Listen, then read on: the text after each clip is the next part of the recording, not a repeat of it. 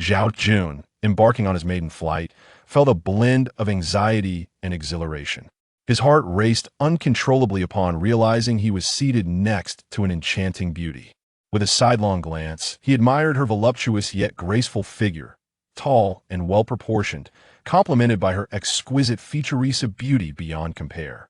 Zhao Jun, a tech-savvy introvert with a shy disposition, blushed at the mere sight of her. He yearned to strike up a conversation, but found himself at a loss for words. Having enlisted after high school and served 3 years in the military, he was now employed at Wide Technology Company, leading a reclusive life punctuated only by work and home. This flight was a company assignment to provide technical guidance at their branch in Hawaii. Unable to contain himself any longer, he ventured, "Excuse me, are you traveling to Hawaii for leisure?" The beauty cast him a fleeting glance, her expression rife with disdain, yet even that disdain held a certain allure. Zhao Jun pondered the existence of infatuated admirers. Even a dismissive word from her could fuel his daydreams for ages. Stealing another glance at her, his thoughts wandered, but she suddenly turned to him, catching his gaze. With a haughty snort, she exclaimed, "Umph, what are you staring at?" Her voice, melodious as a lark, sent shivers down his spine, igniting his imagination. "Nothing, just admiring your beauty," he stammered, feeling a rush of guilt. She pouted, declaring, "Pervert." Zhao Jun felt unjustly accused. He had done nothing to deserve such a label. "If given the chance, I could show you what a true rogue looks like," he mused silently, though he dared not look her way again. Instead, he turned his gaze to the window, savoring the picturesque view of the clouds, until a sudden plume of black smoke erupted from the wing. Having experienced turbulence during takeoff and encountering air pockets, he had never witnessed smoke emanating from a plane. Confused, he turned to the beauty beside him. "Excuse me, what?" She snapped impatiently. Is it normal for the plane to be smoking?" he inquired, his unease palpable. Before she could finish her retort, her eyes widened in horror as she spotted the smoke. Just then, the aircraft shuddered violently, and a deafening explosion echoed as the door was wrenched away, unleashing a torrent of wind that drowned out her voice. Even if Zhao Jun had never flown before, he recognized that this was not how flights were meant to unfold. In an instant, he felt the seats behind him being swept away by the force of the wind.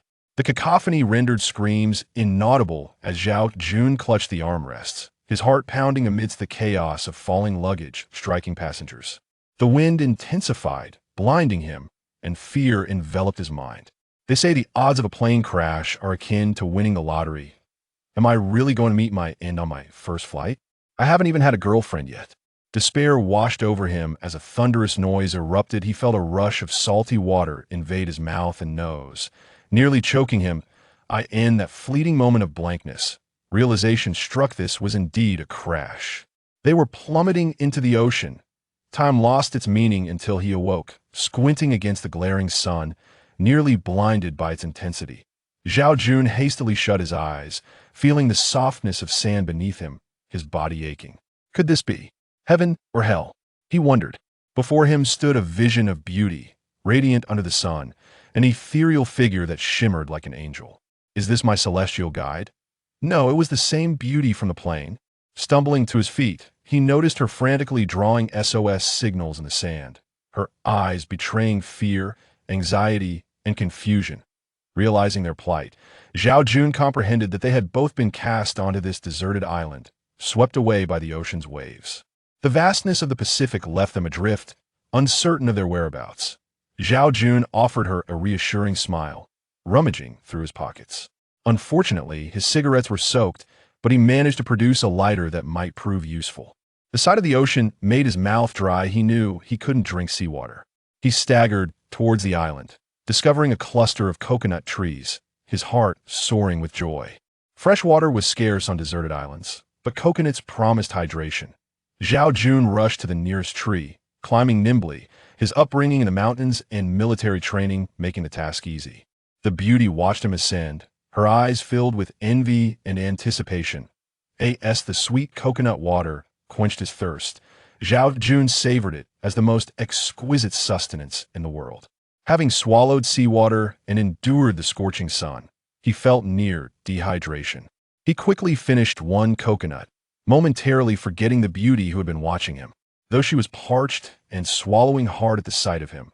The memories of their earlier encounter held her back from approaching him.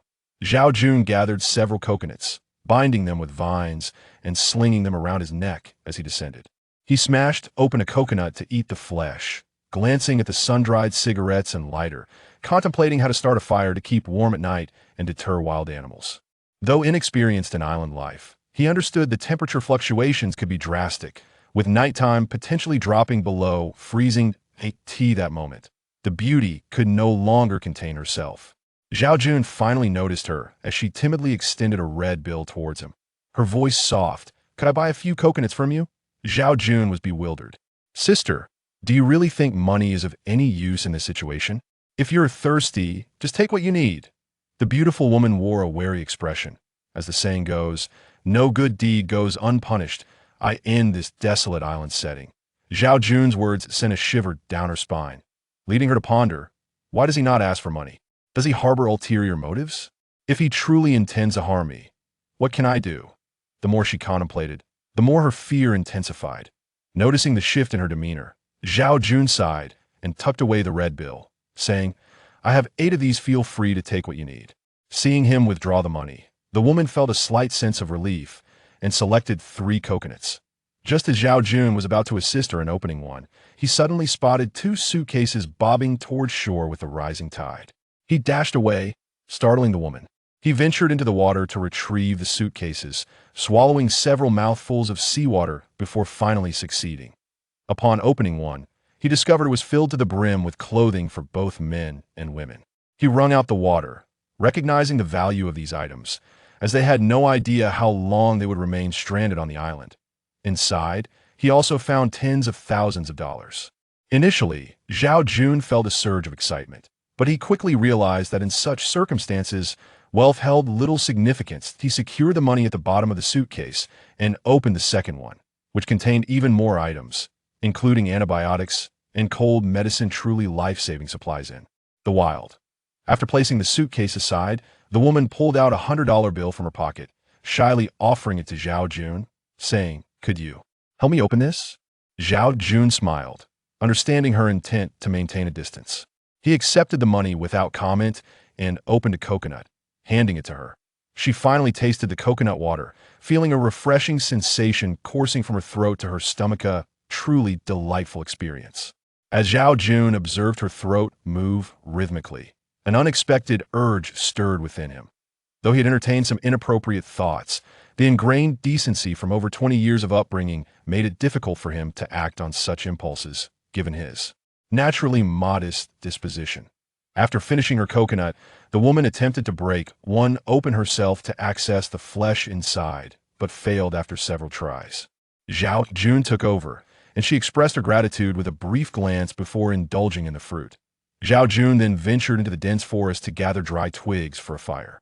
Due to the rising tide, the SOS message the woman had written was washed away, prompting her to compose a new one. That Zhao Jun dismissed the notion, believing that the small island would be difficult to discover without significant smoke signals and the presence of a rescue plane nearby. Merely a few letters would be insufficient for detection. Having collected enough twigs, Zhao Jun began to kindle a fire. Meanwhile, the cigarettes he had found were almost dry, and he lit one while warming the clothes salvaged from the suitcases. As the fire crackled, the woman initially thought to distance herself from Zhao Jun, but the allure of warmth was too tempting. She was still damp, and without a fire at night, she might face severe discomfort or worse, life-threatening danger. However, she was unaware of these risks. Lacking any wilderness survival experience, she approached the fire, sitting beside it as steam rose from her body, creating an ethereal, enchanting aura that captivated Zhao Jun. Feeling sufficiently warmed, she stood and announced, "I need to use the restroom, please don't peek." Zhao Jun chuckled, "Go ahead, I promise I won't look." She intended to move further away, but was apprehensive of the dense forest. If she didn't venture far enough, Zhao Jun would have a clear view, leaving her in a dilemma. After considering the situation, Zhao Jun decided it was unwise to remain seated, so he stood and walked toward the shore. Seeing him head in the opposite direction, the woman felt relieved. The 2 women, upon spotting Zhao Jun, were equally startled, clearly not expecting to encounter anyone here, each letting out a gasp. They were taken aback to find him completely naked. One woman, clad in a plaid shirt, appeared playful with her slightly tanned skin and lively, darting eyes. Despite her complexion, her delicate features and seemingly developing figure were striking. The flight attendant, tall and curvaceous, had fair skin, but her stockings were torn, enhancing her alluring appeal. Zhao Jun felt a surge of excitement. He seemed fortunate indeed to encounter two stunning women. He hurriedly dressed, and the two women shifted their gaze from him to the fire, the fish, the shellfish, and the clothes drying in the sun. Zhao Jun contemplated, I wonder if there are other survivors. If it's just these three beautiful women and me, I could manage to support them. But if there are more, resources will become scarce, leading to a true survival of the fittest scenario. The woman in plaid greeted him. Hey, handsome, did you catch these fish? As she spoke, she linked her arm with the flight attendants and approached the fire. Zhao Jun nodded. Yes, I caught them. Would you like some? Absolutely handsome. I'm Yang Xiaohua, and this is Qin Shiyuan. What's your name? How about we team up? Said the woman in plaid. Zhao Jun, however, was lost in thought. He realized that while nothing might happen immediately, over time, his dreams of having multiple partners could become a reality. Noticing Zhao Jun's daze, Qin Shiyuan asked, What's on your mind? Yang Xiaohua chimed in, Of course, we'll follow your lead. Zhao Jun nodded and proclaimed, I'm Zhao Jun, and from this moment on, I shall be your leader. Follow my directions. Don't stray too far, as we have no idea what challenges lie ahead. We must exercise utmost caution and hope to survive until rescue arrives. Now, let's introduce ourselves. After delivering his speech, he effectively established his leadership. Qin Shiyuan sighed. I'm a flight attendant on this trip. I truly am the unluckiest person to face such a situation, but at least I'm alive. Yang Xiaohua added, I grew up in the countryside and was visiting my uncle in Hawaii, who runs a company there. I was hoping for a fun trip, but here we are. Sigh. To avoid appearing inept in front of the two women, Zhao Jun boasted, in the deputy general manager of Data Communications, that I was handling some matters at our branch in Hawaii. Deputy general manager? Qin Shiyuan looked at Zhao Jun in disbelief. Data Communications was the largest telecom company in Daxia, with extensive international operations. Given Zhao Jun's youth, it seemed implausible for him to hold such a position. Zhao Jun, aware they had no means to verify his claim, pressed on confidently, Indeed, I am the deputy general manager. That seems unlikely. Qin Shiyuan hesitated, clearly skeptical. Yang Xiaohua remarked, Oh dear, now is not the time for us to dwell on this matter. What should we be doing right now? We must heed the captain's command. With a decisive nod, Yang Xiaohua responded, All right. Qin Shiyuan pointed to the clothes being dried by the fire and inquired, Are these clothes all yours? They're scavenged. Feel free to see if any fit you. Zhao Jun generously replied. Both Qin Shiyuan and Yang Xiaohua were delighted, exclaiming in unison, Thank you, Captain. Hearing them call him Captain warmed Zhao Jun's heart. Yet he understood that such a title bore significant responsibility, as he would be accountable for their survival. As Yang Xiaohua and Qin Shiyuan sifted through the garments, Qin Shiyuan looked at Zhao Jun with anticipation and asked, Captain, could you perhaps step aside? Xiaohua and I need to change. Zhao Jun understood and walked towards the coconut trees, planning to pick the coconuts and hide them, lest a few burly men appear and attempt to seize them. Once Zhao Jun was out of sight, Qin Shiyuan scoffed. He truly believes he is the captain. Yang Xiaohua quickly retorted, Sister Yuan, don't say that. Regardless, we still depend on him. Qin Shiyuan huffed. What a pompous fool, claiming to be the vice president of Dating Company. Why doesn't he just say he's a vine? Curious, Yang Xiaohua asked, Do you know his true identity? I don't know, but he's certainly not the vice president of Dating Company. Qin Shiyuan asserted confidently. Yang Xiaohua suggested, Let's not worry about that for now. Let's change our clothes. She believed that Zhao Jun's identity was inconsequential. What mattered was survival. Qin Shiyuan understood this as well, which was why she had feigned vulnerability earlier. Perhaps this was a woman's advantage. Zhao Jun had gathered the coconuts, leaving only 2 or 3 on each tree. Initially concerned about the beautiful woman who had gone missing, he spotted her drawing an SOS signal in the trees. Once he had concealed the coconuts, he approached the fire with 7 in hand. Qin Shiyuan smiled, Captain. Just moments ago, she had been speaking ill of him, but now her demeanor had changed to one of J-O-Y-A-T that moment. Yang Xiaohua noticed the beautiful woman by the shore and curiously asked, Is she one of our teammates? She's waiting for rescue and hasn't mentioned forming a team. Zhao Jun sighed. Qin Shiyuan shook her head, saying, rescue? Who knows where this route has led us? Even if help arrives, it might take quite a while. We should first focus on surviving here. The beautiful woman was now approaching them, and upon hearing Qin Ziyuan's words, her heart sank. Yang Xiaohua, with enthusiasm, looked at the woman's arm and asked, what is your name, sister? I'm Yang Xiaohua, and this is Qin Shiyuan. The woman sighed and replied, I'm Yao Qiaoyan. Zhao Jun thought to himself, Yao Qiaoyan. Finally, I know your name.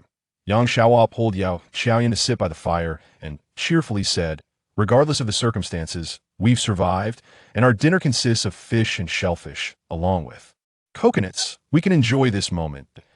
As Zhao Jun gazed at the three stunning women by the fire, a flush crept onto his cheeks, and he began to fantasize about the blissful days ahead if he were alone on this island. With them, little did he know that each of the three harbored their own thoughts. Qin Shiyuan looked down on him. Yao Qiaoyan held no particular affection for him, and while Yang Xiaohua was somewhat more amiable, she was not inclined to throw herself at him. Zhao Jun's dreams of romance were, in reality, quite far-fetched. Nevertheless, he was correct about one thing. If rescue did not arrive soon, his chances were significantly greater, as men generally held an advantage in survival situations. At that moment, a distant voice called out, is anyone there? Where's this place? Survivor? Local native? The voice heightened the vigilance of everyone present. No one knew who the speaker was, but it sounded like a woman, and the accent was distinctly from the Great Xia region. If there were locals, they would not speak in Great Xia, so it must be a survivor. Zhao Jun quickly realized the implications, and Qin Shiyuan leaned closer to him, almost pressing against his arm, sweetly asking, Captain, what should we do? Though Qin Shiyuan secretly belittled Zhao Jun, she had to act helpless for her survival. Seeing her in that state ignited his protective instincts, and he patted his chest, declaring, with me here, there's no need to worry. Zhao Jun picked up a fire poker, stood up, and gazed in the direction of the voice, hearing rustling sounds before several heads emerged from the brush. They were three women. As the sun began to set, Zhao Jun observed them closely. One appeared to be around 30, somewhat disheveled, yet her noble bearing could not be concealed. Her fair skin and refined features gave her an air of elegance that was both captivating and untouchable, clearly a lady of high status. The woman in the middle was in her 20s, her arms slightly muscular, yet her features were exquisite, a true embodiment of a fit woman. The youngest, looking no older than 20, bore a timid demeanor, appearing rather fragile. Regardless, they were three beautiful women, and Zhao Jun mused, what is going on? Are all the survivors women? Am I the only man left? It seems fate has treated me well. With the most cunning of the three, Qin Shiyuan approached them to introduce herself, fully aware of the importance of establishing good relationships in such circumstances. As the three women gathered around the fire, they introduced themselves. The noble woman was Su Xinshu, the athletic one was Yun Shuang, and the young girl, yet to celebrate her 20th birthday, was Su Ryu. After introductions, Yang Xiaohua suggested forming a small team, with Zhao Jun as the sole man appointed as captain, to which everyone agreed without objection. Thus, they all busied themselves, grilling fish and shellfish over the fire, opening coconuts to share. Zhao Jun recalled the metal scraps by the sea and, together with Qin Shiyuan, went to collect them. As he watched Qin Ziyuan's graceful figure and then glanced at the other five women by the fire, a smile crept upon his face. Qin Shiyuan noticed Zhao Jun's expression, feeling a tinge of disgust, but choosing not to show it. Instead, while bending down to pick up metal scraps, she inadvertently revealed her flawless back, capturing Zhao Jun's attention. Suddenly, she exclaimed, oh no. Zhao Jun rushed over her side, asking, what happened? I think I might have injured my back during the crash. I can't get up, it hurts so much. Qin Shiyuan blinked innocently. Zhao Jun reached out to assist her, feeling her smooth skin, which stirred something within him. Seizing the moment, Qin Shiyuan leaned against Zhao Jun, and as he held her soft form, an unusual feeling washed over him. Zhao Jun stammered, I didn't mean to. Qin Shiyuan, however, did not leave. Rather, she intentionally and unintentionally remarked, Captain, you needn't be so anxious. Her deliberately coy tone stirred something within Zhao Jun, yet the women gathered around the fire, not far away, were still watching. Additionally, Qin Ziyuan's words rang true. Zhao Jun mused to himself, she is indeed trying to entice me. He allocated a shell, to each person, dividing several fish into 7 portions for communal consumption. Under Qin Ziyuan's flirtatious gaze, he chose the largest piece for her. The others devoured their meals ravenously in such an environment. The opportunity to enjoy cooked food left everyone feeling quite satisfied. Once they finished eating, Zhao Jun picked up a stone and began sharpening the metal pieces he had collected. The women, initially puzzled by his intentions, soon realized he was crafting weapons that by the time darkness enveloped the land. Zhao Jun had successfully fashioned 2 daggers, keeping one for himself, which he secured at his waist. Qin Xian requested another, along with several arrowheads, which she bound to a stick, transforming it into a javelin. The largest piece became an axe. Qin Xian could not help but praise, "Captain, your skill is truly remarkable even in such dire circumstances. You can create such excellent weapons. It seems we have indeed chosen the right person to follow." Yang Xiaohua chimed in with excitement. "Yes, yes. If it weren't for the captain, we would be facing starvation." Zhao Jun felt a surge of pride from their compliments, but Yin Shuang interjected coolly, "That is commendable, but to survive here, I fear these are still insufficient. Though we have a fire, we may freeze to death tonight." Zhao Jun's heart sank at her words. While Yin Shuang's comments were blunt, they held a tinge of truth. The night had fully descended. The sea breeze intensified, and the temperature plummeted rapidly from over 30 degrees during the day to barely above 10 degrees now. Moreover, this group was en route to Hawaii, dressed in light clothing that, although dried by the fire, offered little warmth against the chill as the night deepened. The temperature was bound to drop even further. "We must find a sheltered spot. We should move the fire there," Zhao Jun decisively stated, with a dagger at his waist, a javelin in one hand, and an axe in the other, as he prepared to venture into the dense forest. Su Ruoyu expressed her concern. "Are you going alone? Isn't that too dangerous?" Yin Shuang stepped forward, calmly stating, "I will accompany you." Yang Xiaohua, unable to remain idle, gathered her courage. Having grown up in the countryside and often climbing mountains at night, she was not afraid of the dark. Thus, she declared, "I will go too." Zhao Jun considered their presence a boon for mutual protection and nodded, instructing, "Keep a close watch on the fire. It must not be extinguished." Though the lighter was still functional, it was prudent to conserve it. The flame was something they could not afford to lose. With makeshift torches in hand, Zhao Jun, Yin Shuang, and Yang Xiaohua ventured deeper into the woods. Yin Shuang, wielding a javelin, led the way with agility. Zhao Jun admired her athletic physique, pondering, "Such a fit beauty, I wonder if she practices yoga." The flickering torchlight cast eerie shadows upon the surrounding trees, making them appear as ferocious beasts, their mouths agape, waiting for the trio to enter. Yang Xiaohua felt a wave of fear wash over her sensing this. Zhao Jun extended his hand, saying, "They'll hold on to you." After a moment's hesitation, Yang Xiaohua grasped his hand. Zhao Jun noted her hand, though not particularly delicate, was soft evidence of hard labor. This marked his first experience holding a girl's hand, stirring a flurry of emotions within him. As fear gripped Yang Xiaohua, she leaned closer to Zhao Jun, eventually wrapping her arms around his entire arm, allowing him to feel her warmth. Her cheeks flushed, she murmured, "This isn't some romantic escapade." Despite Yin Shuang's teasing, Yang Xiaohua did not loosen her grip. Instead, she clung tighter. After a short while, they encountered a small hillock. Circling around it, they discovered a natural cave, its entrance no larger than a typical door, yet the interior appeared quite spacious. Yin Shuang, eager to enter, was halted by Zhao Jun. Zhao Jun tossed a torch inside, and with a sudden whoosh, a cacophony erupted as dozens of bats surged out. These bats seemed unusually large, unlike typical ones. Yin Shuang was startled. Although bats are generally harmless, they can carry diseases, and a scratch could lead to tetanus or rabies. Casting a glance at Zhao Jun, she said, "Thank you." Zhao Jun shook his head and threw another torch inside, prompting several snakes to slither out. Yang Xiaohua jumped onto Zhao Jun, while Yin Shuang sought refuge behind him. Despite her martial arts training and exceptional agility, Yin Shuang shared a common fear of snakes. She realized that relying solely on her strength was unwise. She needed to depend on this man for survival. Once the snakes retreated, Yang Xiaohua hopped down, her face flushed. However, in the dim light, her naturally darker complexion concealed her embarrassment.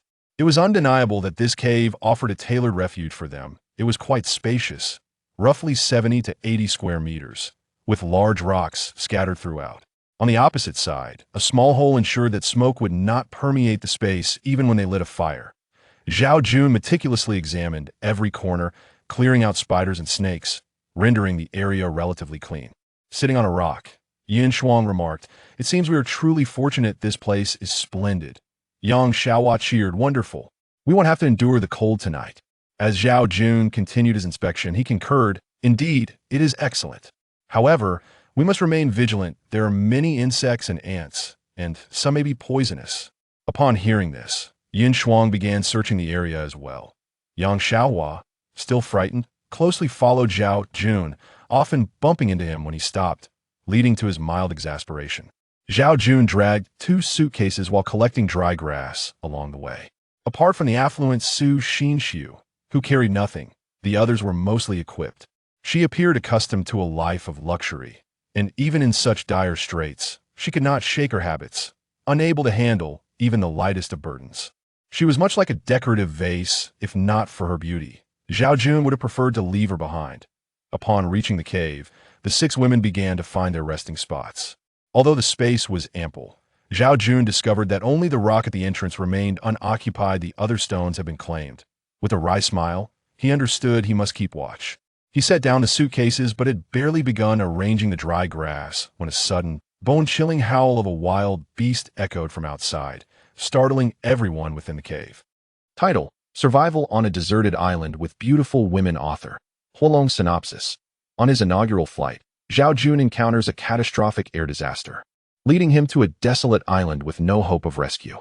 Surrounded by a diverse array of enchanting female survivors, flight attendants, affluent ladies, sophisticated women, and youthful maidens, they gaze upon Zhao Jun with an earnest expectation for his survival.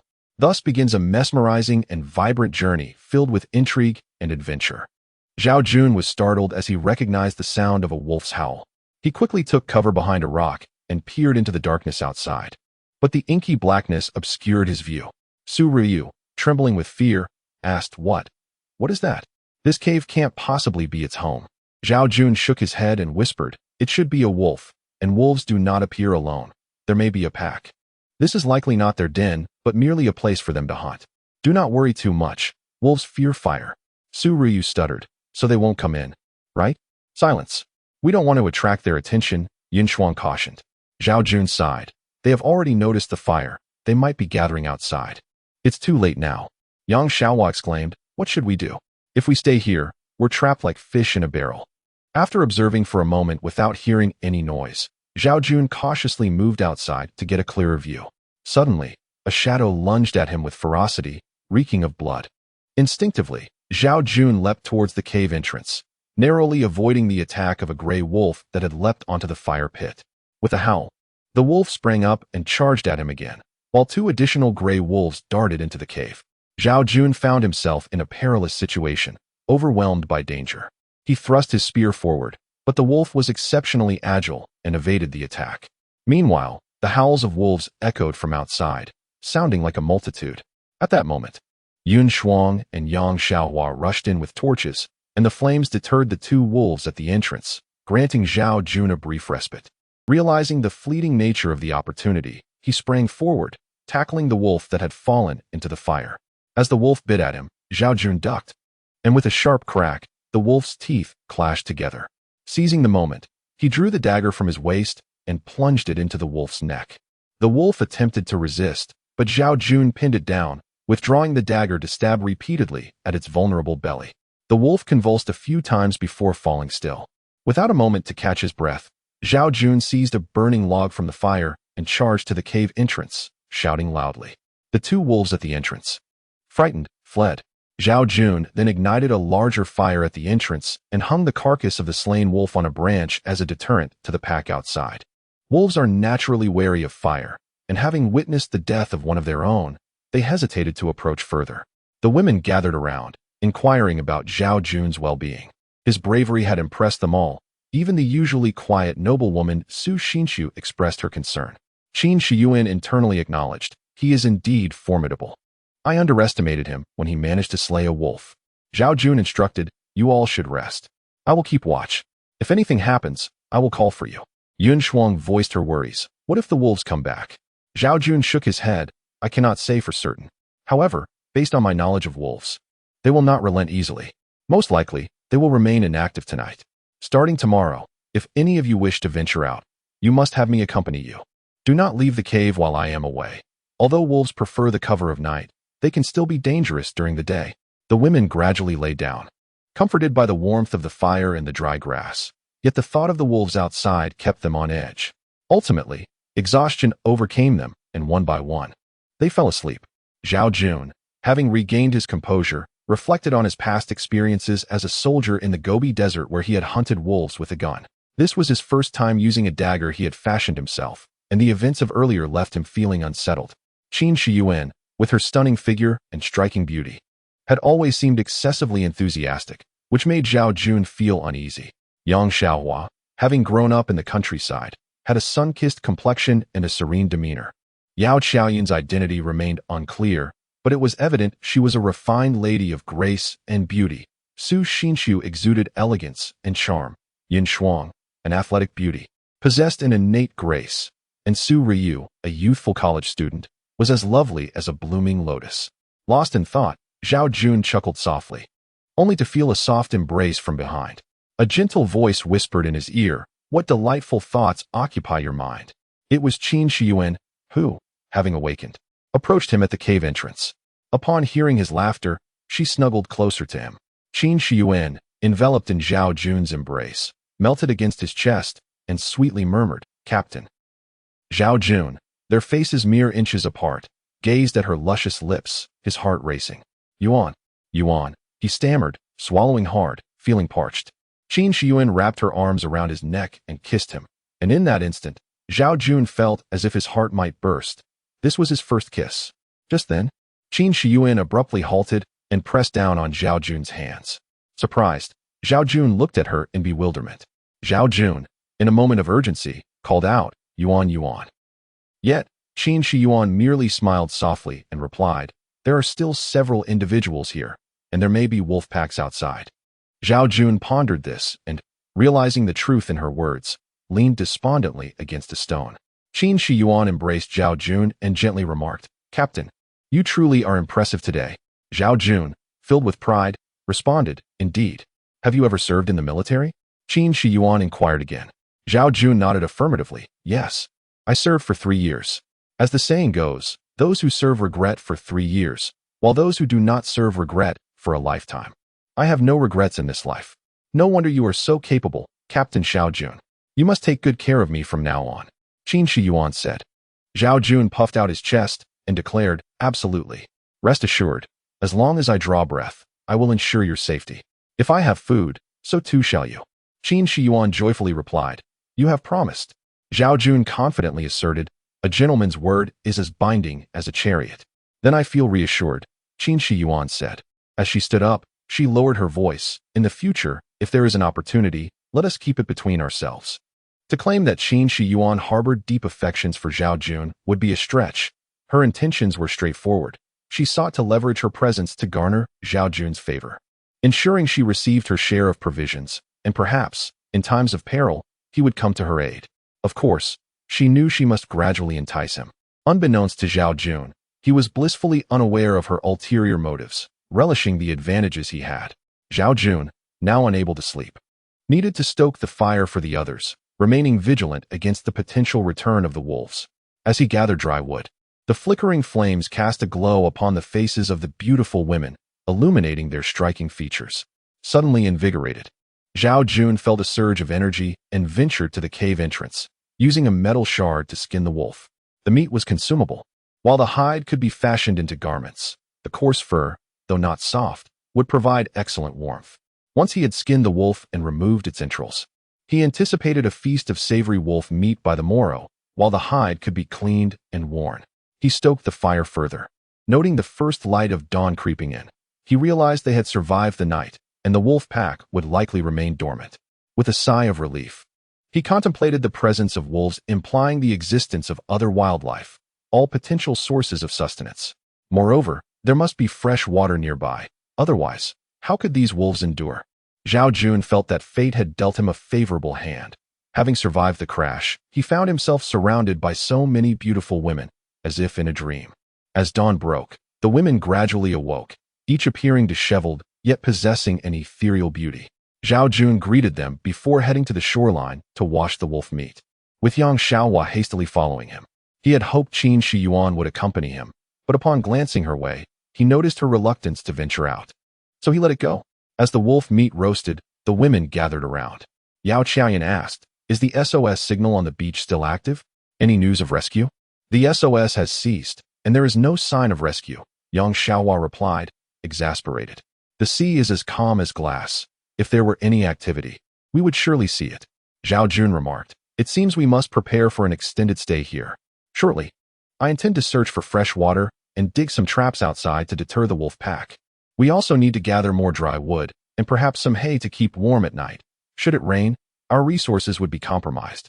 Yang Xiaohua added, "Speaking of rain, we should address the cave entrance. Otherwise, the water will seep in, causing us trouble." Yun Shuang chimed in, "I'll assist you with that. It's just at the entrance, so there's little risk. Captain, take 2 others to find water and gather wood." Zhao Jun surveyed the group, and Qin Shi Yuan quickly interjected, "I wish to stay here. The cave needs tidying." This left only Yao Qiaoyan, Su Xinxiu, and Su Ruiyu. Su Xinxiu clearly appeared to be a pampered lady, and even if she ventured out, she would be a burden. Su Ruiyu was too young and frail, rendering her incapable of contributing. Thus, Yao Qiaoyan was the only viable option. Yao Qiaoyan readily volunteered, "I will accompany you to find water." Zhao Jun nodded, "Then it's settled. After we finish the wolf meat, we shall set out." Given the gravity of their situation, everyone was cooperative. As they dined, Zhao Jun distributed the meat, ensuring Qin Shi Yuan received a large portion, which elicited a satisfied smile from her. The others were preoccupied with their meals, oblivious to this exchange, though Yao Qiaoyan noticed but chose to remain silent. After finishing the wolf meat and drinking some coconut juice, they returned to their respective tasks. Before departing, Zhao Jun cautioned Qin Shi Yuan, "Please tidy up the cave and keep the fire alive. Add what is needed." Qin Shi Yuan, with her sparkling eyes, playfully responded, "Rest assured." Zhao Jun and Yao Qiaoyan ventured outside, with Yao Qiaoyan carrying a spear for added safety. Zhao Jun, with 10 hollow coconuts hanging around his neck, lowered his head to examine the ground, prompting Yao Qiaoyan to curiously inquire, "What are you looking at?" "I am observing the droppings left by the wolf pack. Their direction may lead us to a water source," Zhao Jun explained. Yao Qiaoyan marveled, "It appears your wilderness survival skills are quite extensive. However, what is your relationship with Qin Shi Yuan?" After a moment of hesitation, she posed the question. Zhao Jun, taken aback, stammered, There is no relationship." "Why do you ask?" Yao Qiaoyan tilted her head slightly and said, "When you were distributing the fish, you gave her the largest piece. Today, you did the same with the wolf meat, and she often gazes at you with affectionate eyes." Zhao Jun, feeling somewhat uneasy, replied, "Is it that obvious?" "Extremely. Anyone paying the slightest attention could see it." However, the others were too focused on their meals, or perhaps they recognized it, but chose not to voice their thoughts. "As offending you would be unwise," Yao Qiaoyan candidly stated. Zhao Jun pursed his lips and admitted, "I have indeed treated her differently, but I have not neglected the others." "Have I? We should unite rather than harbor jealousy." "I harbor no jealousy. I am merely curious. She should be just like us, newly acquainted with you. Yet you treat her with such distinction." Yao Qiaoyan gently nudged Zhao Jun, signaling him to continue their journey. Yao Qiaoyan chuckled, "So you have confirmed a romantic relationship? How naive of you." Zhao Jun retorted, "What? Am I not entitled to pursue romance?" Setting aside whether she might reciprocate his feelings, even if they were to experience mutual attraction in such dire circumstances, did he truly believe she would have the luxury of entertaining romance? Most likely. She sought to charm him to enhance her chances of survival. In essence, she was utilizing him. Yao Qiaoyan finally voiced her inner thoughts. Zhao Jun had contemplated this matter. Now confronted by Yao Qiaoyan's observations, he felt a twinge of discomfort but quickly reconciled with the notion. After all, what of it? He would not mind if the other 5 women sought to use him as well. "I understand now," Zhao Jun replied coolly, lapsing into silence. Yao Qiaoyan was not particularly fond of conversing. She had only shared her thoughts with Zhao Jun out of a pressing need to express herself. However, upon finishing her remarks, Zhao Jun responded with a nonchalant comment that left her feeling somewhat dejected. She mused to herself, if you refuse to heed my words, so be it. You shall remain oblivious to your own demise. Have you not heard of the saying, a beauty brings disaster? Reflecting on her own beauty, she pondered whether she too could be considered a source of misfortune. After walking several miles, both Zhao Jun and Yao Qiaoyun were unexpectedly filled with joy upon discovering several springs before them, their waters crystal clear. Zhao Jun eagerly rushed forward, tasting the sweet water before burying his head in the pool for a hearty drink. Yao Qiaoyun, more refined in her approach, cupped her hands to gather some water. She washed her face before taking a few sips. Gazing at the pond-like spring, Yao Qiaoyun recalled how long she had been immersed in seawater. Although the salt had dried, a thin residue remained on her skin, rendering her quite uncomfortable. The thought of bathing here crossed her mind, yet she hesitated, aware that a wolf pack could appear at any moment. While Zhao Jun was eager for her to cleanse herself, he sensed the need to confront reality. Yao Qiaoyun scanned the surroundings and remarked, the area is flat and offers a clear view for quite a distance. It should be safe. I'll be quick. Just give me 10 minutes, all right? Move a bit further away, but don't stray too far. I'm afraid. Zhao Jun sighed inwardly, feeling uneasy about the situation. Nevertheless, he found it difficult to refuse a woman's request, especially one as enchanting as Yao Qiaoyun. He acquiesced, saying, make haste. I'll be behind that tree. Call for me if anything happens. Zhao Jun felt a restless urge and, unable to contain himself, peeked out to catch a glimpse of Yao Qiaoyun in the spring. She noticed his gaze and playfully scolded, don't peek. He retreated, indignantly thinking, what's the harm in looking? It's not like you'll lose anything. However, despite his rebellious thoughts, he lacked the courage to act upon them, as a deep-seated timidity remained within him, unaltered by the circumstances. Suddenly, Yao Qiaoyun called out, Zhao Jun, come quickly. Without a moment's hesitation, he dashed toward her, only to see her swimming toward the edge of the spring, pursued by a menacing python. Holding his breath, Zhao Jun hurled his spear with precision, striking the serpent squarely on its head. The python, as thick as a human thigh, opened its gaping maw in a terrifying manner. Infuriated by the injury, it redirected its wrath toward Zhao Jun. As the python lunged at him, Zhao Jun seized its jaw, but not before it bit him. The serpent coiled around him with tremendous force, squeezing tightly and nearly suffocating him. Fortunately, its strength was diminished due to its prior injury. Otherwise, Zhao Jun would surely have met his end. In a sudden burst of determination, he unsheathed the dagger at his waist and thrust it into the python's vulnerable spot with fierce intensity. The creature writhed in agony for a brief moment before succumbing to death. Zhao Jun had slain the python, and as he turned, he found Yao Qiaoyun crouched by the water's edge, her hands pressed against the ground and her face ashen, clearly shaken by the ordeal. Gritting his teeth, Zhao Jun rose and approached her, dazedly picking up a garment from the ground and offering it to her. Yao Qiaoyun was genuinely frightened. If Zhao Jun were to leave, what if another danger emerged? Soon, Zhao Jun heard her voice behind him urging, let's hurry and leave. He hung the coconuts filled with water around his neck, contemplated for a moment, and then wrapped the great python around himself. Yao Qiaoyun gasped in surprise and asked, what are you doing? The python is non-venomous, edible, and its skin is valuable. Zhao Jun explained. What? Zhao Jun inquired, slightly puzzled. About what just happened, Yao Qiaoyun stammered. Zhao Jun chuckled, rest assured, I saw nothing. Yao Qiaoyun suspected he was merely placating her, yet felt powerless to protest. Zhao Jun transported the python to the seaside, where he skinned and cleaned it. Their meal for the day consisted of leftover wolf meat and the newly acquired snake meat. Meanwhile, Yang Xiaohua and Yun Shuang had dug several holes outside the cave, reinforcing the bottoms with sharp branches, layering them with leaves, and covering them with earth, marking the spots to avoid falling into their own traps. They also excavated 2 drainage ditches. Yang Xiaohua was quite adept at these tasks. Zhao Jun and Yang Xiaohua gathered some dry wood and hay when suddenly the sky darkened. What had been a sunny day turned ominous in an instant. Zhao Jun felled a few large trees with an axe fashioned from metal, and along with the group of women, moved the timber inside the cave. Smaller trees were crafted into a door to block the entrance, while larger ones were positioned to secure the opening.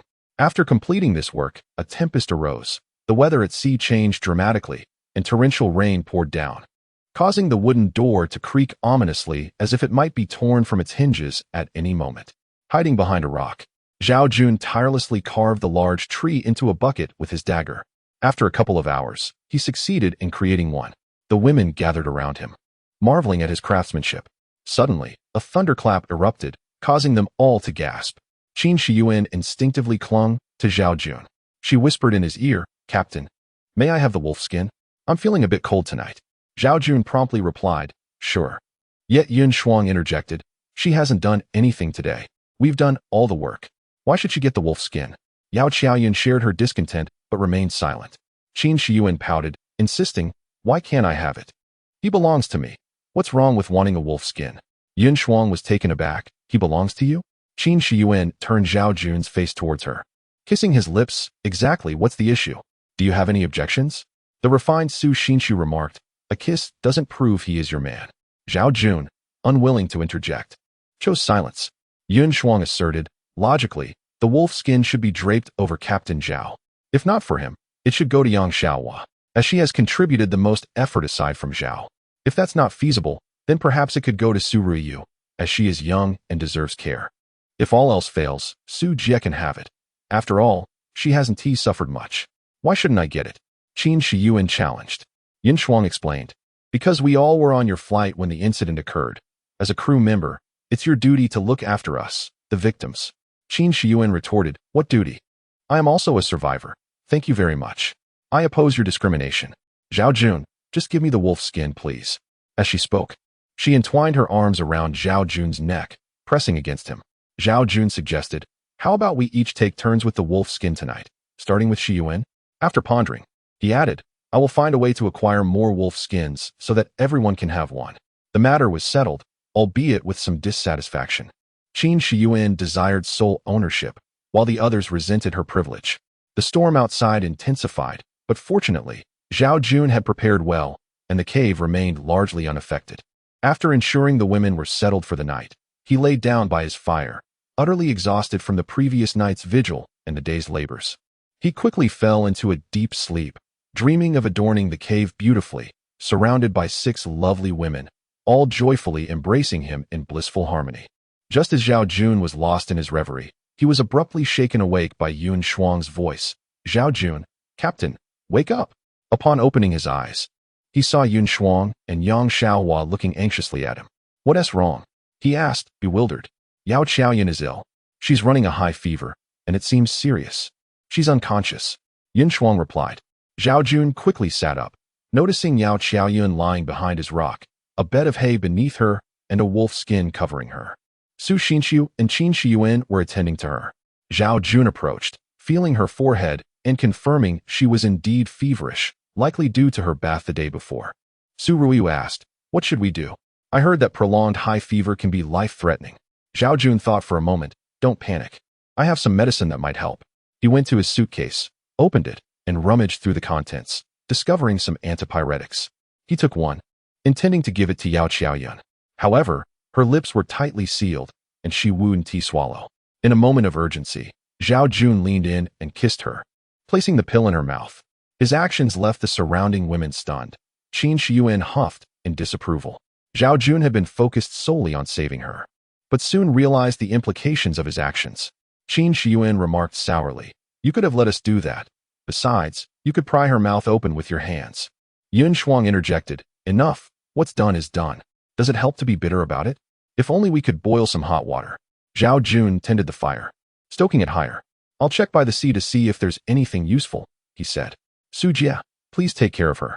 Su Xinshu nodded. Although she was not strong and lacked experience in caregiving, she could ensure Yao Qiaoyun didn't roll into the fire or wake up and call for help. Zhao Jun pushed aside the fallen trees. The aftermath of the storm left chaos in its wake, with broken branches strewn everywhere, a sight that was alarming. Had they not been sheltered in the cave the previous night, the outcome could have been dire. Yang Xiaohua followed Zhao Jun to the seaside, where they discovered a larger metal piece on the beach, likely from the aircraft. Zhao Jun picked it up. Yang Xiaohua curiously inquired, "Captain, are you truly together with Sister Yuan?" Zhao Jun hesitated momentarily before responding. "Sort of, why?" "It's nothing. But when did you two become a couple?" "I had no idea.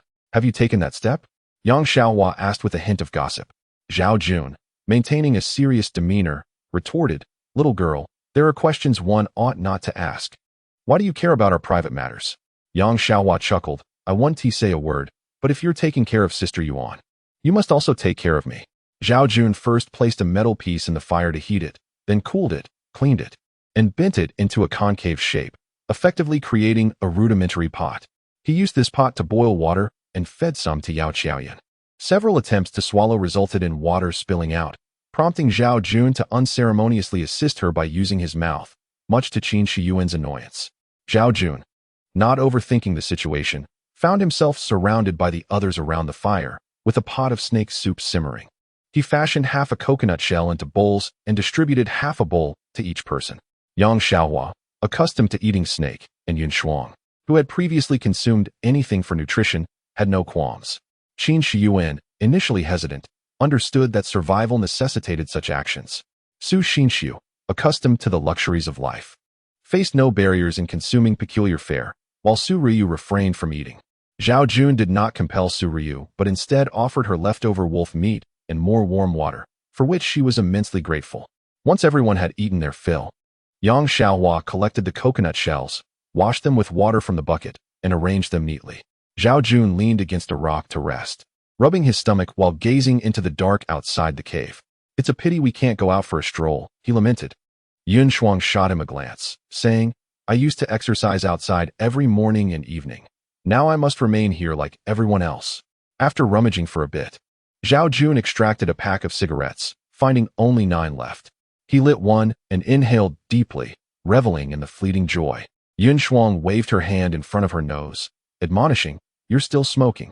You can't expect to maintain your health while indulging in that. Zhao Jun sighed. There are only a few left. Consider it a farewell to my cigarettes. Qin Shiyuan remarked, If we end up staying here for an extended period, we'll need to make long-term plans. Su Xinxiu exclaimed, Staying here long-term?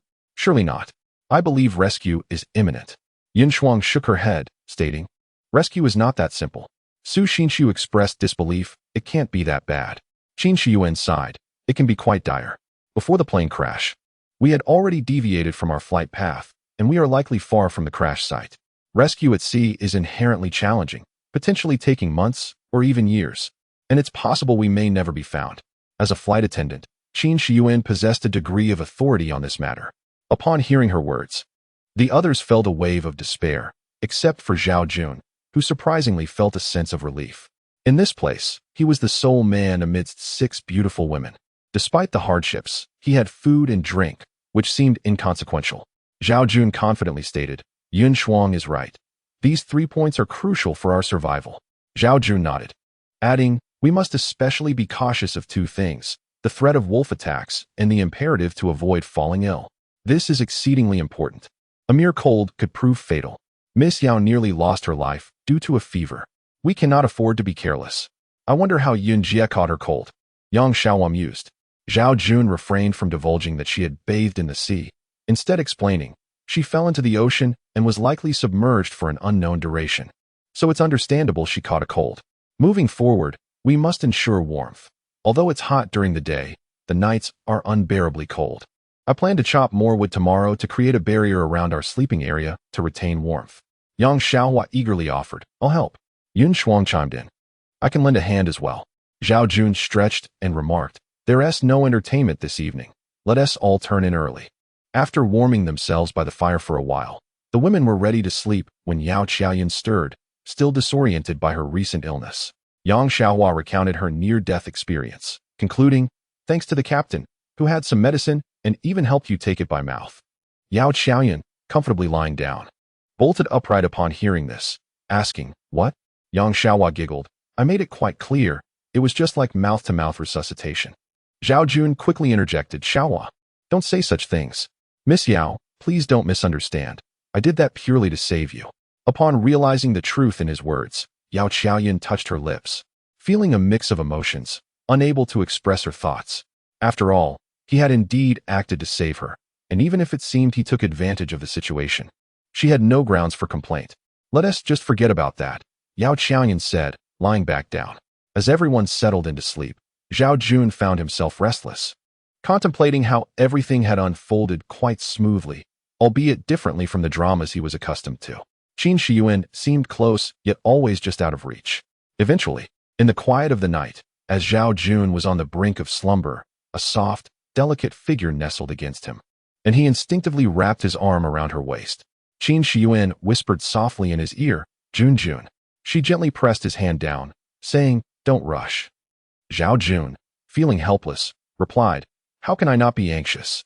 Qin Shiyuan mischievously suggested, "Tomorrow, you should construct a house for everyone using wood." Zhao Jun's heart raced at the thought. It was indeed a sound idea that would provide everyone with a semblance of shelter. All right, he said joyfully. Qin Shiyuan embraced him, asking, "Could you wrap that snake skin around my room?" Zhao Jun understood that the request was intended for warmth. While he had no issue agreeing to it, he was reluctant to be led by her whims. That might not be appropriate. It would be too conspicuous, and others might object. He replied. Qin Shiyuan pouted, "You can't grant me such a small request?" Zhao Jun smiled. "I am the captain, and they are all our team members. I must be responsible for everyone. Can't I have a little special treatment?" Qin Shiyuan playfully nudged him, feigning annoyance. Zhao Jun shook his head firmly. "I have already been quite considerate of you." Qin Shiyuan, clearly dissatisfied, found herself at a loss for words. Zhao Jun continued, "I have indeed been very attentive, can't you see? Everyone else has noticed too. We mustn't overstep our bounds." "Understood," Zhao Jun concluded. "I cannot be led around by you." Zhao Jun pondered quietly in his heart, gradually succumbing to slumber.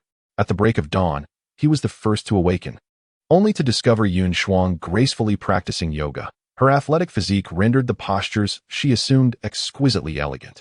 As he became entranced by the sight, the others began to rouse from their sleep, rendering him somewhat embarrassed to continue his unabashed gaze.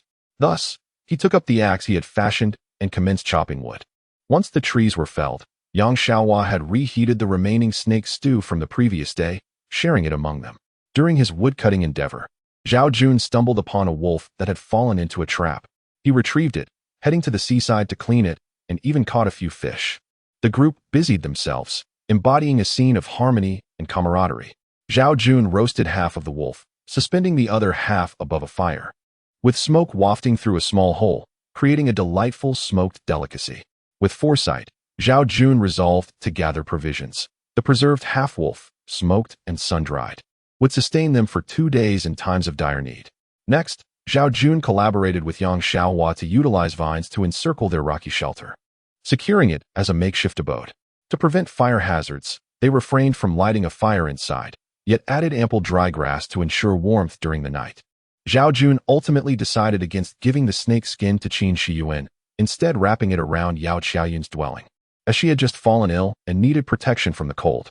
Witnessing this, Qin Shiyuan felt a surge of discontent, but refrained from voicing her grievances in front of the group. That evening, the other wolf's hide had dried, and Yao Qiaoyun used one while the other was given to Yun Shuang. This left Qin Shiyuan with nothing, inciting her utmost dissatisfaction, and she spent the night in a sullen mood.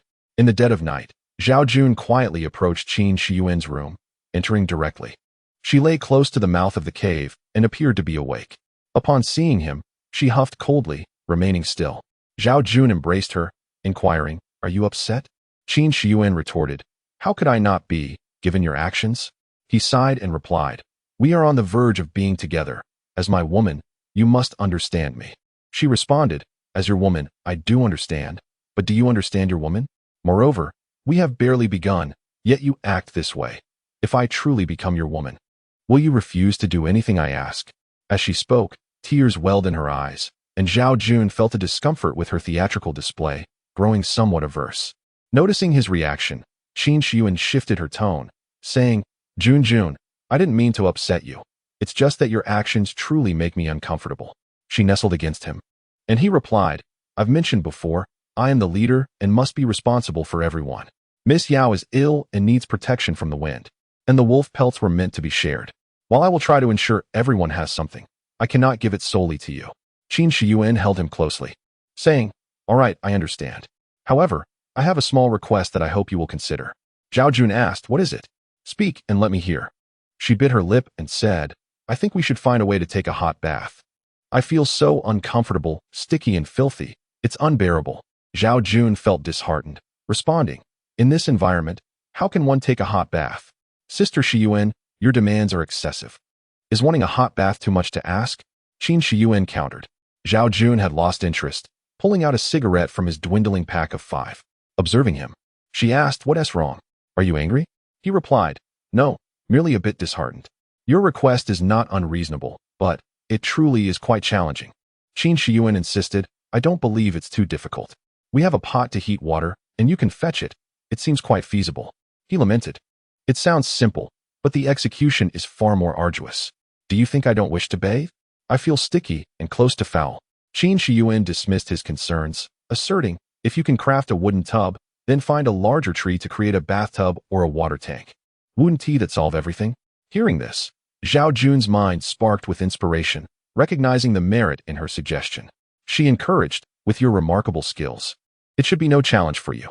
I understand I can't help much, and I know you're working hard. But isn't it all for us to live better here?"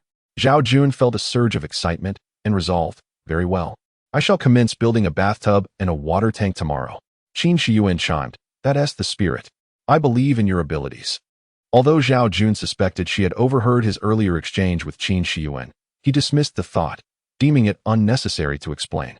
The following morning, armed with his axe, Zhao Jun ventured out and found a tree too large for one person to encircle.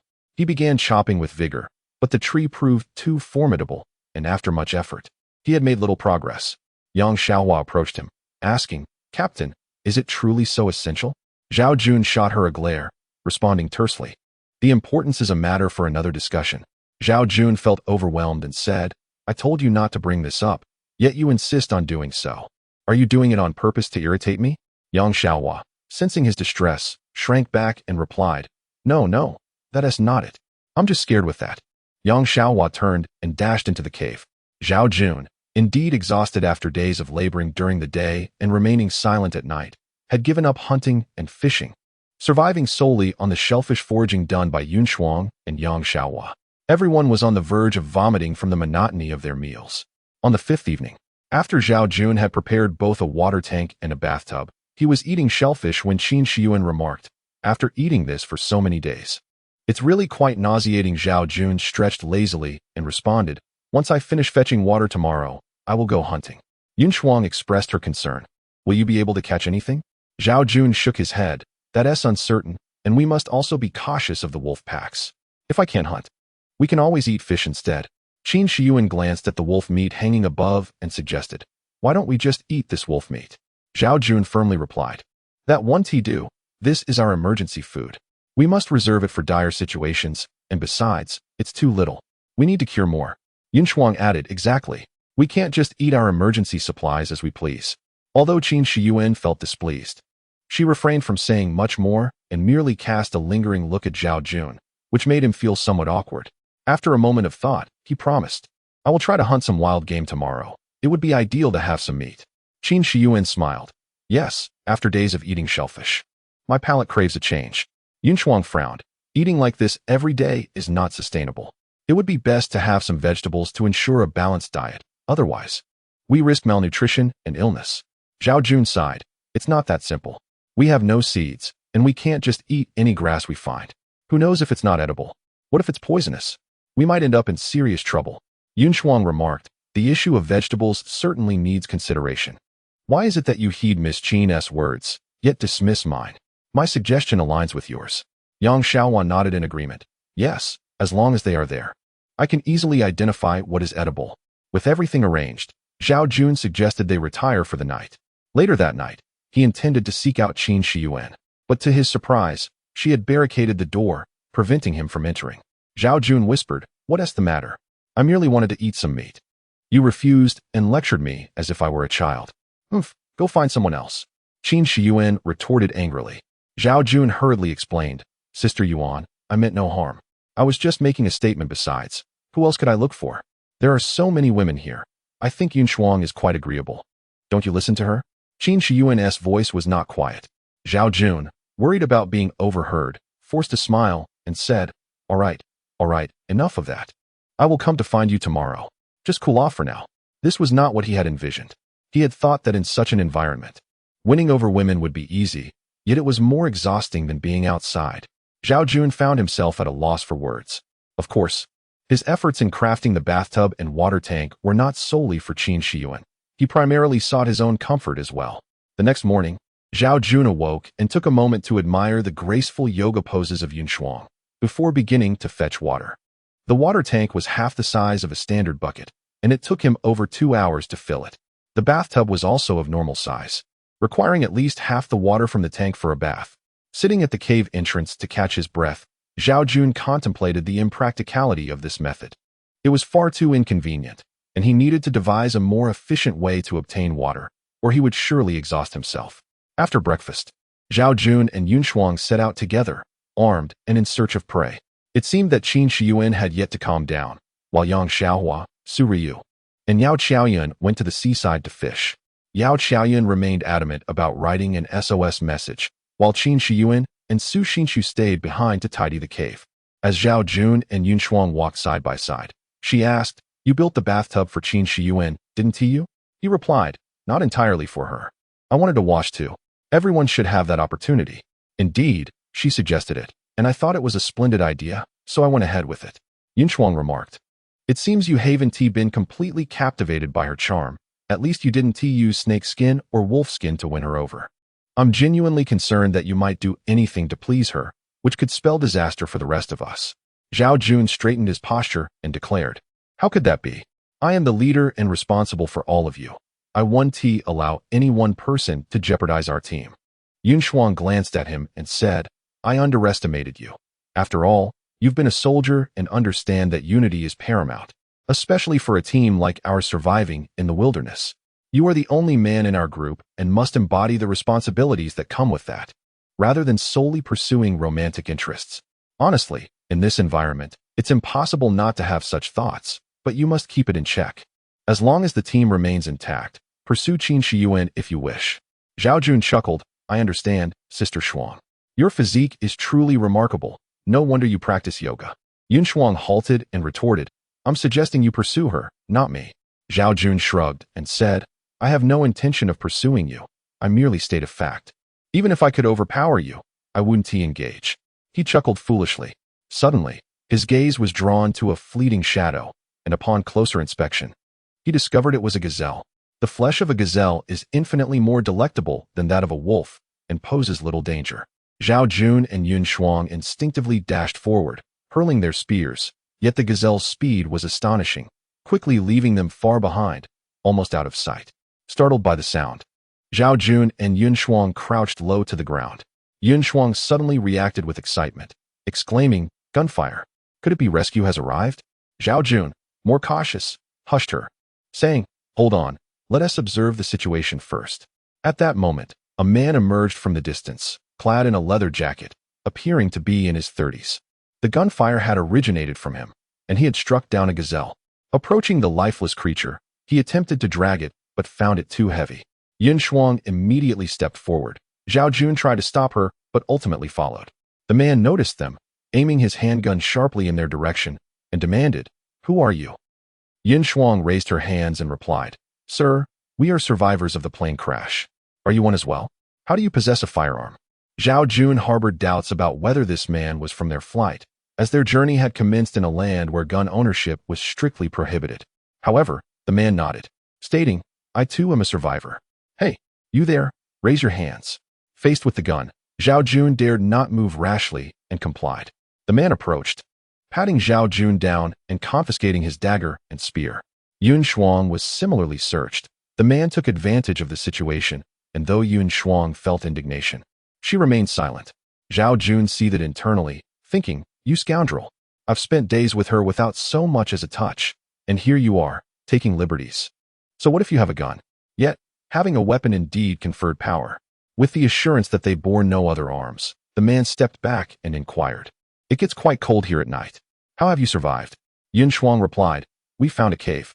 Zhao Jun desperately signaled her to be cautious, but her focus was too fixed on the man's firearm to notice. The man's eyes lit up, saying, "A cave? Where is it? Let me there." Zhao Jun replied, "Sir, let us keep to our own paths. You take yours, and we shall take ours." Impatient, the man retorted, "I said take me there. Don't waste my time." Zhao Jun sighed inwardly, realizing that since their arrival on this desolate island, their greatest peril had materialized in the form of this man. armed and potentially dangerous if he perceived Zhao Jun as a threat. The man called into the thicket, "What are you dawdling for? Come out." From the underbrush emerged a disheveled woman, her face covered in dirt, obscuring her features, though her figure was quite appealing. Her clothing was tattered, exposing her long, straight legs marred by blood, as if scratched by brambles. She limped as she walked, prompting Yun Shuang to step forward and assist her. Yun Shuang asked, "Miss, what is your name?" The woman glanced at her, bashfully responding, "I am Tao Luna." When Yun Shuang inquired about the man, he hesitated before answering, "I am Fong Sitong." Yun Shuang then introduced herself, and Zhao Jun. Fong Sitong commanded, "Zhao Jun, carry that gazelle. We shall go to your cave together." Zhao Jun silently shouldered the gazelle. Fong Sitong finally holstered his pistol, with Zhao Jun leading the way, Yun Shuang supporting Tao Luna in the middle, and Fong Sitong bringing up the rear. Zhao Jun's spirits plummeted, feeling that their situation had grown dire. He walked slowly, prompting Fong Sitong to urge, "Hurry up," ignoring Yun Shuang. Fong Sitong surveyed their surroundings before cheerfully remarking, "You're quite fortunate to have found such a splendid place." Zhao Jun set the gazelle down at the cave entrance and quietly asked Yun Shuang about Fong Sitong's identity. It turned out he was an air marshal, a role present in every commercial flight, typically disguised as a passenger, making him unrecognizable to most. No wonder he had a handgun, Zhao Jun mused, alleviating one of his uncertainties. Fong Sitong, hands on his hips, revealed his weapon, declaring, "From now on, I will oversee this cave. How you all rest, and where you rest will be under my authority." Upon seeing the gun at his waist, Yun Shuang immediately approached him, exclaiming, "Fong, your arrival is fortuitous. We have been lacking direction and leadership. We shall follow your lead." Fong Sitong, unreserved, sat upon a rock and commanded, "Zhao Jun, skin that gazelle for me.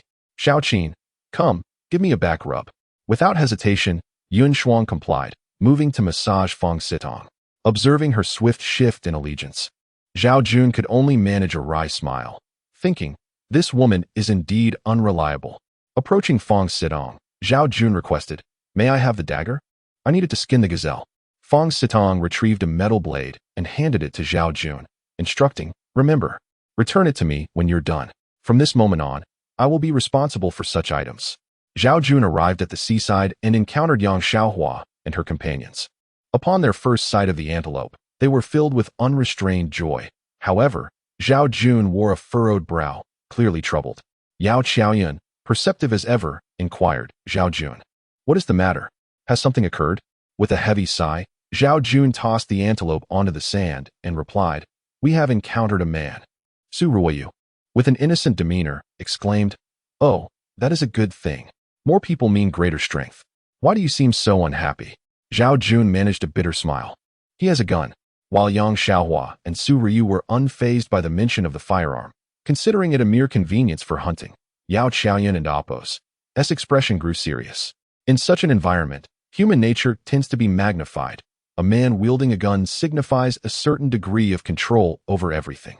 Power can lead to moral corruption.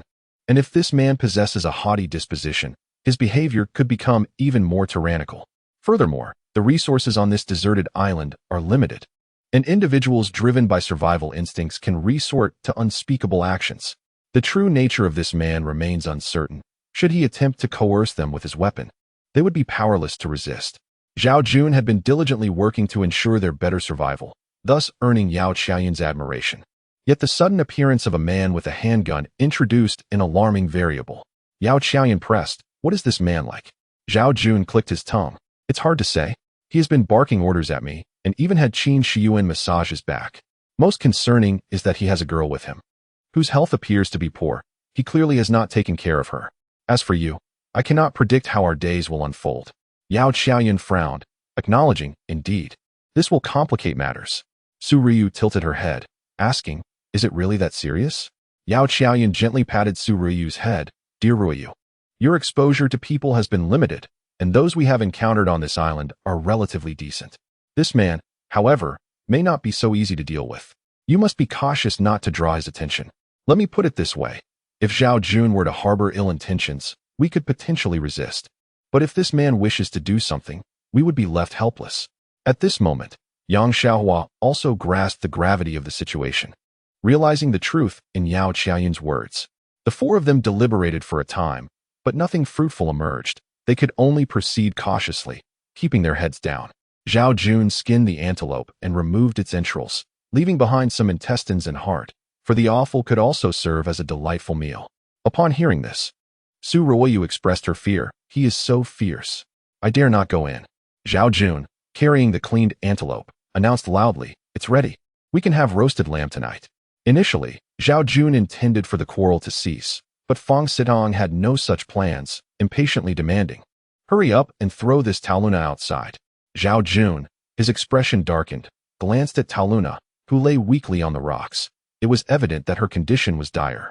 If you leave her outside like this, she likely won't survive the night. Fong Sitong scoffed, If she dies, so be it. Why should I care? I didn't kill her. I'm merely indifferent. Do I have any obligation to look after her?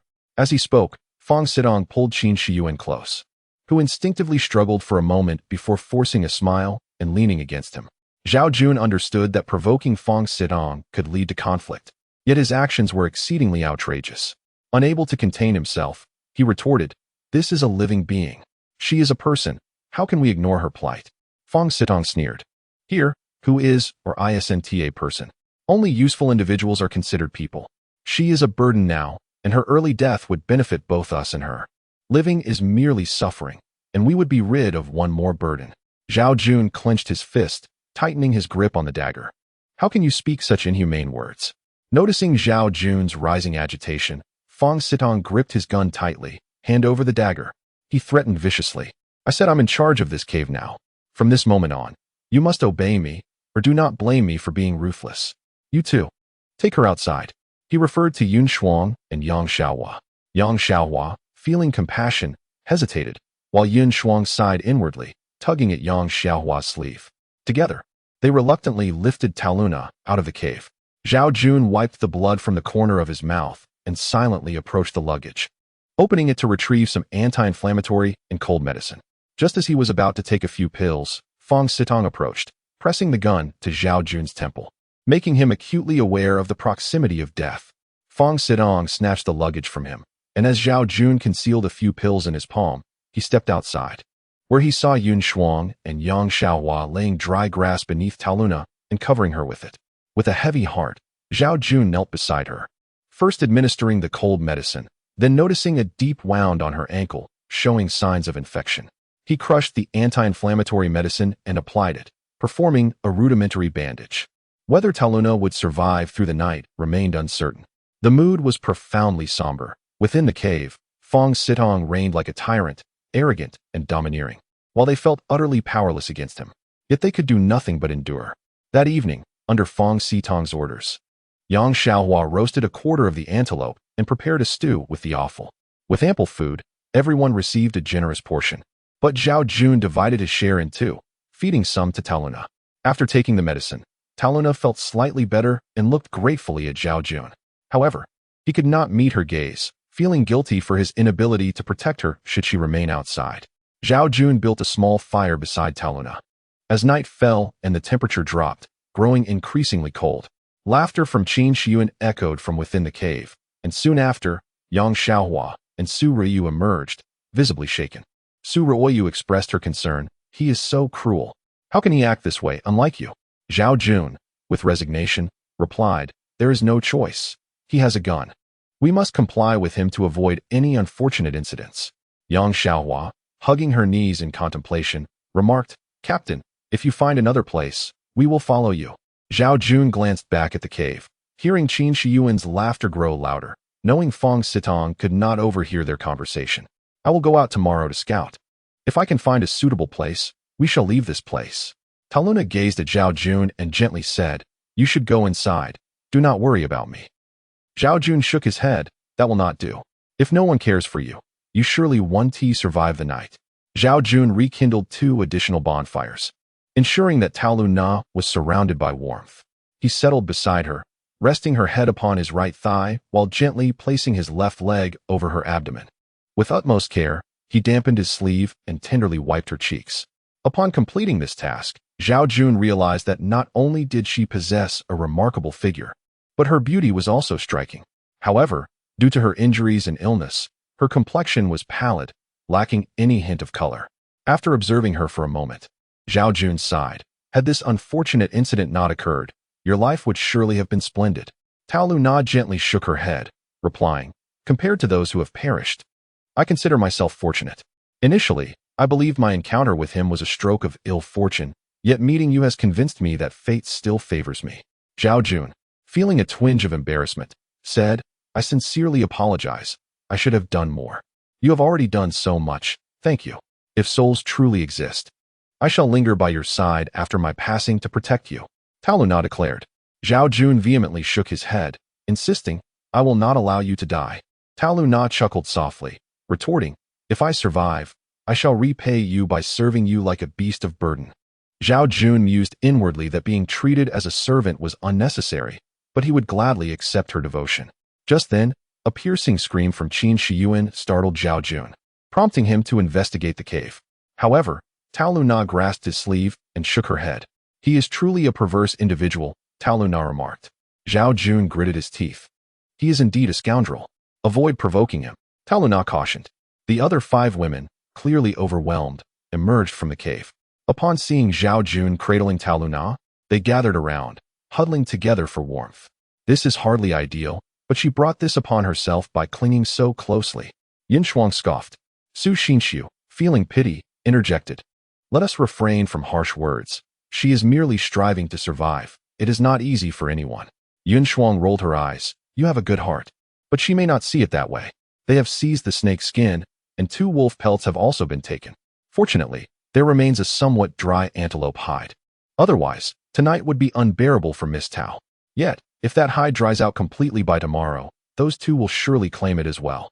Zhao Jun wrapped Tao Luna more snugly in the antelope hide, saying, enough. Beneath this roof, we must lower our heads. We mustn't speak further. If Fong Sitong hears us, it will lead to trouble. However, Fong Sitong was currently tormenting Qin Shiyuan and was unlikely to overhear their conversation. Su Ryu timidly spoke. Captain, I spoke with the sisters earlier, and they all agreed that if you find another place, we shall follow you. Zhao Jun contemplated this notion, deeming it highly improbable. Let us not discuss this any further. It is unreliable. He stated, in such an environment, resources were indeed crucial, yet people themselves constituted a resource, particularly these women. In certain circumstances, women could even outweigh resources in value, especially when sustenance was available. If Fong Sitong discovered Zhao Jun's inclination to start anew, he would certainly not let him off lightly, perhaps even resorting to violence. Zhao Jun was not naive. Even if he harbored such thoughts, he would not voice them easily.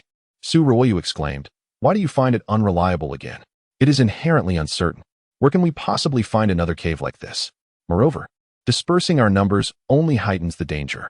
Do not forget, there are wolf packs on this island. Zhao Jun warned. They have already attacked us once. If we do not choose our next location wisely, the wolves will feast upon us. Our primary concern is survival. Su Ruoyu pouted, but that person is truly terrifying. Zhao Jun, wearing an expression of resignation, replied, everyone should rest. We do not know what challenges tomorrow may bring. Within this context, Zhao Jun felt the greatest disillusionment. Once a coveted leader, he now found himself subservient to Fong Sitong's whims, becoming a thorn in Fong's side. As Zhao Jun held Tao Luna, Su Ruoyu and Su Xinxiu nestled closely against him, while Yin Shuang, Yao Xiaoyun, and Yang Xiaohua formed a protective circle around them. With the bonfire and a damp antelope hide, they managed to endure the night. The following morning, Yang Xiaohua prepared mutton soup. After a considerable wait, Fong Sitong and Qin Shiyuan emerged. Fong wore a satisfied grin, while Qin appeared notably haggard, her vitality seemingly drained, and she walked with a slight stumble. Forcing a smile, Qin's eyes brimmed with melancholy as she glanced at Zhao Jun. He averted his gaze, feeling a pang of discomfort. While her predicament was of her own making, her actions had indirectly safeguarded the other women. Had Fong Sitong set his sights on any of them, armed as he was, they would have been powerless to resist. Zhao Jun had intended to cure half an antelope in preparation for unforeseen circumstances. They had already preserved much of a wolf and 10 fish. Yet Fong Sitong insisted on consuming the antelope before hunting again. Zhao Jun expressed his concern. I believe we should cure some food. We must aim to hunt again today. If that fails, fish will suffice. Otherwise, if an unexpected event occurs, we may find ourselves without food. Zhao Jun could no longer contain his frustration. Hunting is never a guaranteed success. How can we be certain of a catch? Fong Sitong glared, commanding, if I demand a catch, you must deliver. Failure to do so means you cannot return. Is there a problem with that? Zhao Jun, swallowing his indignation, replied, no problem. Then move at once. Fong Sitong ordered imperiously. When Zhao Jun requested a dagger or spear, Fong coldly replied, given your attempted rebellion yesterday, you are temporarily prohibited from wielding any weapons. Laughing heartily, Fong taunted, I am specifically targeting you. Do you have any objections? Zhao Jun took a deep breath, shaking his head. I have no objections. No objections? Then hurry up. Do not waste time here. From now on, we will not harbor idlers. Everyone must contribute and follow my orders. If you choose not to work, then you may simply entertain me at night. Fong Sitong leered. The women wore expressions of disgust, yet dared not voice their outrage, feeling utterly powerless against Fong Sitong. Zhao Jun and Yun Shuang ventured to the location where they had encountered Fong Sitong the previous day, hoping to find antelope once more. Yet, both were aware that their hopes were slim. Even if they spotted an antelope, capturing it would be a daunting task. Zhao Jun furrowed his brow, lighting a cigarette. Now reduced to 3 remaining. Yun Shuang couldn't help but remark, it seems we are left with just the 2 of us. What are your thoughts? Are we truly to exist under this man's oppressive rule? Zhao Jun shook his head. I am uncertain of what to do. Yun Shuang sighed. You must determine a course of action. Even if not for us women, do it for yourself. He has already begun targeting you. And you cannot predict when your life may be at stake. I assure you, I am not engaging in alarmism. You are undoubtedly aware of this truth. Zhao Jun halted his steps, seated himself, and fell into a contemplative silence. Yun Shuang then inquired, Zhao Jun, do you intend to resign yourself to fate? To passively await your demise? Zhao Jun glanced up at Yun Shuang, expressing his helplessness. To speak candidly, I do have thoughts. Yet the presence of his firearm renders me at a significant disadvantage. Yun Shuang resolutely took a seat beside Zhao Jun and asserted, he requires time to draw his weapon. If we act swiftly enough, we can subdue him the moment he attempts to draw it. I can assist you. Zhao Jun pondered seriously for a moment, but ultimately shook his head. I fear this is too perilous. Yun Shuang, slightly disheartened, could not help but exclaim, why are you so timid? Must you wait until he strikes first? By then, it may be too late for you to resist. Just as Zhao Jun was about to respond, he suddenly hushed her, pressing her head down as a warning. Startled at first, Yun Shuang quickly understood the gravity of the situation and followed Zhao Jun's lead to crouch down. In the distance, a pack of gray wolves emerged, in pursuit of several rabbits, swiftly capturing a few. With their prey in tow, the wolves soon vanished into the dense forest, leaving Zhao Jun and Yun Shuang lying side by side on the ground, peering cautiously at the scene while their cheeks brushed against each other. Yun Shuang's face flushed slightly, and upon seeing the wolves retreat, she rolled over to distance herself from Zhao Jun. You didn't need to rush over here so urgently. What were you searching for? She queried, perplexed. Zhao Jun replied, I was looking for a rabbit burrow. With a stroke of luck, we might find some young rabbits. However, cunning rabbits often have multiple dens, so I cannot be certain. Yun Shuang was impressed by Zhao Jun's meticulousness, stating, you truly possess considerable knowledge. Zhao Jun explained, I served in the military on the Gobi Desert, where conditions were harsh. I often had to handle various situations, so I have some understanding of the habits of wolves and other creatures. He elaborated that his military role involved communications, necessitating frequent route inspections, albeit with the security of a firearm and comrades. Unlike his current circumstances, Yun Shuang observed, you are remarkably suited for survival here. We genuinely need you. I sincerely hope nothing unfortunate befalls you. If anything were to happen with Fong Sitong, we women would be left in dire straits. Zhao Jun recognized her intent to provoke him into action against Fong Sitong. While he harbored similar thoughts, the reality of Fong Sitong's firearm posed a daunting challenge. Getting shot would likely lead to severe injury, and even if he survived, the struggle for survival here would be exceedingly difficult. Such an endeavor required precision and absolute focus. Zhao Jun tore off some dry grass, igniting it and placing it at the entrance of a burrow, then scanned the surroundings. Moments later, several gray shapes darted past nearby. Zhao Jun sprang forward, leaping into action. The rabbits, being smaller and less agile than their adult counterparts, were swiftly captured in his embrace. Holding 4 rabbits tightly, he was soon joined by Yun Shuang, who assisted him in securing 2. As they settled on the ground, Yin Shuang marveled at Zhao Jun's capabilities, thinking to herself, no matter how you look at it, he is vastly superior to Fong Sitong. Zhao Jun located some vines and began to tie the rabbits together, noting, we can keep one male and one female for breeding. Rabbits reproduce rapidly. If all goes well, we need not worry about meat in the future. If only we could catch an antelope. We might even have goat's milk. Yun Shuang chuckled. Your plans are indeed well thought out. I share your sentiments. But upon hearing Fong Sitong's threats to consume our preserved meat, I realized he is not one to prepare for the future. Zhao Jun responded. Raising these creatures would benefit him as well. He cannot refuse such an arrangement.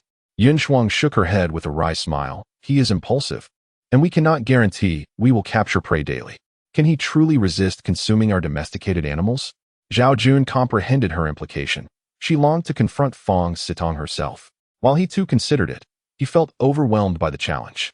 If you were hesitant, I could devise a plan to approach him, distract him, and you could engage in combat. Would you dare? Yun Shuang boldly suggested, making her intentions clear. Zhao Jun hesitated. This matter requires careful deliberation. We cannot rush it. Yun Shuang stamped her foot in frustration. You will be caught off guard, and before you know it, you'll be in grave danger. Meanwhile, Qin Shiyuan sat on a rock, lost in thought, while Fong Sitong lounged, observing the group of women with a scrutinizing eye. Upon spotting Zhao Jun, a frown creased his brow.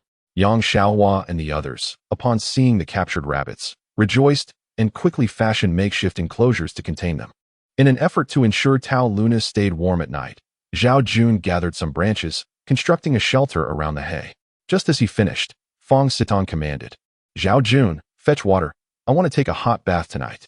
The women swiftly exited the cave, and Fong Sitong called out, someone come and scrub my back. Naturally, the others disagreed. Even if Zhao Jun were to comply, he would likely be driven away. However, if he refused, Fong Sitong might become enraged. Just then, Qin Shiyuan approached, much to the relief of the other women. They gathered outside as they had the previous night. Fong Sitong had mentioned that anyone wishing to avoid work could join him in the evening. Given that Qin Shiyuan was currently accompanying him, he did not feel the need to force the women into labor just yet.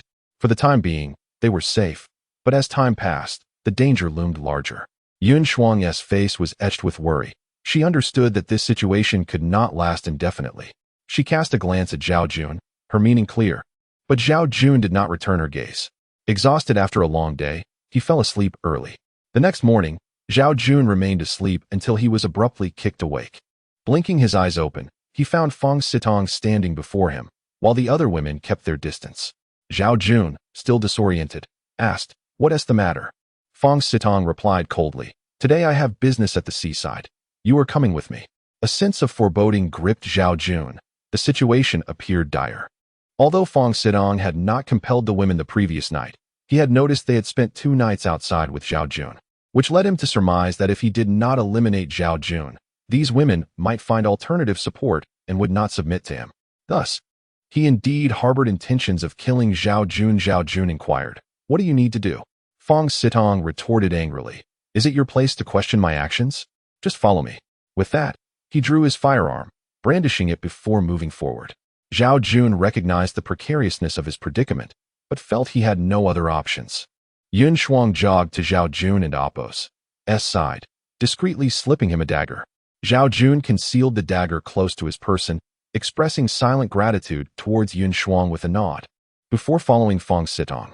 However, instead of heading to the seaside, Fong Sitong took a different route, ultimately leading them to a high vantage point overlooking the sea below. Fong Sitong came to a halt. Zhao Jun instinctively maintained a distance of approximately 3 zhang, or about 10 meters, from Fong Sitong. The accuracy and lethality of Fong's handgun were not particularly high, thus it would only be most effective at close range. Should he attempt to shoot from afar, Zhao Jun believed that his chances of escape would significantly increase if he turned and fled. Fong glanced at Zhao and commanded, come here. Zhao, feeling anxious, replied, if you have something to say, just let me know. There's no need to come so close, right? I'm afraid of heights, and this cliff is quite terrifying. Fong raised his gun, aiming it at Zhao, and remarked, kid, it seems you have quite the charm with women. Zhao forced himself to remain calm. Having been a soldier, his psychological resilience was commendable. He swallowed hard and said, Brother Fong, please do not act this way. It could easily lead to an accidental discharge. With the gun in hand, Fong was brimming with confidence and did not rush to pull the trigger. Kid, don't you think having another man in this environment is rather troublesome? One mountain cannot accommodate two tigers. Your presence is a threat to me. Zhao shook his head, insisting, I do not believe so. I think many hands make light work. Only through unity can we survive better here. Don't spout lofty words at me. This is not like the outside world where there is food and drink. You, being another man, merely compete with me for women. I have no reason to let you live. Your death would be a far better outcome for me, Fong declared in a low voice. Zhao sighed, if you kill me, are you not afraid of rescue arriving and charging you with murder? Fong laughed heartily and replied, if I were to kill you and toss you into the sea, who could prove that I was the one who did it? And rescue? After so many days, has there been even a trace of rescue? Do you really think help will come? Zhao took a step back, prompting Fong to tighten his grip on the gun and command, stop. Move another inch, and I will shoot. Zhao dared not move, but did not wish to sit idle either. He crouched slightly to present a smaller target and said, I won't move. But please don't shoot. Let us talk this over, shall we? Fong wore a mocking expression and replied, what do you think we could possibly have to discuss? Taking a deep breath, Zhao replied, of course there is something to discuss. As long as we cooperate, we can face any challenges on this deserted island without fear. There are wolves here, and you, with these women, do you truly believe you can handle a pack of wolves? Fong pondered Zhao's words, feeling a twinge of doubt. Although he had not seen any wolves, the presence of wolf pelts and the substantial amount of smoked wolf meat suggested that they were indeed formidable. If a pack of wolves was present, they would certainly be a significant threat. Yet, compared to these unseen dangers, Fong was unwilling to dwell on them for long. He viewed Zhao's existence as a considerable danger and one of the primary reasons why the women would not willingly follow him. Thus, Zhao had to die. After a brief pause, Fong stated, I'm afraid your reasoning has not convinced me whether to kill you or not. As he saw Fong prepare to pull the trigger, Zhao urgently interjected, wait, just hear me out for one more moment. Fong glanced at him and said, speak. I will only listen to one more sentence.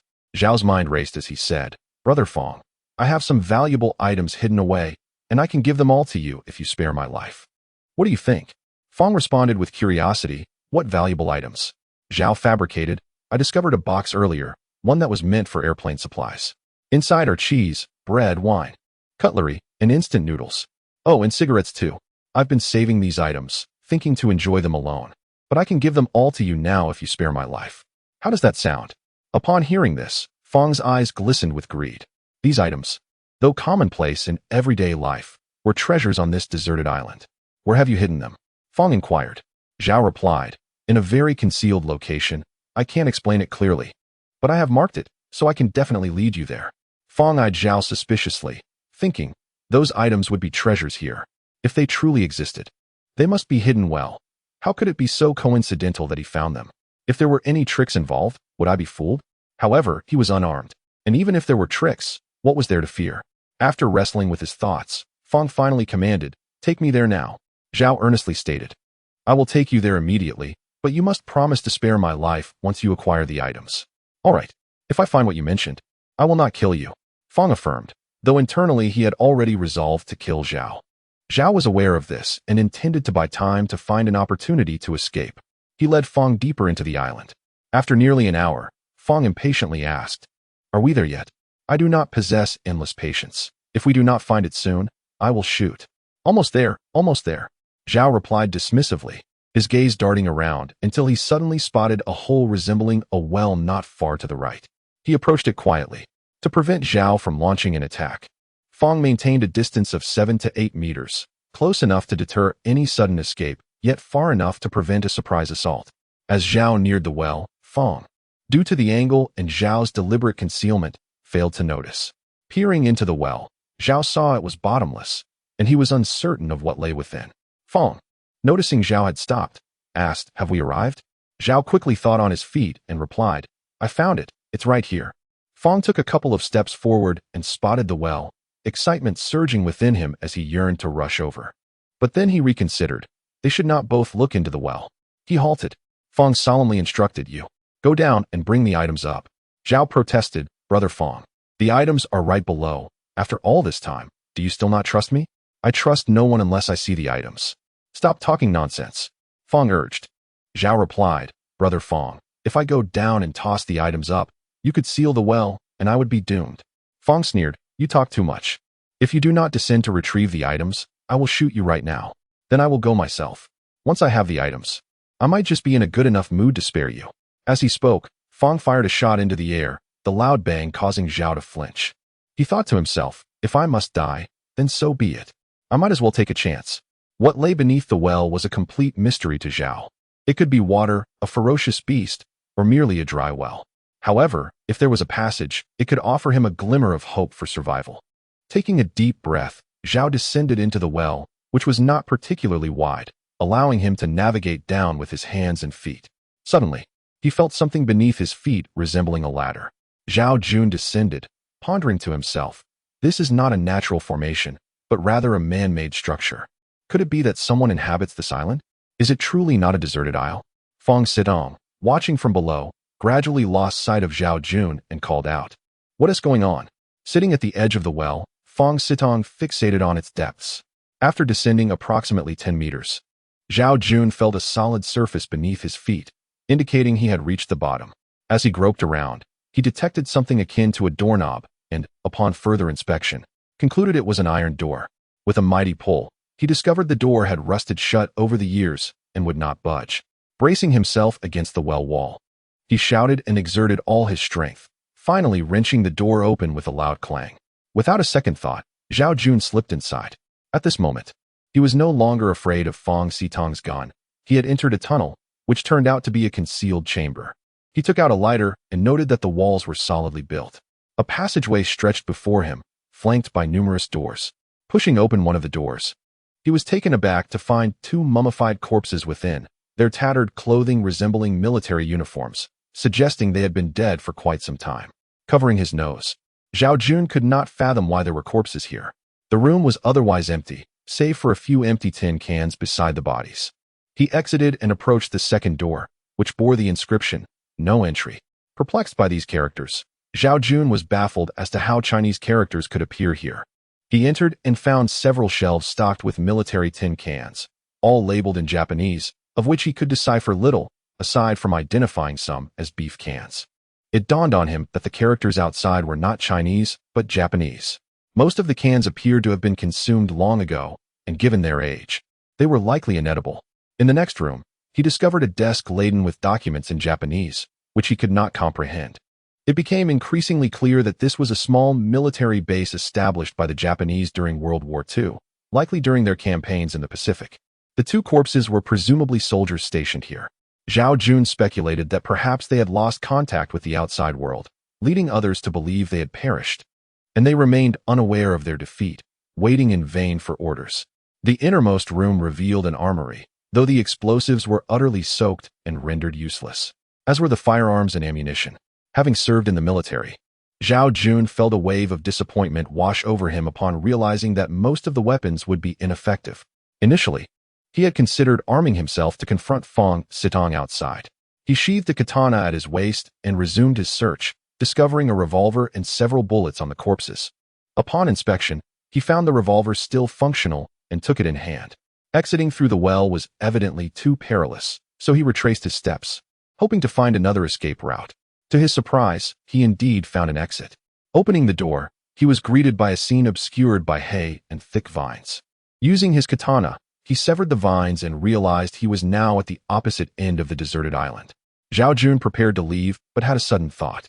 He grabbed a flashlight and a snakeskin pouch, beginning to gather useful supplies, several well-preserved cans, an old-fashioned lighter, a small can of kerosene, the flashlight itself, some dried explosives, over 100 rounds of revolver ammunition, a rifle with additional bullets, and a collection of anti-inflammatory medications, including amoxicillin. To his astonishment, he also discovered a hand-crank generator. While it lacked substantial utility, it could still recharge the flashlight. He also retrieved the broken telegraph machine, ensuring no parts were left behind, and collected the fuses, transporting them to the armory. He then set a fuse leading outside and ignited it, resulting in a tremendous explosion that shook the earth. Leaving this small military base intact would pose a significant risk for Zhao Jun, especially with Fong Sitong still lurking nearby, should he discover its existence. The consequences could be dire. Having completed his tasks, Zhao Jun sought a secluded spot to bury the snakeskin pouch, marking it carefully. This location was chosen to shield his supplies from rain and water damage, ensuring they remained intact for several days. Meanwhile, Fong Sitong, who had been waiting at the well, hesitated to enter. Suddenly, an explosion erupted from within, smoke billowing forth, and the well began to collapse. Fong Sitong staggered back, bewildered by the unfolding events, momentarily mistaking it for a volcanic eruption or earthquake, but soon realized it was not. Surveying the destruction before him, Fong Sitong felt a twinge of regret, yet also a flicker of joy, regretful that the treasures Zhao Jun had mentioned were now lost, yet delighted by the prospect that Zhao Jun had perished within. This meant he was the sole man remaining on the island, and all the beautiful women were now his. Stifling a laugh, Fong Sitong remarked, "Ah, what unfortunate luck. Zhao Jun and I were working together, and he accidentally slipped and fell into the sea. I wish I could have saved him, but alas, it was too late." Yun Shuang retorted, "How is that even possible? How could it not be? He is dead now, and from this moment forward, we shall not speak of Zhao Jun again. He is gone, his remains lost to the depths." Fong Sitong commanded, "Enough of this nonsense. Who's cooking tonight? Tao Luna. Your illness has healed, hasn't it? Starting today, you sleep inside. And who will keep me company tonight?" Fong Sitong had begun to adopt the demeanor of a tyrant. The women fell silent, and he glanced at Qin Shiyuan, declaring, "Tonight, I wish to try something different. Who will it be? Speak up." None dared respond. Unwilling to engage with Fong Sitong, his anger flared. "I am the only man left. What are you all pondering? You will rely on me from now on. Do you understand? I am giving you another chance," he bellowed. The women crouched silently, Su Ryu even shedding tears, uncertain of what lay ahead. "It will be you," Fong Sitong snarled, pulling Su Ryu close. Yun Shuang could no longer contain herself, rising to say, "Fong Sitong, she is still a child." "A child? She is 18 now. That hardly qualifies as a child. Besides, so what if she is? I will have her, if you keep babbling. You won't be allowed to sleep inside tonight," Fong Sitong asserted dominantly.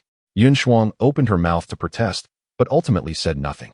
Yao Qiaoyun gently tugged at her sleeve, urging her to remain silent. Fong Sitong leaned closer to Su Ryu, wrinkling his nose. "You reek. Go wash yourself." He then ordered Yun Shuang and Yao Qiaoyun to fetch water, while Su Xinshu and Yang Xiaohua prepared the meal. He reclined on the rocks, gazing at Su Ryu, musing. "Tonight, it shall be her. Tomorrow, I'll sample the one who appears to be a wealthy heiress. What was her name again? This little noblewoman seems appealing as well. One by one, I will indulge myself. Huh. With Zhao Jun gone, no one can contest my claim to these women. And Yun Shuang, she too must possess her own allure. There is no need for haste. I shall take my time." Yun Shuang, feeling helpless, remarked, "After all, Fong Sitong possesses a firearm." She shook her head in silence and continued, "I previously advised Zhao Jun to take action against Fong Sitong. Otherwise, Fong Sitong would soon turn against him. Yet, he hesitated, leading us to this dire situation. I believe we can no longer endure." Yao Qiaoyun widened her eyes and inquired, "What do you mean?" A glint of ferocity flashed in Yun Shuang's gaze as she declared, "Eliminate him." Yao Qiaoyun was taken aback, instinctively glancing behind her, as if fearing Fong Sitong might overhear. "Sister Shuang, he has a gun. It could be lethal." Yao Qiaoyun's lack of confidence was evident. "Do you wish to remain subjugated by this man? Allow him to act as he pleases? What significance does such a life hold? It would be better to take a gamble. If we can indeed rid ourselves of him, our future may be challenging, but at least we would seize control of our fate." Yun Shuang asserted. Yao Qiaoyun asked, "What do you propose we do?" "I intend to approach him and devise a way to seize his firearm." Yun Shuang replied with narrowed eyes. Yao Qiaoyun inquired, "Are you skilled with a gun?" "I lack proficiency, but he must be disarmed.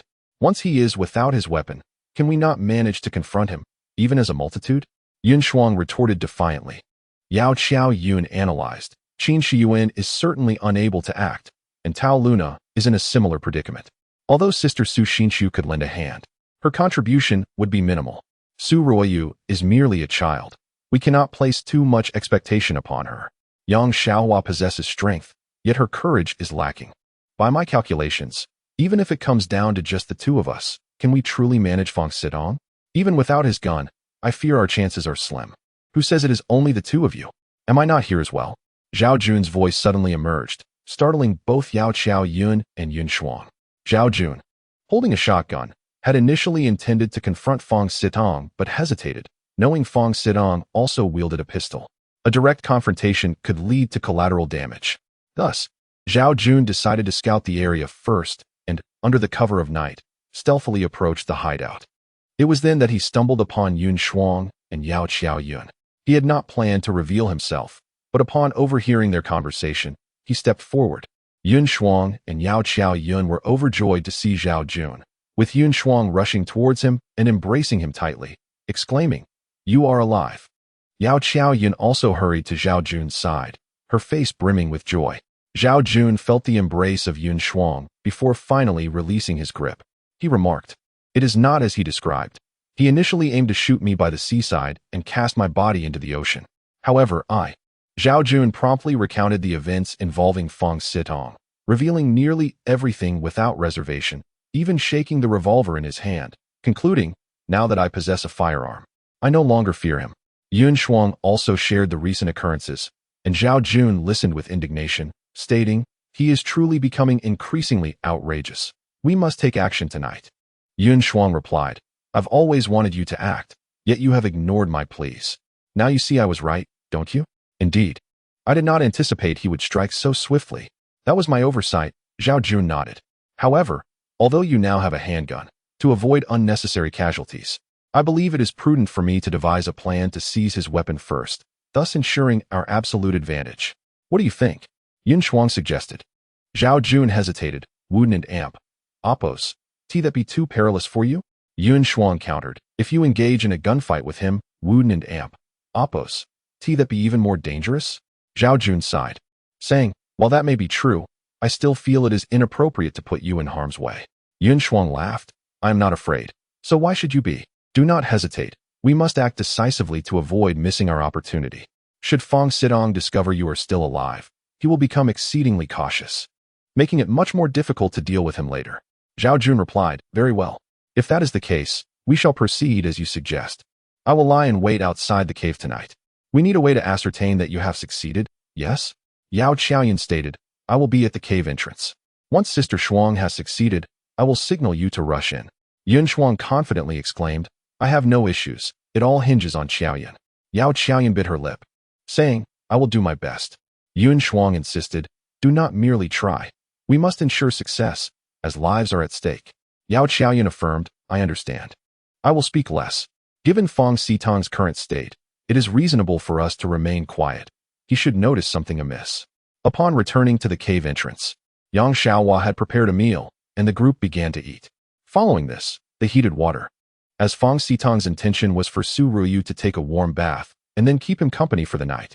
Aside from Yun Shuang and Yao Qiaoyun, the others wore heavy expressions, with Su Ruyu on the verge of tears, leaving everyone uncertain on how to comfort her. Meanwhile, while Yun Shuang and Yao Qiaoyun felt a flicker of joy, they were primarily anxious, for the night's operation was exceedingly perilous, directly linked to their survival. Fong Sitong, oblivious to these matters and unaware that Zhao Jun was still alive, indulged in fantasies and began planning his forthcoming lifestyle, such as assigning more tasks to Yang Xiaohua and Yun Shuang while he simply enjoyed himself. Night fell swiftly, and as Tao Luna's condition improved, she was allowed to sleep inside with Fong Sitong's approval. After Su Ruyu prepared the water, she hesitated to undress for her bath, inciting Fong Sitong's fury, who bellowed, "You wretched woman, do you treat my words as mere whispers? Hurry up." Su Ruyu softly pleaded, "Could you please step outside? You really have some nerve. You dare ask me to leave? You belong to me tonight. Do you think I care how you look now? Hurry, or Don and Oppose, blame me for being rude." Fong Sitong urged. Tears streamed down Su Ruyu's face, rendering her speechless, prompting Fong Sitong to angrily declare, "This is ridiculous. Yang Xiaohua, assist her in undressing and bathing." Yang Xiaohua, feeling helpless, approached Su Ruyu without forcing her. As Fong Sitong prepared to erupt again, Yun Shuang exchanged a glance with Yao Qiaoyun. Yao Qiaoyun surveyed the surroundings, failing to spot Zhao Jun, who was actually hiding behind a nearby rock. Utilizing the light from the cave, he noticed Yao Qiaoyun standing alone at the entrance and switched on his flashlight, catching her attention. Seeing Yun Shuang approach, Fong Sitong grew suspicious and questioned, "What do you want?" Yun Shuang smiled, "Brother Fong, you are the only man here now. To survive, we must rely on you." Everything belongs to you. There is no need to rush. Su Ruiyu is still young. Give her some time. Fong Sitong scoffed. Are you suggesting that you will keep me company tonight instead of her? Yun Shuang blinked and replied, is that not permissible?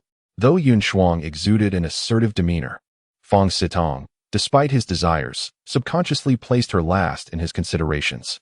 Now that he had the chance to obtain her sooner, he saw no harm in it. Yet, after a fleeting moment of delight, he became cautious, scrutinizing Yun Shuang and asking, you do not have any schemes, do you? Yun Shuang shook her head. What schemes could I possibly have? As I mentioned, we rely on you for our survival. Besides, you are the only man here. Fong Sitong burst into laughter, exclaiming, indeed. Very well, you shall keep me company. However, I must clarify that Su Ryu will eventually be mine as well. I do not wish for her to be so timid next time. I do not harbor useless individuals here. Only my women are worthy of staying. Yun Shuang smiled. Of course, I understand. I will have a word with her. Fong Sitong proudly declared, not just Su Ruiyu. The same goes for all of you. Initially, some women thought that to survive, they could tolerate Fong Sitong's presence. However, witnessing his treatment of the ill Tao Luna, they no longer believed that being with Fong Sitong would yield any favorable outcome. None could guarantee their health would remain intact, and given their poor impressions of him, they were reluctant to willingly associate with him. Nevertheless, everyone remained silent, heads bowed. Yao Qiaoyun pouted at the cave entrance, thinking, let him revel in his triumph for now. Soon, he will be in for a surprise. Fong Sitong, eager to embrace Yun Shuang, was deftly evaded by her. As he prepared to express his displeasure, Yun Shuang, beaming with a smile, suggested, what is the rush? Let us discuss this inside. Fong Sitong grinned, are you shy? Yun Shuang threw him a flirtatious glance. That can wait for later. As Fong Sitong entered the cave, Yun Shuang followed. He reclined on the rocky hay mat and inquired, how would you like to play? Yun Shuang glanced at the pistol at his waist and said, just lie back. I will give you a massage first. My technique is quite good, though not professional. I have often massaged after exercise to loosen my muscles, so I have taught myself. Fong Sitong grinned. Very well, I'll indulge in your massage. Yun Shuang approached, pressing on his shoulders. As she continued, she endured the discomfort and finally said, why not remove your pants? Fong Sitong shook his head, replying, no need. Just go ahead and massage. Yun Shuang's hand gradually descended, naturally resting at Fong Sitong's waist, seemingly about to touch the gun. However, Fong Sitong pressed his hand atop the pistol and said, all right, enough of the massage. Let us attend to more pressing matters. As he spoke, Fong Sitong sat up, preparing to remove Yun Shuang's clothing. Flustered, Yun Shuang hurriedly exclaimed, wait a moment. What now? Fong Sitong questioned, his brow furrowed in suspicion. Yun Shuang replied, the water is already boiling. I believe it would be best to take a shower first. Fong Sitong nodded. All right, go ahead. As Yun Shuang stepped outside, Yao Qiaoyun regarded her with a questioning gaze, to which she shook her head, indicating that all was not well. Hiding behind the bathtub, Yun Shuang undressed before leaping into the pre-prepared warm water. Fong Sitong observed from a distance, wanting to approach but refraining, aiming to maintain an air of superiority. After her bath, Yun Shuang whispered to Yang Xiaohua, keep boiling water. Fong Sitong, growing impatient, retorted, I just bathed yesterday. Yun Shuang blinked and replied, I hope you can clean yourself as well. Resigned, Fong Sitong agreed. Once the water was ready, he stripped down to his bare skin, grasping his gun, and approached the bath. Yun Shuang began to scrub his back, casually suggesting, you should put the gun down. I fear you might accidentally discharge it. Fong Sitong, however, shook his head, insisting no, I must keep the gun at hand. Yun Shuang felt helpless, her anxiety mounting. Meanwhile, outside, Zhao Jun grew increasingly restless. Not hearing any warning from Yao Qiaoyun, he could no longer contain himself and strode forward, clutching his revolver. Seeing Zhao Jun approach, Yao Qiaoyun felt a surge of panic but dared not show it, fearing Fong Sitong might notice. Just then, Yang Xiaohua emerged, intending to speak with Yao Qiaoyun, only to catch sight of Zhao Jun due to the darkness. Her vision was unclear, and startled, she gasped. In a moment of quick thinking, Yao Qiaoyun raised her hand and slapped Yang Xiaohua's face. Taken aback, Yang Xiaohua exclaimed, what was that for? Yao Qiaoyun explained, there was a mosquito. As she spoke, she pulled Yang Xiaohua aside, away from Fong Sitong's line of sight, whispering urgently in her ear, stay quiet. That's Zhao Jun. Yang Xiaohua, stunned into silence. could only stare in disbelief. Hearing the commotion outside, Fong Sitong grew alert, swiftly dressing himself. Yun Shuang sensed something amiss and hurriedly urged, "Fong, please don't rush. Dry yourself off first." Yet, Yang Xiaohua's sudden silence heightened Fong Sitong's wariness, prompting him to bark, "Get away." With a swift motion, Fong Sitong shoved Yao Qiaoyun aside and finished dressing before charging out. At that moment, he was met with a dark figure lunging towards him. Zhao Jun had only intended to assess the situation, but was taken aback to find Fong Sitong already outside, with Yao Qiaoyun and Yang Xiaohuan nearby. Along with Yun Shuang preparing to exit the cave, Zhao Jun hesitated to fire, fearing he might inadvertently harm them. Instead, he lunged forward, delivering a powerful kick to Fong Sitong's wrist. In pain, Fong Sitong dropped his gun, and Zhao Jun promptly tackled him to the ground, pinning him down. Pointing his revolver at the back of Fong Sitong's head, Zhao Jun commanded, "Don't move." At that moment, Yun Shuang emerged, witnessing Zhao Jun restrain Fong Sitong, and she let out a sigh of relief while retrieving the fallen handgun. Fong Sitong shouted, "Let me go? Is this what you call heroism? Attacking me from behind?" Zhao Jun scoffed, "Heroism? I have no desire to play the hero. Did you think of such words when you were threatening me with that gun? You cannot kill me. If you do, you will bear the consequences. Once help arrives, you will." Fong Sitong's voice trembled with uncertainty, recalling similar threats Zhao Jun had previously made, which he had dismissed at the time. Zhao Jun sneered, "How shameless. Now you speak like this, but when you sought to take my life, did you utter such words?" As he prepared to pull the trigger, determined to eliminate this threat, Yun Shuang suddenly shouted, "Zhao Jun, wait." Zhao Jun looked up in confusion, and at that moment, the other women emerged, gasping in shock at the unfolding scene. Zhao Junqi inquired, "What? Shouldn't he be killed?" Yun Shuang gritted her teeth and replied, "First, bind him." At that moment, Yang Xiaohua realized the urgency and fetched some vine strips. Zhao Jun quickly bound Fong Sitong and gagged him with cloth strips.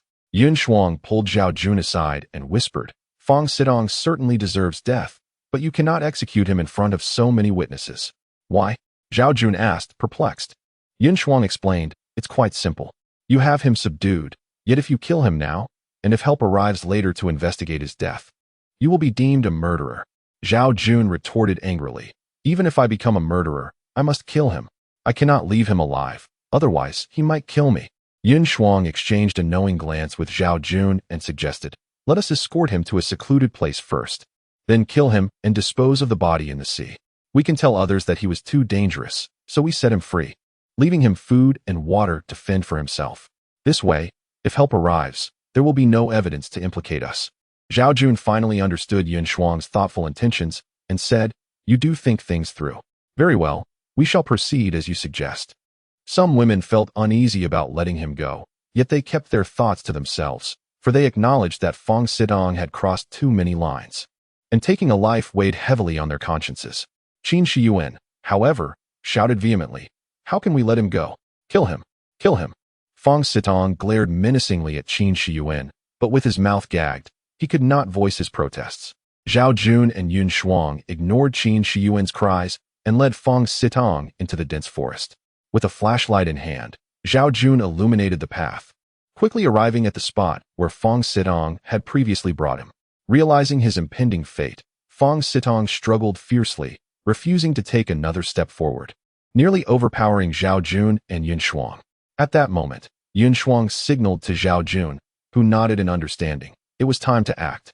He drew his pistol, ready to shoot Fong Sitong, but the vine strips were too rigid, unlike ordinary ropes, and after a fierce struggle, they loosened. Fong Sitong suddenly shoved Zhao Jun, who was caught off guard and rolled aside, while Fong Sitong scrambled into the depths of the forest. Bang! Bang! Zhao Jun fired several shots, but the dense trees obstructed his aim. He chased a few steps, but, concerned for Yun Shuang's safety, had to halt, stomping his foot in frustration. If only I had killed him at the cave entrance.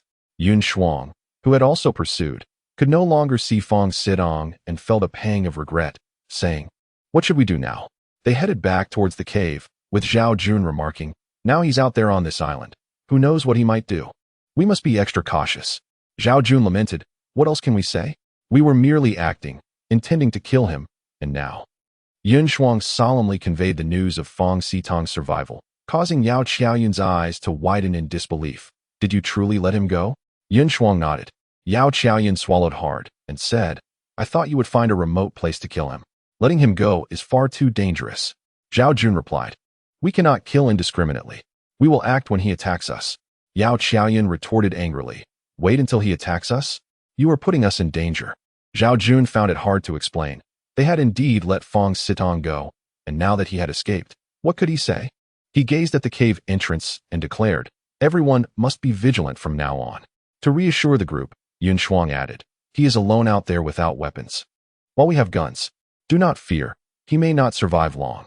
Discussions ensued, with some believing Zhao Jun and Yun Shuang had killed Fong Sitong, but were merely avoiding responsibility in case help arrived. Others criticized them for their lack of ruthlessness in eliminating the threat. Regardless, for now, Fong Sitong posed no immediate danger. That night, as Zhao Jun sat by the fire contemplating Fong Sitong's presence on the island, he felt a sense of unease, like a thorn constantly pricking him. He realized he must act decisively in the future. Yun Shuang, regretting her decision, couldn't sleep and approached Zhao Jun for a chat, saying, I'm sorry. It was too late to apologize. I should have been more resolute. I shouldn't have worried about whether help would come. I should have prioritized our safety over securing an escape route. Zhao Jun comforted her. No matter what, we now hold the initiative. As Yun Shuang reached for her handgun to hand to Zhao Jun, he shook his head. You keep it.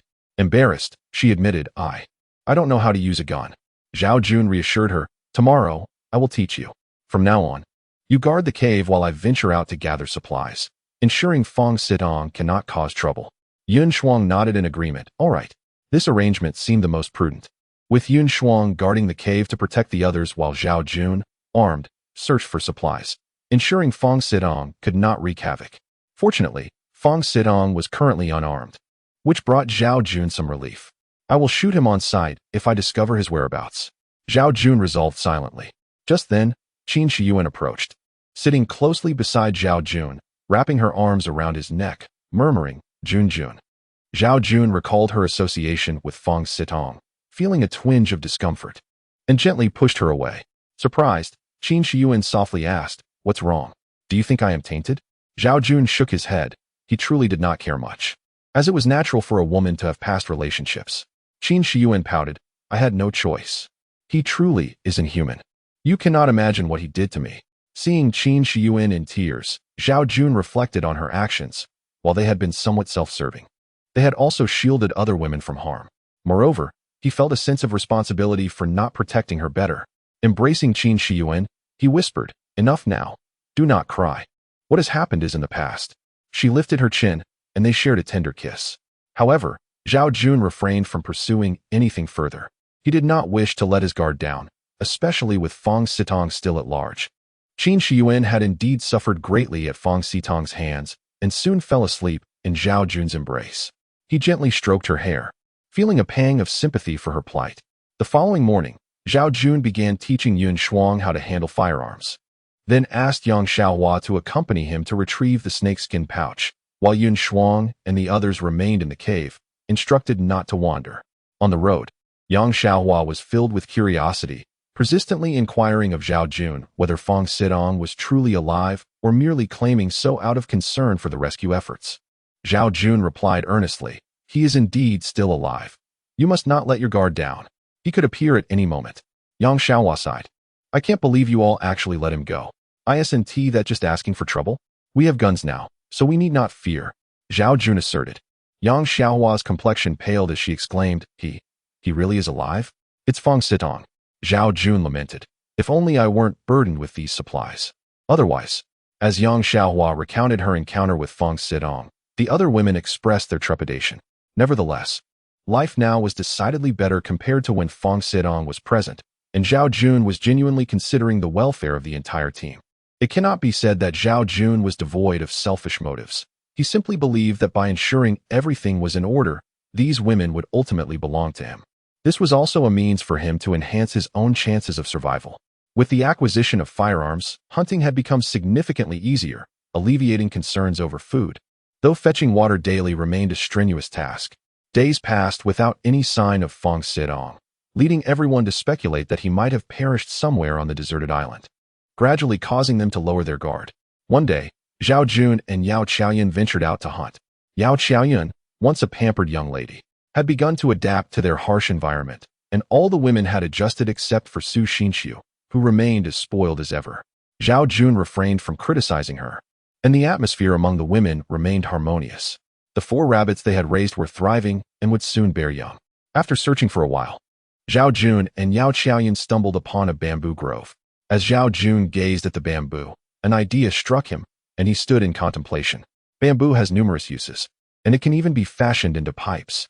Could this mean we won't have to fetch water daily? Zhao Jun declared. Yao Qiaoyan widened her eyes in amazement. Is that really possible? Zhao Jun nodded. Of course, and it won't be overly challenging, just a bit time-consuming. Yao Qiaoyan praised. Your ideas are truly plentiful and remarkable. Embracing their circumstances, Zhao Jun resolved to improve their living conditions, seeking enjoyment beyond mere survival. He promptly began cutting several bamboo stalks. Indeed, bamboo was a valuable resource, growing rapidly, and it was convenient for crafting baskets and making various tools. The traps they set became more effective, as sharpened bamboo was far deadlier than wood. However, creating a pipeline spanning several miles proved to be a more daunting task due to the complexities of the connections. The available resources were now abundant. They had raised 4 rabbits, cultivated patches of wild vegetables, and preserved some rabbit, antelope, and wolf meat, as well as fish, all while acquiring 2 antelope skins and 2 wolf pelts, ensuring they were prepared for any unforeseen events. Aside from his work, Zhao Jun frequently pondered Fang Xitang's fate, and after several days without a trace, he mused that perhaps he had truly perished somewhere. On the 7th day since Fang Xitang's disappearance, Zhao Jun and Yang Xiaohua resumed cutting bamboo, laying it down along the path of the cave and mountain spring, intending to connect it later to create a pipeline that would allow the spring water to flow directly to the cave entrance. Yang Xiaohua remarked, Captain, we're facing a significant issue at night that is quite unbearable. If only we could resolve it. Zhao Jun inquired, what issue? Please elaborate. Yang Xiaohua replied, there are so many mosquitoes at night, don't you notice? Look. She swept her bangs aside, revealing several red welts on her forehead. Zhao Jun had indeed noticed the mosquito problem, but had brushed it off, as his tough skin rendered him relatively immune to their bites. However, the women were suffering greatly, and he felt helpless, pondering how he could address it. Should he stay awake at night to catch mosquitoes? Fortunately, the cave was filled with smoke, which kept the mosquitoes at bay, yet at that moment, Yang Xiaohua suddenly gasped and rushed forward. Concerned for her safety, Zhao Jun hurried after her and found her near several large trees, where she was sniffing one of them. Seeing this, Zhao Jun chuckled, saying, Xiaohua, we're far from the point of resorting to eating tree bark. What are you doing? Yang Xiaohua exclaimed with joy, Captain, this bark is truly valuable. Zhao Jun was taken aback and asked, what makes it so valuable? Is it cinnamon? That's just a common spice, not something particularly remarkable. Zhao Jun, unfamiliar with such matters, inquired, is it really effective? Yang Xiaohua began peeling the bark and responded, absolutely. I used it at home to repel mosquitoes, and it worked wonders. Though Zhao Jun was indifferent to being bitten, he found the situation irritating and promptly joined her in stripping bark from the trees, quickly amassing a considerable collection while ensuring not to strip the trees bare, allowing enough bark to remain for their survival. Yang Xiaohua expressed her dissatisfaction with the quantity, lamenting that she couldn't reach the higher sections. Captain, could you crouch down? She requested. Zhao Jun asked in confusion, why? As Yang Xiaohua worked with the bark and leaves, Zhao Jun finally squatted down, supporting her as she reached for more.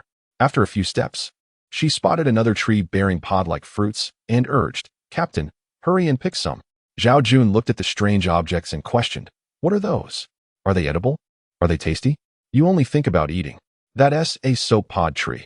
We can use this for washing clothes, bathing, and disinfecting our hands, Yang Xiaohua explained. Yang Xiaohua naturally accepted the utensils Zhao Jun had brought from the small military base, where he had salvaged 2 pots, one for cooking and the other for boiling water. Of course, he couldn't bear to discard the metal plate, which he used as a grill. Yang Xiaohua prepared antelope soup and began washing the wild vegetables. Zhao Jun displayed the collected bark and soap pods to the others, explaining their uses, and the women's faces lit up with delight. These were truly invaluable resources for them. As night fell, the weather took a dramatic turn. Dark clouds loomed overhead, and the wind began to pick up. Zhao Jun immediately set about preparing, checking the drainage ditches and traps, as well as the supply of dry wood and hay, and upon confirming everything was in order, He felt a sense of relief. The weather at sea could change rapidly, and soon the winds howled and rain poured. Yet inside the cave, everyone enjoyed their meal, laughing and chatting, utterly unconcerned.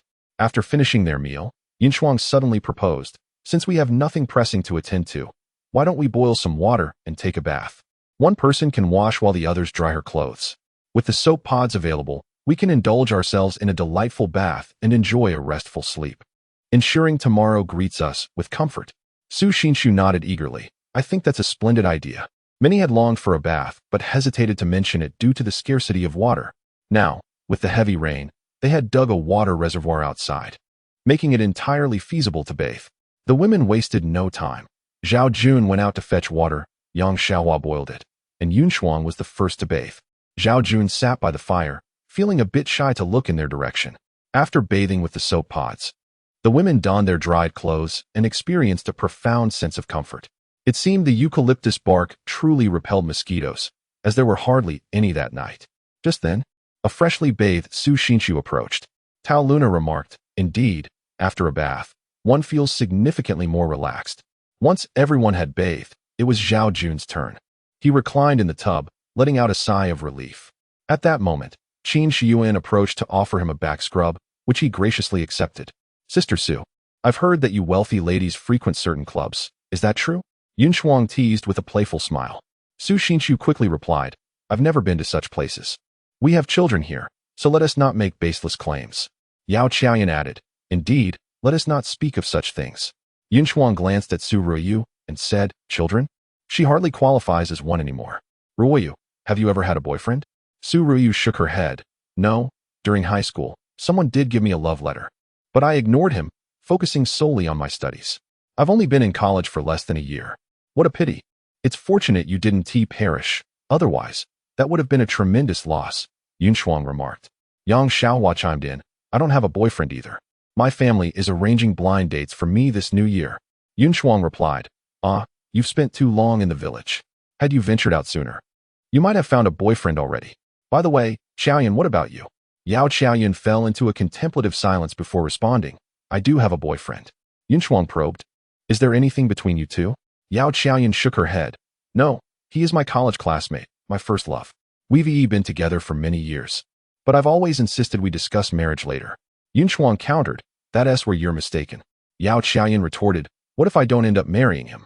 Yunshuang exclaimed, "Oh, who still concerns themselves with such matters nowadays?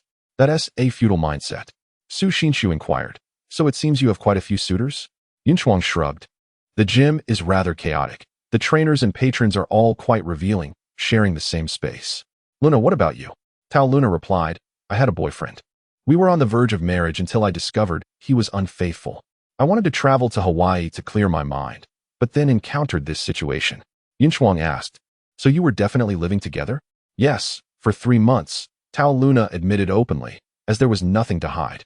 "Sister Su must be married by now," Yunshuang queried. Su Xinshu replied, "Of course, but we have no children. It is precisely because we lack children and he is so busy that our feelings have faded. If it weren't for this incident, I fear we might already be divorced." Yao Qiaoyan questioned, "Why would you divorce if things were fine?" Su Xinshu shook her head. "When feelings fade, it becomes exceedingly difficult to maintain a marriage. You and your boyfriend seem to have a good relationship, so you may not understand." Yao Qiaoyan sighed. "In truth, my relationship isn't that great either. He often gets angry over trivial matters, and I'm at a loss for how to handle it.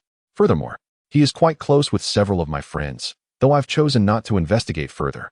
As they discussed their romantic entanglements, Zhao Jun listened intently, enjoying the gentle touch of Qin Shiyuan's delicate hands on his back.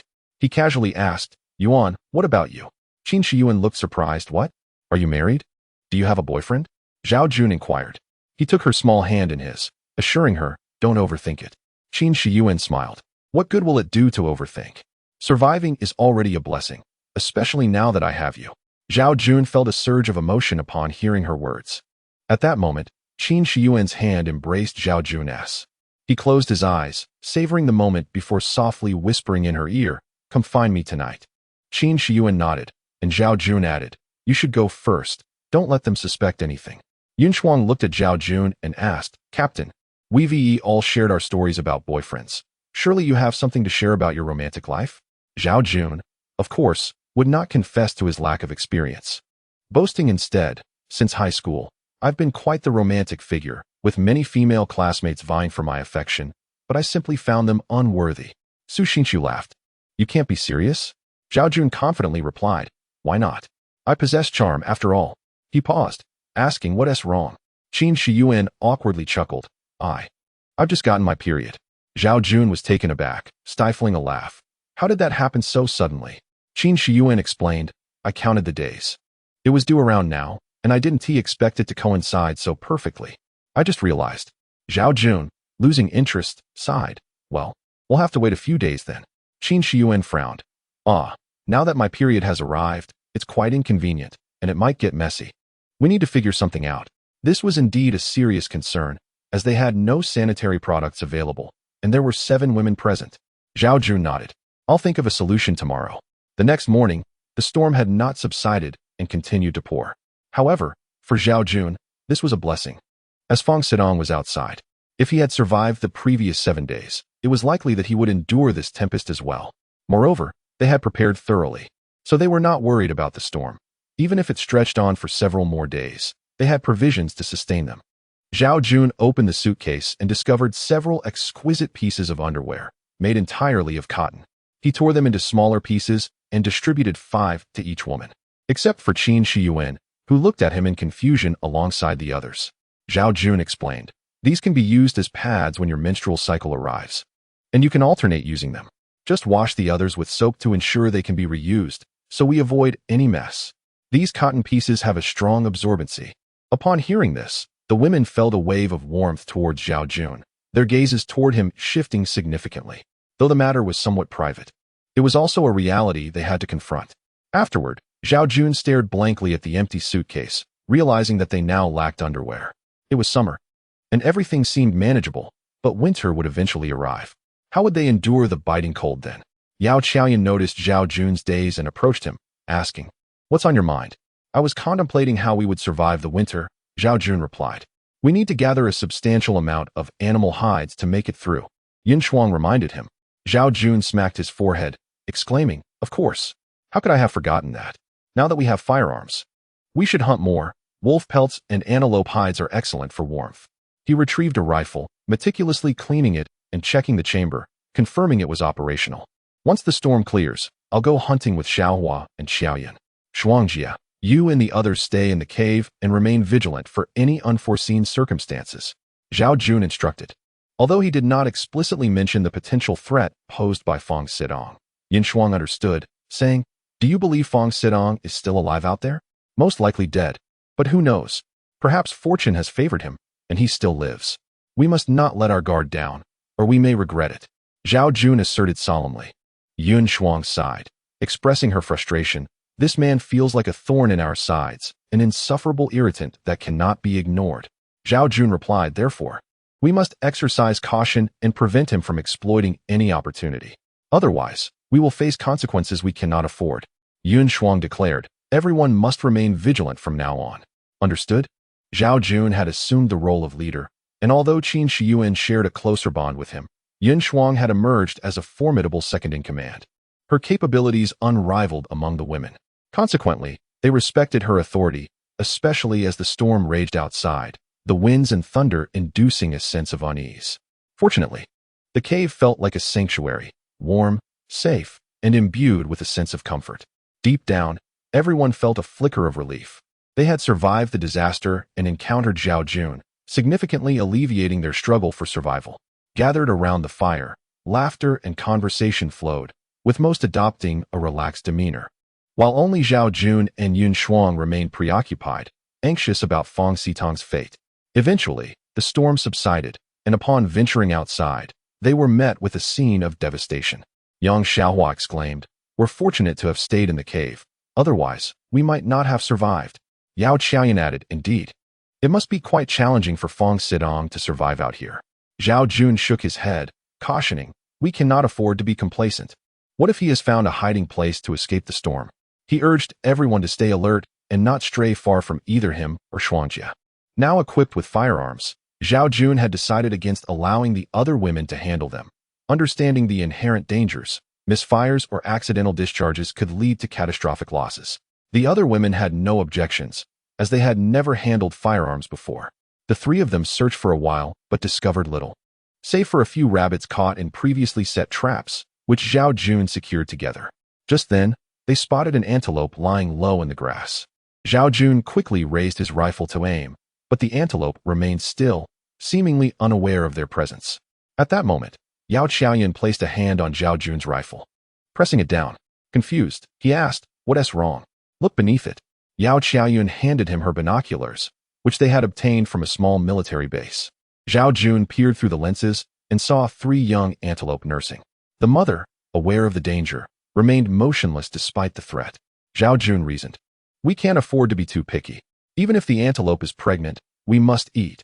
After all, it has already given birth."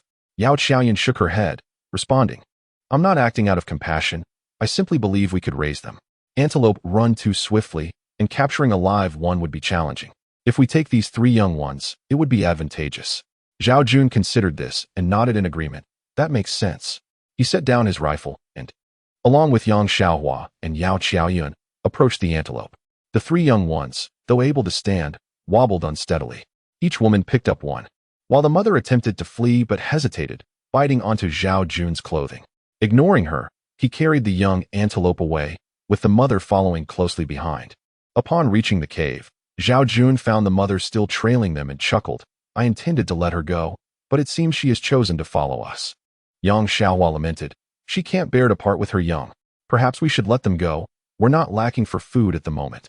The other women chimed in with varying opinions. Some suggested releasing them, others proposed driving away the mother, while others still advocated for raising the young ones and consuming the adult. Zhao Jun felt torn until Su Xinshu suddenly suggested, "Let us keep them all. The young antelope need to nurse, and without their mother, they'll struggle to survive. Plus, we can drink their milk."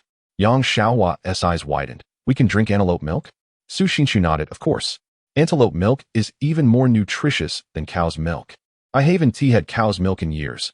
I've always consumed goat's milk. Though I've never tried fresh antelope milk, I wonder how it tastes."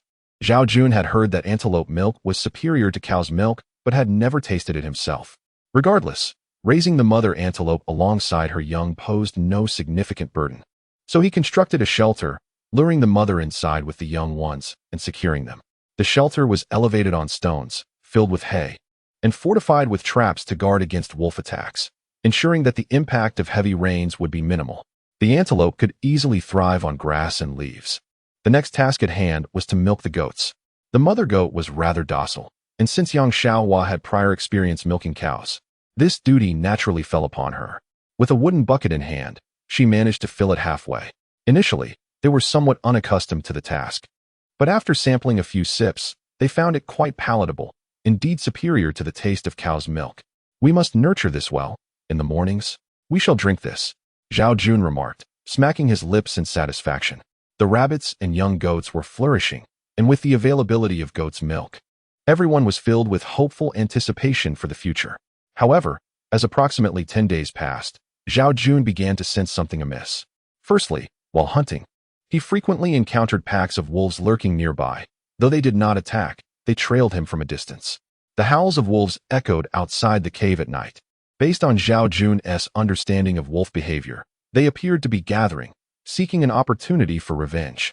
Although there were distinctions between the wolves of the Gobi Desert and those of deserted islands, their vengeful nature and ferocity remained unchanged. Moreover, Zhao Jun discovered that the bamboo he intended to use for constructing pipes had been deliberately damaged. Initially, he suspected wild animals, but it soon became evident that it was the work of humans, as some bamboo had clearly been smashed with tools, while others had been taken away. On this island, the only person capable of such actions was Feng Sitong. Was he still alive? Zhao Jun felt a pang of disappointment and deep concern. He now had to contend not only with the potential retaliation from the wolves, but also with the threat posed by Feng Sitong. Comparatively, Feng Sitong was far more perilous. It is humanity that can be truly terrifying. Zhao Jun convened everyone to discuss this troubling matter, and the atmosphere was rife with anxiety. Some were more apprehensive about the wolves, while others feared Feng Sitong. A heated discussion ensued. Zhao Jun signaled for silence and stated, "Regardless, We are about to face two major crises. Regarding the wolves, we must set more traps, and we should light 2 campfires outside each day. Additionally, our door needs fortification. Overall, our focus should be on prevention, keeping them at bay and denying them any opportunity to attack. Yao Qiaoyan inquired, I once watched a film about wolves attacking humans. When they become frenzied, they disregard everything, charging forward recklessly. Can our traps truly deter them? Zhao Jun sighed. That is precisely why we must be vigilant. Everyone, stay alert. If they do attempt an attack, it would merely mean they are delivering us wolf pelts. Although Zhao Jun expressed reassurance, a tinge of concern lingered. It was evident that his words were more comforting than substantive. Beyond the looming threat of the wolf pack, there existed another peril, Fong Sitong. The damage to the bamboo suggested that Fong Sitong was still alive. As long as he drew breath, survival would not come easily. He surely lurked nearby, watching, waiting for an opportunity. Should Fong Sitong regain the upper hand, dire consequences would follow, including loss of life. We cannot wait for him to come to us. We must take the initiative, Zhao Jun declared. Yun Shuang inquired, how do we take the initiative? Zhao Jun narrowed his eyes, responding, I must contemplate this carefully. We must eliminate him this time, leaving him no chance to return. Tao Luna instinctively wrapped her clothing tighter, stating, we cannot allow him to regain control here. Qin Shiyuan echoed her sentiment. Indeed, he is capable of murder. Later that night, Zhao Jun lay deep in thought regarding these matters. The fire's glow seeped through the cracks of the wooden door. He retrieved the last cigarette and lit it. In the early hours of the morning, he checked the time on his phone, which had long been out of battery. However, he had managed to charge the phones using a hand-crank generator, though sadly, there was no signal. It served merely as a tool to tell time. By around 1 in the morning, he peered through the door's gap and noticed the 2 fires still burning brightly, with no signs of disturbance. He returned to his resting place, where Qin Shiyuan approached him, embracing him and whispering, Jun, my relatives are leaving. Zhao Jun understood her implication and smiled faintly. Suddenly, Su Ruiyu screamed, startling both Zhao Jun and Qin Shiyuan. Zhao Jun rushed over, initially fearing a snake or some other creature had frightened her. Upon reaching her, he found Su Ruiyu drenched in sweat, her eyes wide with terror. Yun Shuang had already arrived, holding her close. Zhao Jun asked, what happened? Su Ruiyu began to cry, and Yun Shuang comforted her. It's okay, don't worry, don't be afraid. It was just a dream. We're all still here. Fong Sitong has no chance to do anything.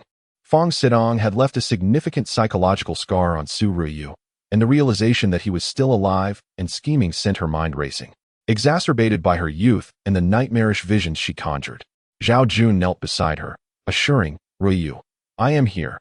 There is no need for you to fear. Su Ruiyu ceased her sobbing, saying, Captain, I am truly frightened. Zhao Jun took her small hand in his, reassuring her, dreams are often inverted. If you dreamed of me being killed by Fong Sitong, then in reality, it must mean I will vanquish him. We are armed, and he is no match for me. I fear neither wolves nor pythons, so why should I fear him? Su Ruoyu's eyes widened. You truly aren't afraid of him? Zhao Jun replied confidently, at that time. He had a gun and still couldn't kill me. How could he possibly succeed now? That will not happen. Su Ruiyu clung tightly to Zhao Jun's hand, pleading, then please don't leave until I fall asleep. Zhao Jun, feeling resigned, said, all right, you sleep. I will be here. Amused yet exasperated, he remarked, what can I do? You all go to sleep. Qin Shiyuan lingered for a moment before quietly departing, leaving Zhao Jun feeling somewhat helpless. He regarded Su Ruiyu merely as a younger sister, his sole desire being to protect her. Zhao Jun recognized that this incident with Su Ruiyu had disrupted his moment with Qin Shiyuan, yet he bore no ill will. There would be future opportunities. As he lay down, he contemplated the necessity of resolving Fong Sitong's threats swiftly, lest they remain in turmoil. He was in the light, while Fong Sitong lurked in the shadows. He needed to devise a strategy to draw him out. Lost in thought, Zhao Jun eventually drifted into slumber, unknowingly dreaming of Fong Sitong, who aimed a rifle at him, startling him awake. Realizing it was yet another dream, he got up as dawn broke, and the other women began to stir. With his gun in hand, he opened the door crafted from timber to survey the surroundings. Apart from a few wolf droppings, indicating that the predators were still watching from a distance, there was nothing else amiss. At that moment, Qin Shiyuan emerged, approaching Zhao Jun. It's all right. There will be opportunities ahead, Zhao Jun assured her. Qin Shiyuan replied, it seems we must eliminate Fong Sitong swiftly. This state of unease makes it impossible to sleep soundly. Qin Shiyuan, feeling a bit frightened, recoiled slightly, asking, "What shall we do?" Zhao Jun sighed. "I will devise a plan quickly. Do not worry too much. We hold a significant advantage. As long as we are armed, we need not fear him." Yang Xiaohua rose and immediately began preparing breakfast, while Yun Shuang engaged in yoga. Although Su Xinshu lacked cosmetics, she used a damp cloth as a makeshift mask to maintain her skin's moisture.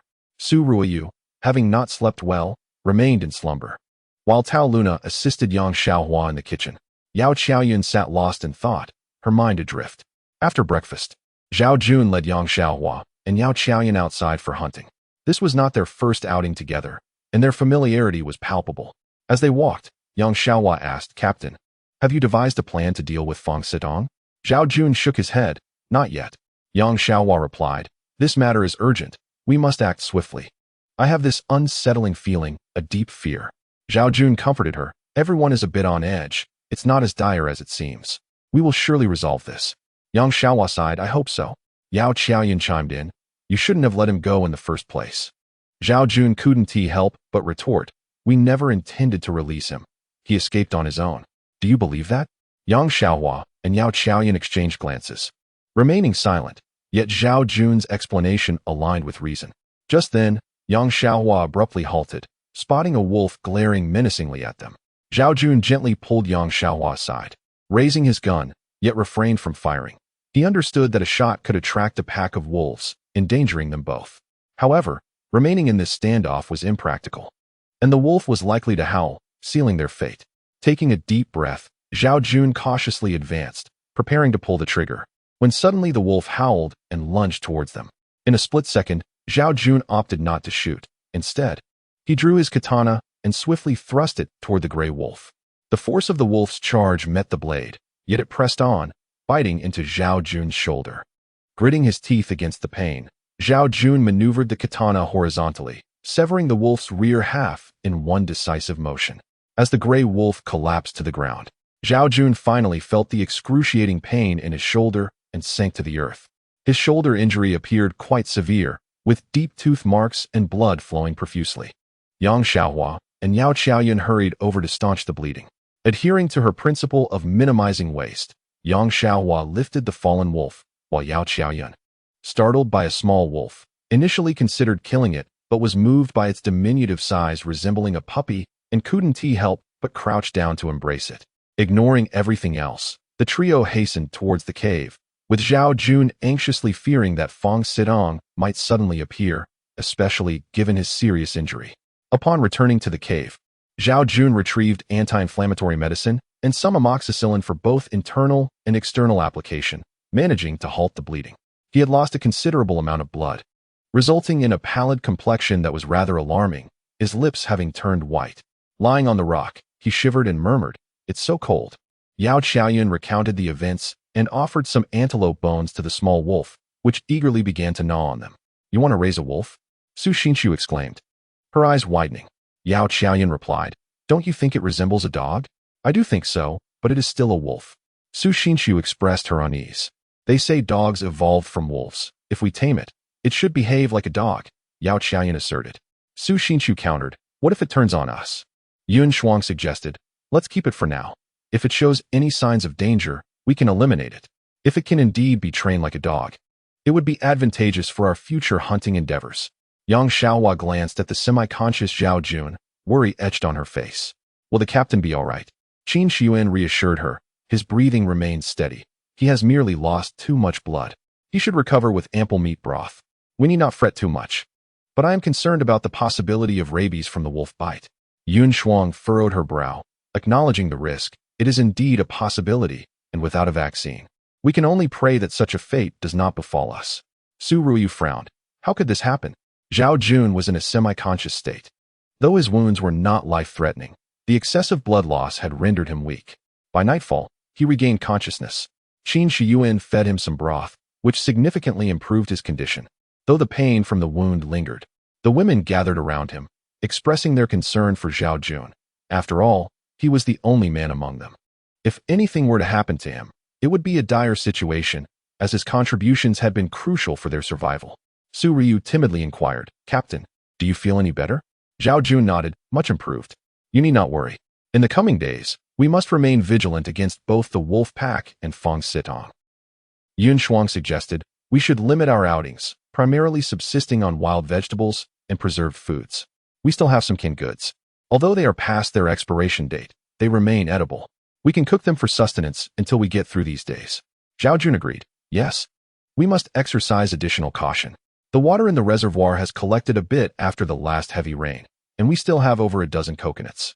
We can manage for a few days, treating it as if we are stranded due to a storm, and we must stay close together to avoid any unforeseen incidents.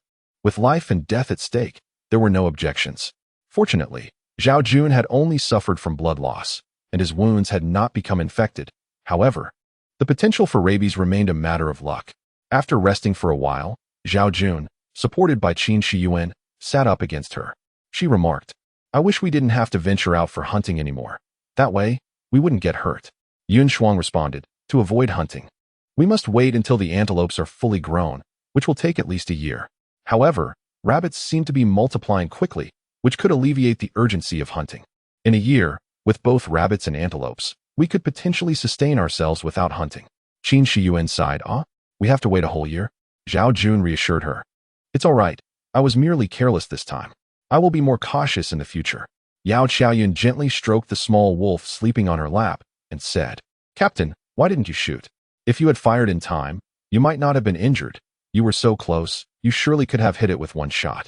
Zhao Jun, feeling helpless, remarked, At the time, I feared that firing a weapon would attract a pack of wolves. Although I possessed a gun against a horde of wolves, my chances of survival were slim. Sighing, he added, Outside, there are both wolves and Feng Sitong's men. Truly a menace. Su Xinxiu, her face etched with worry, replied, Indeed. It is a dire situation. Zhao Jun urged, Stay vigilant, but do not overthink it. All of this can be resolved. As night fell, the group gathered for dinner and engaged in conversation. Yun Shuang occasionally glanced outside, where 3 fires burned, one to ward off wolves and the others to monitor the surroundings. I have a plan, Zhao Jun declared. Once my wounds heal, I will seek out Feng Sitong to resolve this swiftly. We must also reduce our hunting activities and set more traps, larger ones, ideally to catch antelopes, so we can secure both food and hides. While the wolves are formidable, they leave traces. The true threat lies with Feng Sitong. Yun Shuang agreed, You are correct. If we eliminate Feng Sitong, no one will disrupt our bamboo water pipeline. That would resolve our drinking water issue, and we could set more traps, occasionally gathering game or fishing by the shore. With this understanding, the group felt that if Feng Sitong could be dealt with, their lives would stabilize, and hope filled the air. Yun Shuang sat beside Zhao Jun, not merely to keep him company, but because he had always guarded the entrance. Now injured, he could not respond promptly to any situation, prompting her to remain vigilant at the door. Upon awakening, Zhao Jun noticed Yun Shuang dozing and gently roused her, saying, Perhaps you should rest. Dawn is approaching. Rubbing her eyes, she replied, It's fine. I can sleep during the day. Suddenly, a noise startled them, and Yun Shuang glanced outside. A shadow just darted away. It must be Feng Sitong. Zhao Jun instructed, Place the gun in the gap and fire a shot. Yun Shuang responded, He's already gone. Even so, fire a shot. Zhao Jun insisted. She took her handgun, positioned it at the opening, and fired into the night. Yang Xiaohua exclaimed, Did he finally take action? Was he hit? Tao Luna inquired. What did he do? Asked Yao Qiaoyun. Yun Shuang calmed them with raised hands, stating, He has fled, but it seems he threw something our way. I dare not venture outside to check. Yun Shuang realized, So you wanted me to shoot to frighten him. Curiosity lingered in her mind about the object he had thrown. Let us wait until morning. Do not venture out tonight. Keep watch here, Zhao Jun commanded. Yun Shuang nodded and sat by the door. To lighten the mood, Zhao Jun remarked, His appearance may actually be a good omen. If he had remained hidden, we would have been on edge. Now, it seems he is growing impatient and eager to act.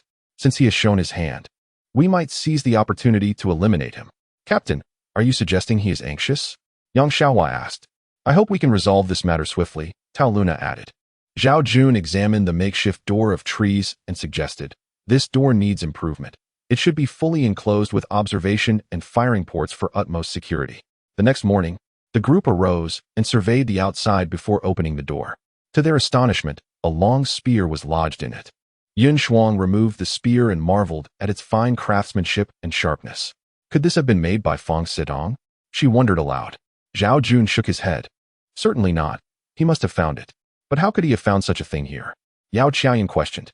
If I could discover a rifle, it would not be surprising for him to stumble upon a spear, Zhao Jun replied.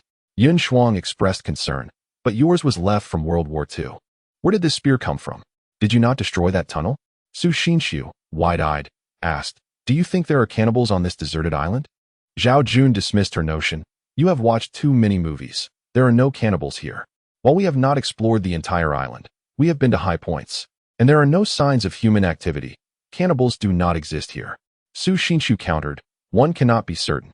There may be indigenous people on this island. Zhao Jun pondered briefly before shaking his head. That is improbable. Do not let your imagination run wild. But how do we explain this spear?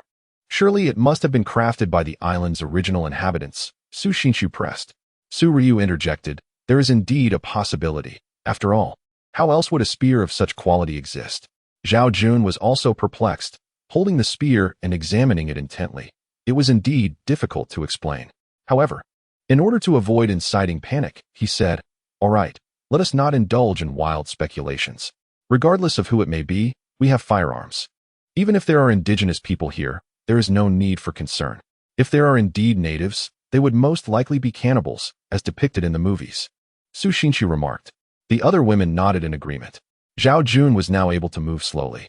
He dared not engage in any vigorous activity to prevent the reopening of his wound, which was deep. Though it had not harmed the bone, it had affected the tendons. Thus, he opted to proceed with utmost caution. In the following days, Feng Sitong, perhaps frightened by the gunfire, did not make another appearance. However, that spear remained perplexing. After pondering for several days, Zhao Jun found himself without any leads. Logically, if there were indeed indigenous people here, they should have discovered them long ago. But if not, where did Feng Sitong acquire that spear? One day, Zhao Jun, armed and accompanied by Yang Xiaohua and Yao Qiaoyun, went to check the traps they had previously set. They managed to catch several rabbits and field mice, which Yang Xiaohua collected and hung on herself. The trio then proceeded to the beach. Upon arrival, Yang Xiaohua eagerly went into the water to fish, while Yao Qiaoyun, undeterred, began writing SOS in the sand. Whenever an opportunity arose, she would write, hoping for a miracle. Yet each attempt left her increasingly disheartened. Standing at the edge of the beach, Zhao Jun held a gun in one hand and a pair of binoculars in the other. Scanning the surroundings, the island appeared as tranquil as ever. However, when he turned the binoculars towards the sea, he suddenly spotted a stump. It seemed as though the central portion had been hollowed out. Zhao Jun thought to himself, could this be a dugout canoe? Yet, due to the great distance, even with binoculars, he could discern little. He handed them to Yao Qiaoyun, who examined it for a while before confidently declaring, It is a small boat. There seems to be someone on it. Surprised, Zhao Jun took back the binoculars to have another look. As the dugout canoe drifted closer with the waves, the image became clearer. Indeed, it was a small boat, and there appeared to be a person lying on it. At that moment, Yang Xiaohua returned with 2 fish and curiously inquired, What are you looking at? Zhao Jun remained silent, merely handing the binoculars to her and pointing towards the canoe. Upon seeing it, Yang Xiaohua exclaimed, People, there is someone. There really is someone. As the canoe drew nearer, it was unexpectedly pushed away by the waves. Yang Xiaohua stomped her foot in frustration. Oh no, it's being swept away again. Yao Qiaoyun shook her head and lamented, It's indeed unfortunate. It seems there is someone aboard, but we don't know if they're alive or dead. Zhao Jun sighed. There is nothing we can do. Hours passed, and the canoe came ever closer to the shore. Zhao Jun, still injured, could not venture into the water. Yang Xiaohua, however, could no longer contain her excitement and dashed towards it, now able to see with the naked eye that it was indeed a dugout canoe with a person lying inside. As she reached for the edge of the boat, she stumbled slightly. Yao Qiaoyun, noticing this, hurried over to assist her, showcasing her adept swimming skills. Together, they managed to pull the canoe closer, and before long, Zhao Jun also waded into the water to help drag it ashore. Upon reaching the beach, they discovered a woman lying within the canoe, entirely unclothed. Her skin was brown, her lips cracked, and her eyes tightly shut, yet she still breathed. Appearing quite young and possessing an alluring figure, she epitomized the characteristics of a brown-skinned individual, her body proportions resembling the golden ratio, and her skin, while brown, was exceptionally delicate. Yao Qiaoyun and Yang Xiaohua carefully lifted the woman, with Yao Qiaoyun draping her coat over her body, as if to shield her from Zhao Jun's gaze. Zhao Jun followed them, carrying the dead field mice, rabbits, and 2 fish, all the while observing their surroundings and pondering. Where did this person come from? How did she end up in the canoe? There was nothing within the canoe, and she wore no clothing. How could she drift here? Could there be people nearby? Upon returning to the cave, the women expressed great interest and curiosity about the brown-skinned woman gathering around her. Yang Xiaohua recounted the situation, and Tao Luna, her face brightening, said, "Could it be that there are indeed people nearby?" Su Xinxiu, with a worried expression, replied, "In my opinion, she is an indigenous person. They might be cannibals. She arrived here without any provisions, not even clothing. For her to survive on this island suggests her origins are not far away," Yun Shuang analyzed. "If they truly are cannibals and learn of our presence, would they consider us as prey?" Su Ruoyu fretted. Su Xinxiu nodded in agreement. "There is indeed a possibility. Yet she may not necessarily be a cannibal, and we still know nothing of how she arrived here," Yang Xiaohua added. The women debated fervently, but clarity eluded them. Suddenly, the woman coughed and awoke, mumbling incoherently. Yao Qiaoyun filled half a coconut shell with water and offered it to her. The woman took a few sips, casting a grateful glance at Yao Qiaoyun. Unexpectedly, Yao Qiaoyun began to babble in a similar tongue, conversing with the brown-skinned woman. The others exchanged glances, astonished that Yao Qiaoyun could communicate with her, and it appeared they were engaging quite well. Zhao Jun sat on the ground, and Qin Shiyuan, her eyes wide with disbelief, exclaimed, Jun, how does Miss Yao understand her language?" Zhao Jun shook his head. "I have no idea. I can't comprehend any of it. It doesn't sound like English or any recognizable language." Su Ruoyu added, "It's neither German nor French, both of which I understand a bit." At that moment, Yao Qiaoyun offered more food to the woman, who devoured it ravenously, gulping down a considerable amount of water. Yao Qiaoyun then turned to Zhao Jun and said, "She speaks an indigenous language. I studied it before, and it has come in handy here." Su Ruoyu gasped, "Sister Qiaoyun can speak an indigenous language? That is quite rare." Zhao Jun displayed no interest in Yao Qiaoyun's understanding of the Indian language. Rather, he felt a sense of unease regarding the arrival of this Indian beauty. He promptly inquired, "How did she come to be here?" Yao Qiaoyun replied, "Her tribe resides on a small island. According to her description, it is quite distant from here, as she was previously unaware of this place. Even if they wished to, it is unlikely her tribe could reach this location." Upon hearing this, Zhao Jun felt a slight sense of relief, though he remained somewhat apprehensive about the indigenous people. Perhaps they were still uncivilized, and there might indeed exist the possibility of cannibal tribes. Su Xinxiu's assertions seemed to stem from cinematic portrayals, yet they were not entirely unfounded. Yao Qiaoyun continued, "Recently, power struggles have erupted within her tribe, leading to conflict between 2 factions. One side emerged victorious, while the defeated leader fled by boat." Zhao Jun, puzzled, asked, "Then how did she end up here?" Yao Qiaoyun explained, "Initially, this conflict had nothing to do with her. However, the victors believed their triumph was a blessing from the gods, so they selected her as a sacrificial maiden, placing her on a narrow raft to allow her to drift aimlessly at sea. After approximately 2 days adrift, she was fortuitously rescued by us." Zhao Jun's mouth fell agape as he exclaimed, "Are there still tribes so archaic and primitive?" "Indeed, there are many such tribes isolated from the world," Yao Qiaoyun responded. "We have merely encountered one of them." Su Xinxiu inquired, "Do they practice cannibalism?" Yao Qiaoyun chuckled, "They, like us, hunt for sustenance, but do not consume human flesh. Do not assume that a primitive tribe is inherently a cannibalistic one." Su Xinxiu sighed in relief. "As long as they are not cannibals, that is a relief. If she had ever eaten human flesh, it would be truly terrifying." Yun Shuang lamented, "This girl has suffered from hunger and thirst for 2 days. Fortunately, we have saved her life. You should ask her if her tribe will pursue her here." After a brief conversation with the woman, Yao Qiaoyun relayed, "She says they will not. She was exiled, and she did not expect to be rescued." Suddenly, Zhao Jun contemplated a pressing issue. He stood and retrieved a long spear, asking, "Qiaoyun, could you inquire if this belongs to her tribe?" After Yao Qiaoyun posed the question, she reported, "She confirmed it does belong to her tribe, but she does not know how it came to be here. Could it be that the rebel leader, Noma, has fled to this place?" Zhao Jun felt a chill run down his spine upon hearing this. If this speculation held any truth, They were indeed in grave danger. That night, if it was the rebel leader Noma, regardless of whether he knew Fong Sitong, he would be an exceedingly perilous figure. The combat prowess and survival skills of these primitive tribespeople far surpassed those of modern individuals. Should they find themselves in a hostile relationship, the threat of assassination could loom at any moment. Upon voicing his concerns, Yun Shuang's eyes widened as she exclaimed, "Oh, there is indeed a possibility. What should we do?" Zhao Jun pondered for a moment and said, "We should not be overly concerned. After all of this is merely speculation. Furthermore, even if this Norma truly resides on the island, we need not fear him.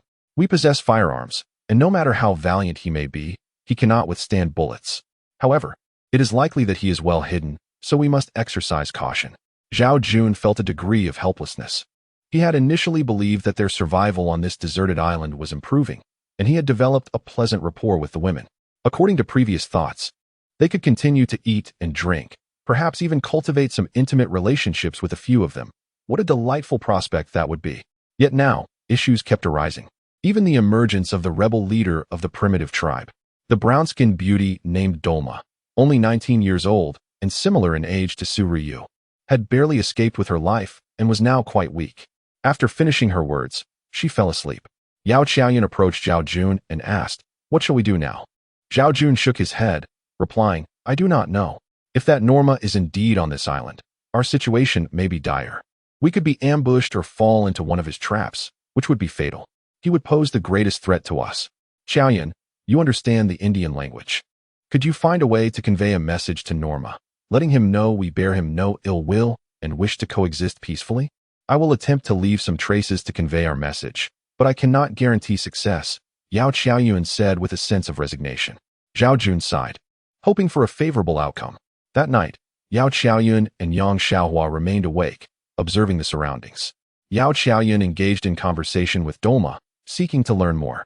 Zhao Jun rested in Qin Shiyuan's embrace when she suddenly remarked, "Do you think Norma and Fong Sitong have encountered one another? Was it Fong Sitong or Norma that Sister Shuang saw that night?" Yun Shuang shook her head, saying, "I only saw a silhouette.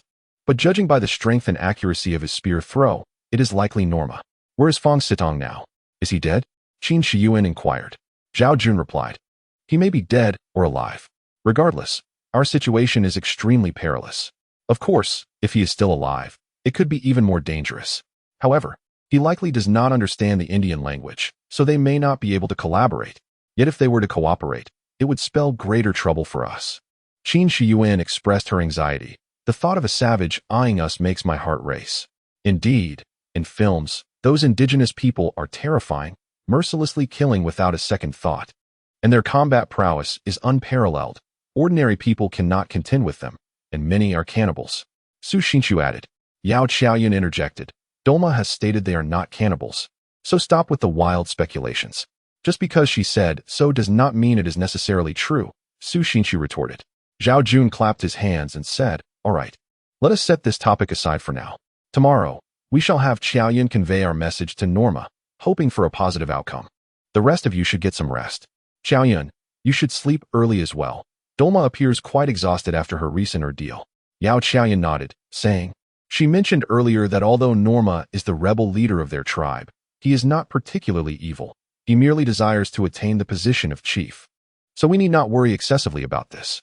Yang Xiaohua expressed her concerns. "If he wishes to become chief, that implies a desire for power, which surely complicates matters." Dolma explained that it was customary in their tribe. Anyone who felt strong enough could challenge the chief's position. Survival of the fittest is a normal behavior. Success means becoming chief, while failure results in death or fleeing. This should not be the standard by which we judge a person, Yao Qiaoyun asserted. Yun Shuang gazed outside and said, "Regardless, let us attempt to see if we can coexist peacefully with Norma." Zhao Jun hoped fervently that Norma and Fong Sitong could not communicate. Perhaps Norma had killed Fong Sitong, and then Yao Qiaoyun and Dolma could establish contact with Norma, allowing for peaceful coexistence. That would be a most fortunate outcome. The next morning, after finishing breakfast, it was evident that Dolma had rarely, if ever, experienced the taste of well-cooked, oily, and salted food. The oil was animal fat, and the salt was harvested from seawater. Dolma devoured her meal ravenously, as they had mostly been consuming half-raw meat. This delightful fare was unlike anything she had ever tasted, and Yao Qiaoyan occasionally urged her to eat more slowly. After the meal, Zhao Jun gathered several wooden planks, and Yao Qiaoyan and Dolma discussed writing in the Indian language using charcoal. Concerned that rain might wash it away, they also carved several wooden boards. Zhao Jun then took Yang Xiaohua outside to place them in a conspicuous location. By afternoon, when Zhao Jun and Yao Qiaoyan returned to check, they found that the planks were gone, and Norma had left no trace behind. An arrow lay on the ground, swaying precariously, with one more step forward. It could have struck Zhao Jun. At that moment, an Indian appeared in the distance, bow drawn, preparing to shoot again. Fong Sitong gestured towards them, while the Indian glared menacingly.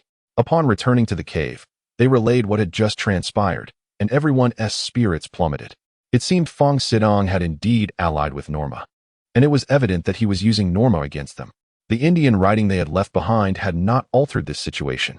Zhao Jun, still shaken, remarked, "His aim is remarkably precise. From such a distance, he nearly hit me. If he had been a bit closer, I might have been struck." Tao Luna inquired, "What shall we do now?"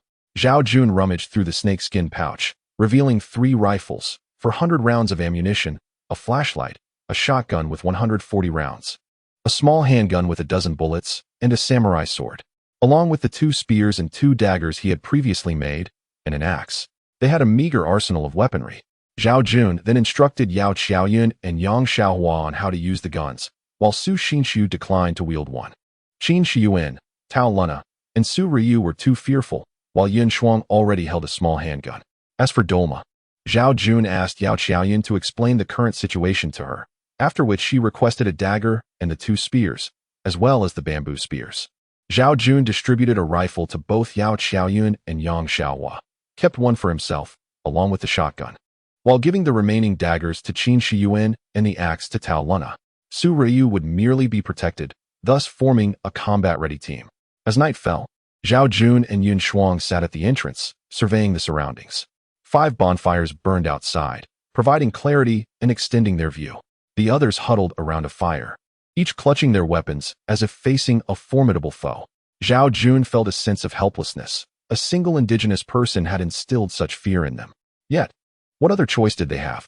Zhao Jun believed that if he were to encounter Norma in a one-on-one confrontation, he would certainly be no match for him. Yao Qiaoyan gently stroked the small wolf in her arms, saying, "If they do not come, will we have to endure this every night? At this rate, we might frighten ourselves to death without any outside interference." Zhao Jun replied helplessly, "There is no alternative." Dolma suddenly babbled a few words, and everyone turned their curious gazes towards Yao Qiaoyan. Yao Qiaoyan translated.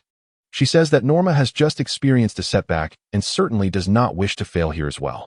Given his usual demeanor, it is quite possible he will seek to duel Zhao Jun tomorrow. Whoever emerges victorious will have exclusive claim to this cave."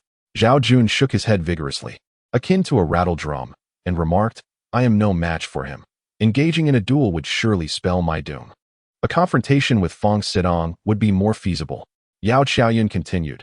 "Dolma also mentioned that Norma possesses formidable survival skills in the wild. If you refuse his challenge, he will incessantly harass us thereafter."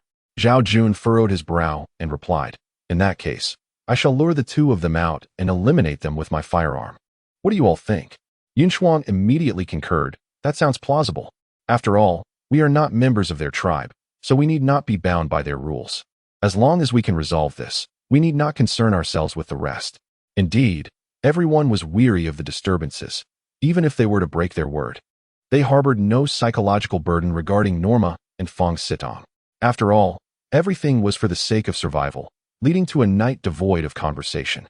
The following morning, Zhao Jun ventured out to assess the situation. Near a distant campfire, he stumbled upon a wooden board covered in writing, which he promptly collected. The board was inscribed with Native American characters, incomprehensible to Zhao Jun. Upon seeing it, Yao Qiaoyan remarked, as Dolma indicated, "Norma has challenged you to a duel. Set for noon today. Where?" Zhao Jun inquired, slightly anxious. Yao Qiaoyan responded. He specified the seaside. "Zhao Jun, will you go?" Zhao Jun affirmed, "Of course. Why wouldn't I? However, I shall not engage him barehanded. I intend to eliminate him with my firearm." Yao Qiaoyan scrutinized the board once more and stated, "He stipulates that no weapons are to be carried, and no additional individuals may accompany you. It is a fair duel. The victor claims this cave, while the loser meets their demise. Whether or not I carry a weapon is not for him to dictate, Zhao Jun retorted disdainfully as he polished his revolver. He had already formulated a clear plan to bring his revolver along. As soon as Norma approached, he would resolve the matter with a single shot, simple and pleasurable. He would not be foolish enough to engage in a direct confrontation with Norma. He knew he could not prevail. Zhao Jun contemplated his course of action, naturally deciding to proceed as such.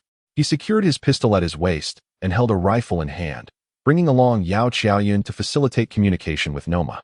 Clutching her rifle, the two walked side by side toward the seaside.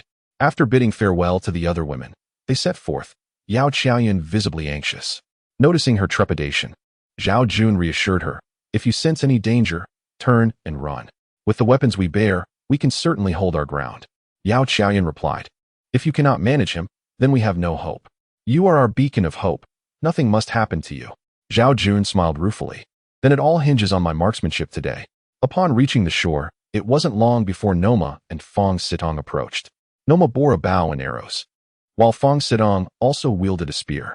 Initially fearful, Yao Qiaoyun felt somewhat reassured upon observing their weaponry in contrast to her own, compelling herself to maintain composure. After some animated exchanges between Noma and Yao Qiaoyun, she conveyed to Zhao Jun, he claims we are untrustworthy for bearing arms. Though they too are armed, it is an unfair comparison. Zhao Jun estimated their distance to be approximately 50 meters. Within this range, his gun could strike them before their arrows reached him. As his firearm operated with greater speed, he took a tentative step forward, prompting Noma to draw his bow and shout something, while Fong Sitong commanded, do not move. Lower your weapons and approach. Let the duel commence. Zhao Jun relinquished his rifle, relying on the pistol at his waist, as Noma likewise set down his bow, and they cautiously drew nearer. When they were merely 10 meters apart, both halted simultaneously. Noma let out a fierce roar, lunging forward to confront Zhao Jun. In a swift motion, Zhao Jun crouched to draw his pistol, but underestimated Noma's agility, who seized him in an embrace. Startled, Zhao Jun found his arms captured. His body lifted off the ground and crashed onto the sandy beach. Fortunately, the sand cushioned his fall. Had it been solid ground, he might have been rendered unconscious. Nevertheless, the impact was enough to leave him disoriented. As Zhao Jun lay on the ground, his mind raced. He instinctively lifted his legs and clutched Noma's waist tightly. The two grappled, with Noma's superior speed and strength evident. Zhao Jun, overwhelmed, took several blows from Noma, nearly losing his breath. Suddenly recalling the combat techniques learned in the military, he desperately seized a pressure point on Noma's waist. Noma's body slackened, allowing Zhao Jun to roll over and pin him down. With no time to draw his weapon, Zhao Jun gripped Noma's neck and pressed down with all his might. Noma's eyes began to roll back, and Fong Sitong, noticing the turn of events, rushed in to assist Noma, but was deterred by Yao Qiaoyun's gunfire. Observing Noma's defeat as inevitable, Fong Sitong stomped his foot and fled. Zhao Jun, sensing Noma's weakening state, tightened his grip. Ignoring Noma's desperate attempts to strike the ground in surrender, he was intent on eliminating the threat Noma posed, a peril greater than a pack of wolves. At that moment, Yang Xiaohua and Dualma arrived, weapons in hand. Yang Xiaohua, unable to quell her concern, had brought Dualma along. Upon witnessing the struggle, Dualma hastily spoke a few words, which Yao Qiaoyun translated. Zhao Jun, Dualma urges you to release him. Noma has surrendered and poses no further threat. Dualma continued to insist, and Yao Qiaoyun relayed. Dualma says his hand striking the ground signifies submission. He will not make any further moves. Seeing Noma unconscious, Zhao Jun finally loosened his grip, but instinctively drew his gun. Contemplating a fatal shot, Yao Qiaoyun reiterated Dualma's message. You have won the duel, and Noma has submitted to you. For at least 2 years. He will not oppose you, and will obey your commands. His abilities are formidable. We should keep him. Zhao Jun expressed his reservations. Can he truly be trusted to obey? Will he seek revenge? Dualma reassured him, certainly not. His striking the ground signifies his submission, a rule of our tribe. To violate it would invoke the wrath of King Tiz, leading to a watery grave and eternal damnation. Zhao Jun and Apos' eyes widened in disbelief. Is that truly reliable? Dualma affirmed. Absolutely. He would not dare defy the decrees of King Tiz. Should he wish to challenge you again, it must be at least 2 years hence, during which you may command him at will, even to his demise. Puzzled, Zhao Jun queried, If this is the case, why did he flee after his defeat? Dualma replied, simply because the former chieftain did not sanction his duel, instead sending others to thwart his rebellion. This exchange was facilitated through Yao Qiaoyun's translations, leaving Zhao Jun uncertain. What do you think? He asked. Yao Qiaoyun suggested, if all this is indeed true, keeping him could be quite advantageous, given his capabilities. Yang Xiaohua added, if you remain apprehensive, you could eliminate him now. After all, if you command his death, he must comply. At that moment, Noma regained consciousness, sitting upright and prostrating himself at Zhao Jun's feet, murmuring in a language unknown. Yao Qiaoyun conveyed, he says King Tiz has commanded him to serve you. You are now his master, and he will comply with your every wish. Initially intent on ending Noma's life, Zhao Jun found himself hesitating, as Noma appeared harmless, at least for the next 2 years. With numerous responsibilities awaiting him, Zhao Jun felt fatigued, needing to guard against wolves and Fong Sitong. The prospect of Noma's assistance promised a more manageable existence. Yet, a lingering concern remained regarding the significance of King Tiz in Noma's esteem, leaving Zhao Jun perplexed. Yao Qiaoyun suggested, you could assign him a task to test his loyalty. Zhao Jun then instructed, go catch a few fish. Upon hearing Yao Qiaoyun's words, Noma glanced at Zhao Jun for confirmation. After receiving a nod, he promptly seized a spear and plunged into the water. Noma adeptly wielded the spear, swiftly returning with 7 or 8 fish. Yang Xiaohua, astonished by his speed, remarked, he catches fish far faster than we do. He should excel in hunting. Encouraged, Zhao Jun mused, in that case, let us keep him for now. One of us. Yun Shuang exclaimed in surprise. After Yang Xiaohua recounted the events, the others understood. Their initial fears somewhat alleviated. Engaged in conversation with Dualma, Zhao Jun inquired of Yao Qiaoyun, what are they discussing? They spoke of their arrival here. Beyond that, not much else was mentioned, Yao Qiaoyun replied. Zhao Jun shared some meat with Noma, who eagerly devoured it, clearly relishing the meal. After finishing his meal, Noma ventured out alone to gather some timber. He swiftly completed his task, constructing a 3-meter-high platform, which he adorned with hay, opting to sleep there instead of in the cave that night.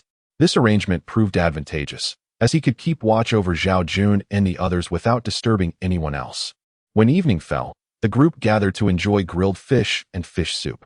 During their conversation, Noma expressed his intention to address the wolf pack issue the following day and to hunt as much as possible to prepare for the winter. Zhao Jun was overjoyed. With Norma's assistance, everything should become considerably simpler and safer. It seemed that retaining his presence was an exceedingly wise decision.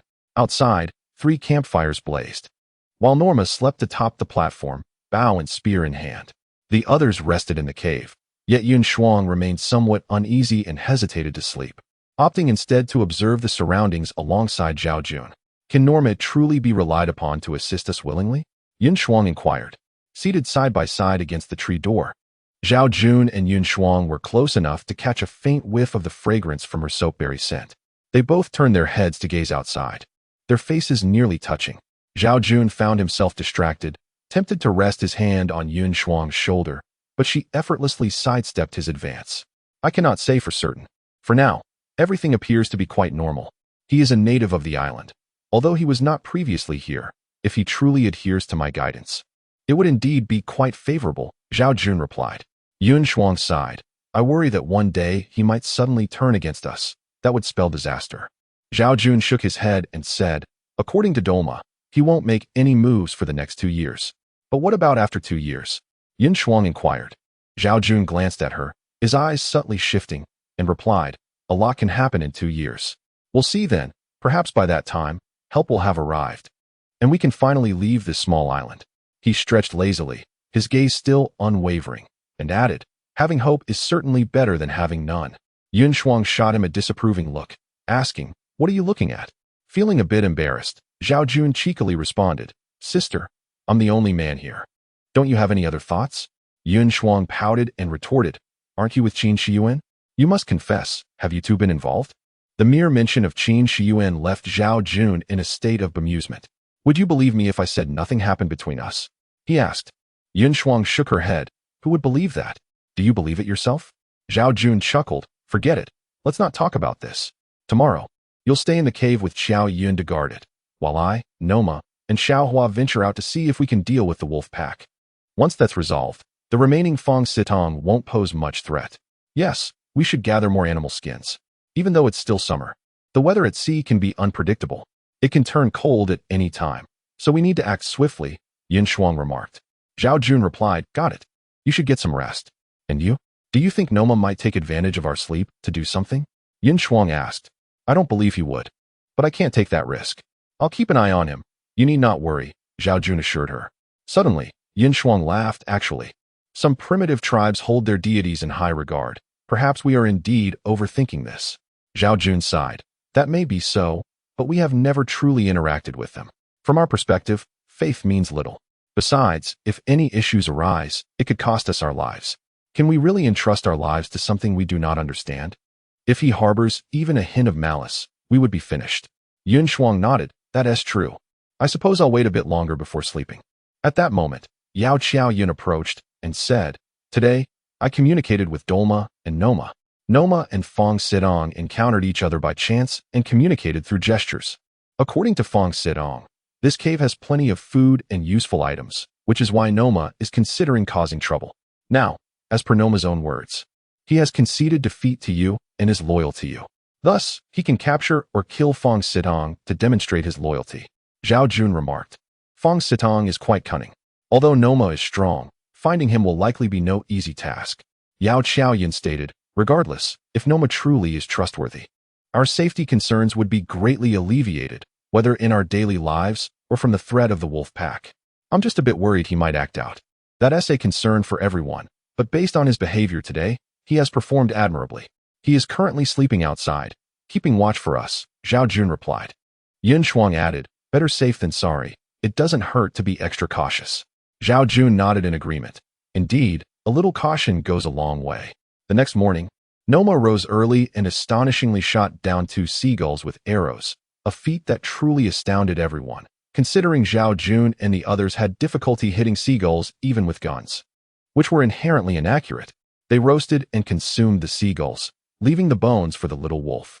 After satisfying their hunger, Zhao Jun armed himself with a gun, while Noma wielded a bow and spear. To facilitate communication, they brought Yao Qiaoyin along, and the trio set out to hunt. Noma expressed a desire to locate the wolf pack's den, but they found no traces, for wolves are notoriously cunning creatures, adept at hiding and living in groups. Although they did not locate the wolves, they did manage to hunt an antelope. Noma, with his immense strength, effortlessly carried the antelope on his shoulder, moving swiftly. Hearing this, Zhao Jun loaded his gun, prepared to eliminate Fong Sitong without hesitation if they encountered him. As they ventured deeper into the desolate island, Noma paused beneath a large tree.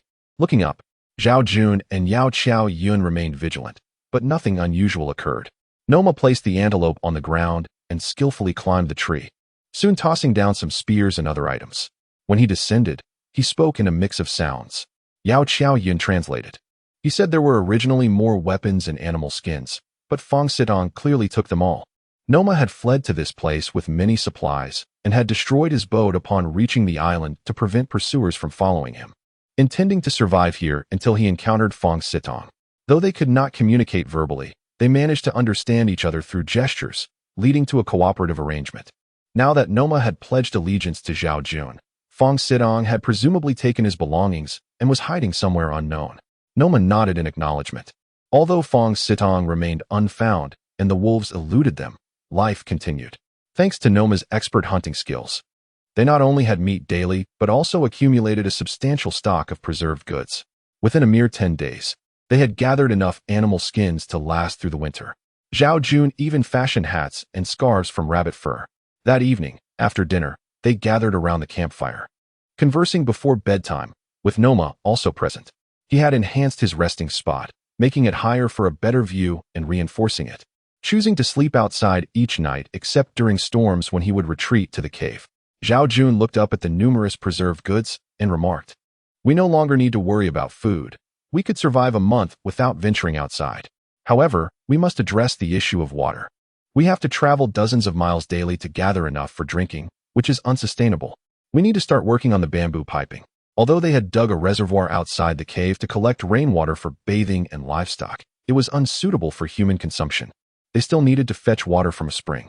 Yin Shuang expressed concern. Last time, Fong Sitong damaged some of the pipes, indicating he could still cause trouble in that regard. Even if we set them up, he might sabotage them, and not just that, he could poison the pipes. Wouldn't that mean? Zhao Jun shook his head. I doubt he would poison it. First, he cannot poison the water source, and second, he lacks any poison. Yin Shuang replied. Fine, but he can still continue to cause destruction, which could render our efforts futile. That's quite likely. Zhao Jun pondered for a moment and said, after careful consideration, Fong Sitong truly poses a significant threat. This island is neither too large nor too small. It would indeed be challenging to find him if he is hiding. Yao Qiaoyan commented. Zhao Jun declared, tomorrow, I intend to search the entire island with Noma, leaving no corner unchecked. On that day, time seemed insufficient. Yin Shuang remarked. Zhao Jun nodded, stating, yes, I plan to dedicate 3 days to this endeavor. In other words, within 3 days, this cave will have your guardianship. Yao Qiaoyan interjected. I shall join you, for you and Noma have yet to establish communication, and I fear complications may arise. Zhao Jun responded, all right, but we may have to dwell in the wilderness, where unforeseen events may occur, so be mentally prepared. Yao Qiaoyan sighed, what can be done? You all are unfamiliar with the Indian language. Consequently, the 7 women, Yin Shuang, Yang Xiaohua, Qin Shiyuan, Tao Luna, Su Ryu, Su Xinxiu, and Dualma, remained in the cave. Yin Shuang and Yang Xiaohua were proficient with firearms, while Dualma exhibited remarkable agility and accuracy with her spear. As long as they remained vigilant, it would be challenging for outsiders to approach the cave, rendering it relatively safe. However, Zhao Jun, Yao Qiaoyan, and Noma faced far greater peril outside, confronting numerous uncertainties. Su Ryu remarked, staying in the cave is quite agreeable. We need not necessarily seek out Fong Sitong. When he arrives, we can simply drive him away. Zhao Jun shook his head, asserting, it is not that simple. My intention extends beyond merely locating him. I also wish to gain a deeper understanding of this deserted island, which would ultimately benefit our survival here. Su Ryu conceded. All right, perhaps I have underestimated the complexity of the situation. Thus, the issue of the bamboo pipeline was temporarily set aside. Yang Xiaohua prepared a piece of cured meat for roasting, intending for Zhao Jun and the others to take it with them, as they originally planned to hunt for sustenance outdoors, bringing the meat along as a precaution. With Yao Qiaoyan's assistance, Zhao Jun engaged in communication with Noma before they all retired for the night.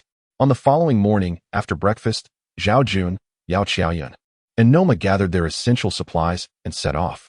Zhao Jun equipped himself with a katana, a pistol, a rifle, and some ammunition, along with 2 coconuts for emergencies. Noma carried 2 long spears and a bow, while Yao Qiaoyan also bore a rifle and a leather bag containing 3 animal skins for nighttime rest, as well as the cured meat. Zhao Jun took a moment to advise Yao Qiaoyan and Dualma, as communication with the remaining women would be limited to simple words and gestures. Fortunately, Tao Luna possessed some linguistic talent, and Dualma had learned a bit of Daxiao language, making basic communication feasible. The trio began their journey deeper into the wilderness of the island. Initially, all seemed well, but after half a day's trek, they found themselves in a primitive forest, characterized by towering trees and perpetual shadows. Along the way, they encountered some pythons, which Noma skillfully drove away. By day's end, they had yielded little in terms of discoveries, and it seemed unlikely that Fong Sitong would venture into such a treacherous area. Several times, without Noma's keen awareness, they could have faced dire situations. Noma's wilderness survival skills proved formidable, allowing him to detect many dangers before they could materialize, enabling them to navigate safely. Noma discovered a large tree, climbed it for inspection, and then produced a packet of powder to sprinkle upon its surface. Yao Qiaoyan explained. He says this is insect repellent powder, which will deter snakes and insects, allowing us a peaceful night's rest.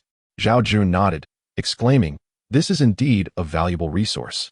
However, he only had 1 packet, sufficient for 3 or 4 uses, and it remained uncertain if the island contained the necessary materials for replenishment. Otherwise, they would soon run out. Yao Qiaoyan lamented, that leaves us with no alternatives. Zhao Jun sighed, such is the reality we face. He lit a fire beneath the tree, and Noma had previously caught 2 rabbits, which they roasted for dinner, gathering around the fire while Zhao Jun prepared the meat. Yao Qiaoyan remarked. Noma mentioned that the desolation of this island exceeds his imagination. It appears utterly devoid of life, as if no one has ever set foot here. Zhao Jun then recounted the existence of a small military base, which Yao Qiaoyun relayed to Noma. Noma responded with a flurry of words, none of which Zhao Jun could comprehend. Yao Qiaoyun translated. He mentioned that their tribe has indeed heard tales of iron birds flying over their island, with people disembarking, only to leave soon after. They might have been Japanese soldiers searching for a base, initially drawn to their island, but upon discovering the presence of others, they abandoned it. Yao Qiaoyun continued. He also added that both this island and their tribal lands are notoriously difficult to locate. Over the past few centuries, outsiders have only visited once, and no others have come since. Zhao Jun grimaced, saying, "Does this imply that rescue is exceedingly unlikely?" Indeed, it seemed that rescue would be a distant prospect, perhaps years away.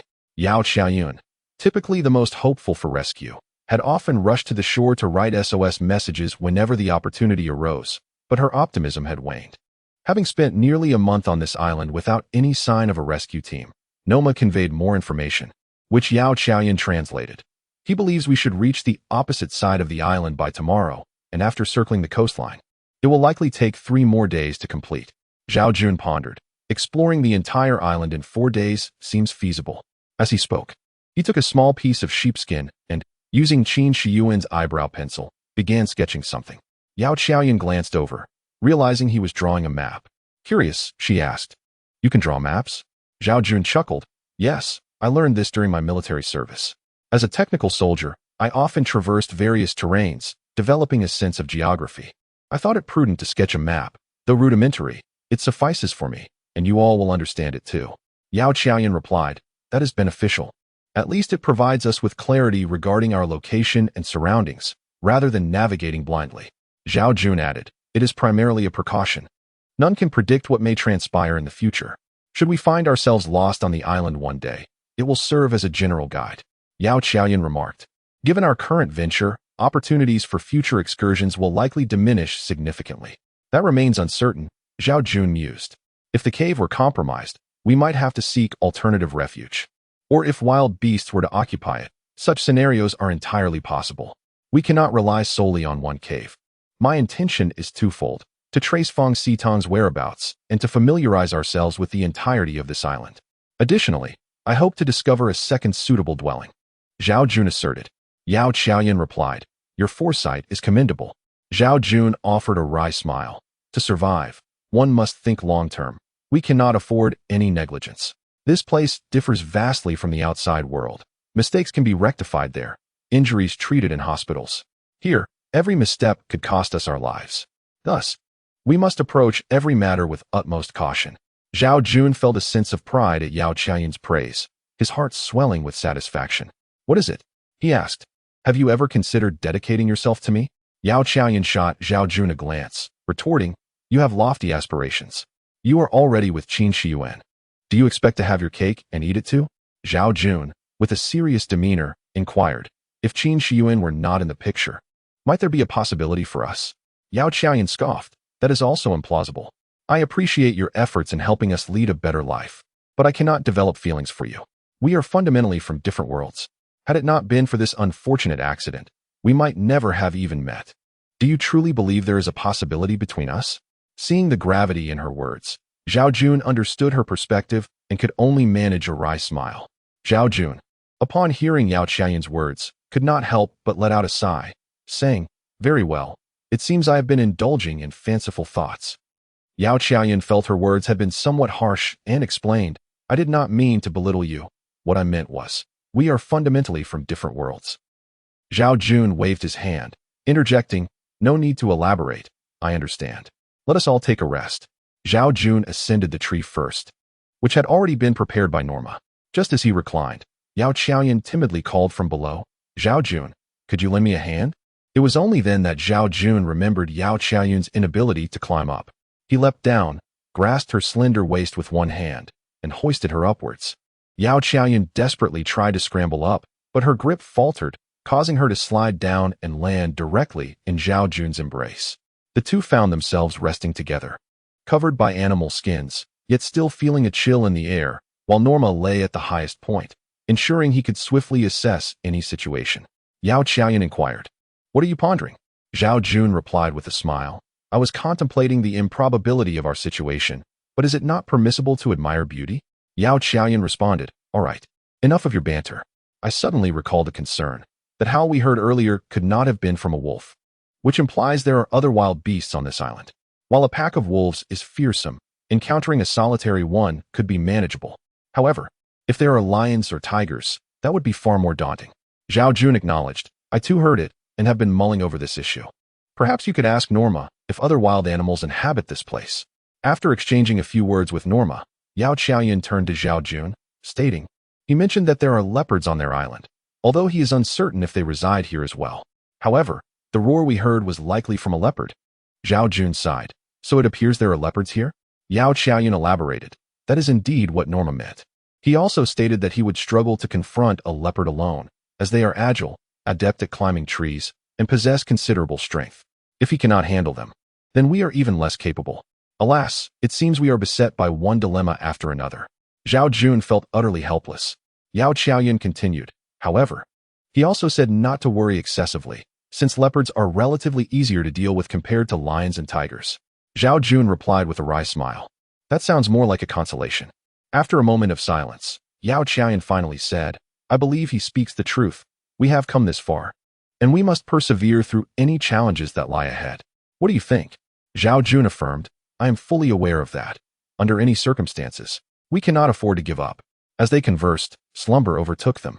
Upon awakening, Zhao Jun noticed that daylight had broken. He opened his eyes to see Yao Qiaoyan still peacefully asleep beside him, her long eyelashes fluttering gently, an exquisite visage.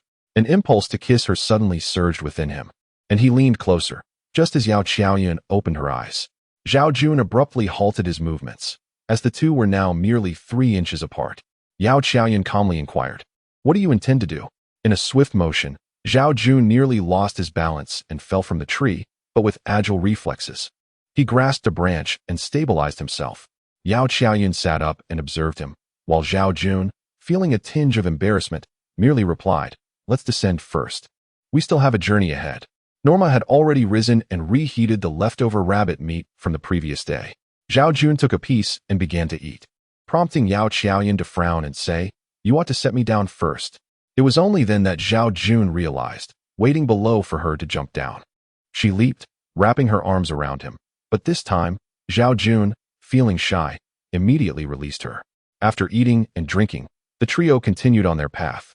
After a while, Yao Qiaoyan asked, what exactly were you planning to do this morning? Be honest with me. Zhao Jun replied, I found you exceedingly beautiful and merely wished to take a closer look. There was no ulterior motive. Yao Qiaoyan felt skeptical and said, are you implying that you wanted to? Zhao Jun countered, wanted to do what? It's nothing. I've already made myself quite clear last night. So it would be best if you understood the situation, lest we find ourselves in awkwardness later, Yao Qiaoyan stated. Zhao Jun conceded, all right, I understand. After traversing the entirety of the small island throughout the day, they eventually reached the opposite shore. Along the way, Zhao Jun had been jotting down notes on a sheepskin, and they discovered 3 caves, 1 suitable for habitation and 2 that could serve as temporary shelters for 1 or 2 individuals. Zhao Jun meticulously recorded these findings. They continued to meander along the coastline, and by evening, they found a sheltered rocky outcrop by the sea, where they built several fires and took a rest. Norma positioned herself atop, able to monitor the surroundings at all times. Zhao Jun and Yao Qiaoyan lay within, and due to the limited space and the presence of the fire, they found themselves in close proximity. Zhao Jun felt this arrangement was a torment, as he was so near to such a stunning beauty, yet could not touch her. If given a choice, he would have preferred to be accompanied by Qin Shiyuan instead. Imagining if the enchanting beauty beside him were Qin Shiyuan filled him with delight. Yao Qiaoyan, however, was lost in her thoughts as she gazed at the vast starry sky. Zhao Jun, she mused, sometimes I contemplate how insignificant we humans are. The universe is truly immense. Her sudden reflection left Zhao Jun at a loss for words. They were, after all, from entirely different worlds. Zhao Jun had only graduated high school, served 3 years in the military, and worked as a technician for a few years, while Yao Qiaoyan hailed from a prestigious university and belonged to an affluent family. Truly a disparity of worlds. Indeed, it is overwhelmingly vast, Zhao Jun concurred. Yao Qiaoyan added, I only wish this were a dream. Zhao Jun sighed, expressing his disbelief. Ah, don't even mention it. This is my first time boarding a plane. and I never anticipated such an incident would occur. Even now, I feel somewhat disoriented when I think back on it. Is this your first flight? Yao Qiaoyun inquired with curiosity. Zhao Jun, boasting of his position as a vice president in a large corporation, found himself inadvertently revealing the truth, which surprised Yao Qiaoyun. Realizing he had let something slip, he decided against further explanation, stating, "Actually, I am going to Hawaii as a technical consultant. I have been working as a technician at the headquarters of Daxia." Yao Qiaoyun chuckled, remarking, "I knew it. You don't seem like a vice president at all." Zhao Jun retorted, "Being a technical consultant is quite commendable, you know? It's impressive in its own right. At least I possess strong hands-on abilities. But honestly, being a vice president is not the same at all. You needn't feel inferior. In this context, technicians are far more valued than any vice president." Yao Qiaoyun responded. Zhao Jun continued, "Regardless of your intentions behind your flattery, I must say I appreciate your words, Qiaoyun. What did you do before?" He then added, "I am not joking when I say I truly am a vice president." Yao Qiaoyun had yet to disclose her own profession, prompting Zhao Jun's curiosity.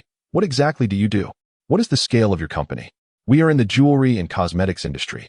The company is quite substantial and ranks among the Fortune Global 500, she replied lightly. Zhao Jun expressed his astonishment. "A vice president in a Fortune Global 500 company? You are truly impressive." Yao Qiaoyun shook her head, saying, "What is so impressive about that? I merely have a good father. The company belongs to him. I could easily be the president." Zhao Jun sighed. "It appears we indeed belong to two different worlds. If it weren't for this unfortunate incident, the closest I would have been to you is sitting in the same row." Zhao Jun added, "But that may not be the case. Su Xinshu must have been in first class, yet she survived too. If fate has determined your survival, it matters not where you sit. You would still emerge unscathed." Yao Qiaoyun shrugged, "Perhaps, but regardless, I am alive now. I imagine my father and the others must be quite distressed. As for the company's affairs, there is no need for concern. Alas, I wonder how many tears my mother has shed. They must think I am dead." Zhao Jun murmured, "I envy you for that. At least someone cares about you. I, on the other hand, have no one to remember me, as if I have never graced this world." "What about your parents?" Yao Qiaoyun asked, intrigued. Zhao Jun forced a smile, saying, "They left when I was young, and I have no siblings." Yao Qiaoyun comforted him. "There are still people who remember you, like your comrades and colleagues. Surely someone recalls your existence." Zhao Jun scoffed, "Perhaps, but colleagues are merely casual conversation topics. And my comrades we lost touch after retiring. They have no idea what has happened to me." Suddenly, Yao Qiaoyun laughed, "But we are here now. Aren't we? We all desperately hope nothing has happened to you. Your last injury made us quite anxious." Zhao Jun inquired, "Were you really that worried?" "Of course. If something were to happen to you, we would be truly heartbroken, perhaps even to the point of despair," Yao Qiaoyun replied. Zhao Jun chuckled bitterly. "So it turns out your concern for me is ultimately driven by your own worries." Yao Qiaoyun replied earnestly, "You cannot blame us for that. It is merely human nature." Zhao Jun acknowledged, "That is indeed true. Qiaoyun, may I pose a question to you?" He turned to face Yao Qiaoyun, who inquired curiously, "What is it?" Zhao Jun, with a hint of intrigue, asked, "If there is nothing between me and Qin Shiyuan, do you think it is possible for us to have something in this environment?" Yao Qiaoyun paused thoughtfully before responding, "I still find it somewhat difficult to accept you." Zhao Jun, curious, inquired, "Why is that?" He added gloomily, "Are you looking down on me?" With a self-deprecating tone, he remarked, "I should have anticipated this. It is a matter of self-awareness. After all, I am just a toad yearning for swan meat. Ah, how delightful swan meat is. Yet here I am, a mere toad, lacking any self-knowledge." Yao Qiaoyun replied, "You ought to be content. In the past, Qin Shiyuan would have been considered swan meat to you." Zhao Jun retorted, "So you really do see me as a toad?" "That was your description, not mine," Yao Qiaoyun clarified. Zhao Jun turned his head away, saying, "I'm going to sleep." After a moment, Yao Qiaoyun softly asked, "Are you angry?" Zhao Jun lamented, "I can joke about being a toad, but to discover that you genuinely think so is quite damaging to my self-esteem." Yao Qiaoyun covered her mouth and laughed, "I thought you had a thick skin. I didn't realize you were so sensitive. Let us not talk about it." "My pride is wounded," Zhao Jun said, half jokingly, half seriously. Yao Qiaoyun remarked wistfully, "In truth, if we were to spend our lives here, even if you are a toad, you would be a sought-after toad." Zhao Jun felt a flicker of hope and asked, "Are you suggesting that I still have a chance?" Yao Qiaoyun responded, "You already have Qin Shiyuan, Why ponder these things daily? Just sleep. Zhao Jun and Yao Qiaoyan shared many thoughts, revealing truths about their identities that had previously gone unspoken. Although the outcome was not entirely satisfactory, it marked a positive beginning. Zhao Jun reflected, "What she said rings true. Indeed, I am but a toad. However, if I must spend my life here, then even as a toad, I would still be in demand. Why should I fret over such matters? They have no other choices. Am I to be outdone by that savage Nomar? Or do they think they can choose Fong Sidong? I shall eliminate Fong Sidong in due time. What right does a savage like Nomar have to compete with me for beauty? Time is on my side. I shall take it slow." Zhao Jun pondered deeply until he drifted off to sleep. The following morning, he resumed his journey. Along the way, he encountered neither peril nor remarkable discoveries. However, the map Zhao Jun had drawn was quite detailed. Norma found a resting spot beneath a large tree. After exchanging a few words with Yao Qiaoyan, Zhao Jun succumbed to slumber. In a state of half-consciousness, he felt someone shaking him. Upon opening his eyes, he realized it was indeed Yao Qiaoyan. She whispered urgently, "Norma says there are leopards nearby." Instantly alert, Zhao Jun grasped his rifle, feeling a slight reassurance. Bathed in moonlight, he saw Norma perched high in the tree, bow drawn, eyes vigilant as he scanned the surroundings. Zhao Jun was puzzled, for he had detected nothing amiss. Just then, he heard a rustling sound, seemingly close at hand. Before he could react, a fierce roar erupted, and a dark figure lunged towards him, almost instantaneously appearing before his eyes. In a swift motion, Norma released an arrow, striking the shadowy figure. To his astonishment, the creature twisted midair and plummeted to the ground. Zhao Jun hurriedly fired several shots, albeit failing to hit his target. The shadow sprinted away, undoubtedly a leopard.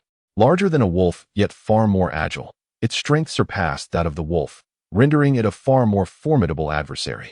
Still shaken, Zhao Jun heard Norma bellow again, unleashing another volley of arrows.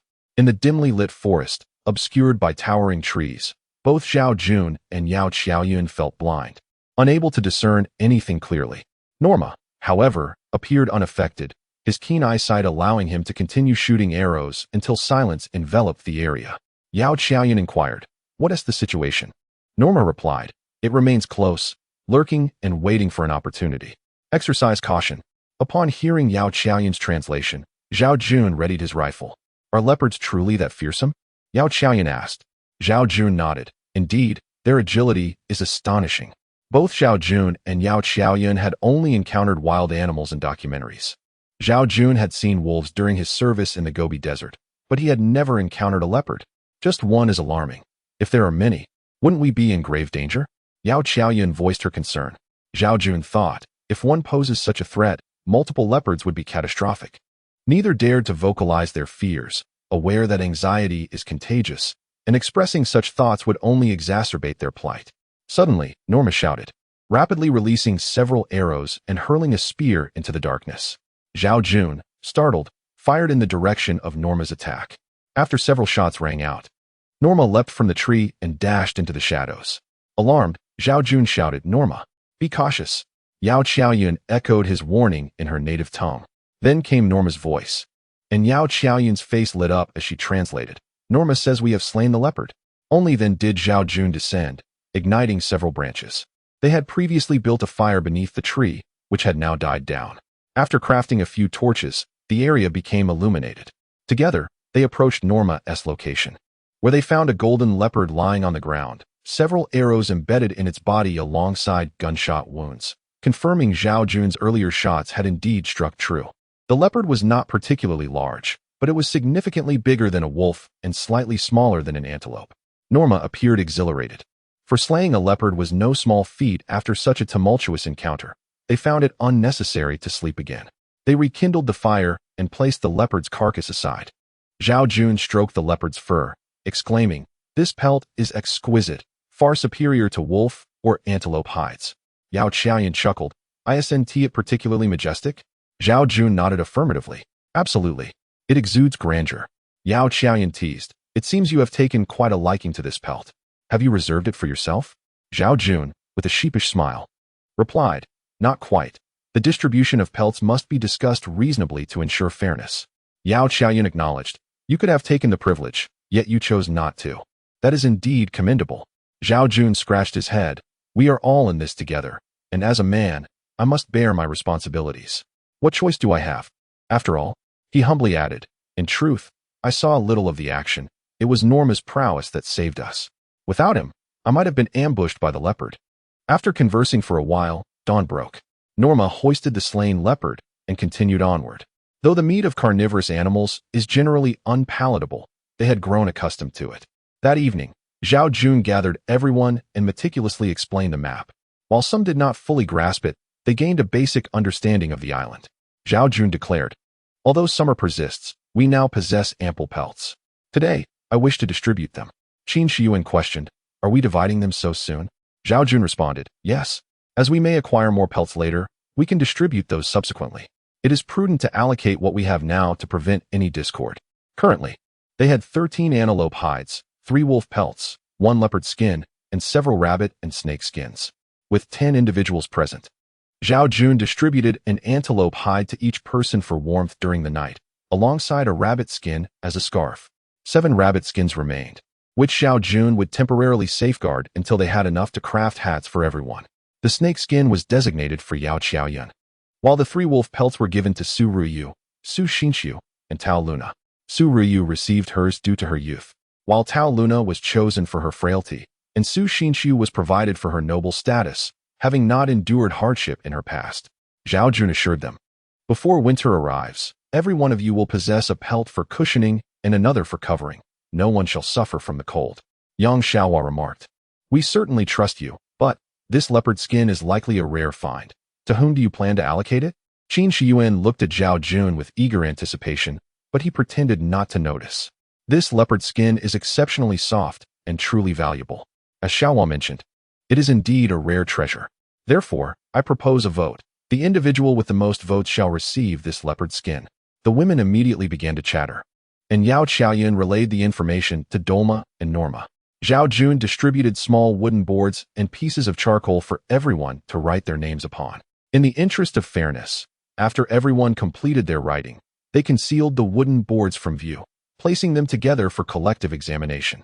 Each individual's vote was influenced by personal considerations. Zhao Jun directly cast his vote for Su Ruyu, as she was someone he felt responsible for, akin to how Shepi had previously supported Yao Qiaoyun during her illness. Without a doubt, Noma voted for Zhao Jun, as he was his master. Both Dolma and Tao Luna also supported Zhao Jun. Yin Shuang voted for Tao Luna, Yang Xiaohua for Su Ruyu, Qin Shiyuan for herself, Su Ruyu for Su Xinxiu, and Su Xinxiu for Yin Shuang. Yao Qiaoyun, however, held a different perspective. She voted for Noma, who often slept outside. Thus, the tally revealed 3 votes for Zhao Jun, 2 for Su Ruyu, while the others either voted none or just 1 vote.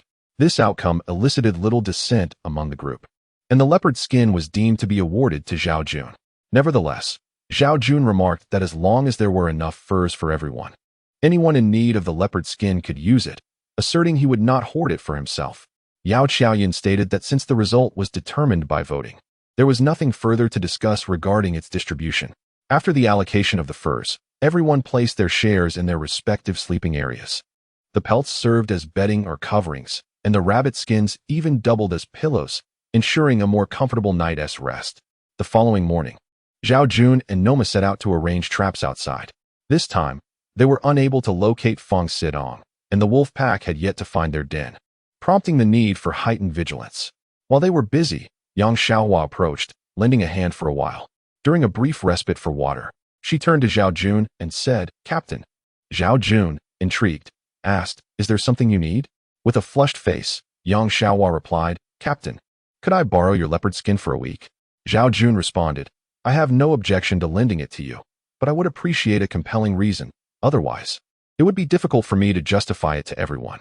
Yang Xiaohua explained, a relative of mine is visiting, and I'm experiencing discomfort. I wish to cover my abdomen at night. Zhao Jun inquired, are you having menstrual cramps? Yang Xiaohua shyly glanced around, noting only Noma was busy and could not comprehend their conversation, which eased her embarrassment slightly as she admitted, yes, I have this issue regularly. Zhao Jun said, very well, you may use it for a week. Yang Xiaohua exclaimed, thank you, Captain. Although Noma did not understand their exchange, he noticed the blush on Yang Xiaohua's cheeks and observed them with an amused expression. After lunch, as Yang Xiaohua washed the dishes. Essentially just a few have coconut shells in a single pot. Zhao Jun approached her by the water reservoir and mentioned, I forgot to say, you can simply take it yourself tonight. Zhao Jun was momentarily taken aback, thinking to himself, it is merely a leopard skin. Yet, it was not only about the leopard skin. He found her to be quite remarkable. I have never been in a relationship before. Yang Xiaohua blushed even more. Zhao Jun paused and asked, what? Do you wish to embark on a passionate romance with me? Yang Xiaohua nodded, then shook her head, saying, I do wish to, but you are already with Sister Yuan, so it seems unlikely. Still, I like you. Zhao Jun smiled and replied, if you say it that way, then I like you too. I like you all. Yang Xiaohua hurriedly clarified, you know that is not what I mean. My feelings are different from what you're implying. Zhao Jun ceased to tease her. He understood that as a rural girl, it was challenging for her to express such feelings, and further teasing would only deepen her shyness. He said, I understand. Yang Xiaohua responded, that's good to hear. This was a mutual understanding among them. But with so many beautiful women around, could he truly only take one from the vast sea of choices? Zhao Jun, did Yang Xiaohua's confession stir something within you? Just as Zhao Jun was lost in thought, Yun Shuang's voice suddenly rang out from behind him. Zhao Jun's face flushed as he stammered, no. How could? Yun Shuang interjected, Xiaohua is a naive girl. You must not approach her with a casual mindset, lest you hurt her. Zhao Jun sighed, I understand. Yun Shuang smiled wryly, you truly excel in every aspect, hardworking, intelligent, agile, and considerate. You are indeed our pillar of strength. And I suspect many women will be drawn to you. The future remains uncertain. Zhao Jun chuckled, is being outstanding a crime? Yun Shuang merely shook her head in silence. In the afternoon, Zhao Jun and Noma continued their efforts to set traps, while Yang Xiaohua and Yun Shuang joined to assist, with others tidying up within the cave. Yang Xiaohua gathered some fresh flowers nearby and placed them inside the cave, enhancing its pleasant aroma. Amidst the bustling activity, Dolma suddenly approached Zhao Jun, who was caught off guard as she wrapped a red silk ribbon around his wrist. Confused, Zhao Jun could not comprehend her words as she babbled excitedly. He quickly called for Yao Qiaoyun. After Yao Qiaoyun conversed with Dolma, she turned to Zhao Jun with a peculiar expression, as if pondering how to phrase her thoughts. Finally, she declared, Dolma just confessed her love for you. Noma and Dolma, being from the same tribe, shared a bond akin to siblings despite their differing circumstances. Noma appeared delighted, while Dolma gazed at Zhao Jun with unrestrained joy, unfazed by shyness, for it was customary in their tribe to express affection openly. Zhao Jun, having never encountered such a situation, was momentarily bewildered. What does that mean? He asked. She wants to pursue you. Is that not clear? You must be thrilled. Yao Qiaoyun retorted. While Zhao Jun understood the meaning of a confession, the suddenness of it took him aback, and he could not fathom why Yao Qiaoyun was so irate. She sighed, what more clarity do you need? It's evident she wishes to be your wife, and you her husband. Zhao Jun looked at Dolma with questioning eyes.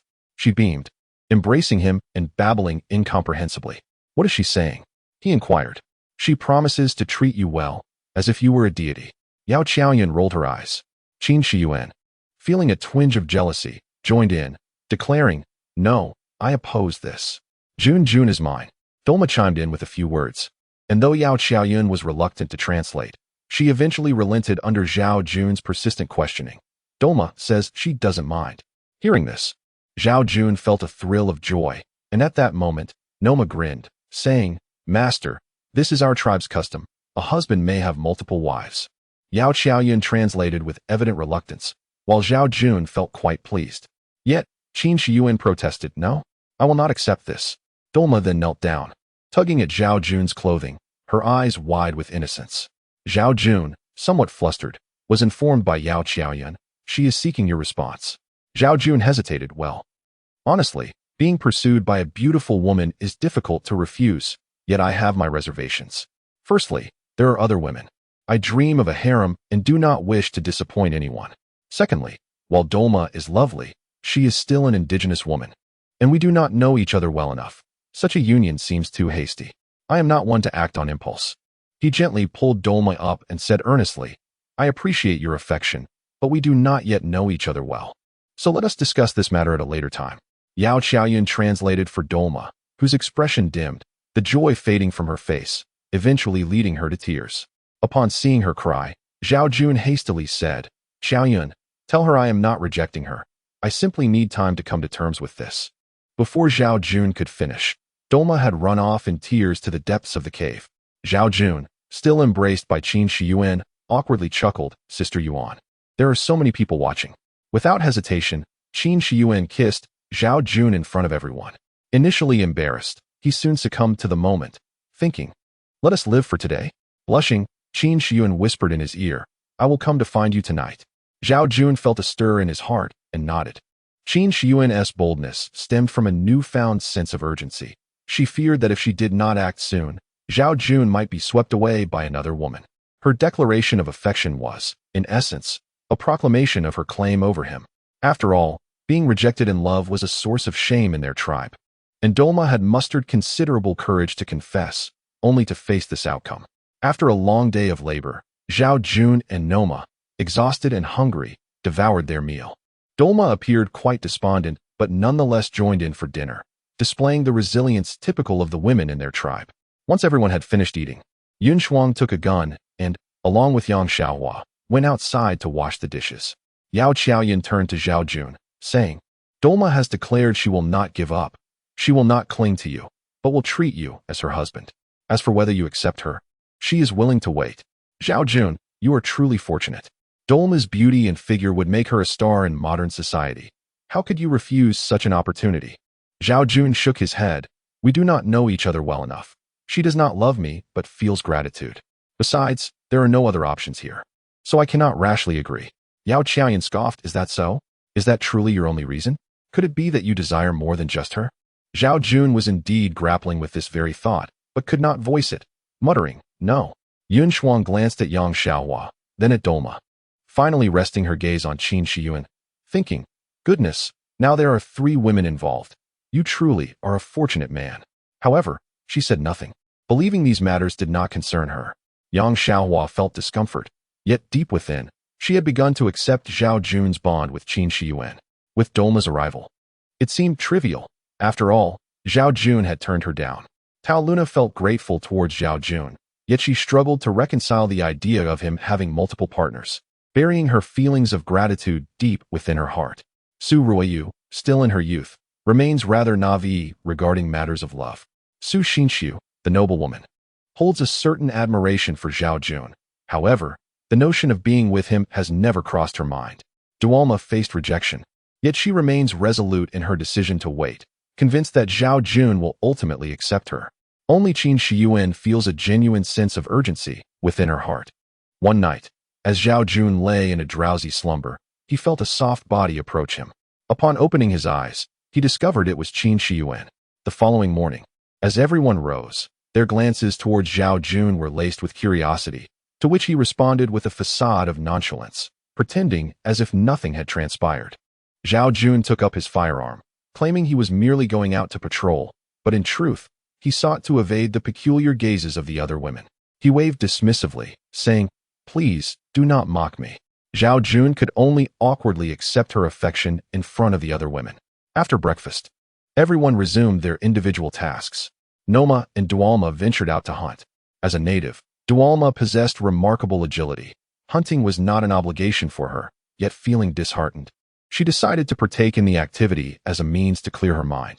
Meanwhile, Yang Xiaohua and Qin Shiyuan accompanied Zhao Jun to the seaside, intent on catching some fish, which constituted their primary food sources alongside game and wild vegetables. Eating the same fare daily had become somewhat tiresome, yet there was little choice. Qin Shiyuan rarely ventured out, but today she was driven solely by the desire to be with Zhao Jun. While she once harbored personal thoughts, her feelings had now evolved to the point where she could hardly bear to be apart from him, embodying a woman deeply in love. Zhao Jun's gaze towards Qin Shiyuan had also transformed. She playfully inquired, what are you staring at? Ignoring Yang Xiaohua's presence nearby, Zhao Jun embraced Qin Shiyuan, her cheeks flushed with warmth. At that moment, Yang Xiaohua approached, having caught 2 fish. She had witnessed their affectionate display and, with a hint of jealousy, remarked, you 2 have had enough. Please, spare me the torment of being a single dog. Qin Shiyuan, in high spirits, replied with a smile, Xiaohua, aren't you envious of me? Oh, envious indeed. I could hardly be more so. Yang Xiaohua pouted in response. Zhao Jun approached and inquired, what is the matter? Yun Shuang replied. I believe I just glimpsed Fong Sitong's silhouette. He was observing from nearby, and as soon as I emerged with my gun, he fled. Zhao Jun furrowed his brow and remarked, we missed the chance to deal with him then. I never anticipated he would cause us such significant trouble. Yun Shuang sighed. Now that the incident has transpired, lamenting it serves no purpose. Did you not mention previously that you intended to lure Fong Sitong into a trap? If you truly possess a means to entice him, then it is time to act. We cannot afford to wait for him to create chaos before responding. We must take the initiative. Zhao Jun pondered for a moment and said, I initially planned to use food as bait to draw him in, but he later encountered Norma, acquiring some weapons. Moreover, Norma claimed to have taught him certain survival skills, rendering the food approach ineffective. Yun Shuang, feeling troubled, asked, what should we do then? Let us gather tonight. The more minds we have, the more ideas we can generate. We'll devise a strategy to handle this. Zhao Jun had no better alternatives. Yun Shuang resignedly stated, then it seems we have no choice but to proceed this way. Zhao Jun remained somewhat uneasy. So he and Yun Shuang took their guns and patrolled around the cave's vicinity, eventually reaching the elevated platform where Norma slept at night. Yun Shuang, equipped with binoculars, scanned the surroundings. She was no stranger to the male gaze and did not mind Zhao Jun's admiration, even subtly showcasing her physique. However, feeling scrutinized by Zhao Jun, she expressed her dissatisfaction, saying, there s Qin Shiyuan, and then there s the indifferent Dolma, not to mention Yang Xiaohua who has confessed her feelings for you. What more do you desire? Zhao Jun chuckled. People will always regard beauty with admiration. Given such allure, why should I not look? Besides, observing is not a crime. Compliments make women feel good about themselves, and she is inherently confident in her figure. He added, look if you wish, but do not harbor any other notions. I am not like Qin Shiyuan or Yang Xiaohua. Zhao Jun replied, what thoughts could I possibly have? Yun Shuang scoffed, you men, what thoughts could you have?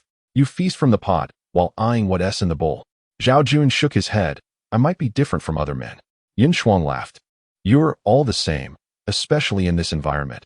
I suspect your thoughts are even more lively. I know what men like you are thinking. Having encountered various men at the gym, some even closely, she indeed had a fair understanding of their nature. Zhao Jun was indeed struck by Yun Shuang's words, leaving him with little room for rebuttal. He deftly shifted the topic, saying, Fong Sitong has now become our greatest threat. Yun Shuang set down her binoculars and replied, indeed. I should have eliminated him on the spot back then. I was simply too cautious. Zhao Jun responded in astonishment. Do you dare to commit murder? I did not have the courage then, but I do now. If I were to encounter him again, I would not hesitate to kill him. Yun Shuang declared. Zhao Jun remarked, murder is not a trivial matter. I served as a soldier for 3 years, taking the lives of numerous animals. Yet I have never dared to kill a human nor contemplated such an act. However, in the case of Fong Sitong, I might have to make an exception. Yun Shuang agreed. Yes, we all share this sentiment. Even now, Tao Luna is still haunted by what happened, and Su Ryu occasionally suffers from nightmares. Zhao Jun understood her gestures, signaling that she had something to discuss. He summoned Yao Qiaoyan, while Yun Shuang and Dualma began transporting an antelope to the reservoir for cleaning and skinning. Originally, Zhao Jun was responsible for skinning, but with Norma and Dualma now capable, they sometimes took on the task. The little wolf waited nearby, eager for the entrails. Norma muttered something, and Yao Qiaoyan translated. He claims to have found the wolf pack's den. He intends to destroy it tomorrow. Zhao Jun pondered for a moment and asked, is that feasible? Could it be dangerous? After a brief exchange between Yao Qiaoyan and Norma, she finally conveyed, he has already marked the area. Tomorrow morning, he will set traps. You should carry a gun, while he will have a bow and arrows. With the cooperation of the others, it should not pose a problem. However, we must eliminate the alpha wolf, otherwise, they will retaliate fiercely, leading to potential complications. Zhao Jun replied, if he believes it is viable, then we should strategize tonight to determine our course of action. Some must remain in the cave to guard against a sudden attack from Fong Sitong. That evening, after dinner, Zhao Jun gathered everyone for what could be termed a general assembly. With Yao Qiaoyan translating for Norma and Dualma, their opinions were shared as well. Everyone sat in a circle, while the little wolf lay obediently nearby, resembling a small dog. Zhao Jun clapped his hands to quiet the group and announced, 2 significant events occurred today. First, Sister Yun Shuang discovered Fong Sitong lurking nearby, and second, Norma found the wolf pack's den. Together, these represent our most pressing threats. Norma believes we should unite our efforts tomorrow to dismantle the wolves' lair and eliminate this danger completely. Does anyone have any thoughts? Yang Xiaohua chimed in. What is there to discuss? We must act. Not only will this eliminate the threat, but we will also acquire wolf pelts, making our winter much easier. Su Xinshu expressed her concerns, but the wolf pack will be difficult to deal with, won't they? Yun Shuang interjected, the wolf pack must indeed be eradicated. But we cannot do so with too few people. If everyone goes to confront the wolves, who will guard the cave? What if Fong Sitong seizes the opportunity to infiltrate? She concluded, I believe this is a precarious situation. Zhao Jun nodded in agreement and said, I share your concerns. Fong Sitong will not remain idle. He will undoubtedly seize the opportunity to strike while we are all preoccupied. Su Ruiyu inquired, what should we do then? Zhao Jun replied, we have two options. The first is to set aside the issue of the wolf pack for now and deal with Fong Sitong first before making any decisions. Yun Shuang interjected. That would take a considerable amount of time, wouldn't it? Zhao Jun sighed. Fong Sitong is a person, not a beast. He possesses intelligence and cunning. If he wishes to hide, it will indeed be challenging to locate him. Therefore, the timeline is uncertain. What if the wolf pack causes trouble in the meantime? I don't think this method is very reliable. Yun Shuang remarked. Zhao Jun responded, I also have similar reservations. Thus, we should pursue the second option, devise a plan to lure the wolf pack to our cave for extermination. What do you think? Su Ruiyu timidly asked. Are we certain we can eliminate them completely? We wouldn't want to invite danger into our home. Yao Qiaoyan added. Norma's suggestion to draw the wolves here is indeed a wise choice, as it allows us to prepare adequately. However, we must ensure we lure all of them over, capturing every last one, or at the very least, the alpha wolf. Otherwise, we may face endless repercussions. Zhao Jun nodded, acknowledging her insight. Does anyone have a method to attract the wolf pack? Norma stepped forward, saying, I have a plan, although it is quite risky and requires me to provoke the alpha wolf. This statement was translated by Yao Qiaoyan. After some deliberation, the group agreed that the plan was perilous, yet they saw no alternative. Ultimately, only Dolma felt uneasy, perceiving Norma as an older brother, given their shared tribal background. Finally, Zhao Jun spoke up, let Norma and me provoke the alpha wolf. Qin Shiyuan immediately protested, that's out of the question. You are our pillar of strength. We cannot afford any mishaps. This is far too reckless. Zhao Jun understood that Qin Shiyuan did not want him to be injured or harmed. Yet he remained undeterred, stating, precisely because I am the pillar, I must undertake more responsibilities. It is my duty to go. Qin Shiyuan expressed her fear, but I am worried. Zhao Jun reassured her, do not fret. With Norma by my side, and armed with guns and explosives I have prepared, we will surely resolve the wolf pack issue. With his confidence instilled, others refrained from further objections, advising them to be cautious. They planned to set traps outside the cave the following day and lure the wolves in the day after. As the two embraced, Qin Shiyuan lamented, why must it be so perilous? Norma could handle this alone. Zhao Jun countered, it is too dangerous for him alone, and the outcome may not be optimal. My presence increases the chances of success. Qin Shiyuan, reluctantly, said, but I worry for you. Zhao Jun reassured her, do not dwell on it. We have overcome numerous challenges already. With our numbers and weapons, we are in a far better position than before. You must not entertain such thoughts, I assure you. I will be safe. Moved, Qin Shiyuan replied, what would I do if something happened to you? Zhao Jun recognized her genuine concern, understanding it stemmed partly from her own future considerations. Regardless, her current care was sincere. I promise you, I will not come to harm, he whispered tenderly. Qin Shiyuan nodded. All right, you must keep your word. No breaking promises. Zhao Jun felt the warmth of affection, his spirits lifted. Suddenly, they heard Norma whistling outside, and the little wolf began to stir. Zhao Jun sprang up, rushing to the door to peer outside, only to see a figure by the fire pit. Hands raised high, it was none other than Fong Sitong. Norma leapt down from a height, brandishing a spear at Fong Sitong's throat. Qin Shiyuan, joining them, gasped as she recognized him. Why is he here? Zhao Jun comforted the anxious Qin Shiyuan. It is all right. Norma has him captured. He will not harm you. At that moment, the other women awoke. Yin Shuang approached with a gun, peering outside and exclaiming, Fong Sitong. Su Ryu and Tao Luna were startled by his name, stepping back and embracing each other for comfort. Yao Qiaoyan questioned, what should we do? Outside, Norma held Fong Sitong at spear point, who remained kneeling, hands raised. Fong Sitong cried out, Zhao Jun, I realize my mistakes. I surrender. I come in peace. We are all survivors of this ordeal. There is no need for us to turn against each other. Zhao Jun furrowed his brow and addressed the women in the cave. What do you all think? Tao Luna insisted, we cannot let him go. He must be killed. Yang Xiaohua, feeling compassionate, questioned, but he is still a living being. Can we really just kill him? Su Xinshu added, yes, isn't it wrong to take a life? Shouldn't we consider giving him a chance? Zhao Jun found himself at a loss, contemplating for a long time before deciding. Let's open the door. I will step out and assess the situation. He opened the door and stepped out with Yin Shuang, while the other women gathered around the entrance, peering outside. Facing Fong Sitong, Zhao Jun had envisioned numerous scenarios for this encounter, all leading to a swift resolution through violence. Yet, in this moment, he was uncertain how to proceed. Fong Sitong, in tears, pleaded, Brother Jun, I truly understand my mistakes. I will never defy you again. Please take me in. Zhao Jun replied coldly, you sought to kill me and mistreated Tao Luna and Qin Shiyun. I cannot harbor you. Fong Sitong quickly countered, Brother Jun, I have observed you for some time. I will stay with this wild man outside, relying on him for companionship. Just provide me with food, and I will not cause any more trouble. I have no desire to commit any more heinous acts. Yun Shuang hesitated, raising her gun but unable to pull the trigger. As Zhao Jun had previously noted, taking a life was not a simple matter. Ultimately, Yun Shuang lowered her weapon, and Fong Sitong's face lit up with hope. I promise to behave from now on. I will do whatever you ask. I no longer wish to live alone on this desolate island. I want to integrate with you.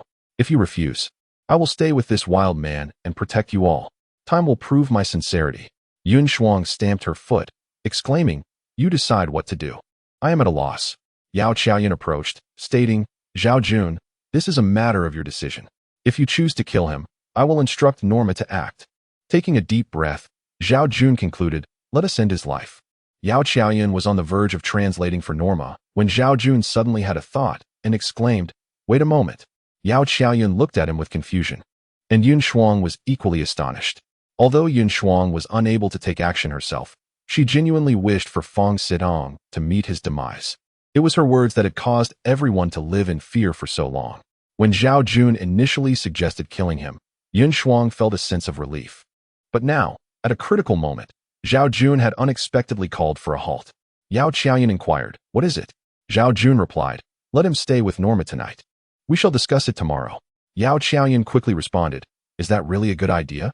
Yun Shuang added, indeed, this doesn't seem right at all. Zhao Jun insisted, everyone should rest for now. We will talk about it tomorrow. Qiaoyan, tell Norma to keep a close watch on Fong Sitong. Yun Shuang voiced her displeasure. Are you feeling hesitant again? It's not like you are the one doing the dirty work. Just let Norma handle it. Why the sudden change of heart? Zhao Jun blinked, added some dry twigs to the fire, and said, my change of mind does not imply that I intend to spare him. Rather, I wish to utilize him. Yao Qiaoyan asked curiously, what do you mean? Utilize him for what purpose? Zhao Jun explained, aren't we trying to attract the wolf pack? We can have him do that. Yin Shuang suddenly understood and remarked, so that is your plan? You truly are ruthless. If this works out, it would be best to eliminate him along with the wolves. Even if he somehow survives, I will ensure he does not continue to live. I will find a way to deal with him. So, there is no need for anyone to worry. I will have Norma keep a close watch on him these next couple of days. He will be eating and sleeping outside, so just bear with it for a while. Zhao Jun assured. Tao Luna questioned, is this really feasible? Zhao Jun responded, as long as he makes any suspicious moves, I will not hesitate to act. This strategy devised by Zhao Jun was indeed clever, as it minimized his own risk while also potentially eliminating Fong Sitong. If Fong Sitong disobeyed or made any unusual moves, he could be dealt with in advance. If he were to perish during the attempt to lure the wolves, that would be ideal. Even if he survived, Zhao Jun would find an excuse to dispose of him afterward. In any case, Fong Sitong's fate was sealed. Zhao Jun indicated that he would remain vigilant regarding any external disturbances and advised everyone to get some rest. This delay meant that the romantic entanglement between Qin Shiyuan and Zhao Jun was thwarted, and they had to forego their plans for the night. The next morning, Zhao Jun set out to gather Norma and Fong Sitong to begin setting traps to hunt the wolf pack.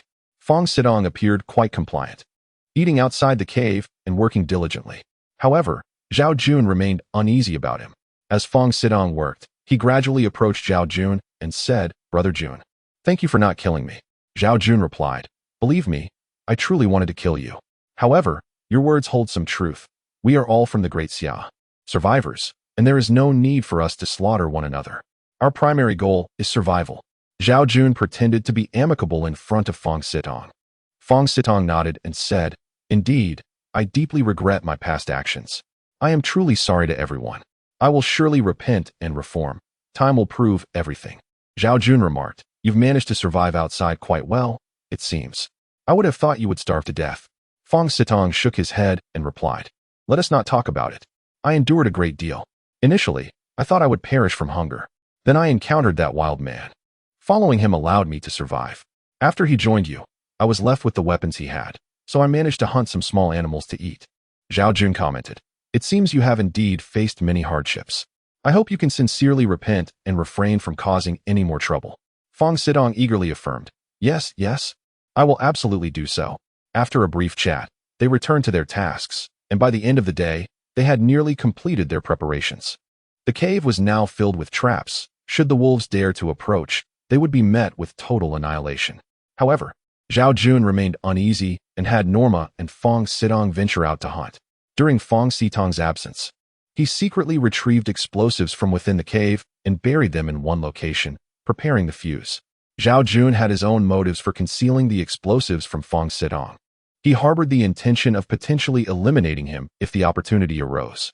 Once dinner was finished, Zhao Jun gathered everyone together, including Fong Sitong, to discuss plans for confronting the wolf pack, which was currently their foremost concern. Tao Luna and Su Ryu still harbored reservations about Fong Sitong. His presence instilled fear in them. Although Qin Shiyuan was also a victim, her relationship with Zhao Jun had healed her emotional scars. Zhao Jun cleared his throat and proclaimed, Today, we have worked tirelessly to ensure the complete eradication of the wolf pack tomorrow. Therefore, the tasks we must undertake are of utmost importance. Yin Shuang added, Moreover, everyone will have specific duties tomorrow. I hope everyone will cooperate and work together effectively. Zhao Jun laid out his plan. Sister Shuang and Xiaohua will take up arms at the cave entrance to guard against any stray wolves. Norma and Fong Sitong will lure the wolf pack, while Dorama, Xiaoyun, and I will wait on the high ground. The rest of you should quickly clear the cave entrance with your weapons. Fong Sitong raised an objection. I will be the one attracting the wolf pack? That is akin to leading sheep into a lion's den. Isn't that too perilous? Zhao Jun replied firmly, You must comply with the plan, with Norma accompanying you. What is there to fear? Fong Sitong, with a troubled expression, protested. Even with Norma, those are still wolves. Can he withstand them? Furthermore, are you all implying that you don't plan to arm me? Unless you provide me with a gun, you are essentially sending me to my death. Zhao Jun shook his head and responded, It's impossible for us to give you a gun. That is out of the question. The most we can offer is a spear. Fong Sitong exclaimed, You are forcing me into a death trap. How can you do this? I have already surrendered and admitted my wrongs. What more do you want? In the end, you still want me dead. Zhao Jun's expression hardened. If you refuse to follow orders, we will have no choice but to expel you. We do not harbor disobedient individuals. Upon hearing this, Fong Sitong fell silent, remaining in thought for a long while before finally saying, Can't you at least provide me with a gun for self-defense? Yin Shuang replied, It's impossible for us to give you a gun. Don't even think about it. Fong Sitong pursed his lips and resigned himself. Fine, I will follow the plan. I will heed your commands. Though Fong Sitong appeared unwilling, he clearly had no alternative. Zhao Jun assured him, Rest easy, Norma is with you. His spear and bow are quite accurate, and with you both carrying torches, the wolves will not dare to approach. As long as you manage to lure the wolf pack here, the mission will be accomplished and everyone will rejoice. Fong Sitong reluctantly acknowledged, Understood. Zhao Jun concluded, If anyone has further questions, feel free to voice them. This matter is of great significance, and we cannot afford any oversights.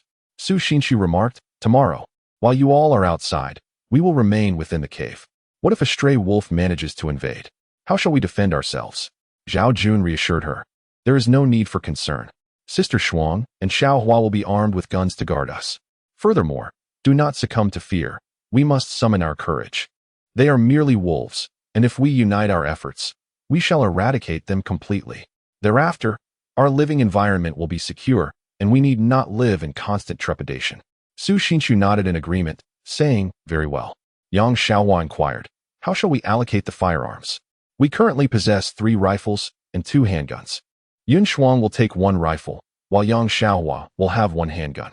Xiao Yun and I will share another rifle, and I will also hold the remaining handgun. The others can arm themselves with spears, daggers, and such, Zhao Jun explained. Fang Sidong pointed to the katana beside Zhao Jun, saying, "You already have 2 guns. So might I reclaim that sword?" Zhao Jun shook his head and said, "Tomorrow, I will provide you with a spear. As for the other items, do not harbor any illusions. I will not grant them to you." Fang Sidong muttered, "We spoke of unity, yet you remain wary of me at every turn, refusing to arm me while assigning me the most perilous tasks. Is this not somewhat excessive?" Zhao Jun replied firmly, "If you find this excessive, you may leave at once." Fang Sitong, feeling dejected, responded, "Fine. I shall say nothing more. I will follow through, if that suffices." He was aware that everyone was wary of him, and though he chose not to voice his discontent, he could not help but feel resentful. At that moment, Zhao Jun and the others showed no concern for his feelings. The following morning, after breakfast, Norma and Fang Sitong ventured out, with Fang Sitong naturally taking a spear. The others dispersed as per Zhao Jun's instructions from the previous night. Dolma and Yao Qiaoyan positioned themselves atop a platform, while Zhao Jun remained below. Yun Shuang and Yang Xiaohua guarded the cave entrance, and the others armed themselves with spears and daggers inside. Dolma was equipped with a bow and arrows, while Yao Qiaoyan held a gun in one hand and a binocular in the other, periodically scanning the distance. Yun Shuang and Yang Xiaohua stood ready with their weapons. Zhao Jun remained vigilant, and Yao Qiaoyan inquired, "Zhao Jun, do you intend to eliminate Fang Sidong as well?" Zhao Jun did not conceal his intentions, nodding in affirmation. "That is indeed my plan, but it will depend on the situation. After all, Norma is with him. If the opportunity does not present itself, I will act accordingly." "That seems reasonable," Yao Qiaoyan replied, hesitating to elaborate further. Zhao Jun asked, "Do you have more to say?" Yao Qiaoyan responded, "I, too, wish for Fang Sitong's absence. However, if he is truly remorseful, is it not somewhat unjust to take his life?" Deep down, Yao Qiaoyan harbored a wish for Fang Sitong's demise. Otherwise, she would not have found Zhao Jun's sudden change of heart so perplexing. Yet, being a person of higher education, she found it difficult to take a life so readily, especially as Fang Sidong had appeared quite earnest in recent days. Zhao Jun replied, "You may have a point, but we cannot take such a risk. His heart is undoubtedly filled with resentment. Should he find an opportunity to rise, his demeanor would surely change." Yao Qiaoyan sighed, "Very well. You may proceed as you see fit." Zhao Jun declared, "I will handle everything." He had steeled himself. Had it not been for Yao Qiaoyan and Dolma's timely arrival, he would have already taken Norma's life. Although he had never killed before, when the moment arose, he would not hesitate, given the circumstances. Even if he wished to avoid taking a life, he found himself compelled to do so. There was no other choice. Zhao Jun remarked, "It is hard to say, but I still have faith in Norman's capabilities. Since he claims there is no issue, it should indeed be achievable." Yao Qiaoyan sensed a tense atmosphere and smiled as she interjected, "If this succeeds, each of us could have 3 hides, right? Then we need not worry during winter." Upon hearing Yao Qiaoyan's sudden shift in conversation, Zhao Jun understood her intent. She was weary of pondering such matters and preferred action. Thus, he replied, "Indeed. We can hang one, use one as padding, and cover ourselves with another. What a delight." Yao Qiaoyan responded, "That sounds splendid, but our sleeping quarters are quite drafty, and the main door leaks as well. Surely, we cannot indulge in such extravagance as to drape ourselves entirely in animal hides. It would be best to remake the main door. If we could replace the structure itself, rather than merely tying a few saplings together, it would be much more secure." Zhao Jun nodded, saying, "Yes, once we resolve this issue, Norman and I will tackle it." He had already contemplated improving the main door, which, like everyone's dwelling, was quite rudimentary, merely a few trees bound together with significant gaps. The current door allowed considerable airflow and posed difficulties when opening and closing, especially during heavy rains. The sleeping areas were similarly constructed out of small trees, resembling a fence, which both Zhao Jun and Qin Shiyuan found quite inconvenient. Therefore, Zhao Jun was determined to address this matter, albeit he had not yet found the time to do so. Yao Qiaoyan said, "That is reassuring. I hope it can be resolved swiftly." Zhao Jun replied, "Rest assured, I will ensure that everyone has their own private space. It will greatly enhance our comfort." Yao Qiaoyan smiled knowingly. Feeling slightly embarrassed, Zhao Jun cleared his throat and said, "What? I am merely considering everyone as convenience." Yao Qiaoyan glanced at Dolma beside her and asked, "What about your situation with the young lady Dolma?" Zhao Jun shook his head repeatedly, insisting, "There is nothing between us. She is still quite young. That incident was insignificant. Please refrain from mentioning it in the future." Yao Qiaoyan sighed. "I would prefer to, but she occasionally inquires about you, insisting on learning the Daxiao language to communicate directly with you. I must tell you, once they set their sights on something, it is exceedingly difficult to change their minds. Just like Norman, who is unwaveringly loyal to you, vowing to follow you to the ends of the earth. Dolma feels similarly. She has decided she likes you and wishes for you to be her husband. Regardless of your actions, altering her feelings will be quite the challenge, unless..." Zhao Jun quickly interjected, "Unless what?" "Unless she develops affections for another man," Yao Qiaoyan explained. "It seems improbable with Norman. So do you expect her to fancy Fong Sitong?" Zhao Jun replied firmly, "Fong Sitong is out of the question. Regardless of whether we kill him this time or not, even if it came to pass that he remained, I would never allow him to lay a finger on anyone. He is a pervert." Yao Qiaoyan agreed. "Indeed, that is true. Thus, your matters with Dolma may not be so easily resolved." Zhao Jun sighed, feeling somewhat troubled. "Let us take it one step at a time," he said resignedly.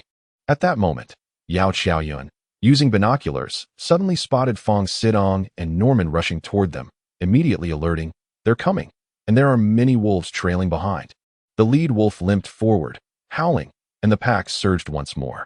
Yao Qiaoyan and Zhao Jun began firing, while Dolma also took aim with her bow. Norman and Fong Sitong reached the elevated platform, with Norman joining in the archery while Fong Sitong hid behind. Under the concentrated assault of gunfire and arrows, many wolves fell, some tumbling into traps. An estimated 20 wolves had perished. The wolf pack halted, and the lead wolf raised its head to survey the scene. Dolma babbled a few words, which Yao Qiaoyan translated. Norman says they have injured the lead wolf, which now seeks revenge. They will continue their assault. Zhao Jun stated, "Then we must remain vigilant." From behind, Fong Sitong called out, "Brother Jun, how do you think I performed?" Zhao Jun nodded approvingly, "Quite well. Now head to the other side." Fong Sitong glanced nervously at the open space, exclaiming, "That's a vast area. What am I supposed to do there? I have no weapons." Zhao Jun reassured him, "You don't need weapons. We have what we need. We will eliminate all the wolves." Fong Sitong acquiesced, "All right, but let me catch my breath first. I am utterly exhausted from running." Zhao Jun directed Fong Sitong to a spot where explosives were buried, intending to detonate them along with the wolves. Fong Sitong, however, did not refuse to go. He merely requested a moment to recover, so Zhao Jun said nothing further. Just then, the lead wolf howled again, and the pack charged forward. Zhao Jun and the others fired their weapons. Though the wolves charged ferociously, they ultimately could not withstand the onslaught of arrows and gunfire, compounded by the traps laid earlier, which made it difficult for them to close in. Occasionally, those that broke through were dealt with by Yun Shuang and Yang Xiaohua at the entrance. The scene was harrowing, resembling a one-sided massacre. Seeing the lead wolf falter, it attempted to retreat. Norman, noticing this, grew anxious, sprinting several paces forward, nearly approaching the wolves. As everyone felt a surge of urgency, Norman drew his bow and, with a swift shot, struck the lead wolf in the ear.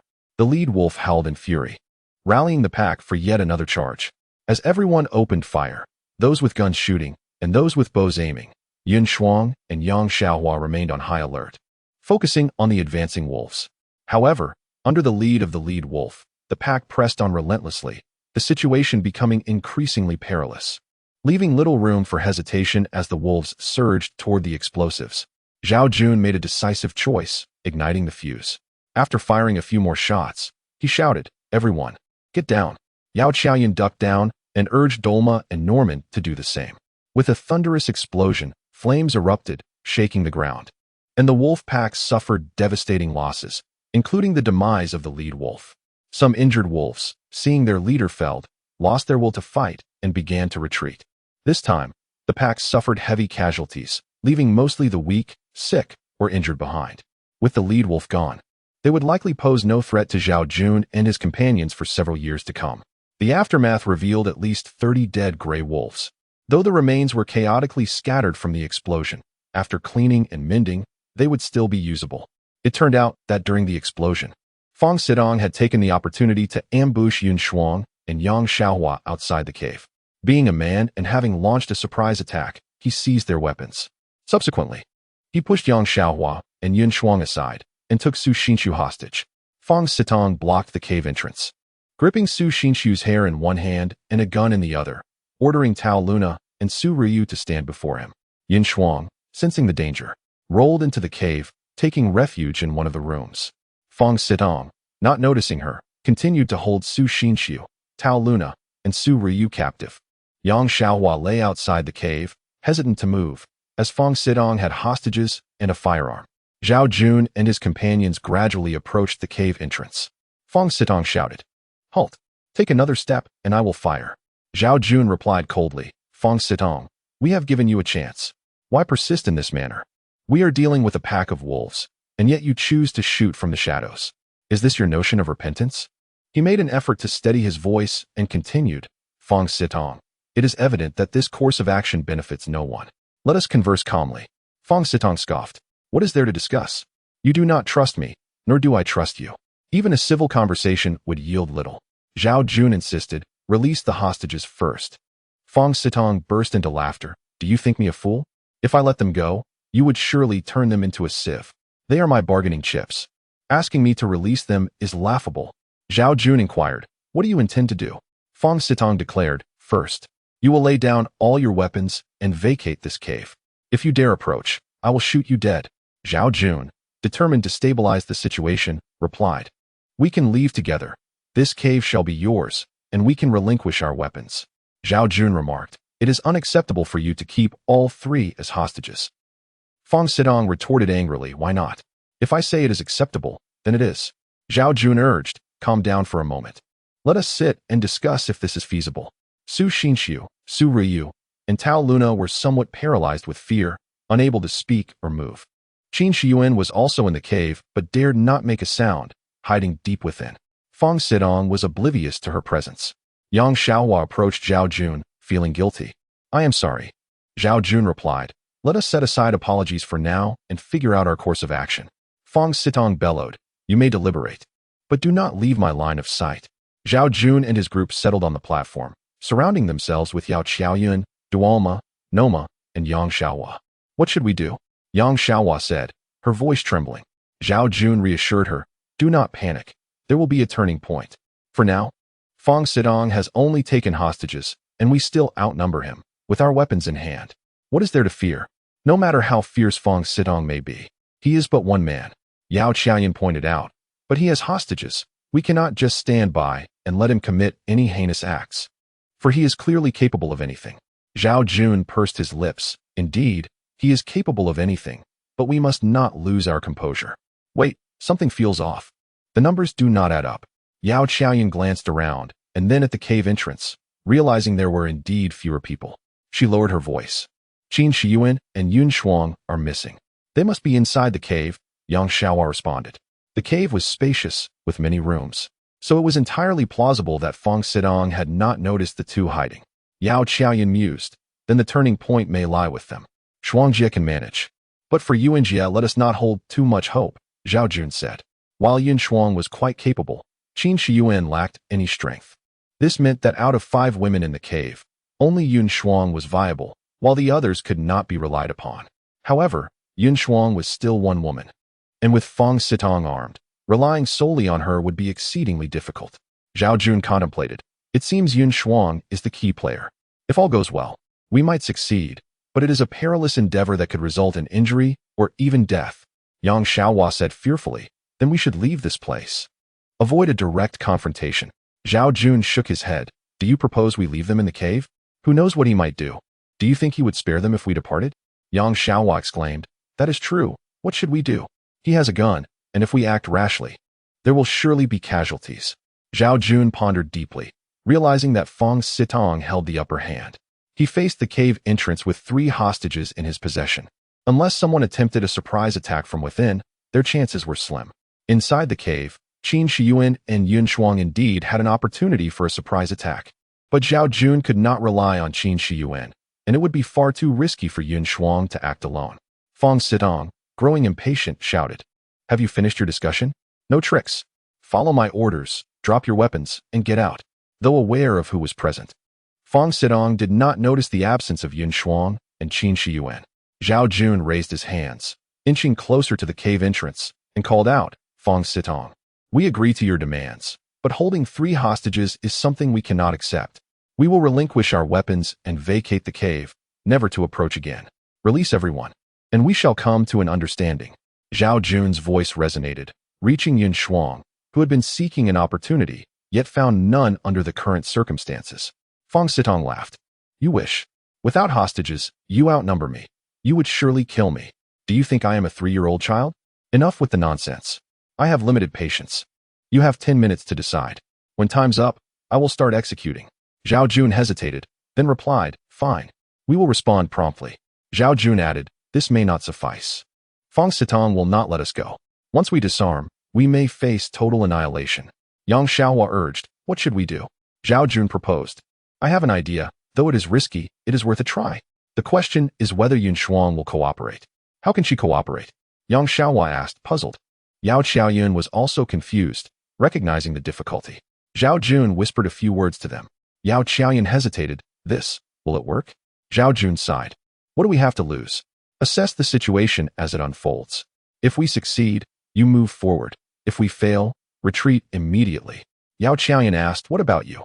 We cannot afford to worry about that now, Zhao Jun said, patting her shoulder sincerely. Do not stress too much. If we fail, you must lead Xiaohua and the others to survive. Yao Qiaoyun hesitated, and Zhao Jun stood, shouting at Fong Sitong, Fong Sitong, I am placing my weapon at the cave entrance. Do not shoot. Fong Sitong responded with a laugh. Very well, I will not shoot. But do not think of playing tricks. Zhao Jun held his rifle, cautiously approaching the cave entrance, yet he hesitated to lower his weapon. Fong Sitong aimed his rifle at Zhao Jun and exclaimed, why don't you just drop the gun? Do you need me to kill someone for you to listen? Zhao Jun shook his head, replying, of course not. I merely fear acting recklessly. What if I bend down and you pull the trigger? Then throw the gun on the ground. Fong Sitong commanded. Zhao Jun nodded, all right. He deliberately placed his finger on the trigger, and, as he tossed the rifle to the ground, he pulled the trigger, resulting in a loud bang. Fong Sitong was momentarily startled. He had been closely monitoring Zhao Jun's movements, but the rifle was pointed away from him, and with 3 hostages in front of Zhao Jun, he expect him to fire. The gunshot left Fong Sitong momentarily stunned, and he retaliated by aiming his weapon at Zhao Jun, furiously demanding, what are you doing? Are you trying to get yourself killed? At that moment, Zhao Jun had already discarded the gun, raising his hands in surrender and pleading, don't shoot, don't shoot. That was just an accident. Fong Sitong's eyes widened. An accident? You nearly gave me a heart attack. I'm sorry, Zhao Jun apologized. Meanwhile, Yun Shuang, who had heard the gunshot and Zhao Jun's voice from within the cave, peeked out to see Fong Sitong with his back turned, focused on the outside. Taking a deep breath, she suddenly dashed forward. Simultaneously, Zhao Jun shouted, Fong Sitong, we are truly following your orders. That shot was merely an accidental discharge. Do not take it to heart. The gun is now on the ground, and once we retreat, it will all be yours. Su Ryu and the others were already in shock, rendered completely unresponsive. Although Yun Shuang managed to tackle Fong Sitong, her agility was no match for his strength, and he quickly reversed their positions, pinning her down. Zhao Jun rushed forward, wrapping his arms around Fong Sitong's waist and pulling him aside. The two began to struggle, while Yun Shuang scrambled to her feet, eager to assist, but the entanglement left her unable to intervene. Yao Qiaoyun and the others also rushed over. However, despite Noma being instructed by Yao Qiaoyun earlier, he was unable to help as Zhao Jun and Fong Sitong rolled on the ground. In the midst of the chaos, a gunshot rang out as the weapon they were grappling over discharged. With one hand on the barrel, Fong Sitong yelped in pain from the burn, and Zhao Jun seized the opportunity to pin him firmly to the ground. Fong Sitong struggled momentarily but was utterly immobilized. Zhao Jun firmly restrained Fong Sitong, who struggled for a moment before Norma stepped forward, pinning Fong Sitong's wrist to the ground, leaving him with no chance to resist. At that moment, Yang Xiaohua let out a scream. During the scuffle between Zhao Jun and Fong Sitong, a stray bullet had struck Su Xinshu in the thigh, causing blood to gush forth. Do not underestimate an injury to the thigh. If it has severed an artery and given the rudimentary medical conditions, it could indeed prove fatal. Norma bound Fong Sitong tightly, and held a spear against his throat, ready to take his life at the slightest sign of resistance from Fang Sitong, who remained motionless. Zhao Jun rushed to Su Xinqiu's side, witnessing the blood pouring from her thigh. Yang Xiaohua and Yao Qiaoyan attempted to staunch the flow with cloth, but their efforts were futile, and Su Xinqiu had already lost consciousness. In desperation, Zhao Jun called out, "Sister Shuang, quickly fetch the anti-inflammatory medicine." He tore a piece from his already tattered clothing and wrapped it around Su Xinqiu's wounded thigh, attempting to stem the bleeding. At that moment, Yun Shuang arrived with the medicine, which she had crushed. Zhao Jun sprinkled the powder onto the wound, but it had little effect, as the blood washed it away. The anti-inflammatory powder could only reduce inflammation, not stop the bleeding. He tore another piece of cloth and pressed it firmly against the wound. Su Xinqiu, having slipped into unconsciousness, groaned in pain before losing consciousness once more. Zhao Jun exerted all his strength, using the strips of cloth to barely manage to halt the bleeding. Finally, he breathed a sigh of relief, saying, "Fortunately, the bullet passed through. If it had lodged inside, we would be in serious trouble." Yao Qiaoyan, seeing Zhao Jun drenched in blood, asked, "Are you injured?" "I'm fine. It's all her blood. I'll tend to her for a bit. Then lay her down on a flat surface and stoke the fire." Zhao Jun instructed. "Xiaohua, hurry and boil some water." Yang Xiaohua promptly began boiling water while Zhao Jun continued to apply pressure to Su Xinqiu's wound. After approximately half an hour, the bleeding finally ceased. Zhao Jun secured the cloth tightly around the wound, tying it in a knot. He then laid Su Xinqiu flat and built a fire beside her. Having lost so much blood, Su Xinqiu was indeed feeling cold and shivering. Once the water was heated, Zhao Jun wrung out a cloth he typically used for washing his face and began to gently cleanse the area around her wound. Yao Qiaoyan prepared some warm water for Su Xinqiu, administering the anti-inflammatory medication. After a while, Zhao Jun felt confident that the wound would not bleed again. So he removed the cloth from the injury and sprinkled the crushed amoxicillin onto it. Now that the bleeding had stopped, it was crucial to prevent infection. To disinfect, he boiled some cloth in a pot and reapplied it to the wound. Zhao Jun finally felt a sense of relief as he sat on the ground. Wiping the sweat from his forehead, Su Xinqiu's breathing stabilized, and for the time being, it appeared that she was no longer in critical danger. At that moment, Dolma ran outside, her purpose unclear, but everyone was focused on Su Xinqiu, leaving little thought for anything else. Tao Luna expressed her concern. She won't be in any danger, will she?" Zhao Jun replied. "For now, she seems stable. We just need to see if she can get through the night. And we must ensure the wound does not become infected." Yao Qiaoyan interjected, "Our supply of medicine is running low. We only have 6 anti-inflammatory pills and 6 amoxicillin left. At least we still have some cold medicine, but that won't help with external injuries." Zhao Jun frowned. Knowing the gravity of the situation, Norma had taken Fang Sitong to a high platform and was keeping a close watch on him. With Fang Sitong bound and under Norma's surveillance, escape was impossible.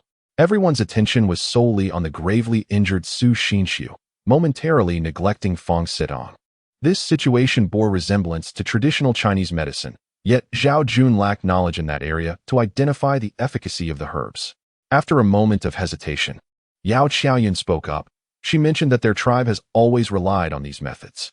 When they go hunting, they often treat injuries with these herbs, and they heal quickly.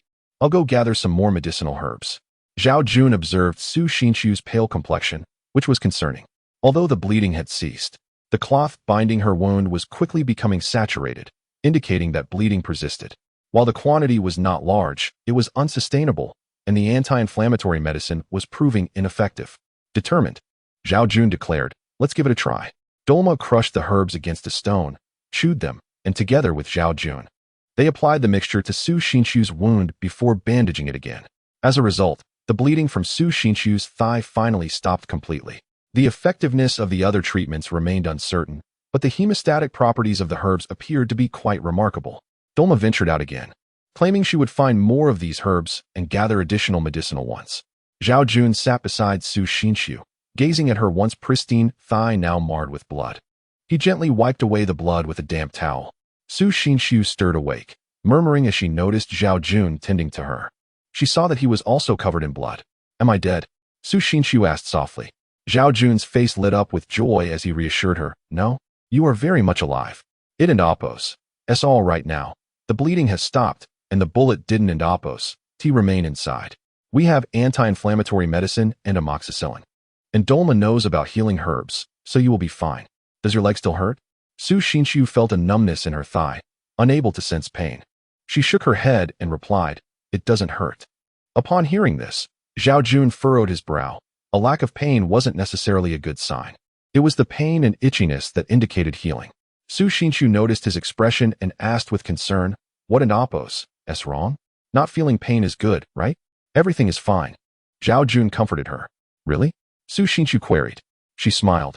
"When have I ever been lively? I and oppos, ve always been a burden." Zhao Jun shook his head, saying, "You cannot say that you are a burden to us.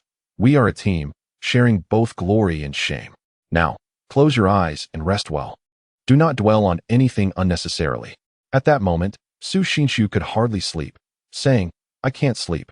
Stay with me and talk." "Of course." Zhao Jun readily agreed. Su Xinshu continued, "Zhao Jun, thank you so much. You've always taken great care of me, as has everyone else. I feel like such an excess here, not contributing anything. Yet you all have never looked down on me. Now that I am injured, you are so attentive in treating my wounds. I am truly grateful, especially to you, Captain." Zhao Jun replied, "As I have said, we are a team, so everything you mentioned is simply our duty." Su Xinshu reflected, "I used to avoid chores and work, born with a silver spoon. Even after marrying into wealth, I lived a life of luxury, often feeling superior. But now that I am here, I realize how naive I was. If I had not encountered you all during this ordeal, I would have perished long ago." Zhao Jun smiled and said, "Regardless of our circumstances, we are all from the same homeland, and we cannot turn a blind eye to each other." Su Xinshu remarked, "Indeed. Were it not for this circumstance, you might not have taken me in, for I often feel like a burden. Unlike Yun Shuang and Yao Qiaoyun, who are quite capable, and Yang Xiaohua is beyond comparison. Su Ryu is still young, while I find myself utterly lacking." Zhao Jun comforted her, "This is your fate.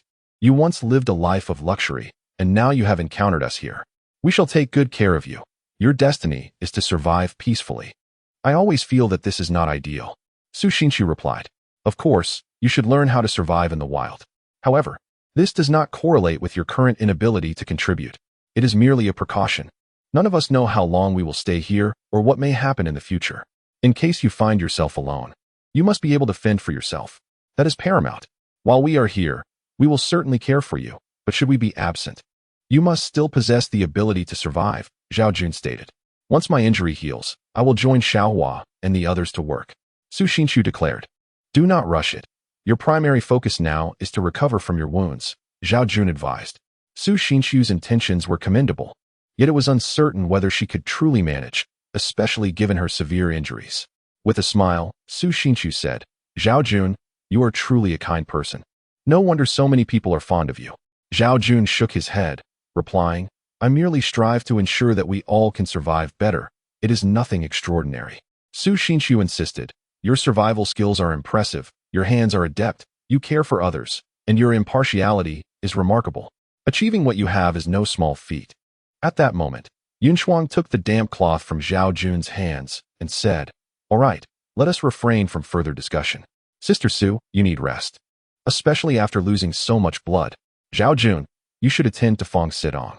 Zhao Jun then recalled Fong Sitong and Apos' situation and promptly stood up, addressing Su Xinshu, "Sister Su, do not move.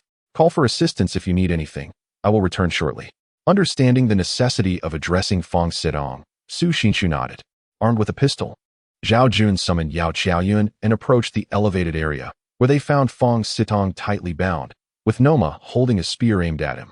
Zhao Jun instructed Yao Qiaoyun to speak with Noma, requesting that he escort Fong Sitong along with them.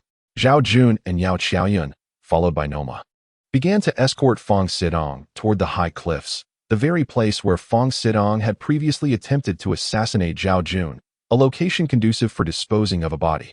As they emerged, they were met with the sight of numerous wolf corpses scattered about, with at least 30 in total, some even caught in traps. It could be said that this battle against the wolves had resulted in a comprehensive victory, as the alpha wolf lay dead among them.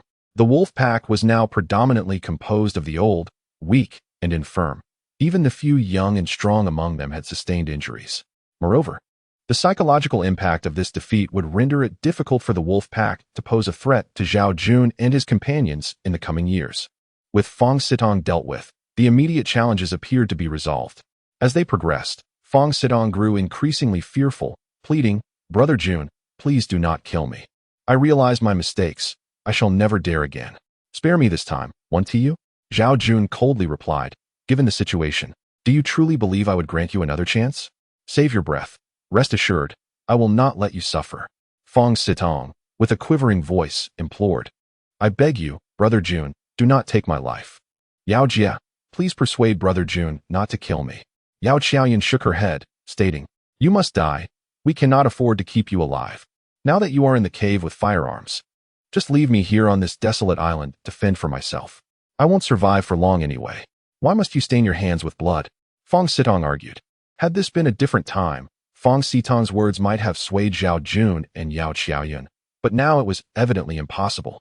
Allowing Fong Sitong to live was far too perilous. Zhao Jun instructed, "Qiaoyan, tell Noma to act immediately upon our arrival." Yao Qiaoyan relayed the message to Noma, who nodded and glared fiercely at Fong Sitong. Fong Sitong, on the verge of tears, was consumed by fear and desperation, continuing to plead for his life as they neared their destination. Just as Noma raised his spear to strike, Yao Qiaoyan suddenly shouted, "Wait, wait." Yao Qiaoyan had called out in an Indian dialect, causing Noma to halt his actions. Fong Sitong, sensing a glimmer of hope, exclaimed, "Yes, yes. Do not kill me, please." Zhao Jun inquired why. Yao Qiaoyan directed Noma to pull Fong Sitong aside, far enough that they could not overhear their conversation, and then pointed towards the sea. The cliff overlooked the ocean, revealing a vast expanse, and Zhao Jun squinted to discern a sailboat in the distance. A wave of excitement surged through him as he whispered, "Is that our salvation?" Yao Qiaoyan explained, "That is merely a sailboat and cannot take us away, but the people aboard should have contact with the outside world. They could easily signal our location, and then we might be rescued." In that moment, Zhao Jun was torn between elation and apprehension. Although life here had been challenging, he found himself reluctant to part from such beautiful company. Zhao Jun stared wide-eyed at the sea. The sailboat was evidently heading towards the deserted island. Yao Qiaoyan remarked, "It seems we can no longer harm Fong Sitong." Zhao Jun replied, "What if they cannot contact the outside world? What if they, too, are trapped at sea and must remain on this island? Why has this sailboat mysteriously appeared? And who knows if there are people aboard?" Yao Qiaoyan paused, then said, "Some foreigners possess a spirit of adventure. They might occasionally set out on a wind-powered sailboat to traverse the Pacific. It could be such a case, but your point about them being unable to contact the outside world is also plausible. There must be someone aboard. Otherwise, the sailboat would struggle to navigate." Zhao Jun proposed, "Let us bind Fong Sitong tightly like a large dumpling, rendering him immobile, and then have Norma guard him closely. We should investigate the situation of this sailboat first." Yao Qiaoyan agreed, "That sounds good. We should also deal with the corpses of the wolves outside the cave. Both the meat and fur are valuable. If there are people on the sailboat, they are likely adventurers, and, regardless of their ability to leave, at least they might have medicine that Sister Su can use." Zhao Jun added, "Indeed, let us hasten." After Yao Qiaoyan communicated this to Norma, he promptly found some vines and secured Fong Sitong tightly, ensuring he could not move at all before standing guard. Meanwhile, Yao Qiaoyan and Zhao Jun hurried down to welcome the unknown sailboat. Upon reaching the shore, they saw that the sailboat had already anchored, and two blonde, blue-eyed foreigners, a man and a woman, disembarked.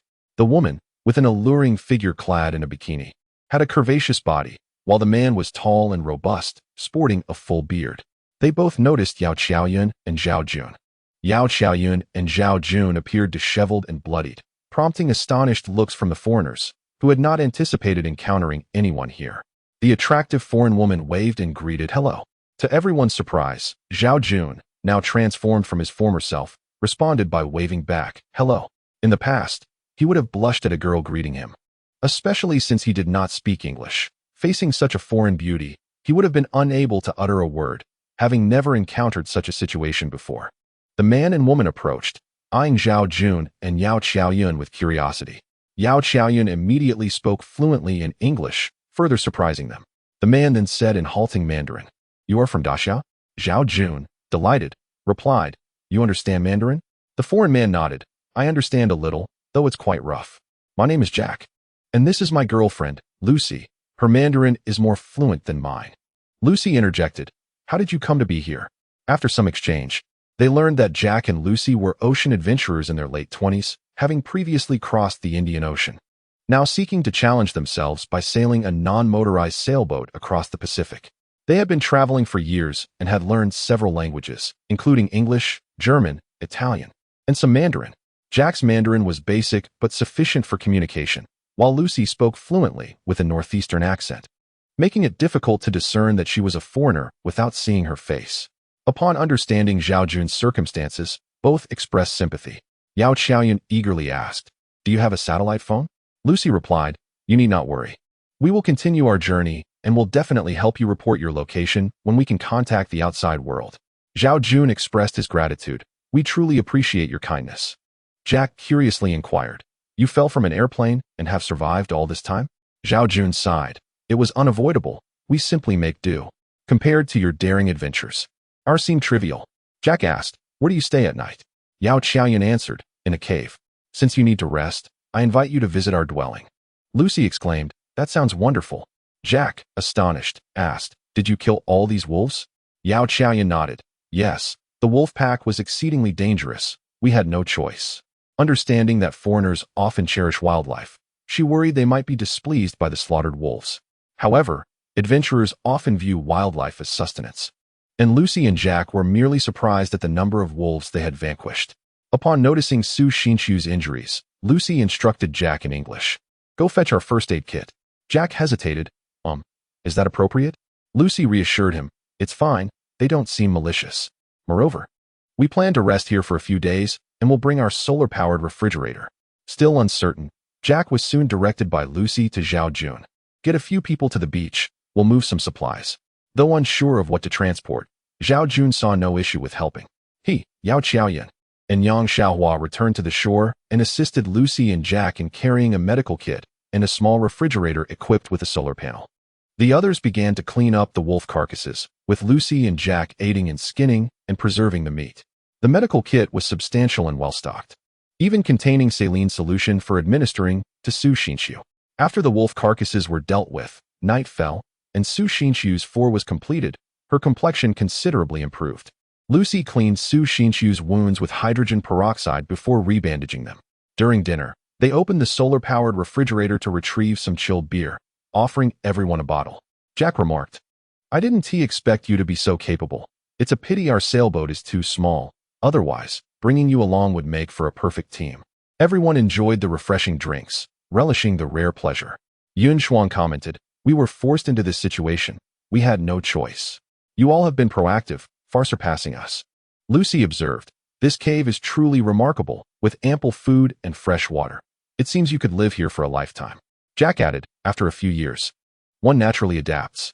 Zhao Jun cautioned, "He has ulterior motives. He wishes to dominate the entire cave entrance and desires the women to obey him, while plotting to kill me. Hence, this situation arose." Lucy replied, "What a time for infighting. It's truly unfortunate. Indeed, especially today when we were preparing to confront the wolf pack. He unexpectedly took 3 of us hostage, and Miss Su was injured because of him," Yang Xiaohua remarked. Jack replied, "If you were to kill him, it would not be unjust. In fact, your current restraint is quite merciful." Zhao Jun, initially intending to kill him, simply echoed, "Indeed." After indulging in a satisfying meal, everyone began to rest. Jack and Lucy erected a tent outside the cave, each settling into their sleeping bags. As they lay down, Jack remarked, "This place is rather pleasant, and these people are quite amiable. We have food and drink. Let us linger here a few more days." Lucy countered, "We must depart the day after tomorrow. Let us enjoy one more day tomorrow." Jack suggested, "Why not extend our stay a bit longer?" Lucy queried, "You were always eager to leave whenever we arrived somewhere. Why this sudden reluctance?" Jack explained, "I merely believe our satellite phone is broken, and it would be wise to rest before we set off again. Considering the uncertain journey ahead, who knows what awaits us?" Lucy, puzzled, responded, "When did you become so timid?"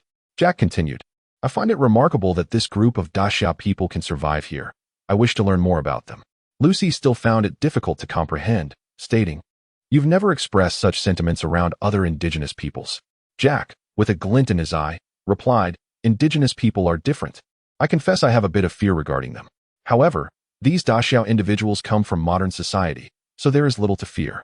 Moreover, Isn't it intriguing how modern people adapt to such environments? Haven't you been writing about them? I believe they would serve as excellent material. Lucy said, let us talk about this tomorrow. I'm quite tired. With that, Jack and Lucy fell silent and soon drifted off to sleep. Meanwhile, the others in the cave were wide awake, convening a meeting.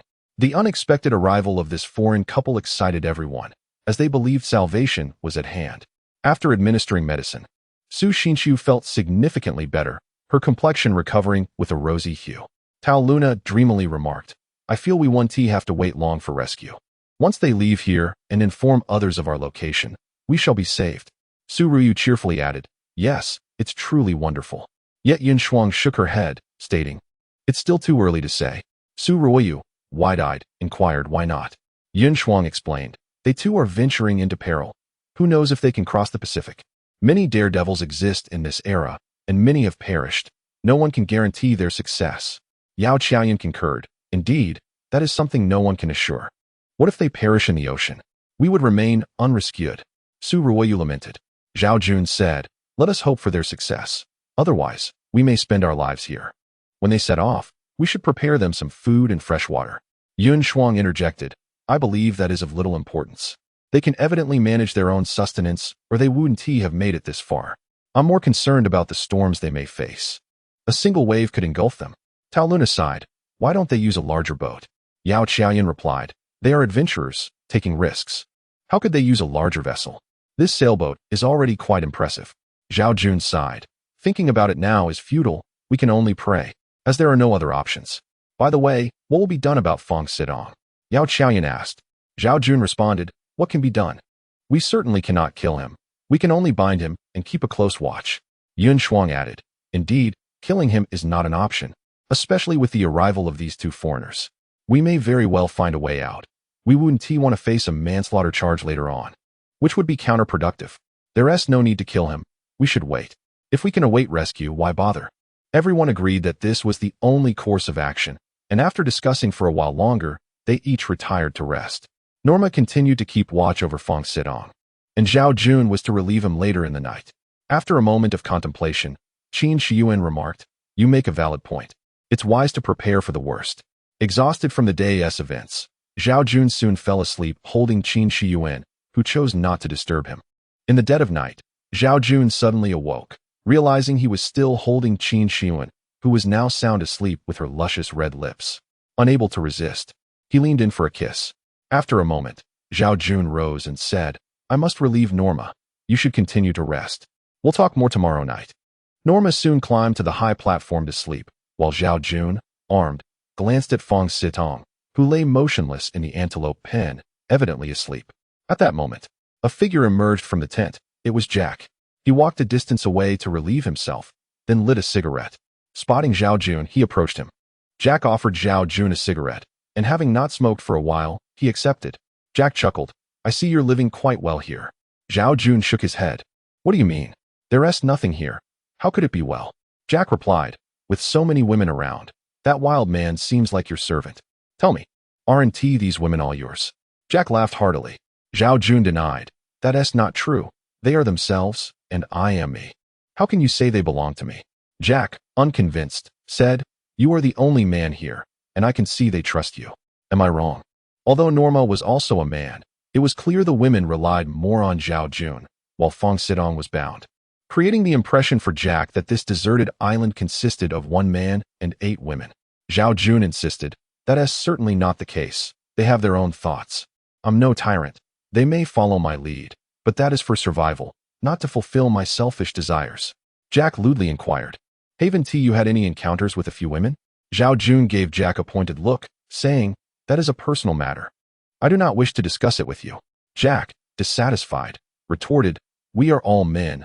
What harm is there in talking about it? Zhao Jun replied, Mr. Jack, we survived a plane crash. That in itself is remarkable. On this small island, we have banded together to stay alive.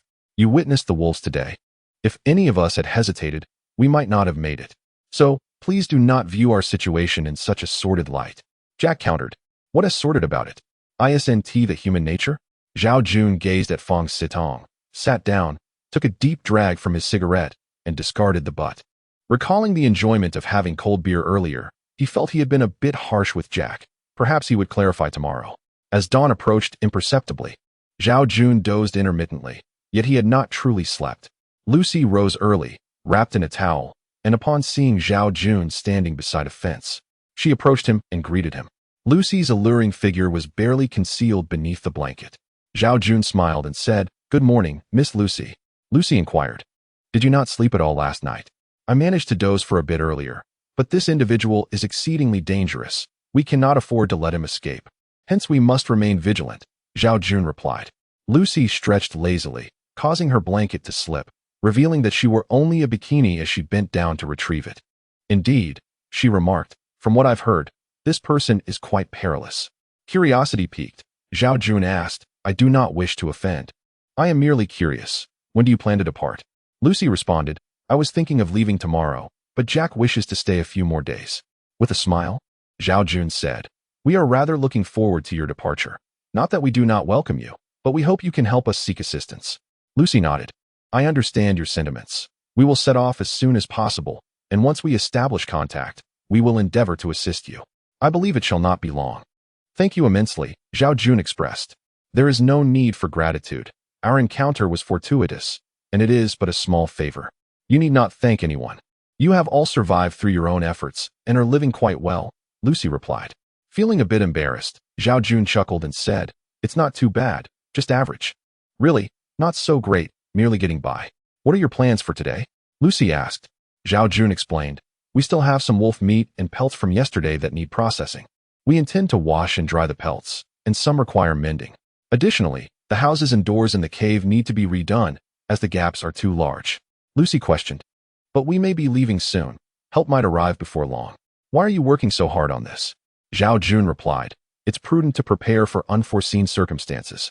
It is of no consequence." He certainly could not express his fear of them perishing at sea without sending a distress signal. Lucy shook her head. "I still find it somewhat perplexing. You need not toil so. It's sufficient to have food and drink. Perhaps within a month or two, help will arrive." Zhao Jun countered, "Well, we must make the most of these next couple of months. It's fine. We have our own way of doing things. Do you doubt our intentions?" Lucy posed the question. Upon hearing Lucy's words, Zhao Jun quickly responded, No, we certainly trust you. You brought the medical kit and refrigerator without any precautions, demonstrating your trust in us. The medical kit has been immensely beneficial. Miss Sue is recovering rapidly due to your assistance. Otherwise, it wouldn't have happened so swiftly." Lucy replied, "It's hardly worth mentioning. I truly cannot comprehend the mindset of you Easterners." Zhao Jun pondered inwardly. "You do not understand our thinking. Yet we are equally perplexed by your Western ways. Why abandon a peaceful existence to endure hardship here?" As the sun began to rise, everyone gradually awoke. Norma replaced Zhao Jun, allowing him a moment of rest. Zhao Jun did not insist, and went to sleep for 3 to 4 hours. After having lunch, he and Norma ventured out to chop wood, while the others remained in the cave to process wolf pelts and meat. Yin Shuang was tasked with watching over Feng Sidong, who was securely bound and unable to move, being fed by others and relieving himself on the spot, without any regard for his rights at this moment. Meanwhile, Lucy and Jack took a stroll separately. Zhao Jun and Norma felled numerous trees, stacking them at the cave entrance, preparing to improve the dwelling and door in the coming days. "I know you Easterners tend to be more reserved," Jack remarked. Zhao Jun smiled. "As long as you don't mind that, when do you plan to leave?" "I hope to stay a few more days." Jack raised an eyebrow. Lucy indicated a departure tomorrow. "Are you trying to rush us away?" Zhao Jun waved his hand. "Mr. Jack, you misunderstand. That was not my intention. I am somewhat anxious, as we rely on you for assistance." Zhao Jun felt that Jack's desire to linger was peculiar, yet he could not pinpoint why. Deep down, he genuinely wished to send Jack away, though he couldn't fathom the reason for this sentiment. Jack remarked, "I see you are living quite well here. Why the hurry to leave? What if you stayed your entire life? Here, you have everything, the wind and rain at your beck and call, surrounded by so many beautiful women. If I could, I would gladly swap places with you and sail away." Zhao Jun sensed something amiss that is merely superficial. In reality, it is not as idyllic as it appears. There is always the risk of danger to life here. Jack countered, "And what of that? Do you think traversing the seas comes without peril? I have faced death numerous times. Compared to the boundless ocean, this small island is like paradise." Zhao Jun sighed. "Each has its pros and cons." "Mr. Zhao, We are both men, so please tell me the truth. Are these women now all yours? Jack inquired again about the matter. Zhao Jun shook his head and said, since you are so curious, I suppose there is no harm in sharing. Among these women, there is indeed one who belongs to me, just one. As for the others, they are truly not as you imagine. Jack blinked and replied, is that so? That's truly wonderful. Zhao Jun, puzzled, inquired, what do you mean? Jack leaned closer and whispered, since the other women are not yours, does that mean I can indulge in a few? Upon hearing this, Zhao Jun felt a surge of irritation but chose not to display it. He simply remarked, aren't you already with Miss Lucy? Jack chuckled, a man can hardly have only one woman, can he? How could you let such an opportunity slip away? A man should live freely and joyfully. After all, we are merely living for today, unaware of what unexpected days tomorrow may bring. So why overthink it? Zhao Jun retorted. Does Miss Lucy agree with your perspective? Jack replied, she certainly does not. But is it necessary for me to share everything with her? Wouldn't you agree? Zhao Jun regarded Jack and said, what are you trying to achieve by telling me this? Jack brazenly stated, I wish to stay here a few more days and perhaps engage with some of the beautiful women here. I hope you can facilitate that. Zhao Jun scoffed, if you have the ability, go find them yourself. What convenience do you expect from me? Besides, they are their own individuals, and I am myself. What purpose does your request serve? Jack insisted, Don and Apos, they all trust you? You could help arrange a meeting, creating an opportunity for us to be alone. Zhao Jun was exceedingly displeased. What did he take him for? To exploit those women's trust in him was utterly absurd. Mr. Jack, you already have Miss Lucy, yet you still entertain notions of other women. Don't you find that excessive? I'm afraid I cannot assist you. Zhao Jun firmly rejected Jack. Jack's expression darkened slightly. After a moment of silence, he said, we are all men. Why must you be so righteous? I find it hard to believe you haven't considered it. With a glint in his eye, Jack added, I can offer you some benefits. Zhao Jun, intrigued, asked what benefits. Jack responded, I can leave that refrigerator for you. It will work as long as there is sunlight. I can also leave some medicine. What do you think? I have a pack of cigarettes on my ship that I can give you as well. How does that sound?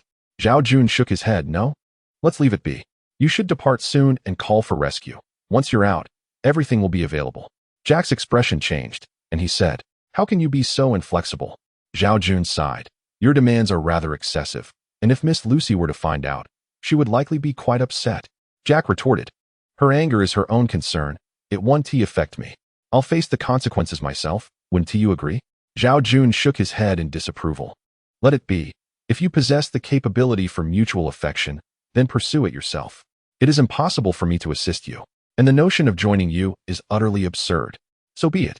Jack gazed at Zhao Jun's retreating figure, choosing not to press the matter further. During dinner that evening, Zhao Jun glanced at Jack, who appeared unfazed as if nothing had transpired. Clearly, Lucy was oblivious to Jack's hidden intentions. Zhao Jun broke the silence. I heard you were leaving tomorrow? As Lucy was about to nod in affirmation, Jack interjected, we plan to stay here for a couple more days. What? Are you eager to see us off? Yao Qiaoyan added, we merely hope you can expedite our rescue. We mean no offense. Jack replied, you've survived here for so long. A few more days shouldn't matter. This deserted island is a rare find, and the greatest threat, the wolf pack, has been eliminated by you. It's safe. Zhao Jun countered. Have you seen that leopard skin? The threats are not limited to the wolves. Leopards are also lurking. You too should refrain from wandering aimlessly. Encountering a leopard could spell disaster. Jack smiled faintly, drawing a handgun and spinning it in his hand. With a gun, what is there to fear? Seeing this, Zhao Jun retrieved his own pistol, stating, we too possess firearms and outnumber you, yet we still perceive danger. Don't assume that having a gun renders one invincible. Jack's earlier display indeed had an element of boasting, and Zhao Jun was quick to respond in kind. Jack glanced at Zhao Jun's weapon and scoffed, your gun pales in comparison to mine in both power and accuracy. Zhao Jun chuckled, while your gun may boast greater power, accuracy is not guaranteed. Zhao Jun's two pistols included one from World War II and a lower caliber sidearm. Thus he acknowledged the disparity in power and precision. Are you suggesting you shoot more accurately than I do? Jack derided.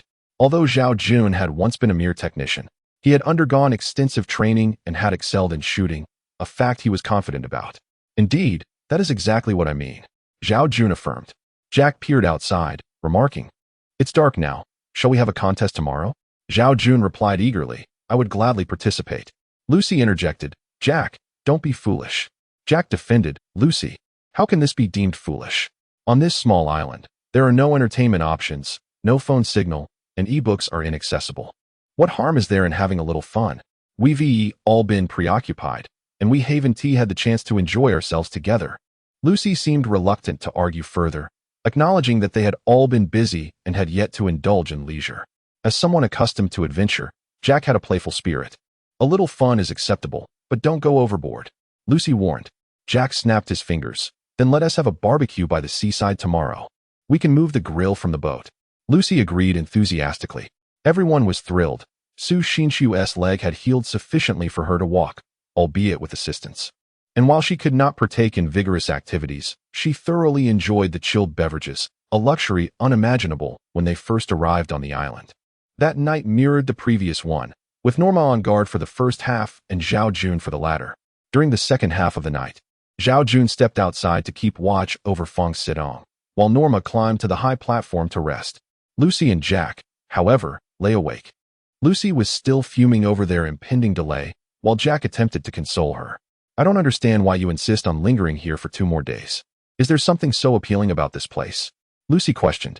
Jack replied, Lucy, what is the purpose of our adventure? I know you want to say that fun is one aspect, but it's more about the challenge. I assent it. Challenging oneself, confronting nature. The sense of accomplishment from overcoming obstacles is paramount. We cannot solely focus on amusement. Lucy countered, I understand, but isn't enjoyment part of these challenges? A little fun won't hinder our progress. Jack insisted, really? After these few days of fun, I assure you we will depart promptly. Jack declared confidently. Zhao Jun, overhearing their animated discussion, found himself disinclined to intervene as he couldn't comprehend their English. However, he reflected that he wasn't much better off, merely less outspoken than Jack. The following day, Zhao Jun took a nap in the morning, and by noon, the group gathered on the beach to commence their barbecue preparations. Underneath the sailboat, there was a partition with ample space filled with supplies, including canned goods and a grill. They set up the barbecue, grilling lean meats and fish while sitting together in a pleasant atmosphere. Fong Sidong was also brought over by Norma, securely tethered in a shaded area. Jack, Zhao Jun, and Norma constructed a makeshift shelter for everyone to cool off, enjoying chilled beer and drinks alongside the barbecue. Amidst laughter and merriment, a moment of blissful confusion enveloped them. They felt as if they were on a vacation rather than stranded. Zhao Jun was lost in thought when Jack approached, holding a can of beer, and said, Mr. Zhao, shall we have a contest of marksmanship? After a moment's consideration, he added, let us aim for the empty beer cans. Jack placed several empty cans on a distant rock, approximately 50 meters away, and stood side by side with Zhao Jun, as the onlookers watched with keen interest. Jack drew his handgun and fired several shots, hitting 3 cans. Then provocatively glanced at Zhao Jun, unwilling to back down. Zhao Jun fired back and also knocked down 3 cans. Jack commended him. Your aim is quite impressive. Now, let us step back 50 paces and try again. This increased the distance to about 100 meters, placing Zhao Jun at a disadvantage. Nevertheless, he followed suit without protest. When they resumed shooting, Jack hit 2 out of 3 shots, while Zhao Jun only managed to hit 1. The disparity in their firearms was apparent. Yet Zhao Jun knew that had they swapped weapons, Jack might have missed entirely, while he could have achieved a perfect score. In terms of skill, Zhao Jun was indeed superior. Now standing farther from the crowd, Jack suddenly remarked, Zhao, do you now recognize my prowess? Zhao Jun smiled and replied, your firearm is better than mine. Jack retorted, if we were to engage in a shootout, you would fall victim to my bullet. Taken aback, Zhao Jun scrutinized Jack and realized he was not jesting. He calmly replied, there's no need for such a confrontation. Jack countered, that may not be the case, as we seem unable to reach an agreement on certain matters. Zhao Jun firmly stated, as I have said, regarding that issue, you may proceed on your own. I will neither assist you nor accompany you. If you possess the skill to persuade them to join you, I will not obstruct your efforts. Thus, there is no conflict between us. Your existence will influence their choices. Jack suddenly declared. Zhao Jun paused, startled, and asked, are you suggesting you wish to eliminate me? Jack replied, I never claimed such a thing. Zhao Jun, dissatisfied, said, are you attempting to usurp my position? Jack burst into laughter. You might be surprised to know that I have indeed entertained such a thought. Just imagine, if we were to switch places, my life would be quite delightful. Zhao Jun responded, would Lucy agree to this? What if she disagrees? Jack replied, if it came to that, wouldn't it ultimately be my decision? She would have to accept, whether she liked it or not. Zhao Jun shook his head. I still believe you wouldn't act on that. If it came to light, you would be branded a murderer. Jack scoffed, is that so? As long as I handle it properly, such an outcome is unlikely. Besides, who can predict if rescue will even arrive? Zhao Jun inquired, are you not planning to leave? Jack suddenly laughed. Haha, Zhao, I was merely joking. How could I engage in such actions? Despite Jack's words, Zhao Jun furrowed his brow, sensing that Jack's previous remarks were more of a test than mere jest. Zhao Jun thought to himself, I am not targeting him. Rather, his actions have crossed the line. Jack remarked, in this environment, two men inevitably become adversaries. One wishes to eliminate the other, which is only natural. Fortunately, I plan to leave in a few days. Otherwise, we might find ourselves at odds. Zhao Jun asked, so you truly intend to leave? Jack stretched lazily, saying, if I enjoy myself in the next few days, I will depart and assist you in seeking rescue. Zhao Jun, skeptical, queried, so if you do not enjoy yourself, you might choose to stay? Or perhaps refuse to call for help? Jack patted Zhao Jun on the shoulder, saying, why are you so anxious? I was just speaking casually. Don't read too much into it. As they entered the crowd, further discussion became difficult. Zhao Jun felt a sense of foreboding. Although Jack claimed to be joking, there is often truth hidden beneath humor. The atmosphere was lively as everyone drank and feasted when Jack suddenly said, by the way, our sailboat can actually accommodate people. Is anyone interested in leaving here? We have 2 spots available. Upon hearing this, the crowd fell silent, exchanging glances. The prospect of leaving was a significant temptation. Lucy added, yes, our sailboat can comfortably fit 4 people. Su Xinshu asked, is it safe? Jack responded, we used this very sailboat to cross the Indian Ocean. The Pacific is no challenge. However, it can be quite arduous. Endurance is one thing, but we fear the boat capsizing. Yang Xiaohua remarked. Lucy laughed. Do you not trust our skills? Zhao Jun interjected. I believe we should wait here for you to call for help. After all, we are not professionals. You are all trained to handle various situations, while we are not. Jack countered. Zhao, I think we should hear their opinions rather than have you decide for them. They are autonomous individuals, not mere puppets for you to control. Jack's words hinted at sowing discord, and Zhao Jun caught on. Infuriated but restrained, he replied, then you may ask for their opinions. Jack indeed went around asking each person. Su Xinshu immediately stated, I am injured and not suited for an adventure. Yang Xiaohua added, I believe it is safer on land. Qin Shiyuan said, let me think it over. Su Ruoyu declared, I will follow the captain. Wherever he goes, I will go. Taluna expressed keen interest, saying, if it is truly feasible, I would be willing to go. As for Yun Shuang and Yao Qiaoyun, they also considered their options without outright refusal. Jack announced, all right, we have 1 candidate. Only 1 spot remains, and you can tell me any time in the coming days. Lucy remarked, taking out 2 first is indeed a wise choice. Zhao Jun scoffed, your sailboat is also fraught with danger, I assent it? Lucy replied, there is risk, but we have absolute confidence. Zhao Jun found the situation rather dubious. However, he refrained from speaking too much, as there were those eager to depart and others still contemplating their options. After all, it seemed to be a positive development overall. If Zhao Jun were to voice too many opinions, he might be perceived as having ulterior motives. He took a sip of beer and a bite of grilled fish.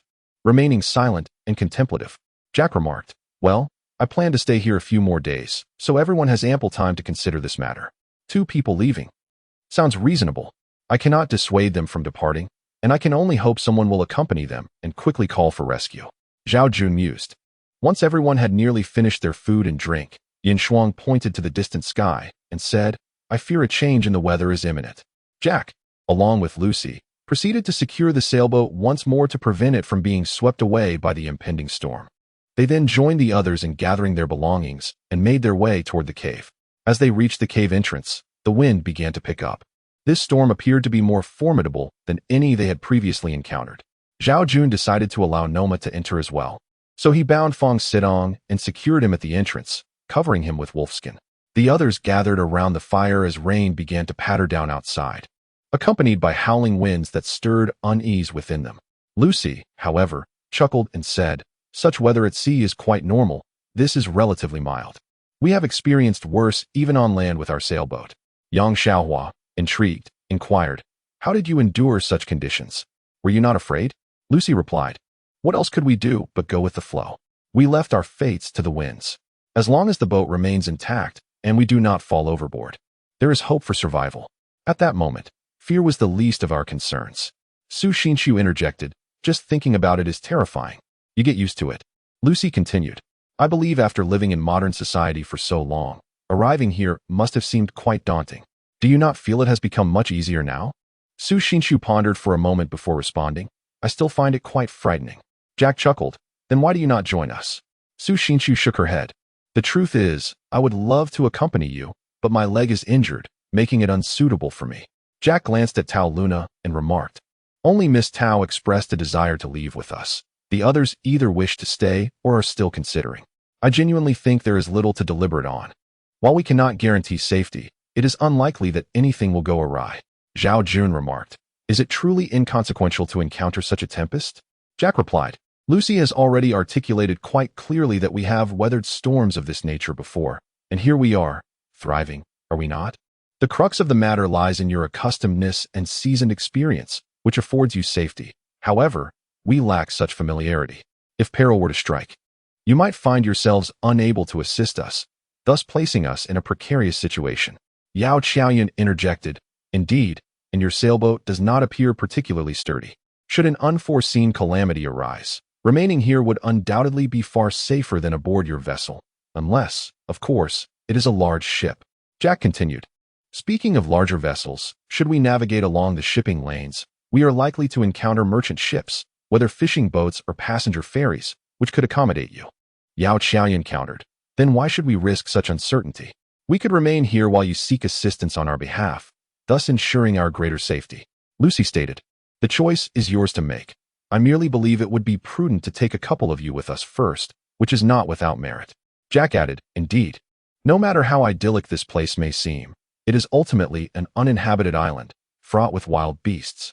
Should illness or injury befall you, adequate medical care would be unattainable, and lives could be lost. Zhao Jun scoffed, aren't you supposed to help us call for aid? Jack responded, yes, we have promised to seek assistance. But it may take us 2 or even 3 months to do so. In such a lengthy duration, who knows what may transpire? Why do you fail to recognize our goodwill? Lucy interjected, let us not be hasty in our judgments. They have their considerations, and we need not compel them. Jack, somewhat sullenly, said, very well, consider it at your leisure.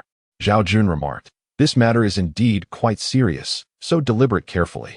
Luna, are you certain you wish to depart with them? Tao Luna hesitated briefly before responding, yes, I still wish to accompany them. This way, we can expedite our escape. Otherwise, we might have to wait 2 or 3 months, and if fortune does not favor us, perhaps even half a year. Zhao Jun hesitated, yet ultimately remained silent. At that moment, the concealed Fong Sidong called out, why not take me with you? Jack retorted, you are a perilous individual. I would not take you along. Fong Sidong quickly defended himself. I am not a dangerous person at all. Do not heed their fabrications. Zhao Jun simply cannot tolerate me. If not for your presence, I would have already perished at his hands. Once you leave, I am certain to be doomed. Therefore, you must take me with you. Jack replied, I am not so foolish. You are far too dangerous. There is no way we could bring you along. Fong Sitong insisted, I truly pose no threat. Zhao Jun merely holds a personal grievance against me. There is an adage in our great Xia. 2 tigers cannot coexist on the same mountain, unless one is male and the other female. Imagine if you were ensnared here. Would you not also find yourself at odds with Zhao Jun? I am not a danger. Jack stated firmly, regardless of your nature, I will not take you with us. Cease your prattling. In truth, Jack harbored his own intentions. He mentioned taking others along as a means to exploit the situation. Currently lacking the opportunity, he planned to find Tao Luna later, under the pretext of escorting her away, perhaps leading to further developments. Whether he would genuinely take her or not would depend on his whims. Thus, he had no intention of bringing a man along. Lucy, on the other hand, genuinely wished to take 2 individuals with her first. Although they were a couple, their thoughts diverged. Unable to reach a consensus, they ultimately decided to rest, as the storm raged outside, keeping everyone awake. Eventually, Qin Shiyuan approached Zhao Jun, and they embraced. Falling asleep, the following morning, the storm had not abated. They remained inside the cave, comforted by an ample supply of preserved food, while rainwater served as their drink. Only Norma ventured outside to inspect the antelope enclosure and his platform, finding everything in order. However, the storm intensified, and had they not made prior preparations, rainwater might have infiltrated the cave. Even so, the drainage system proved somewhat inadequate, with water already seeping into the entrance, though not excessively. As thunder roared and lightning flashed, a sense of fear permeated the group, uncertain as to when the deluge might cease. "Captain, it seems we ought to deepen the drainage channel," Yang Xiaohua suggested. Zhao Jun agreed, saying, "Indeed. Once the rain subsides, we must not only fortify our home and entrance, but also excavate a protective channel around the cave." "A protective channel? What do you mean by that?" Yin Shuang inquired, perplexed. Zhao Jun explained, "It entails digging a wide and deep channel outside the cave. This would not only facilitate drainage but also store water, while preventing wild beasts from approaching. We could construct a bridge across the middle." Yao Qiaoyan nodded. "That is a commendable idea, but might we not face danger ourselves?" Zhao Jun reassured, "No, we can erect some fencing for added security." Yao Qiaoyan replied, "Well, it is still wise to exercise caution." Jack nonchalantly interjected, "Honestly, you need not concern yourselves with such matters. Once we depart, we shall swiftly summon aid for you, and you will not have to endure much hardship. Merely sustain yourselves with food and water." Zhao Jun shook his head, insisting, "No, until rescue arrives. We shall remain vigilant and industrious." The people of the Great Xia adhere to the principle of preventive measures, exercising extreme caution regarding uncertainties, which starkly contrasts with Western perspectives. Jack found this mindset perplexing, shaking his head. "If you wish to toil without reason, then toil away." The storm persisted, unabated for an entire day and night. Outside, chaos undoubtedly reigned, and Lucy began to worry, expressing, "I wonder how our ship is faring?" Jack peered through the door's crack, replying, "It is truly difficult to say. Such prolonged storms are quite rare." Zhao Jun added, "Moreover, this storm is rather formidable." Lucy sighed, "If the ship is damaged, that would be disastrous." Jack reassured, "If the ship is damaged, it can be repaired." Suddenly, Yin Shuang inquired, "When you encounter such storms at sea, what is your usual course of action?" Jack replied, "We lower the sails and drift with the current." "In other words, you completely surrender your fate to the sea? This has been mentioned before. You have survived thus far. I merely wish to know, should the storm persist indefinitely, how would you cope? It has already been a day and a night, with no signs of abating. Would you not find yourselves in great jeopardy?" Tao Lu Na inquired, particularly attentive as she planned to leave with Jack and the others. Jack reassured her, "There is no cause for concern. Such prolonged storms are highly unlikely. Our ship is mobile and will drift toward the storm's periphery, so it is improbable for a storm to last this long." Tao Lu Na fretted, "But what if it does?" Lucy furrowed her brow and remarked, "If the storm continues, we may find ourselves at a loss, relying solely on our experience to avoid being cast aside." Jack interjected, "That won't happen. You are overthinking this. We have successfully crossed the Indian Ocean and safely arrived here. How dangerous could it possibly be?" Taluna pursed her lips and replied, "The Pacific is far more daunting than the Indian Ocean. It is also much larger. Moreover, you have no means of communication with the outside world, which has never occurred before, has it?" Jack responded, "Generally, we wouldn't reach out, as we are inherently adventurers." Zhao Jun chimed in, "But the two individuals you intend to take with you are not adventurers. They lack experience, and in the face of danger, their prospects are grim." This made Taluna doubt the reliability of joining them, and the others, already contemplative, were even less inclined to go. Jack, somewhat irritated, exclaimed, "You people are excessively cautious. You lack any spirit of adventure. It's truly absurd." Zhao Jun shook his head, saying, "It's not that we are hesitant. It's that your considerations are insufficiently thorough." Jack fell silent, sulking, prompting Lucy to say, "If everyone is unwilling to accompany us, it is quite understandable. In that case, once the weather improves, Jack and I will simply depart." Yao Qiaoyan sincerely stated, "I hope you can swiftly assist us in finding rescue." Jack replied, "That's not guaranteed. If too much time passes, I might forget about this matter entirely." The atmosphere shifted, and Lucy quickly interjected, "Please don't misunderstand. Jack is merely joking. We will certainly help you summon rescue." Fong Sitong added, "If they are not going with you, then please take me instead. Otherwise, I am surely doomed by them. You cannot just stand by and watch me perish." Jack scoffed, "Not a chance. You are on your own." Lucy turned to Zhao Jun and asked, "What do you think about bringing him along?" Zhao Jun shrugged, If you choose to take him, I have no objections. In fact, I would wholeheartedly support your decision. Fong Sitong was indeed a considerable burden, and keeping him would only unsettle everyone. However, with rescue on the horizon, it would be inappropriate to eliminate him. If Jack and his companion could escort Fong Sitong away first, it would surely be for the best. Upon hearing Zhao Jun's words, Jack said, "Didn't you say he was dangerous? What do you mean by tossing him to us?" Zhao Jun replied, "He is dangerous on the island, but on the boat, he will be depending on you too. Surely he cannot sail the vessel alone. He lacks survival experience at sea. So being on the same ship with you will mitigate his danger." Jack pondered, "Yet, I still prefer not to take him." After another night, the storm finally ceased. As soon as it did, everyone opened their doors, and Zhao Jun and the others began to tidy the surroundings. The drainage ditches outside had overflowed, but fortunately, the platform and the antelope enclosure were built high enough to avoid serious issues. They were merely slightly tilted and required repairs. Jack and Lucy headed straight to the beach, where they discovered the sailboat had been washed ashore, its sides slightly damaged. Jack shouted in frustration, "This is infuriating. What bad luck." Lucy assessed the situation and said, "It's not too bad. It can be repaired." Jack lamented, "But this means we'll be delayed for several more days." His tone expressed regret, yet his eyes betrayed a hint of delight. He still wanted to linger here for a few days. Lucy countered, "I told you we should leave. Yet you insisted on staying. Now that the boat is damaged, who can we blame?" Jack defended himself. "Lucy, fortunately, if we had left earlier, we might not have escaped the storm's reach. If the boat had broken down at sea, we would have been in dire straits." Lucy found some merit in his reasoning and didn't dwell on the matter, instead saying, "Jack, regarding that Fong Sitong, what do you think?" Jack shook his head. "That person is bound. Everyone speaks ill of him, so he can't possibly be a good person. We cannot take such individuals aboard." Lucy replied, "However, we do not truly know the facts of the situation." Jack suggested, "How about this?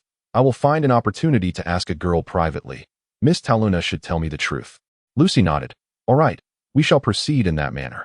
After inspecting the damage to the sailboat, Lucy reported their findings, and Zhao Jun remarked, "It seems you will need to stay here for a couple more days." Lucy sighed. "Indeed. Mr. Zhao, I apologize for the inconvenience." Zhao Jun reassured her, "There is no need for apologies. In such a situation, we ought to support one another." Lucy inquired, "Could I borrow someone from you to help us repair the boat?" Zhao Jun asked, "Who do you wish to borrow?" Lucy glanced around and spotted Taluna. So she approached and brought her over, saying, "Let us ask Miss Taluna." Zhao Jun glanced at Jack, fully aware of his intentions, but considering Lucy's presence, he figured it would be fine. He nodded and said, "Taluna, would you be willing to assist them in repairing the boat?" Taluna replied, "Sure. But I don't know how to repair boats, so I can only lend a hand and won't be of much help." Lucy smiled. "That's all we need, just a helping hand." Lucy took Taluna away, with Jack following closely behind. Zhao Jun felt a sense of unease and said to Yun Shuang, "Sister Shuang, you and Xiao Hua should take a break for now and check by the sea to see if there are any fish to catch. After all, we had several meals of preserved food and could use some fresh fish. Lucy and the others are by the sea, so there shouldn't be any danger." Yun Shuang complied and took Yang Xiaohua along, while Zhao Jun and the others continued to tidy the interior and exterior. Jack first retrieved some tools from the boat, then, with Taluna, ventured into the jungle to chop wood, while Lucy remained by the boat. Upon reaching a tree, Jack paused and asked, "Miss Taluna, you initially wanted to accompany us, so what made you change your mind? Did Zhao Jun say something to you?" Taluna shook her head. "He didn't say anything to me. My change of heart is due to my own reservations. After all, your boat is quite small, and the vast unknown sea frightens me a bit. You won't hold it against me, will you?" Jack reassured her, "Why would I hold anything against you? Your concerns are entirely reasonable. You should know that your worries are unnecessary. Lucy and I are experienced and will surely guide you to safety." Taluna lowered her head in thought and responded, "I will consider it further." Jack said, "Yes, take your time. I have another matter to discuss with you." Taluna curiously asked, "What is it?" Jack inquired, "I want to know about Fong Sitong. What kind of person is he? Is he dangerous?" Instinctively recoiled and exclaimed, He is truly a dreadful person." Jack inquired, "In what manner is he dreadful?" "In every conceivable way. He does as he pleases and shows no respect for women. He even attempted to kill Captain Zhao Jun, and I have suffered at his hands too. He wanted to abandon me. Initially, The captain intended to eliminate him, yet ultimately spared his life. Later, he allied himself with Norma and engaged in further mischief. When the captain subdued Norma, he feigned surrender, only to seize me, along with Xiao Yu and Sister Su, while we were preoccupied with a pack of wolves. Sister Su was severely injured as a result. Recounted the events concerning Fong Sitong in a rush. Jack furrowed his brow and remarked, "From what you describe, he truly is a perilous individual." Replied, "Indeed. But this danger seems confined to this desolate island. If you take him with you, he will undoubtedly behave himself, so please do take him away."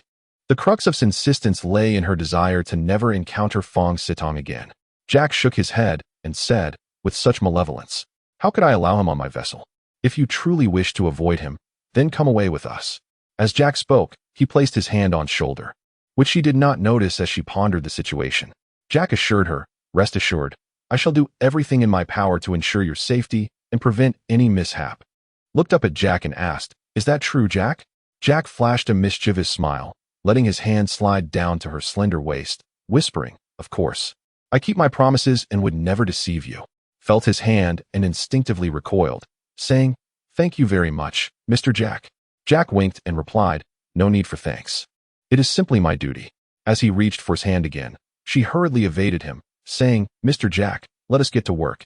Your ship still requires repairs." Jack chuckled. "Is that how eager you are for me to leave?" "No, I sensed something amiss in Jack's demeanor but could not articulate it. Jack pressed, "So will you come with us?" Hesitated, "I will consider it." Jack, feeling frustrated, suddenly embraced, murmuring, "Miss Tao, you are truly beautiful." Startled, quickly pushed him away, retreating several steps, exclaiming, "Mr. Jack, what are you doing? Miss Lucy is still waiting for us." Jack merely chuckled, responding, "Miss Tao, I have always been intrigued by mysterious Eastern ladies. From the moment I laid eyes on you, I was captivated." As Jack attempted to embrace once more, she retreated in fear, declaring, "Mr. Jack, if you persist in this manner, I shall inform Miss Lucy." Jack scoffed, "If you wish to tell her, then do so. I have no fear of her.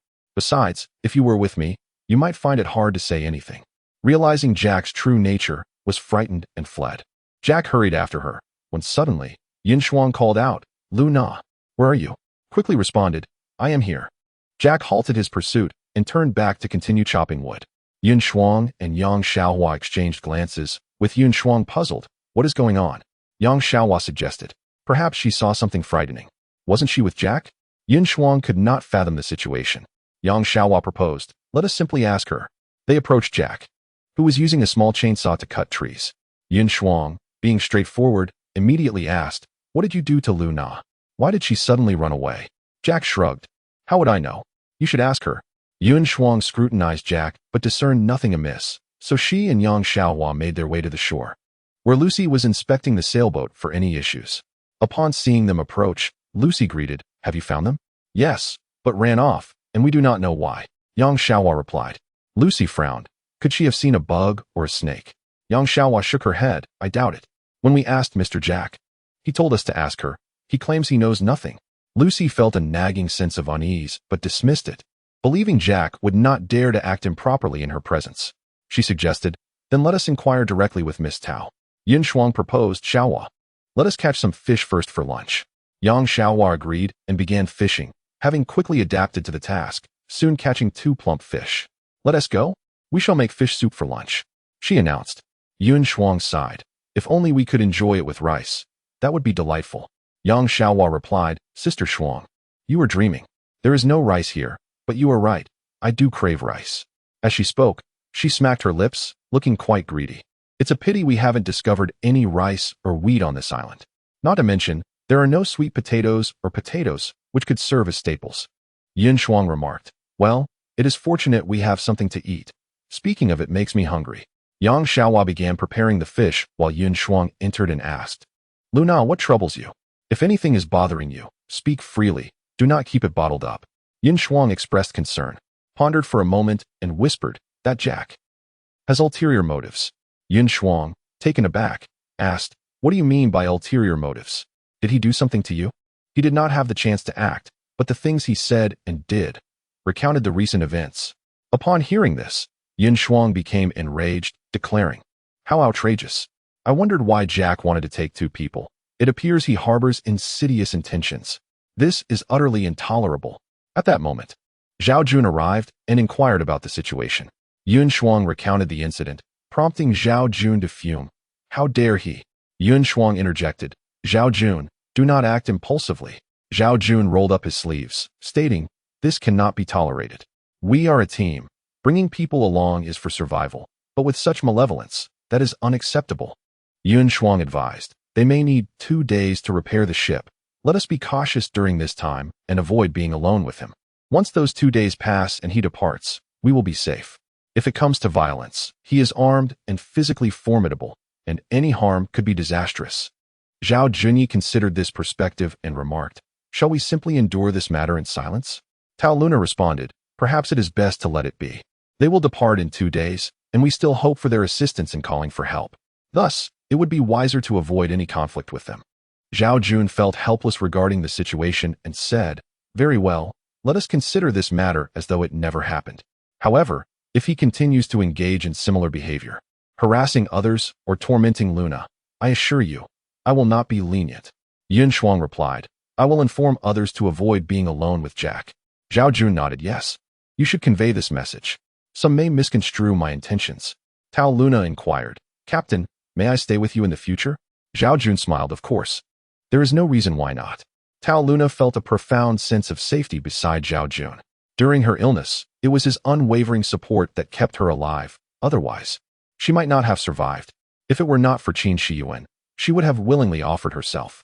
However, due to Qin Shiyuan's presence, she hesitated.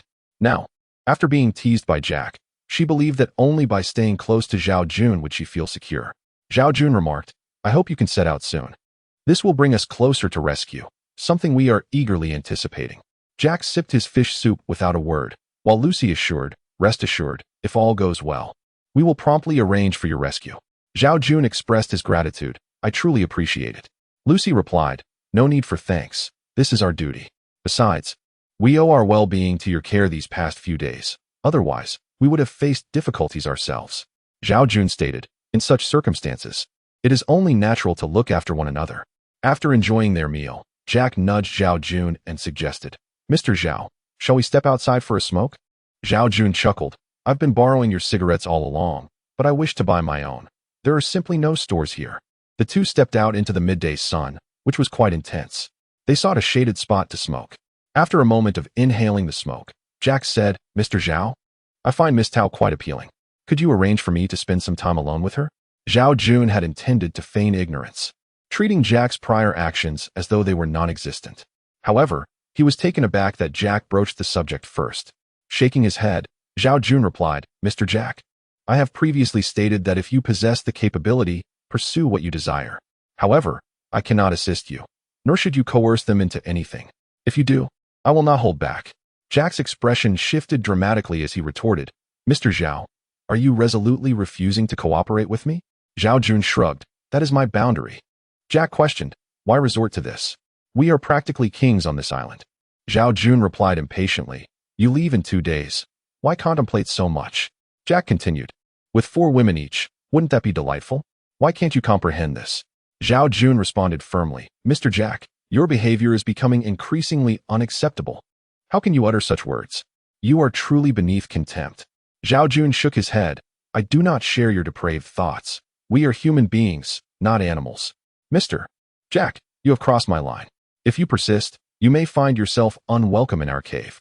I suggest you relocate your belongings to the ship. Jack inhaled deeply. Are you prepared to sever ties with me? I do not wish to turn hostile, but we simply cannot reach an understanding, Zhao Jun stated. Jack smirked. Are you not afraid I might withhold your rescue? Zhao Jun replied. The call for help depends on your mood. If you choose not to summon aid, there is little we can do. We will not be coerced into compliance. Mr. Jack, your calculations are misguided. Jack produced a handgun, idly playing with it, and remarked, is that so? Zhao Jun drew his revolver, asserting, do not presume that your weapon can intimidate me. Jack shook his head, holstering his firearm. Indeed, we both possess firearms. But I haven't 416 Hong Kong dollars on my ship. Do you believe your pistol and rifle can contend with that? Hearing this, Zhao Jun's heart sank. Are you threatening me? Jack replied, I am merely negotiating. We could have collaborated. Do not close off that avenue, for it benefits neither of us. Only through cooperation can we share these women. And that is for the best. Zhao Jun turned his gaze. Do you not fear Lucy's wrath? Jack dismissed. In this environment, what can her anger achieve? Besides, if she were to be harmed by you, she would hardly have time to be angry. Zhao Jun and Apos. S. irritation grew. You are utterly shameless. Jack countered. What does shame accomplish? Is it not better to enjoy life? Must I brandish my gun to compel you? That would be detrimental for all involved. Zhao Jun took a deep drag on his cigarette. Mr. Jack, I advise you to tread carefully and refrain from foolish actions. A mutual downfall would not serve us well. Jack smiled. I suggest you act wisely as well. It would be best to cooperate with me, lest unforeseen consequences arise, for which I shall bear no responsibility. Zhao Jun clenched his fists, momentarily contemplating taking Jack's life, but he knew that was not a viable option. Why would Fong Sidong and Jack behave this way? It was simply impossible to coexist with them. Yet, Zhao Jun maintained harmonious relations with the women. Unfortunately, reality was harsh. His hopes seemed unlikely to materialize. Jack's possession of an 416 Hong Kong dollars, a weapon far superior in performance, maneuverability, and lethality compared to a handgun or World War II rifle, made him a formidable adversary. Should Jack wield that weapon, it would result in overwhelming dominance and unilateral slaughter. Jack recognized Zhao Jun's deliberate refusal to provide him any opportunity, while Lucy remained unaware, contemplating how unreasonable it seemed. Even if rest was necessary, such a large group was excessive. After the two departed, the remaining individuals gathered for a brief meeting. Yun Shuang recounted Jack's actions, inciting widespread anger among the group, who unanimously condemned Jack's character. To prevent panic, Zhao Jun withheld the specifics of Jack's words, simply advising, in the future, avoid being alone with Jack. If necessary, stay close to Lucy. With her around, Jack will likely think twice. Su Xinqiu remarked, some foreigners are quite liberal. It's hard to say. Zhao Jun responded, that does not excuse witnessing Jack's predatory behavior, does it? Su Xinqiu added, I find both of them quite abnormal. Who would cross the Pacific on a motorboat? Such reckless behavior is truly beyond our comprehension. Su Ruoyu expressed her concern. What if they do not call for help? Even if Jack refrains from seeking assistance, I believe Lucy would certainly take the initiative, Zhao Jun reassured. But what if they choose not to? Su Ruoyu inquired. Regardless of their actions, I have faith that rescue will eventually locate us. Even in the unlikely event that we remain undiscovered, we can still thrive here. After all, we have endured several days already. Living here for months, or even a year or two, is of little consequence, Zhao Jun asserted. Everyone has now tacitly accepted that. In the absence of Lucy and the others calling for help, they must learn to survive here for 1 or 2 years. In truth, Zhao Jun harbored doubts about this. Captain, is it wise to dine with someone as malevolent as Jack tonight? Yang Xiaohua queried. Everyone acted as if nothing had transpired, maintaining their usual demeanor. Merely keeping a safe distance from Jack, for we still rely on them to summon aid, Yao Qiaoyan advised. Zhao Jun remarked, indeed. Let us all assume that nothing has transpired. Tao Luna interjected, if this Jack resembles Fong Sidong, we could find ourselves in peril. Zhao Jun reassured, it is unlikely. Do not worry too much. However, Tao Luna's concerns were not without merit, especially given the threatening undertones in Jack's words to Zhao Jun. Yet, Zhao Jun chose to bury these thoughts deep within, for he did not wish to incite panic among the women. An overreaction on their part might inadvertently provoke Jack, hastening the unfolding of unfortunate events. If they could navigate the next few days without incident, with Lucy among them, they could find temporary safety upon their departure. Regardless of whether rescue was called for, allowing them to survive on this deserted island for a considerable time. Zhao Jun stated, thinking of your departure in 2 days. I sense a tinge of reluctance. Lucy replied, what is there to be reluctant about? Once we are out, we will call for your rescue, and you will join us outside. We can reunite then, and revel together. Yun Shuang nodded in agreement. That is indeed a splendid idea. Let us promise to hold a gathering once we are out. She then inquired, by the way, Lucy, have you and Jack wed? Lucy cast a glance at Jack, her face radiant with happiness, replying, we are not married yet, but we are engaged, and we have agreed that if we successfully traverse the Pacific this time, we shall wed. Yun Shuang exclaimed, then we must certainly attend your wedding with Jack. Her words served as a subtle reminder to Jack, urging him to behave, considering he and Lucy were on the verge of marriage, and they would all reunite in the future. Jack expressed, I too eagerly await that day. Zhao Jun lifted his beer, clinking glasses with Jack, proclaiming, "Mr. Jack, your arrival has truly instilled hope in us. Not merely hope, but also the joy of drink. We are immensely grateful." Jack surveyed the group and asked, "Do you all share in this gratitude?" Yun Shuang and Yao Qiaoyun, seasoned and composed, nodded in acknowledgement, while the other women lowered their heads in silence. Jack chuckled. "It appears not all of you feel this way. Perhaps our presence has caused you some inconvenience." Lucy interjected, "Jack, they do not mean it that way. You've had too much to drink." But Jack countered, "Lucy, it seems we have indeed disturbed them. Today, as we worked on the boat, we sought assistance from them, yet they declined. Can you not see?" Lucy quickly reassured, "Please excuse us. Jack has had a bit too much to drink, and, given the fatigue of the day, he is merely venting. Do not take it to heart." Zhao Jun added, "It is quite all right. We have indeed been busy ourselves. I understand his sentiments. Tomorrow, I shall assist you with the repairs." Jack shot Zhao Jun a sharp glance, retorting, You will repair the boat? I do not require your help."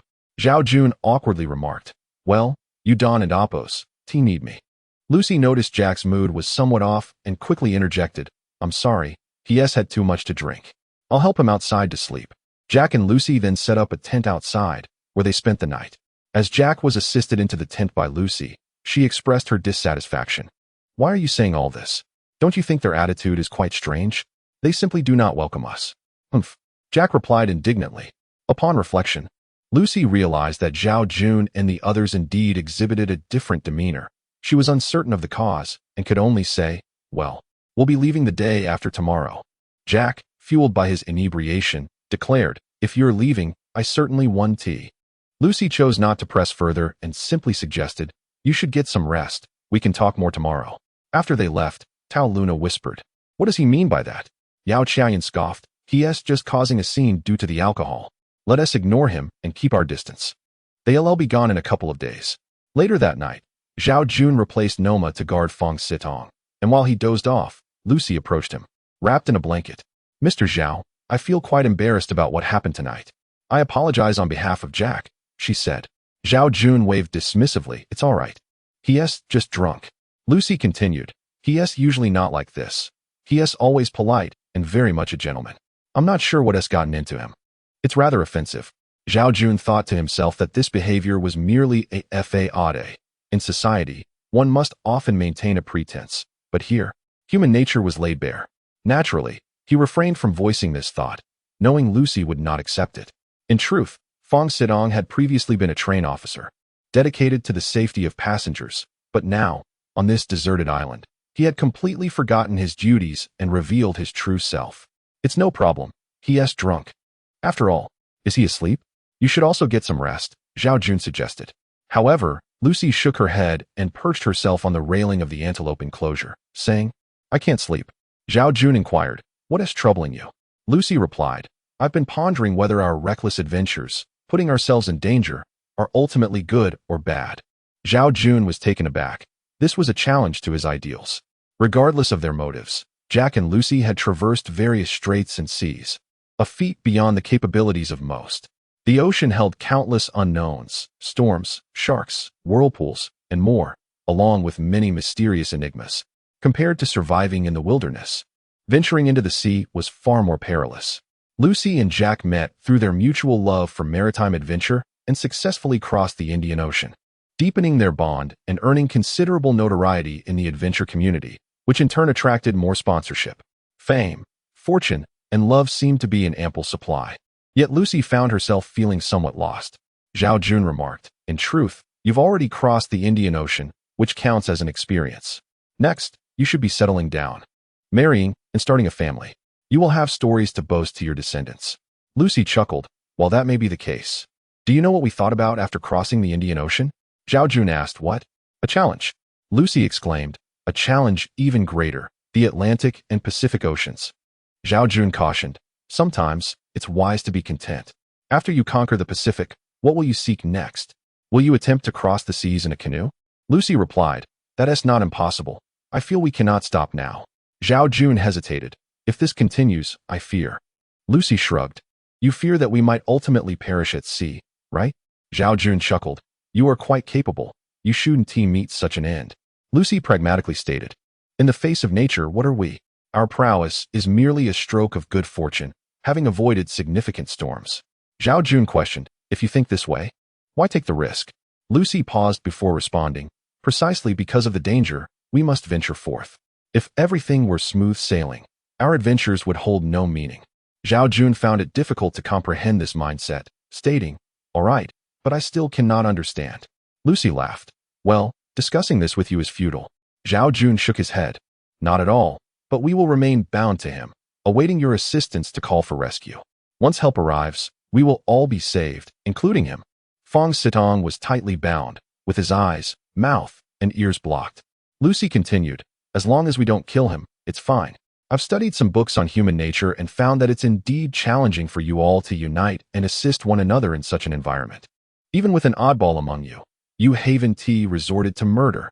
Zhao Jun forced a smile, thinking, had it not been for your unexpected arrival, Fong Sitong would have perished long ago. However, he would never say this aloud, merely commenting, perhaps everyone harbors a glimmer of hope. As long as one is not in despair, they resort to extreme actions. We have food, water, and shelter, everything is quite well. So there is no need to create chaos. Lucy nodded, that is true. By the way, are you really not letting the two of them leave with us? I certainly can't leave first. Their choices are their own, and I can't decide for them. If they wish to go, let them. If not, we can't force them, right? Lucy jumped down from the railing, nearly losing her balance, prompting Zhao Jun to reach out to steady her. Lucy was quite tall, towering over Zhao Jun, and despite his attempt to catch her, he ended up wrapping his arm around her waist. The blanket she had been holding fell to the ground, and their bodies were pressed together. Lucy's face flushed, and she quickly jumped aside. Just then, Jack, who had been cursing under his breath, exclaimed, "You little rascal." It turned out Jack had witnessed the moment between Zhao Jun and Lucy, having had too much to drink. He had risen to relieve himself, and was taken aback to see this scene, leading him to shout out. Both Zhao Jun and Lucy were startled, and Lucy hurriedly said, "Jack, it's not what you think." Jack waved his hand sharply, stating, "Don't say anything. I saw everything. Are you trying to deny it? I never imagined you'd sneak out to rendezvous with this man in the middle of the night." Zhao Jun interjected, "Mr. Jack, there is nothing between Miss Lucy and me. She merely stumbled, and I helped her." Jack laughed, "I saw it all, and you're still trying to deny it? Do you truly think I'm blind? This is utterly outrageous." Zhao Jun, observing Jack's expression and recalling his earlier words, quickly realized that regardless of what had transpired between him and Lucy, Jack would likely fabricate accusations. Consequently, even if Jack were to engage with another woman, Lucy would find it difficult to defend herself. Zhao Jun, with a stern expression, declared, "Mr. Jack, please refrain from making baseless accusations here." Jack retorted loudly, "How am I making baseless accusations? I witnessed the two of you in an intimate embrace, and you dare claim nothing is amiss? Zhao Jun, you shall not dismiss this matter so easily today." At that moment, others were roused from their slumber, peering towards the commotion at the cave entrance, including Norma, who rose from his perch, oblivious to the unfolding situation. Lucy approached Jack and whispered, "Enough. We truly have nothing between us. Please lower your voice. You're disturbing others' rest." Jack, still vociferous, responded, "Oh really? You are dating this man and expect me to keep my voice down? Is this not an affront?" He retreated to the tent, retrieving a pistol and loading it, aiming it at Zhao Jun. Zhao Jun, already holding a rifle, had no choice but to aim it back at Jack, creating an atmosphere rife with tension, poised to ignite. Although Norma was unaware of the circumstances, he grasped the gravity of the standoff and knocked an arrow, targeting Jack. Yun Shuang cried out, "Everyone, do not act impulsively. Let us converse calmly." Jack replied, "What is there to discuss? I just emerged from the tent and saw them embracing. You expect me to remain composed? Can I bear such humiliation?" Yao Chao Yun interjected, "Even a condemned criminal deserves a chance to defend themselves, does it not? We do not yet know the full story. Should this escalate to violence, it would be a grievous loss. Communication is paramount." Jack, breathing heavily, exclaimed, "What is there to communicate? Should I thank Zhao Jun for dating my fiancée?" Zhao Jun, feeling helpless, insisted, "Lucy and I truly have nothing." Yet, his words fell on deaf ears. Jack would not believe him, nor would Yun Shuang and the others, who harbored their own suspicions. Zhao Jun's admiration for Lucy's beauty was only natural. Had she initiated any advances, his resolve would weaken further. Furthermore, Jack had his own motives. He sought to cement this incident as leverage against Lucy, ensuring she could not oppose him in future endeavors. Zhao Jun was acutely aware of this, rendering his words feeble. Jack proclaimed, "Very well. Let us clear the air before all these witnesses." Lucy, alarmed, responded, "Jack, do you not trust me? I trust you, but I trust my eyes more. Do not compel me, as he is wielding a gun. Speak truthfully, and I shall not hold it against you," Jack asserted. Zhao Jun, with a cold demeanor, replied, "Jack, do not wield trivial matters as weapons." Jack, incensed, retorted, "Trivial? Zhao Jun, have you no shame? You dare say such things after courting my fiancée? This matter is beyond dispute." Zhao Jun lowered his rifle, striving for composure, and requested, "Mr. Jack, may we speak privately? I wish to discuss this matter with you alone." Jack agreed. "Fine, let us converse privately. I am eager to hear what you have to say." Zhao Jun addressed Yun Shuang. "Please, you all go inside. I have matters to discuss with Mr. Jack." Yun Shuang nodded, and Zhao Jun signaled her to remain vigilant, which she understood. As everyone entered the cave, only Norma remained to guard Feng Sidong while Jack and Zhao Jun ascended to the platform. Jack remarked, "Zhao Jun, you feigned decency in my presence while engaging in such acts behind my back. Do you truly think me a fool?" Zhao Jun gestured dismissively. "Jack, cease your pretense. You know full well there is nothing between Miss Lucy and myself." Jack scoffed. "You still dare to pretend? Speak. How shall we resolve this?" Zhao Jun inquired. "What resolution do you seek?" Jack replied, "My solution is quite simple. Let me achieve some semblance of emotional equilibrium." Zhao Jun asked, "What would grant you emotional equilibrium?" Jack smirked. "That is particularly simple. Allow me to engage with 2 women, and I shall overlook your involvement with Lucy, treating it as if it never occurred." Zhao Jun stifled his rising anger, realizing that Jack's uproar was merely a means to this end. "Jack, you are truly despicable." Zhao Jun could not refrain from exclaiming. Jack shrugged. "Is that so? Call me what you will. If you deem me despicable, so be it. After all, is Lucy not beautiful?" Zhao Jun widened his eyes. "Jack, do not push your luck." Jack countered, "Am I being excessive? Let us discuss in front of everyone how you and Lucy will resolve this." "Do you truly think me a pushover?" Zhao Jun asserted, "I stand unafraid of shadows. I have nothing to fear. It is you who harbors ill intentions. Your motives are condemnable. Should others learn of your thoughts, Lucy would surely find you repugnant." Jack chuckled coldly. "Then we shall see who they believe, you or me. Moreover, there is something you must know." Zhao Jun inquired, "What is it?" "A man betrayed by his girlfriend may very well lose his sanity when confronted with his rival. Especially in this case, given that the man possesses superior weaponry, it would not be surprising if he resorted to violence." Jack remarked. Zhao Jun retorted angrily, "How dare you?"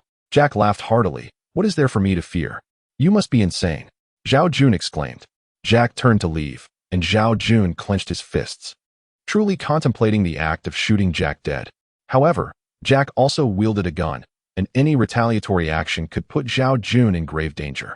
If he were to refuse Jack's demands, there was a genuine possibility that Jack could come armed within 406 Hong Kong dollars, making it exceedingly difficult to withstand his firepower. Seeing Zhao Jun enter alone, Lucy hurriedly asked, "Where's Jack? I need to find him." Lucy stated, "Don't go. He has already made his demands." Zhao Jun sat beside the fire, feeling utterly drained and at a loss for words. Lucy, puzzled, asked, "What are his demands?" "He wants me to deliver 2 beautiful women." Claiming that only then can his inner turmoil be quelled, Zhao Jun replied. Lucy immediately stood up, exclaiming, "What? Did he really say that?" Zhao Jun nodded, "Indeed. And it doesn't stop there. If we do not comply, he may very well unleash a bloodbath here, for his weaponry is more advanced than ours." "Miss Lucy, is it true that your ship possesses in 406 Hong Kong dollars?" Lucy responded, "Yes, we do. But why would he resort to such measures?" Yun Shuang interjected. "Perhaps he has long harbored such intentions, merely seeking an excuse." Lucy shook her head, insisting, "No, that's impossible. He must be furious, having lost his reason, mistakenly believing there is something between us. This isn't who he is. He is not that kind of person." Zhao Jun countered. "You claim he is not that kind of person, yet we did not tell you what he intended to do to Tao Luna yesterday." Lucy's eyes widened in disbelief. "What happened yesterday?" Yao Qiaoyan recounted Tao Luna's ordeal, and Lucy exclaimed in disbelief, "No way. He could not possibly do that. Our relationship is strong. Why would he act this way?" Zhao Jun sighed. "Perhaps he does care for you, but in this hostile environment, It has clearly awakened his baser instincts. You are deceiving me. You must be. Lucy insisted as she marched outside. Zhao Jun seized her arm, saying, "It is dark outside, and he is enraged. Are you not afraid he might pull the trigger? Whatever it is can wait until dawn." Lucy, incredulous, replied, "Are you saying he would shoot me? Perhaps he does not intend to harm you, but in his current state, he might not see clearly, and a gun could misfire. It is best not to take that risk," Zhao Jun suggested, choosing his words carefully. Reluctantly, Lucy sat back down. Su Xinshu then asked, "Captain, did Jack really say that if his demands are not met by tomorrow morning, he will bring about a massacre here?" Zhao Jun affirmed, "Yes." Qin Shiyuan exclaimed in panic. "What do we do? Are we truly going to acquiesce to his demands?" Zhao Jun furrowed his brow, declaring, "I will not allow him to succeed. I will ensure the safety of you all. His weaponry is evidently superior. Do you believe you can confront him?" Yin Shuang expressed her concerns. Yang Xiaohua remarked, "What is wrong with him? He is just like Fong Sitong." Tao Luna sighed. "Why do such unexpected events always occur here? Are we not surviving well? What shall we do now?" Yin Shuang asked. Zhao Jun turned his gaze to Lucy, who suggested, "I will have a serious talk with Jack. He cannot possibly go through with this. It is utterly excessive." Lucy felt a mix of exhaustion and disappointment.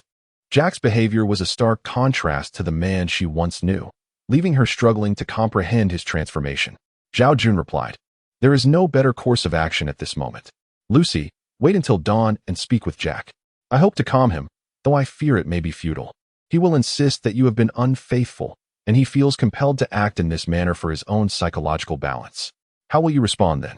Lucy remained silent for a moment before saying, "I do not know, but we have feelings for each other." Zhao Jun replied with a wry smile. At this point, emotions hold little weight. If he truly cared, he would not be causing such chaos. Moreover, judging by Tao Luna's experience, it seems he has been plotting this for some time. He is unlikely to relent easily. Why would he do such a thing? Lucy still could not comprehend. "Instincts," Zhao Jun stated. Lucy fell silent, her spirits plummeting. Zhao Jun continued, "Sister Shuang, Xiaohua, and Xiaoyun, we must be armed and ready to defend ourselves. If Jack truly intends to unleash a massacre here, we must withstand it. Furthermore, ensure that Norma and Dolma are prepared and keep Fong Sitong confined. We cannot allow him to escape. One Jack is already troublesome enough. If another Fong Sitong were to appear, chaos would ensue." Yin Shuang agreed, understood. Yao Xiaoyan communicated the earlier conversation to Dolma, who promptly equipped herself with a bow and spear, joining Norma to bring Fong Sitong inside. Everyone appeared fully armed, as if facing a formidable enemy. Observing this, Lucy implored, "You must not act this way.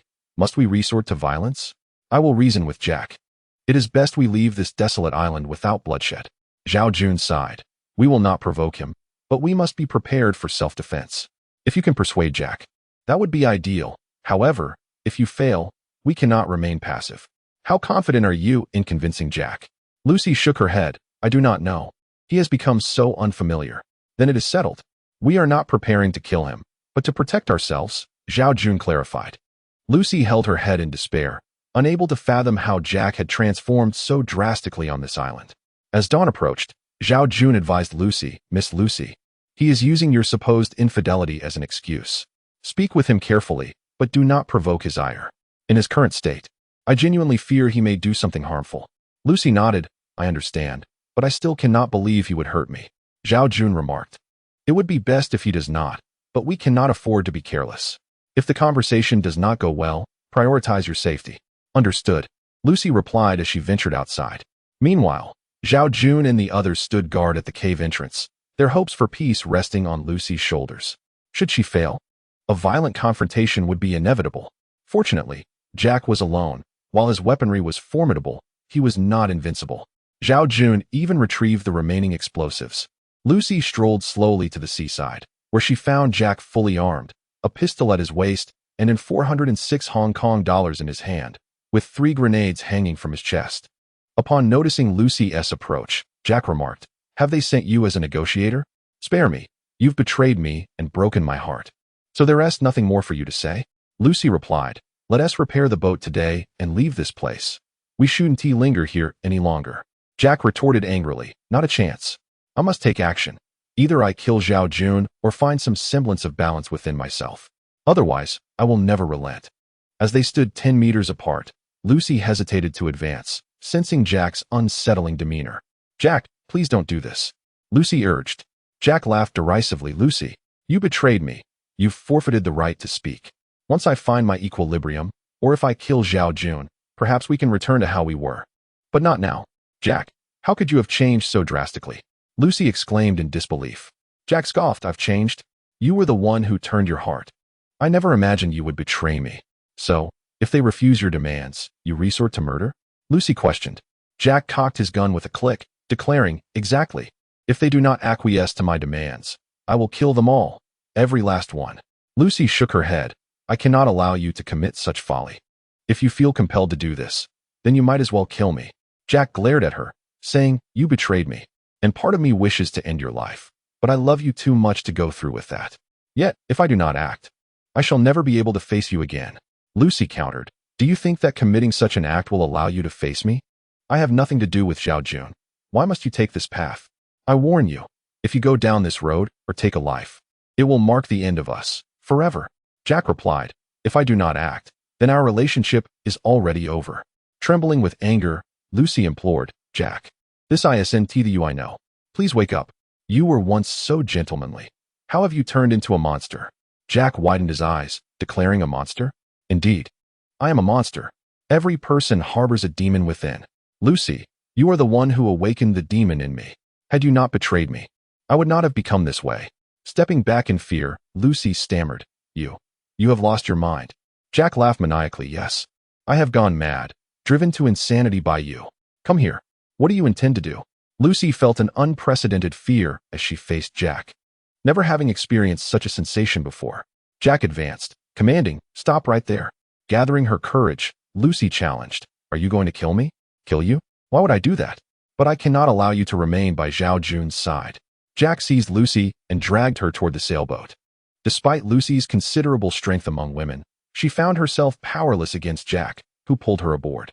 He produced a pair of handcuffs, intent on restraining her. "Jack, what are you doing?" Lucy struggled. Jack and Apos' gaze turned fierce as he said, "I forbid you from seeking out Zhao Jun. I want to go to him. Let us just fix the boat and leave. Please stop this." Lucy pleaded. Jack forcibly cuffed her, stating, "Did you not consider I might react when you were out with Zhao Jun? You are mine, yet you indulge in an affair with another man. And you think you have a right to reason with me? Yes, I have completely lost my mind, but all of this is your fault." Cuffed, Lucy anxiously asked, "Jack, what are you doing?" Jack opened a can and began to eat, saying, "Since they refuse my demands, and you want to allow me to act, then I shall go kill Zhao Jun." As he devoured the canned food, he checked his gun and prepared the grenades, standing up to leave. "Jack, they are numerous and armed. Don't do anything reckless," Lucy cried. Jack replied confidently, "Their weapons are no match for mine. Do they possess grenades? I fear them not." "Jack, what if you get hurt? What will I do?" "What will you do? If I die, you can live happily with Zhao Jun. My death would allow him to enjoy the company of so many beautiful women, including you," Jack exclaimed in frustration. Lucy retorted angrily, "What nonsense are you spouting? You know it to be true. But I want to die. They are not my equals," Jack asserted. Lucy's emotions swirled chaotically. After all, Jack was her fiancé, and she wished to protect him. However, engaging in a confrontation with Zhao Jun and his men would inevitably lead to casualties, and she did not wish harm upon them either. Jack moved resolutely toward the cave, while Lucy watched his retreating figure, tears welling in her eyes. After Lucy departed, Zhao Jun and the others stood vigil at the cave entrance, their nerves palpable, particularly considering Jack's superior weaponry. Although they outnumbered him, their advantage seemed negligible. Fortunately, the cave itself offered a defensible position, difficult for Jack to breach. Qin Shiyuan, Tao Luna, Su Xinxiu, and Su Ryu took refuge deep within the cavern, their lack of combat prowess rendering them more a hindrance than a help at the entrance. Yao Qiaoyan brandished a pistol, while Yun Shuang and Yang Xiaohua were armed with rifles. Zhao Jun secured a katana at his waist, a shotgun tucked into his pocket, and clutched the last remaining rifle. Norma and Dolma were prepared with bows, alongside a collection of spears. They braced themselves for confrontation, having expended considerable ammunition in vanquishing the wolf pack. Only about 100 rounds remained for the rifles. Yao Qiaoyan's pistol held merely 7 bullets, and Zhao Jun's shotgun contained a scant 13. Zhao Jun glanced at the explosives nearby, pondering regretfully that he should have prepared grenades, for mere explosives were of little use. Yao Qiaoyan, peering ahead, inquired, "What do you think will be the outcome of Lucy's conversation?" Su Xinxu replied, "They are a couple, so it should be easier to communicate, right?" Yin Shuang sighed, "I fear the outlook is grim. Jack is adamant that Lucy has been unfaithful. Whether or not he truly believes this, it will be used against her. And Lucy may struggle to dissuade him." Yang Xiaohua remarked, "After all, they are still a couple." Zhao Jun lamented, "Precisely because they are a couple. The situation is more precarious. Jack may even resort to harming Lucy." Feng Sitong, bound tightly like a dumpling, with his mouth and eyes covered, found himself without the means to escape. Yun Shuang's comments were intended to distract the four, easing their fears. At that moment, the little wolf nuzzled against Yao Qiaoyan's feet. She stroked its fur and said, "Little Gray, grow up quickly so you can help us." Despite its current obedience, Little Gray was still far too small to be of assistance, though it possessed the potential of a wolf. Zhao Jun remarked, "You truly treat it like a dog. Isn't a dog merely a domesticated wolf? Little Gray is far more formidable." Yao Qiaoyan countered, "But that also makes it more dangerous." From behind, Su Xinxu chimed in, "I've seen in nature documentaries how wild animals remember the kindness of humans who rescue them. I believe it will be fine." As they spoke, Jack's silhouette appeared, brandishing in 406 Hong Kong dollars, his grenades visibly hanging from his person, prompting gasps from the group. Standing atop an elevated platform, he called out, "Zhao Jun, come out. If you are a man, step forward and face me. This is a duel between men, and no one is to intervene. Do you dare?" Zhao Jun remained silent. Stepping out now would be tantamount to seeking death. Jack continued, "You have the audacity to touch my woman, but lack the courage to duel me? Are you truly a man?" Zhao Jun then spoke, "Jack, Lucy and I have absolutely nothing going on. Your actions are entirely unnecessary. Can't you listen to what we say?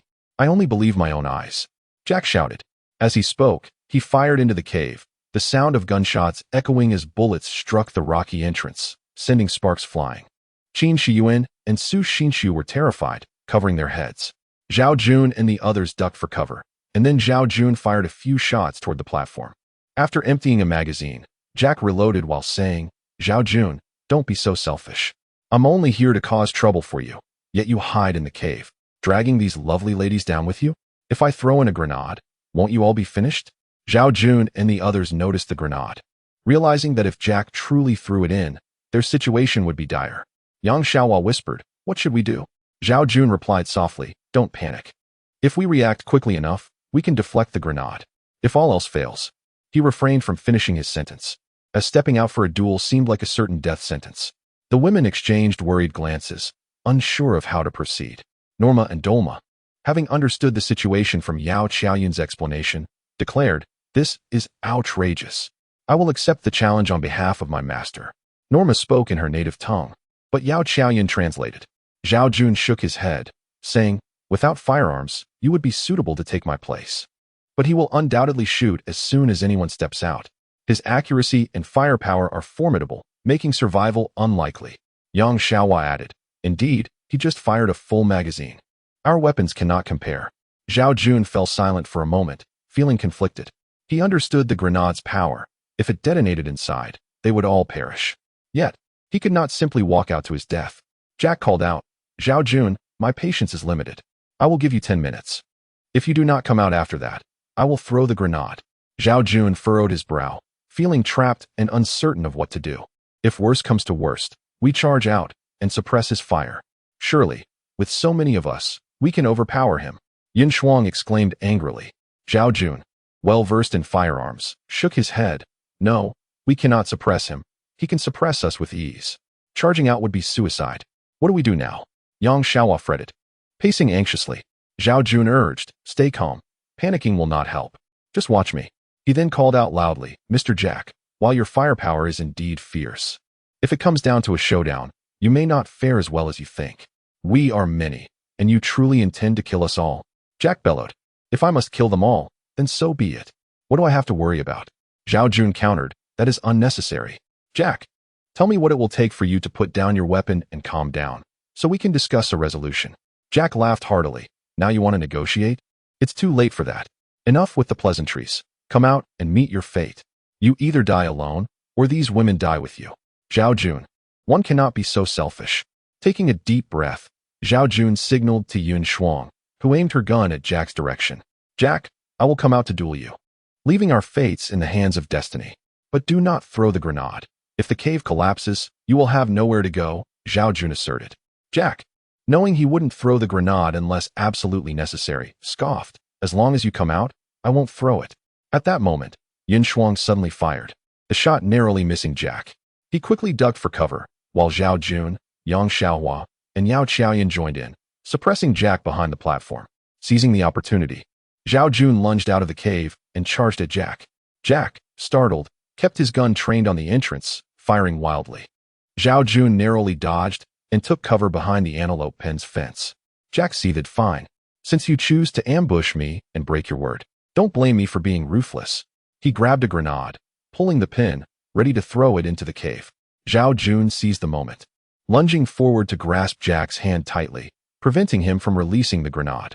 This was a contact grenade. As long as he held onto it, it wouldn't explode.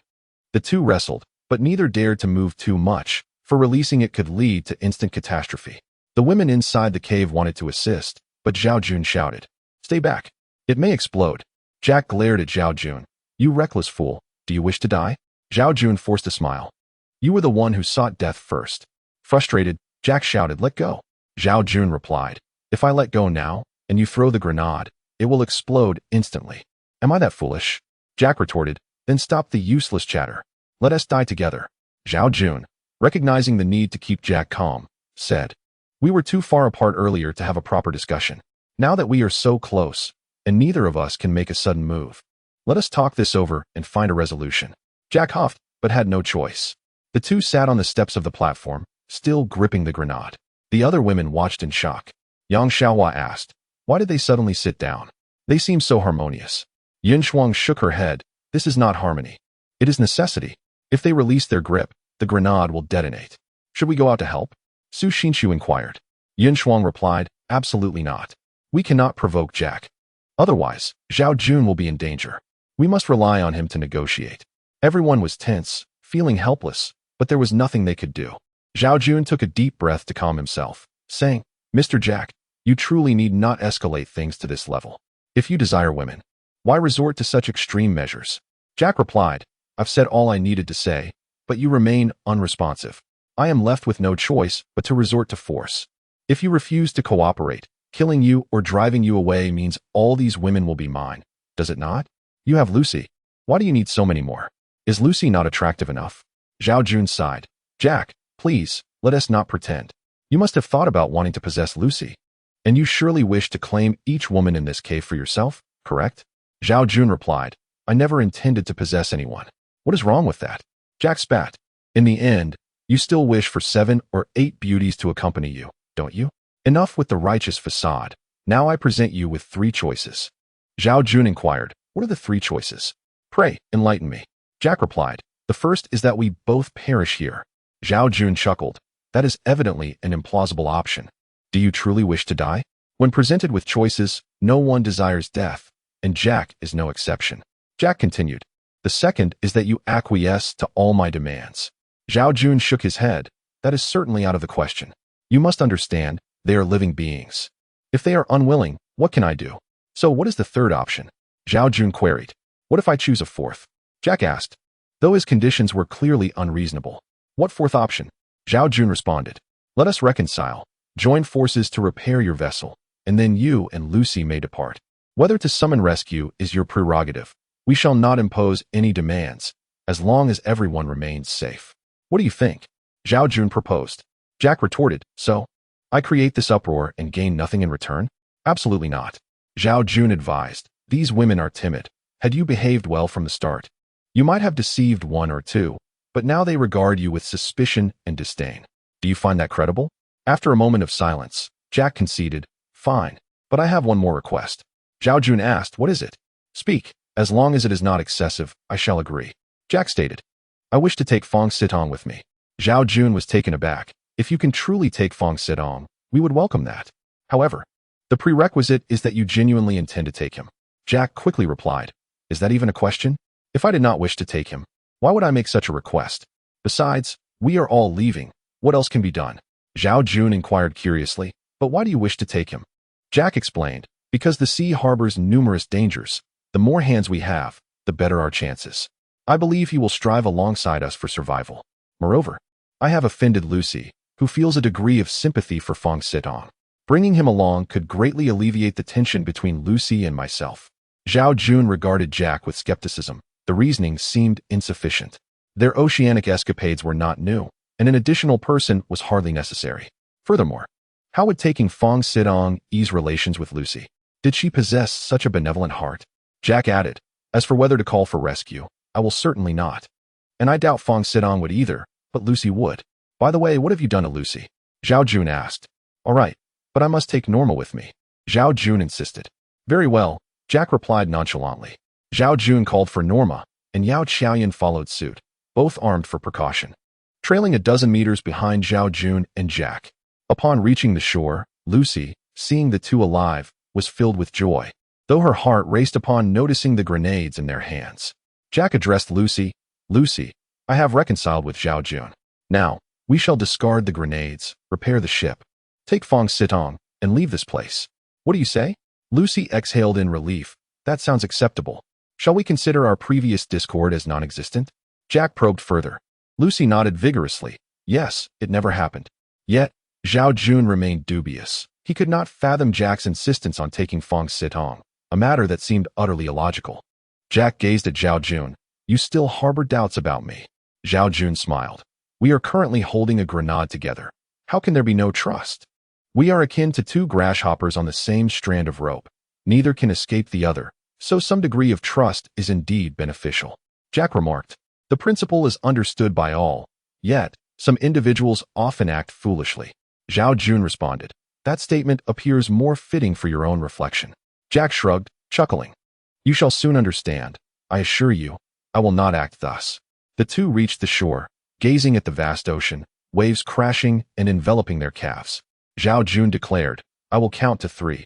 Upon reaching 3, we shall commence throwing without any other thoughts or hesitations, for we may indeed blow ourselves to pieces. Jack affirmed, understood, let us begin. 1, 2, 3. When Zhao Jun called out 3, both men simultaneously released their grip. At that moment, Jack thrust his arm forward, sending the grenade hurtling away. They both dove backward just as a deafening explosion erupted, sending a column of water skyward. They rolled on the ground, despite their earlier words. In that instant, all constraints were cast aside, and they both raised their guns, aiming at one another. Zhao Jun and Jack exchanged a glance, gradually lowering their weapons. Zhao Jun spoke. I hope we can uphold our promise and refrain from further bloodshed. Jack nodded in agreement. Rest assured, I have come to terms with it. Zhao Jun took a few cautious steps back, while Norma held her bow aimed at Jack. Zhao Jun shook his head, signaling her to remain calm. Once they had retreated to a safe distance, Jack called out, I will repair the ship with Lucy right now. Once it's done, you must send Fong Sitong over. When can it be ready? Zhao Jun inquired. All right, Zhao Jun replied. Though the medical kit and solar refrigerator were indeed valuable, parting with Jack and Fong Sitong, the two harbingers of misfortune, was a far greater relief. Jack admitted, I have indeed been irrational. Let us put aside our words and focus on repairing the ship. We have lives to lead. Lucy pressed her lips together and asked, have you really come to terms with it? Jack reassured her, of course. Can our bond forged through countless life and death situations truly be shattered over one incident? No, it cannot, as long as you do not dwell on it. Thus, Lucy and Jack commenced their repairs. Lucy had many thoughts, yet found it difficult to voice them in front of Jack, who was admitting his faults. Su Xinshu inquired, what is the situation? Zhao Jun glanced at Fong Sitong and replied, we've reconciled with Jack. Once they finish repairing the ship, they will leave, taking Fong Sitong with them. Su Xinshu rejoiced. That's wonderful news. However, Yun Shuang expressed her concerns. Could Jack be plotting something? Zhao Jun shrugged, who knows? In any case, let us all stay vigilant tonight. At worst, we can forego sleep. Once they depart tomorrow, we can finally breathe easy. Yang Xiaohua remarked. Will they still call for help? Tao Luna added. Given all the misdeeds he has committed, it's not impossible he might remain silent. Zhao Jun replied. Even if they choose not to speak, we can still live peacefully here. I believe that one day, help will find us. Yao Qiaoyan stated, it's pointless to dwell on this now. After they leave, we can discuss how to make this cave more comfortable, start digging a protective river, and improve the entrance and sleeping quarters. We must survive while awaiting rescue. Should help arrive, that would be splendid, but if not, it's not the end of the world. In truth, the notion of rescue was uncertain. Even if they were willing to communicate, unforeseen accidents at sea could lead to their demise. Yun Shuang concluded, let us not dwell on such grim thoughts now. We should have a proper conversation with Fong Sitong. Fong Sitong was brought to the fire pit, and the cloth covering his mouth, eyes, and ears was removed. He squinted and uttered, water, water. Zhao Jun stood and offered him a sip of water, then said, Fong Sitong, I have good news for you. You can leave with Jack and the others. Fong Sitong, baffled by the recent events, responded, why are you allowing me to leave now? Wasn't Jack unwilling to take me? His mind raced as he continued, this is indeed good news. I have no objections. He smiled, I will certainly call for help. Zhao Jun replied, you'll have to endure one more night. Tomorrow morning, we will send you off. Fong Sitong pleaded, Brother Zhao, you've tied me up for several days. This is unbearable. Please, let me move around. Zhao Jun shook his head, just one more night. You must bear with it for safety's sake.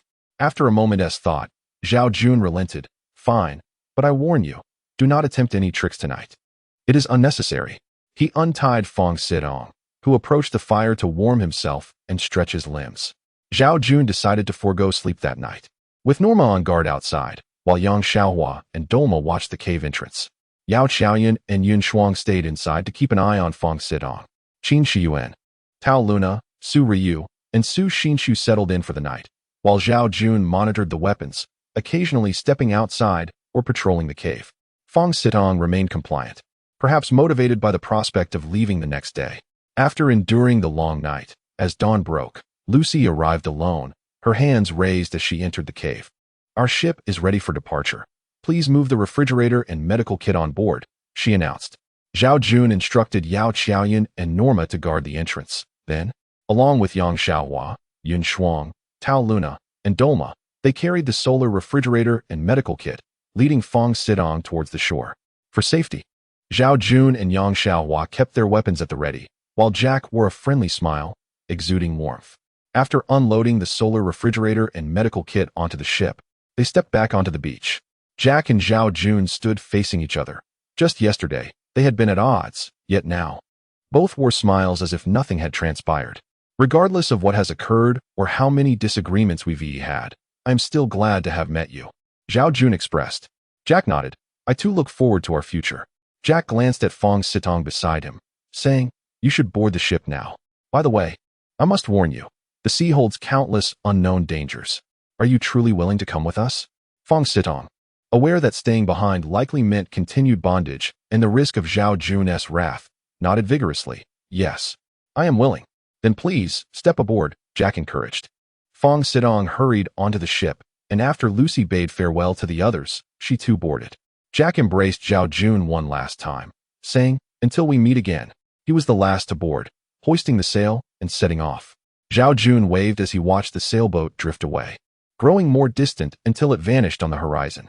He exhaled in relief, murmuring, thank goodness this matter concluded without major incident. Though he felt a twinge of nostalgia for the refrigerator, it was undeniable that while it was not large and the supply of drinks was limited, even chilling water or coconuts was a delightful luxury. Yang Xiaohua remarked, indeed, I sincerely hope their journey is smooth. Meanwhile, the interior of the cave was similarly reinforced and completed. Once everything was in order, night fell, and there were no more gaps. Even in winter, not a breath of wind could penetrate. Starting tomorrow, they would utilize bamboo to channel spring water and enhance the protective river, while also improving Norma's watchtower. This way, even in inclement weather, he could continue to stand guard outside, ensuring their safety while they awaited rescue. Zhao Jun contemplated these plans in his heart.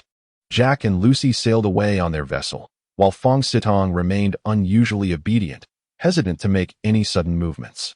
Jack and Lucy spoke fluent Daxia, eliminating any potential communication barriers.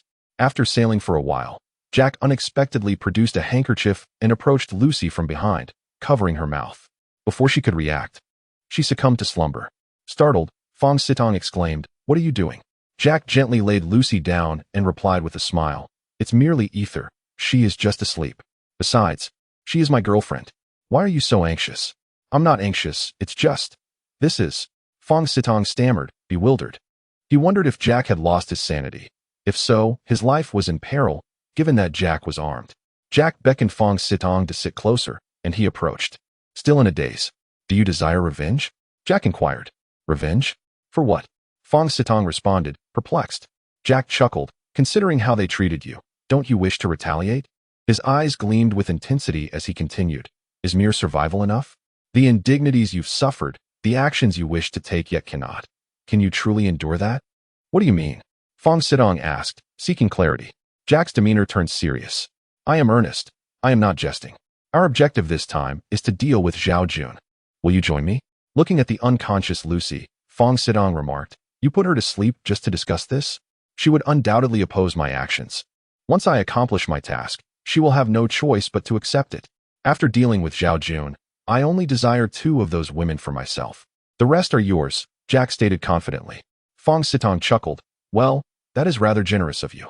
However, he expressed concern. Zhao Jun is armed, and those women are loyal to him. This endeavor may prove perilous. With a smirk, Fong Sitong revealed his weapons. He possessed a handgun and 406 Hong Kong dollars, ample ammunition, 5 grenades, and a harpoon. Can their arsenal compare to mine? Jack boasted. Fong Sitong's eyes widened in realization. They surely stand no chance against us. Jack pressed further. So, will you join me? Absolutely. Fong Sitong affirmed. Jack nodded. Excellent. However, from this moment forward, you must heed my instructions. We require a leader and a strategy, otherwise, we may find ourselves in danger. I will follow your lead, Fong Sitong assured him. Jack immediately handed his handgun to Fong Sitong and asked, Do you know how to use this? Yes, Fong Sitong replied confidently. Good. Additionally, after our success, would you consider staying here? Jack inquired. Of course. There's food, drink, and so many lovely women. Why wouldn't I want to stay? Fong Sitong responded. I think the same, but you must also follow my lead then, Jack stated. Without hesitation, Fong Sitong declared, Absolutely. If it weren't for you, I might have already met my end at their hands. I truly appreciate you. I will certainly follow your guidance. That's reassuring. I hope it remains as you say, Jack replied. Fong Sitong asked, Why are we still moving outward? Shouldn't we be making our escape? Jack smiled. Indeed, that is precisely my intention. The two burst into laughter, elated at the prospects that lay ahead. However, about your girlfriend, Fong Sitong began. Jack responded, She's certainly one to awaken today. Tomorrow, I shall administer another dose. By the time she regains consciousness, our tasks will be complete. At that point, she will have no choice but to accept the situation, regardless of her feelings. But wouldn't that anger her? What if she vehemently opposes your actions? Fong Sitong questioned. Jack replied nonchalantly, Let her make a fuss. What can she truly do? Once the deed is done, she'll have no recourse. When the time comes, you can intimidate her into compliance. Fong Sitong was taken aback. You want me to threaten your girlfriend? Jack reassured him. It's merely a suggestion. What harm is there in that? He anchored the boat on the opposite side, using the terrain and rocky outcrops to conceal it. At that moment, Lucy stirred awake and asked, Where are we? What happened? You must have been exhausted, so you fell asleep. Just rest, Jack said, embracing her. While Fong Sitong slipped off the boat, hiding in a crevice between the rocks, nestled in his sleeping bag. They resolved to rest well that night, planning to seek opportunities the next day, with intentions to act under the cover of darkness. Their strategy was meticulous, accounting for their own physical limitations, and they felt a sense of inevitability in their success. The following morning, during breakfast, Zhao Jun announced, Today, I will divert the spring water. The bamboo is already cut. We just need to clear a path and connect it. Yang Xiaohua offered, I will assist you. Yun Shuang interjected, Isn't 2 of you sufficient? I intend to dig the protective ditch. 2 is enough. Let us have Dolma join us, Zhao Jun suggested after some thought. Dolma was now capable of simple communication with others. In truth, most of the bamboo was already cleared. It merely required some finishing touches to secure the connections. Yao Qiaoyan remarked, Though the wolf pack has been dealt with and Fong Sitong and Jack have departed, we must remain vigilant. We should stick together and not act independently. Su Xinshu agreed. Yes, caution is prudent. Yun Shuang asserted, Indeed, there are other wild beasts, and we are in dire need of medical supplies. Should an accident occur, it would be quite troublesome. After exchanging words of caution, Zhao Jun, Yang Xiaohua, and Dolma ventured out to commence the bamboo pipeline's installation. After a time of labor, Yang Xiaohua suddenly asked, Captain, Do you think they will call for help? If all goes well, assistance should arrive swiftly, Yang Xiaohua speculated. Zhao Jun replied, in theory, yes. However, we cannot dismiss the possibility that they might not call for aid. Additionally, they may encounter unforeseen circumstances at sea, which would hinder their ability to summon help. We must prepare for the worst, and even if everything goes smoothly, it may take them 2 or 3 months to reach us. Thus, we need to brace for the most unfavorable outcome. Yang Xiaohua's face fell. What if we never receive help? Zhao Jun solemnly inquired, Xiaohua, do you believe we are enduring great hardship at present? Yang Xiaohua replied, in truth, it cannot be deemed particularly arduous. Compared to those who have perished in this calamity, we are indeed fortunate. Moreover, many in similar predicaments likely do not possess the good fortune we enjoy, having food and drink, a shelter from the elements, and the company of one another, all of which can be considered blessings. Zhao Jun remarked, thus, we should not be preoccupied with whether rescue will arrive. It would be splendid if it does, yet even in its absence, we can still sustain ourselves, can we not? Furthermore, it bears mentioning that we still harbor hope for rescue. Therefore, regardless of what transpires, we must not relinquish our spirits. After all, our current living conditions are quite favorable, and there is no reason to despair, don't you agree? Yang Xiaohua replied, I have no intention of giving up. I simply find myself reminiscing about our former lives. Zhao Jun chuckled, who wouldn't yearn for such times? A society with electricity, playing on our phones, watching television, indulging in games, dating, attending movies. Doesn't it sound delightful? Alas, circumstances do not permit it. Such is the reality. Yang Xiaohua acknowledged, that does sound appealing, but not for long. A few months hence, others would lose their interest. Zhao Jun countered, what need is there for permanence? If there is money to be made, let us seize the opportunity. Besides, I flew here and purchased insurance. Surely it must provide some compensation, no? Regardless, life will undoubtedly be more bearable. Yang Xiaohua questioned, insurance has been bought, but how much will it compensate? I am uncertain, as I did not scrutinize the details closely. What about you, Xiaohua? What do you wish to do? Zhao Jun retorted. After some contemplation, Yang Xiaohua responded, I believe I would agree to my parents' wishes and consider blind dates, as I have never experienced love. Zhao Jun, with a teasing smile, replied, but what if you cannot leave? Wouldn't that mean you've never loved at all? Yang Xiaohua gazed at Zhao Jun and replied, that is not necessarily true. Even if I cannot leave, there is still you. Zhao Jun recalled Yang Xiaohua's previous words, which indeed bore the essence of a confession. Yet, due to the presence of Qin Shiyuan and a multitude of pressing matters, he had not pursued that line of thought. With the wolf pack gone and Feng Sitong and Jack departed, Zhao Jun's mind began to wander. He then stated, but I already have Sister Yuan. Yang Xiaohua sighed. There is only one man here.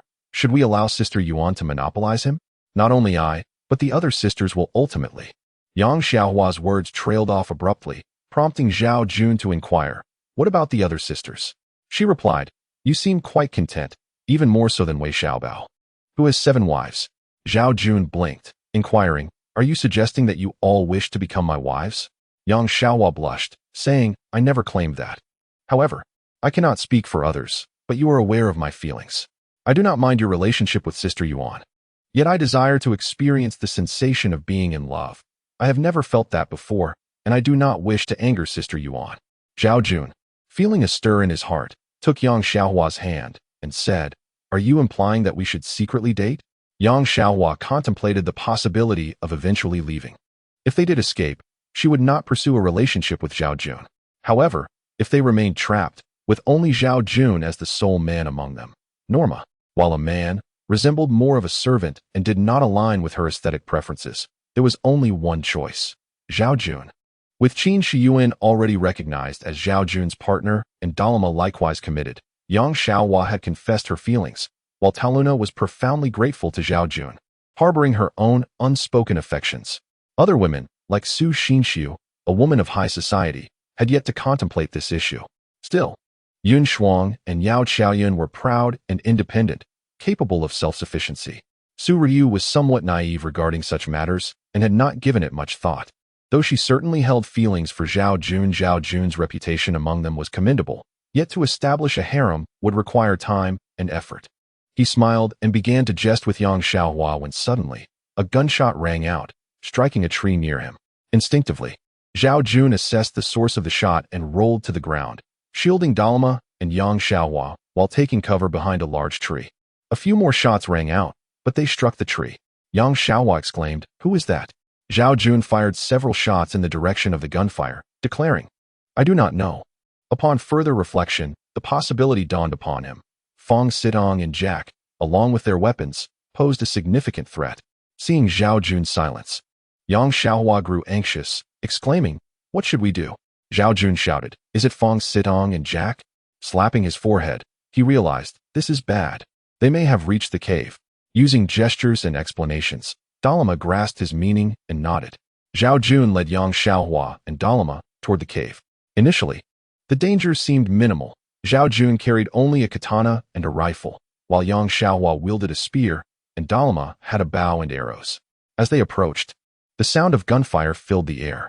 Zhao Jun's heart sank. He took cover behind a rock and cautiously peered ahead.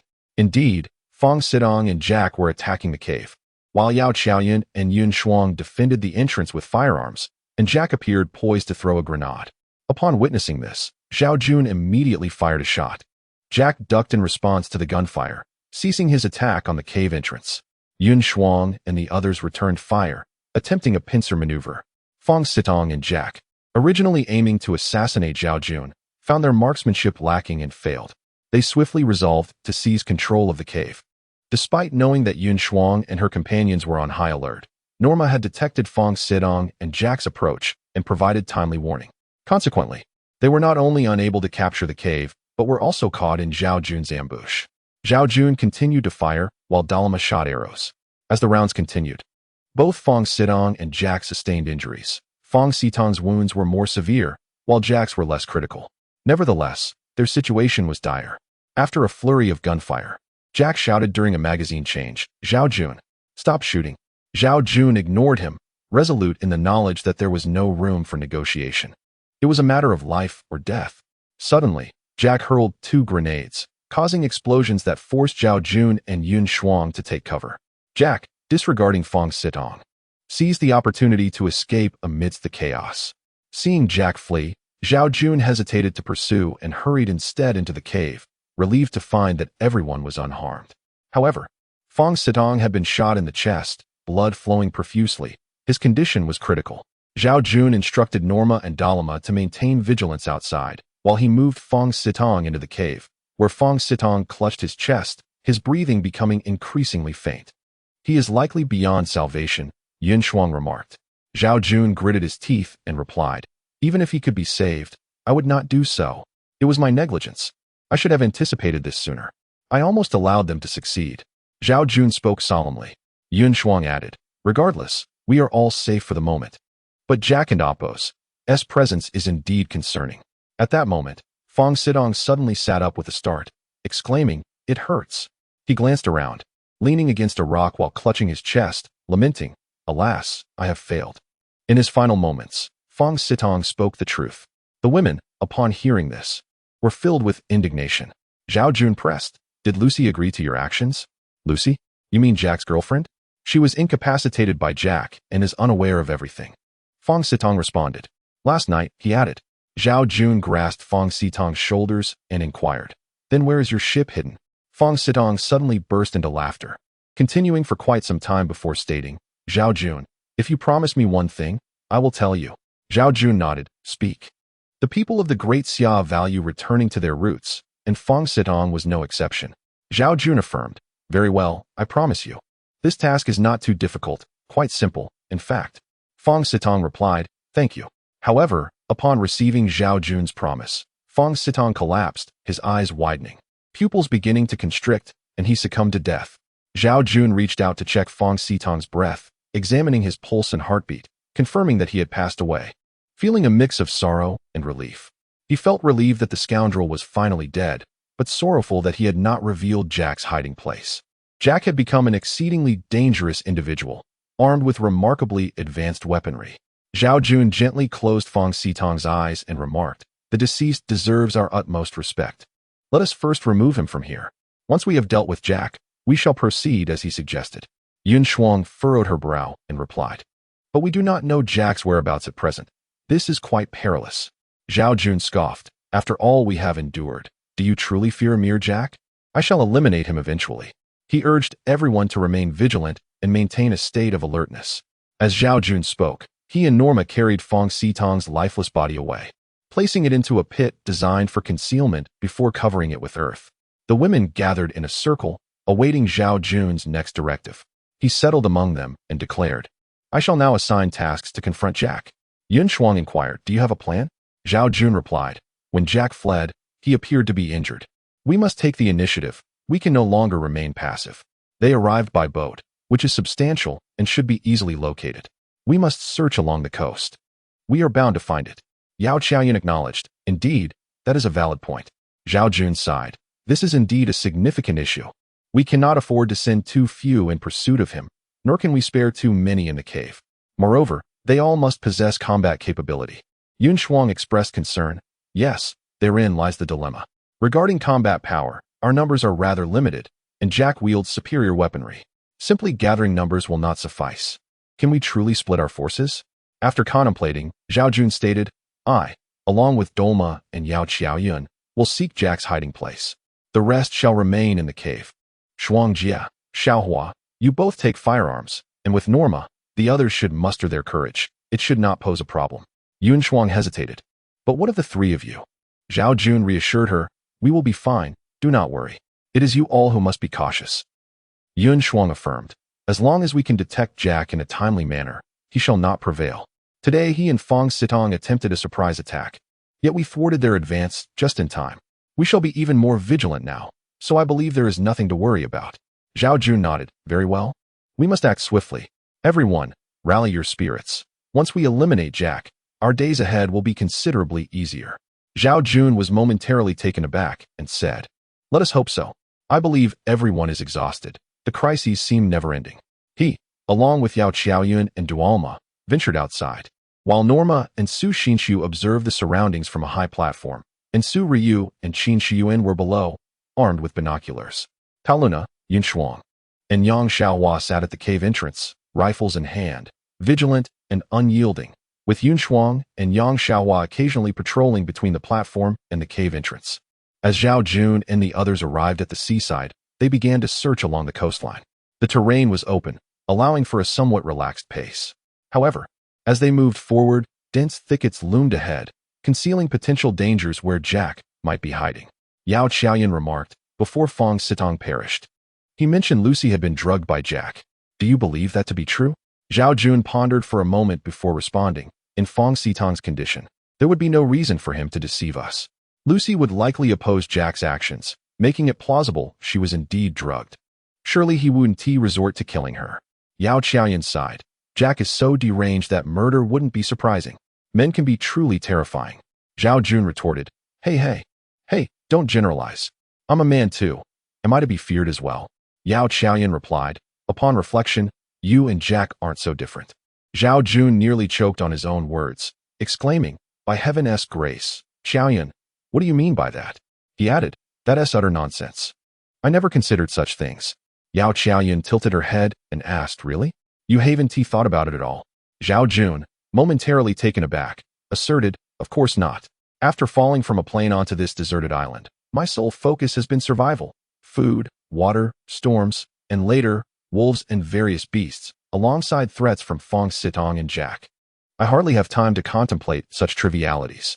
Everything I've done is for survival, and while I occasionally think of how to live better, it's certainly isn't what you suggest. I've already turned down Dualma's advances. Why don't you believe me? Yao Qiaoyan nodded, then shook her head, saying, your reasoning has merit yet lacks substance. This does not preclude you from fantasizing.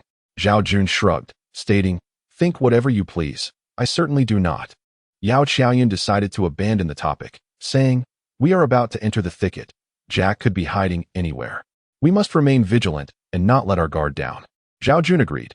Yes, inform Dualma as well. As the trio conversed, they entered the dense forest, falling silent to listen intently. Apart from the chirping of birds and the rustling of insects, there were no other sounds. The group remained cautious and meticulously searched their surroundings. After approximately half an hour, Dualma suddenly tugged at Zhao Jun's shirt and crouched behind a large tree. Zhao Jun looked at her in confusion. Yao Qiaoyun whispered a few words to Dualma, and then said, she has spotted something. There's a boat not far away. Zhao Jun stood up, squinting ahead, and indeed spotted a sailboat. It seemed Jack had concealed the vessel here. However, Zhao Jun remained wary. Jack's weaponry was formidable, and he might not even be aboard the boat. If he lay in ambush elsewhere, they would become easy targets by recklessly advancing. After observing for a while without discernible movement, they cautiously approached the sailboat.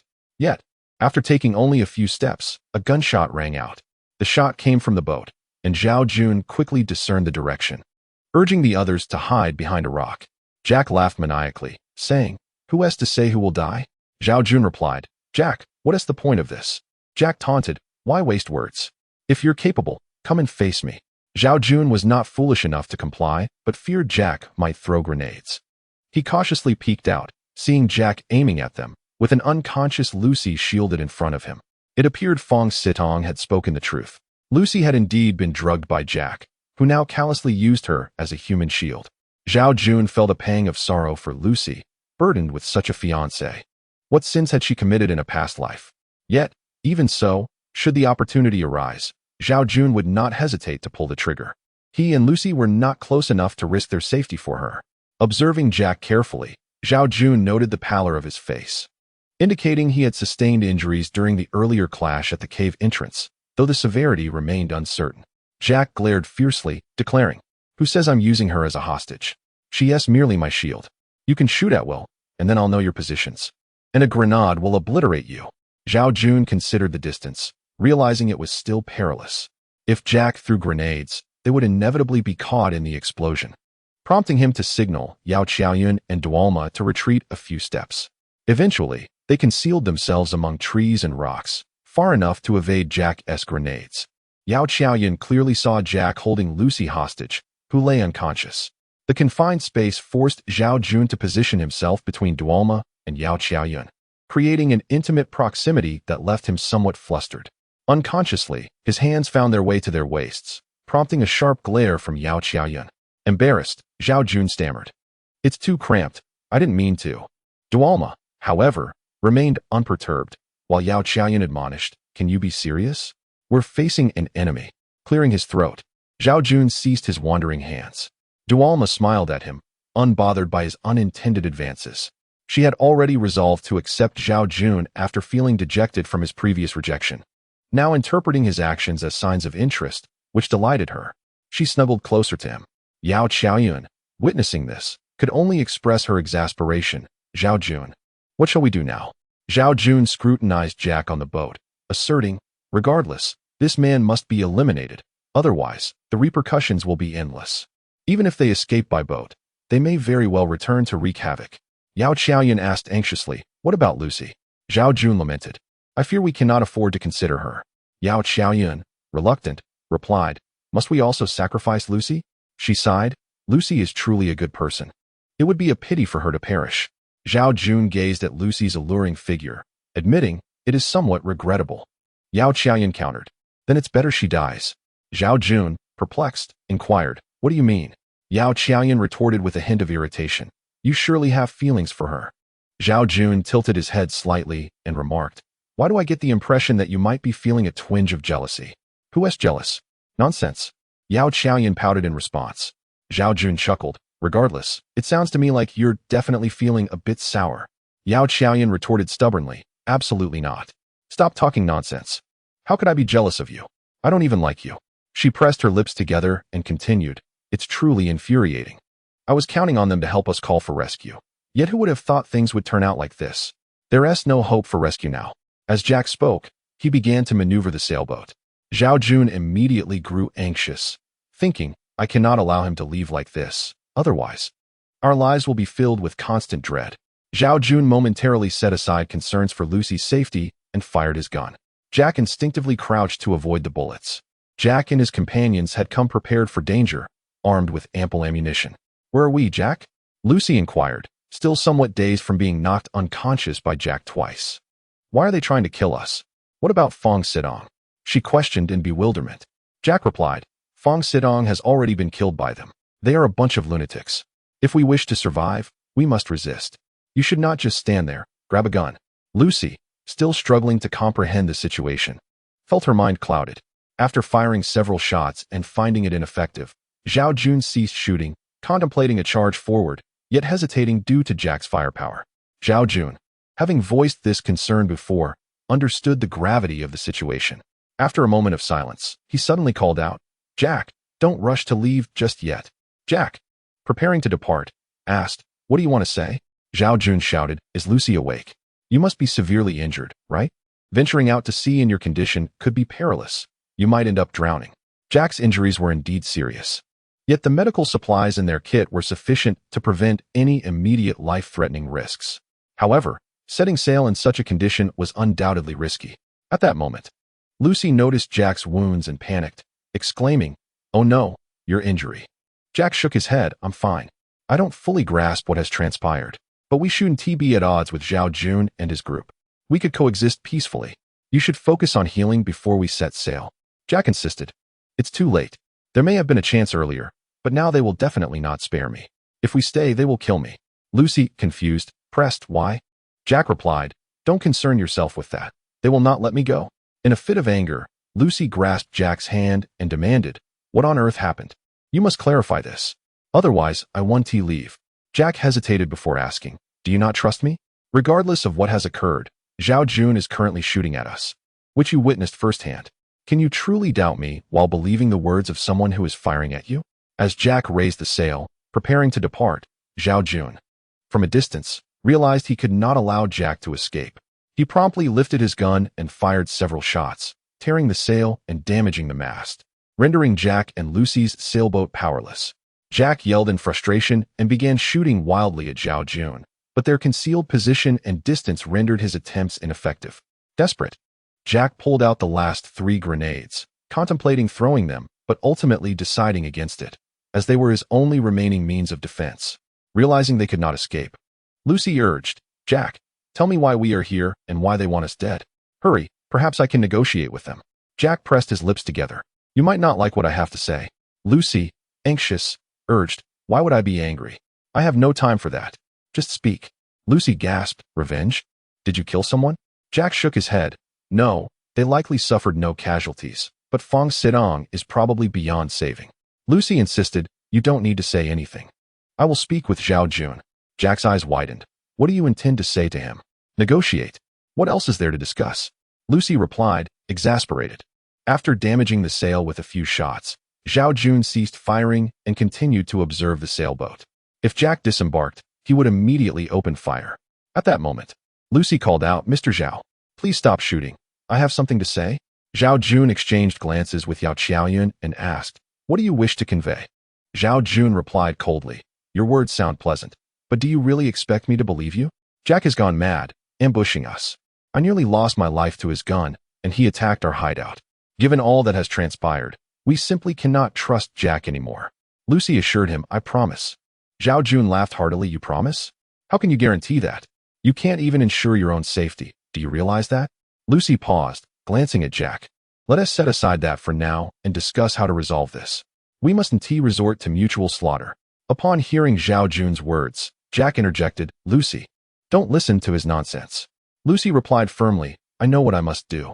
Her expression darkened. Deep down, she had suspected the truth but had refused to believe it until now. Zhao Jun's words only deepened her sorrow. She hadn't anticipated Jack would treat her in such a manner.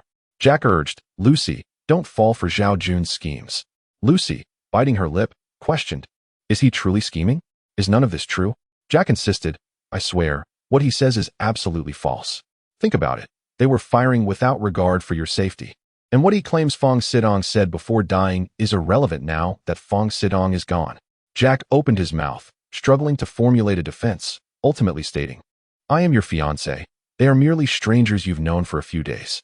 You must trust me and stand by my side." Lucy replied with a bitter smile, "So you disregard my safety? If I die, it means nothing to you?" Jack insisted, "Things are not as you perceive, Lucy. Once this situation is resolved, I will explain everything. We must leave here immediately." Lucy stood abruptly, declaring, "I have seen through you."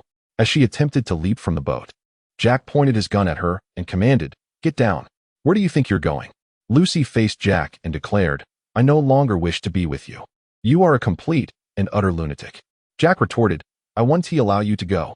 Are you seeking Zhao Jun?" Have you surrendered? Oh, so there is indeed something between you two.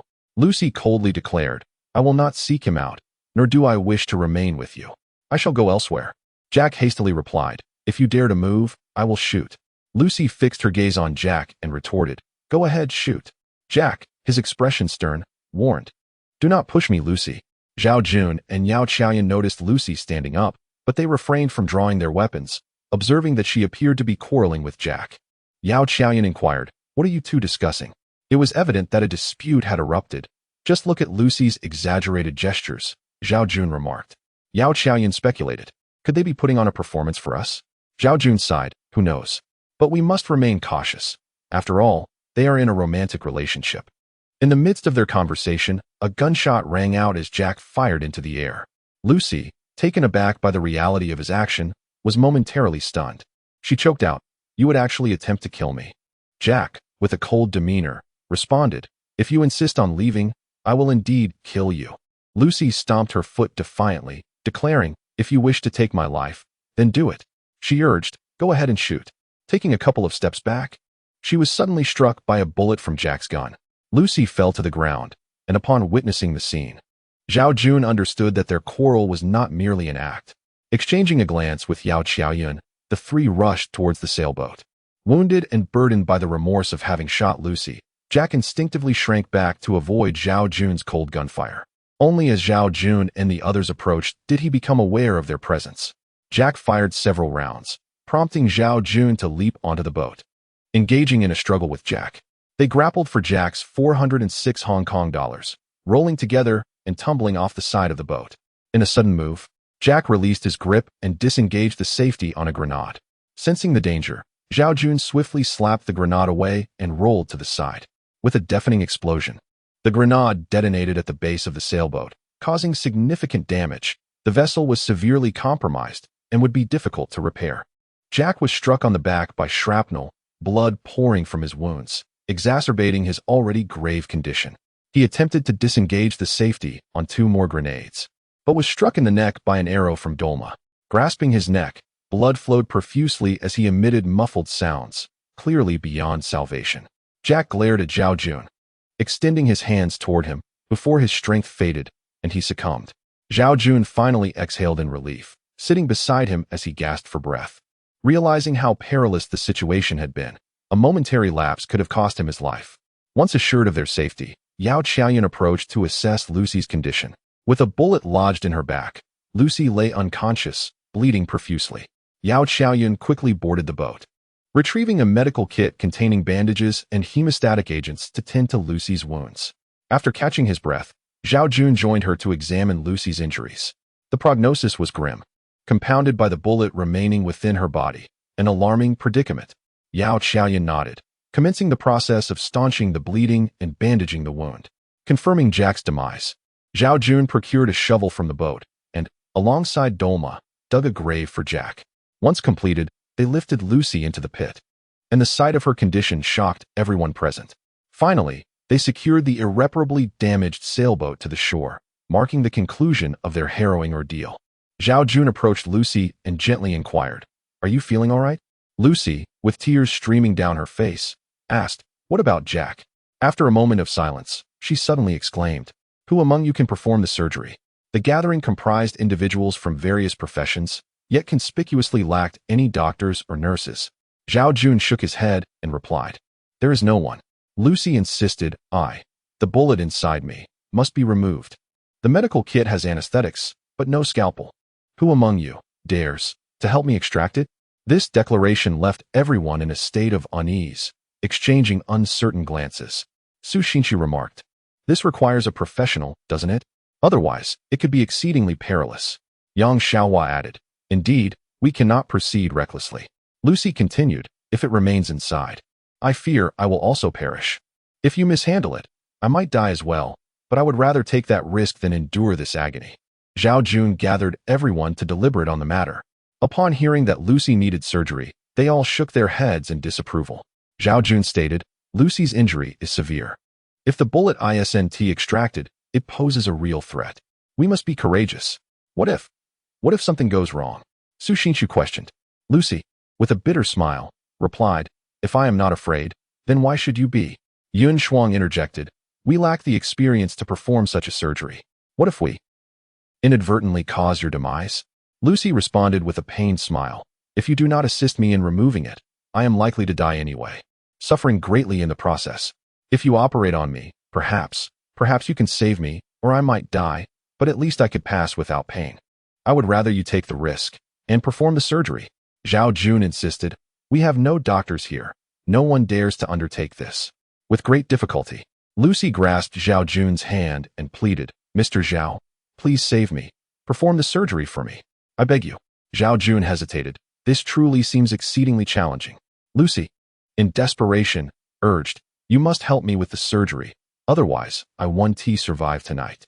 Consider it my plea. Mr. Zhao, you cannot stand idly by and watch me die. Her voice grew increasingly faint until she ultimately lost consciousness. Zhao Jun stood in shock for a moment before exclaiming, what shall we do? Yun Shuang replied, what else can we do? If the bullet is not removed, we cannot achieve complete hemostasis. It appears that the bullet has not damaged any internal organs, but it has obstructed the blood vessels. You must assist her with this surgery. Zhao Jun exclaimed, how can this be possible? I have never performed surgery. Yun Shuang replied, there are many things you have yet to do, but they must be done. Do you truly wish to witness Lucy perish before our eyes? Qin Shiyuan interjected, even if she dies before us, that cannot be attributed to us, can it? From what I've heard, it was her boyfriend Jack who inflicted the injuries. Su Xinxiu, feeling a pang of compassion, said, surely, allowing her to die would be dreadful. If there is a chance to save her, we must take it. Qin Shiyuan retorted, if you wish to save her, then you do it. Are you brave enough to perform the surgery? Moreover, we lack experience and the necessary equipment. What if she were to die during the operation? Yao Qiaoyan added, surgery requires a significant amount of blood. If we are unable to transfuse her during the process, she will inevitably succumb. It is best to bandage her wounds and prevent further bleeding. The bullet lodged within her does not necessarily mean her life is forfeit, though it may affect her mobility in the future. The medical kit was as large as a suitcase, filled with various medications and equipment, including anesthetics, saline solutions, and blood substitutes. Surprisingly, it even contained a surgical knife and a shadowless lamp, all essential for the procedure. Everyone glanced around, realizing that if a doctor or even a nurse were present, they might truly be able to operate on Lucy. However, despite having the necessary tools, there was no one capable of performing the surgery. Zhao Jun gathered the items and took a deep breath, declaring, I will do it. Yao Qiaoyan widened her eyes in disbelief, asking, can you really? Zhao Jun pressed his lips together, responding, I cannot say for certain, but we must at least attempt it. We cannot simply stand by and watch her die. Who among you fears blood? Come and assist me. Su Ruiyu and Su Xinxiu recoiled in fright, unwilling to help. Qin Shiyuan and Tao Luna shook their heads as well. Xiaofeng had not expected them to assist, so he turned his gaze towards Yun Shuang, Yao Qiaoyan, and Yang Xiaohua. Norma and Dolma had no concept of surgery, thus could offer no assistance. Yao Qiaoyan shook her head, stating, I cannot handle so much blood. Both Yun Shuang and Yao Qiaoyan wished to decline, but Zhao Jun insisted, you too cannot refuse. There is no one else available. Besides, you will merely assist me, not wield the scalpel. After some contemplation, Yun Shuang agreed. All right then. Yang Xiaohua, with no other option, added, just make it quick. Otherwise, it will be too dangerous. Everyone else, boil water. Prepare yourselves. We are about to commence the surgery. Zhao Jun commanded. Thus, everyone set to work. Zhao Jun turned Lucy onto her side, positioning her on a relatively flat surface. He switched on the surgical lamp, filled a basin with hydrogen peroxide, and submerged the scalpel for sterilization. He prepared gauze and hemostatic forceps, then faced Lucy, taking a deep breath as he stated, I am about to perform this surgery. Shuangjie Xiaohua, please be ready to hand me supplies and wipe my brow. Yun Shuang and Yang Xiaohua nodded in agreement, understood. Zhao Jun connected Lucy to the blood substitute and cut away her clothing, removing the previous bandages. As the bullet had blocked the blood vessels, there was little bleeding at the moment. After administering the anesthetic, Zhao Jun's hands trembled slightly as he fought to steady himself. Finally, with a resolute determination, he made the first incision, and blood began to flow profusely. Yun Shuang quickly grabbed gauze to stem the bleeding. Spotting the bullet, Zhao Jun seized the forceps and, disregarding the risk of harming Lucy, clamped down on the bullet. Zhao Jun grasped the bullet with pliers, inhaled deeply, and swiftly extracted it. Blood gushed forth, prompting Zhao Jun to shout, "Hemostatic clamp." Yang Xiaohua promptly handed him the clamp, and Zhao Jun quickly clamped the blood vessel. Noticing beads of sweat on Zhao Jun's forehead, Yang Xiaohua used gauze to wipe his brow. Meanwhile, Yin Shuang diligently soaked gauze in blood as Zhao Jun commenced suturing the wound. Lacking experience, his stitches were not particularly neat, yet they sufficed to stem the bleeding. After considerable effort, Zhao Jun immersed the instruments in hydrogen peroxide, wiped the sweat from his brow, and exhaled a long sigh of relief. Lucy, with one hand connected to a saline drip for hydration and the other to a blood substitute, exhibited relatively steady breathing. Yin Shuang and Yang Xiaohua scalded gauze in boiling water and gently cleaned Lucy's wounds, applying antiseptic ointment before wrapping them in fresh gauze. Yang Xiaohua, filled with trepidation, remarked, "Having lost so much blood, I wonder if she will pull through." Zhao Jun, equally resigned, replied, "We must leave it to fate. The bullet has been removed." Yin Shuang added, "After tonight, she should be fine." After a brief respite, Zhao Jun instructed them to tidy up before he and Norman ventured out to exhume Fong Xitong's body. They set it ablaze, ultimately placing the ashes in a bucket and burying it deep within the earth. "Fong Xitong, I have done all I could. May you bless us and ensure our endeavors go smoothly," Zhao Jun murmured. As night fell, the group gathered around a fire after having shared a meal. With Lucy still unconscious, Yang Xiaohua checked on her for a while before returning, stating, "Her breathing is steady. She seems to be all right." Yin Shuang insisted, "Someone must keep watch over her tonight." Yang Xiaohua offered, "I will take the watch." Yin Shuang nodded, "If you find it too taxing later in the night, feel free to call me for a shift." Yang Xiaohua agreed, "Understood, Sister Shuang." Yao Qiaoyan inquired, "Zhao Jun, with the wolf pack and Fong Xitong's faction dealt with, what shall we do next?" Su Xinshu sighed, "I had hoped they would assist us in calling for rescue, but now that seems impossible." Zhao Jun replied, "The boat is damaged. We cannot leave. Even if Lucy recovers, she cannot sail away alone. So, let us abandon thoughts of rescue and pray that help finds us soon. We cannot actively seek it now." Su Xinshu sighed deeply. "It truly is a stroke of misfortune." Zhao Jun countered, "We have been fortunate enough. Despite the many trials we have faced, no one has sustained serious injuries, and your wound is healing swiftly. Moving forward, we must strive together to improve our circumstances." Yin Shuang concurred, "Indeed, that is our only recourse at present." Zhao Jun inquired, "How is the situation with the Hulong River progressing?" He nodded and continued, "Let us proceed with it. The water pipe matters will also take 3 to 4 days, as the joints need to be crafted on site. I plan to erect a wall in front of this cave. What do you all think?" Yao Qiaoyan responded, "That sounds like a significant project." Zhao Jun asserted, "A major project must be undertaken. I intend for this wall to extend beyond the Hulong River, standing over 2 meters tall. We can gaze outward from the steps, ensuring our safety is thoroughly assured. I believe it is certainly worth the effort." Su Ryu remarked, "If it guarantees our safety, then let us proceed." Zhao Jun elaborated, "Once this wall is completed, we will have triple protection. Even if wild beasts approach, we need not fear. The outermost layer will be traps, followed by the wall, and then the Hulong River behind it. Even if enemies arrive, we shall remain untroubled." Yin Shuang commented, "That indeed sounds quite promising. In that case, let us commence. Starting tomorrow, you all will continue with the Hulong River matters while I handle the water pipes, and simultaneously begin felling large trees to prepare for the wall.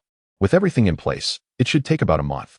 It may be a bit arduous for everyone, but I hope we can work together to accomplish this task." Zhao Jun stated. Su Xinshu replied, "A little hardship is nothing, as it is all for a better life. It's just that I may not be of much help." Zhao Jun chuckled, "Learn to tidy up the cave environment, perhaps boil some water. Beyond that, there is no need for you to do anything else. No worries. You need not overthink it. We are all in this together, sharing both honors and disgraces, and there will be no other thoughts among us. So rest assured." Su Xinshu bit her lip and asked, "Really?" Zhao Jun affirmed earnestly, "Of course. As the captain, my word is final." Yao Qiaoyan smiled, "Sister Su, we won't say anything, so you can relax." After chatting for a while, they prepared to sleep. Yang Xiaohua kept watch over Lucy during the first half of the night, with Yin Shuang taking over for the latter half. Zhao Jun, exhausted from the day's toil, retired early. The following morning, Zhao Jun awoke and, before getting up, heard Yin Shuang joyfully exclaim, "You're awake." Stepping outside, he saw Yun Shuang leaning over Lucy, who had opened her eyes but still appeared quite listless.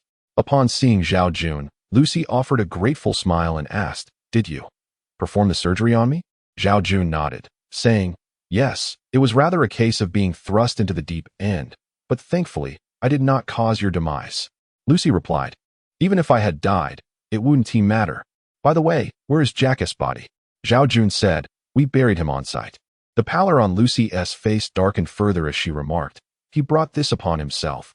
He cannot blame others." Zhao Jun comforted her. "Do not dwell on it. Focus on your recovery." Lucy responded, "I'm fine. You all should carry on with your tasks without worrying about me." The ship was damaged beyond repair, making departure unlikely for the time being, so they were now effectively a team. Zhao Jun reassured her, "You need not stand on ceremony. Given your injuries, if you need anything, just let me know." Lucy cast a grateful glance at Zhao Jun and said, "Thank you." Zhao Jun waved his hand. "No need for such formality. Rest for now, and we will prepare some soup for you shortly." Lucy replied, "There's no need. I cannot eat anything just yet. Please hang a bottle of glucose for me." Understanding that Lucy had just undergone surgery and that it had not gone well, Zhao Jun knew her appetite would be non-existent. So maintaining her nutrition through 4 was essential. He nodded, "All right." Upon entering the cave, Zhao Jun saw Su Xinshu feeding Lucy water. After a few sips, Lucy declined further, and Su Xinshu gently laid her back down. Lucy glanced at Zhao Jun and asked, "Once I've healed a bit, may I visit Jack if possible?" Zhao Jun assured her, "Of course, once you are well, I will take you." Lucy nodded and turned her head away, closing her eyes. It was evident that Jack's death weighed heavily on her, and it was uncertain when she would fully recover from this emotional blow. Zhao Jun refrained from disturbing her further. At lunch, Lucy did not eat, which caused concern among the group. In the afternoon, Zhao Jun and Yang Xiaohua returned to work on the bamboo pipelines. With tools in hand, they resumed where they had left off that morning. Yang Xiaohua asked, "Captain, do you think Lucy can truly accept living with us?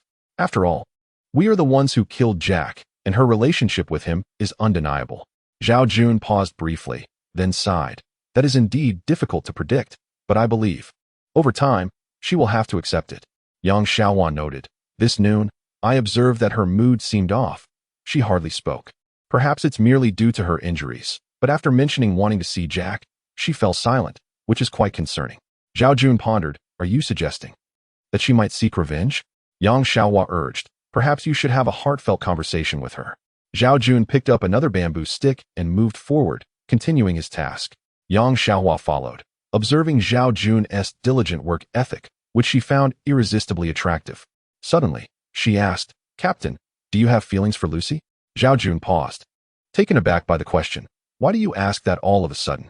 Yang Xiaohua replied, "I was just curious. Lucy has a lovely figure and is quite exotic.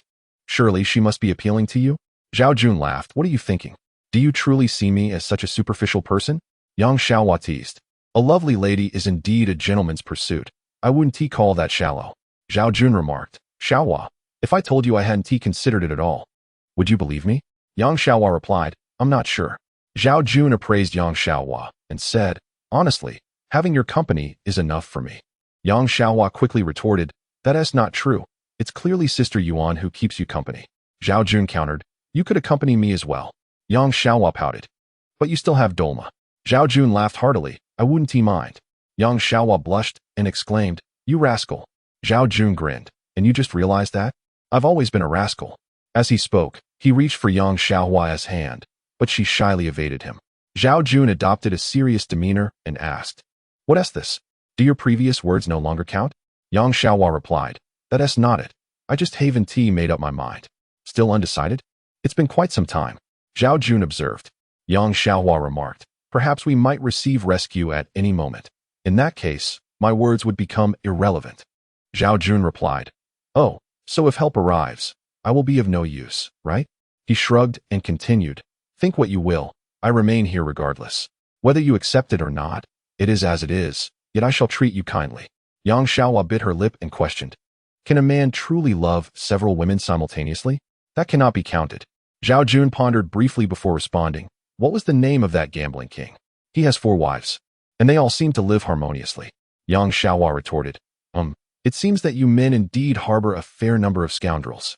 In truth, she harbored feelings for Zhao Jun, having even confessed her affection, yet she struggled to accept the possibility of sharing him with Qin Shiyuan, fearing that Qin Shiyuan might not be able to handle it. Yang Xiaohua continued, I don't have any particular favorites. I grew up in the countryside, merely engaging in farm work. The thing I enjoyed most was probably going to the market. Zhao Jun responded, well, I cannot assist you with that, as we have no markets here. Why? Yang Xiaohua inquired, puzzled. Zhao Jun smiled and said, I just want to please you. Is that not acceptable? Yang Xiaohua contemplated for a moment and said, if you truly wish to please me, then. Her face flushed, and she could not continue.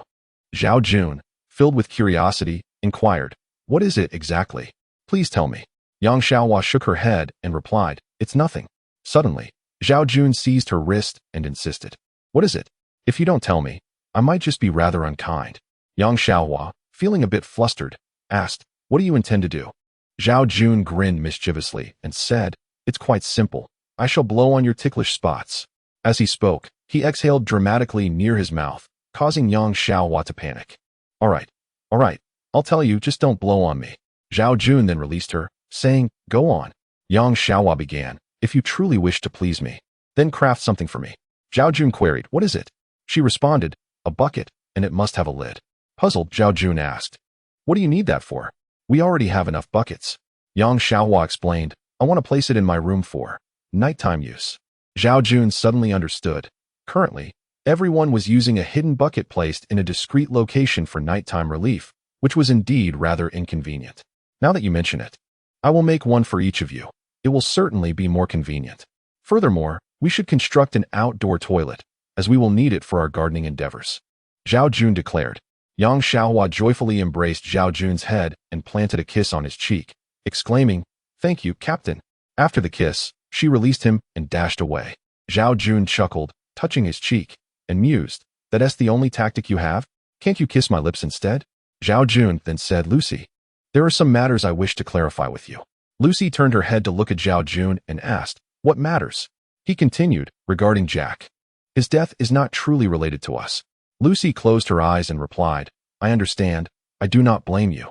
Zhao Jun remarked, while you say that, I believe there must be a knot in your heart. Lucy opened her eyes and said, it's not exactly a knot. It's just that Jack's actions are hard for me to comprehend and accept.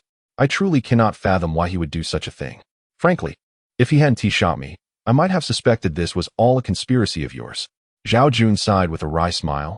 I assure you, we have no conspiracy at all. It was merely Jack who came looking for trouble. I suspect you were kept in the dark as well. Lucy shook her head. What you did was quite normal. I truly did not expect that Jack would actually shoot at me. Zhao Jun remarked, when one loses their sanity, they are capable of anything. Do not be too disheartened. Lucy pressed her lips together and replied, I find myself a bit worried. Worried about what? Zhao Jun inquired. Lucy confessed, I fear that you may be unable to accept me because of Jack. Zhao Jun chuckled, that is impossible. You are you, and Jack is Jack. You had no part in Jack's affairs. How could we possibly reject you? On the contrary, we are somewhat concerned that you might harbor resentment towards us for having killed Jack. Then why do you still intend to meet Jack? Zhao Jun asked. What do you need to see the ship for? He curiously probed. Lucy answered, I wish to ascertain whether the ship can be repaired. If it can be fixed, I still wish to leave this place. Zhao Jun advised, forget it. That ship is beyond repair. The hull is completely gone. Even if it were mended, I fear it would be exceedingly difficult for you to navigate the seas alone. Perhaps it is best not to dwell on this. Lucy replied, Mr. Zhao, thank you for sharing this with me, but I still wish to see the ship before making a decision. Let us wait until your injuries heal. I will take you then, Zhao Jun assured her. Lucy closed her eyes once more, lapsing into silence. Observing this, Zhao Jun stepped outside. Just as the group working on the river began to trickle in, Yun Shuang inquired, how is Lucy? She is recovering well. In a couple of days, she should be able to walk. I performed the surgery quite adeptly, don't you think? Zhao Jun boasted. Yun Shuang smiled.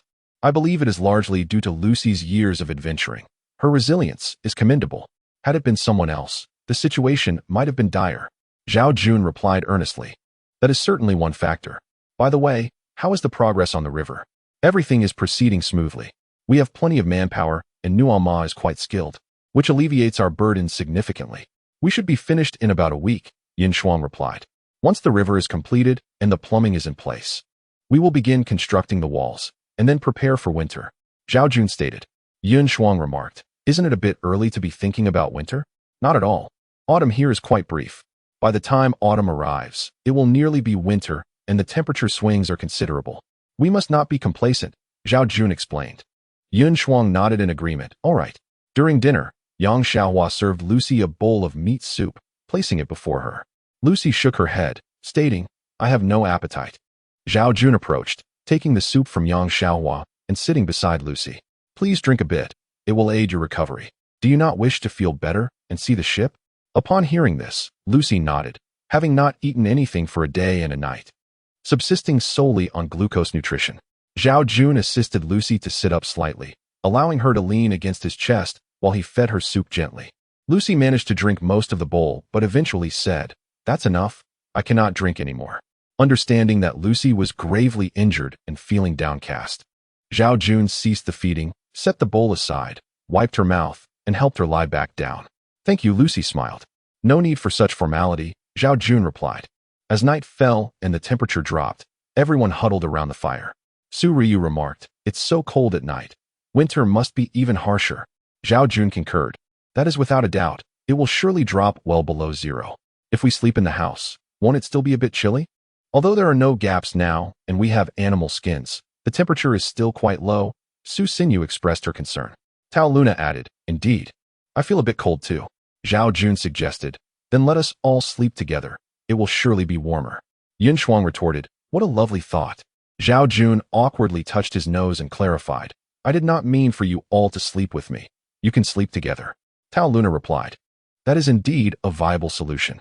Su Xinyu murmured, If only we could install some heating in this cave, it would be even better. Zhao Jun pondered seriously for a moment before shaking his head. That seems rather unrealistic. Heating requires metal sheets and pipes. Where would we find such materials? It is certainly not feasible. Su Xinyu chuckled wryly. I was merely speaking out loud. It is indeed quite challenging.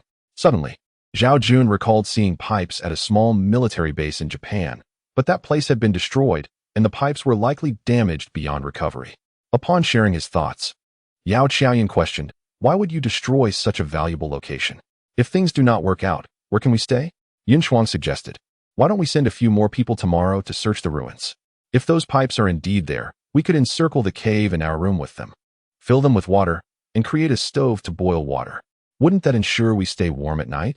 A splendid idea, but whether it can be realized remains uncertain. Let us search tomorrow, Zhao Jun agreed. That night, as everyone settled down to sleep, Zhao Jun had hardly reclined when Qin Xian slipped into the room. He embraced her, relishing the warmth and softness in his arms, which lifted his spirits immensely. Qin Xian gently caressed Zhao Jun's face, whispering, Jun Jun. Zhao Jun took a cigarette, stepping outside to light it by the fire, exhaling the smoke into the air. The cave had ventilation, allowing the fire to burn continuously, so he need not worry about the women being sensitive to the smoke. After a few puffs, Lucy suddenly called out, Mr. Zhao, could you feed me a bit more soup? Her cheeks flushed with embarrassment. Having only consumed half a bowl of soup over the past couple of days, she felt quite hungry. Zhao Jun replied, Of course, please wait a moment. He made his way to the cooking area, finding a bit of soup left over from dinner, which he placed by the fire to heat up. After warming it, he filled the bowl and returned to Lucy's side. As before, he helped her sit up slightly, allowing her to lean against his chest as he began to feed her. Lucy took a few sips and exclaimed, It smells wonderful. Zhao Jun chuckled, If you think so, then eat more. Lucy nodded and ate contentedly. Zhao Jun forced himself to push aside any distracting thoughts, continuing to feed her until she said, Mr. Zhao, did you have a girlfriend before? Zhao Jun replied, Not really. Lucy smiled. Then you probably do not wish to leave this place too much? Zhao Jun responded, Not quite. I do want to leave, as this place is fraught with danger. Even a simple illness could be life-threatening, unlike the carefree existence outside in society. Wouldn't you agree? Lucy remarked, I see you here, living quite carefree. Zhao Jun understood her implication and chose not to retort, simply responding, Life is of greater importance, after all. Lucy chuckled softly and said, You all seem to be doing quite well, even planning to install heating. It's practically more comfortable than outside. Zhao Jun replied, Whether or not that comes to fruition remains uncertain. After feeding Lucy the last bite, he wiped her mouth. Lucy then said, I need to use the restroom. Could you assist me? Zhao Jun inhaled sharply, Huh? Lucy continued, I had intended to call someone else, but I felt it would be rude to wake them. Please, could you help me?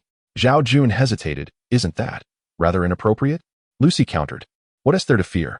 I'm not afraid. Reluctantly, Zhao Jun supported Lucy and guided her to a makeshift restroom near the entrance of the cave. It was equipped with a wooden bucket for nighttime use, partially concealed by small trees, while the daytime waste was discarded in the vegetable garden as fertilizer. Lucy, being a typical Westerner, spoke her mind directly, leaving Zhao Jun momentarily stunned. That's truly not the case. It's not what you think, he hurriedly asserted. Lucy sighed.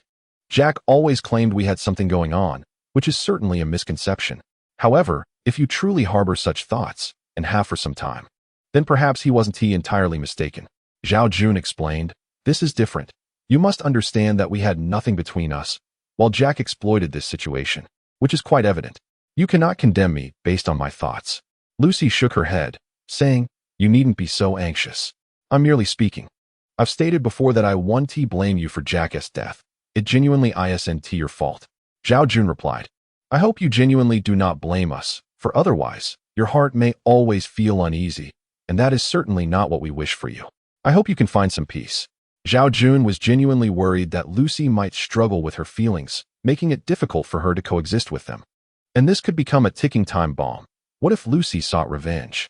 His concerns were not unfounded, yet he couldn't express this to Lucy. I understand. I'm very aware of these matters. Mr. Zhao, do you know how many years I've known Jack? Lucy inquired. Zhao Jun shook his head in confusion. I truly do not know. 10 years, Lucy murmured. Zhao Jun was taken aback. 10 years?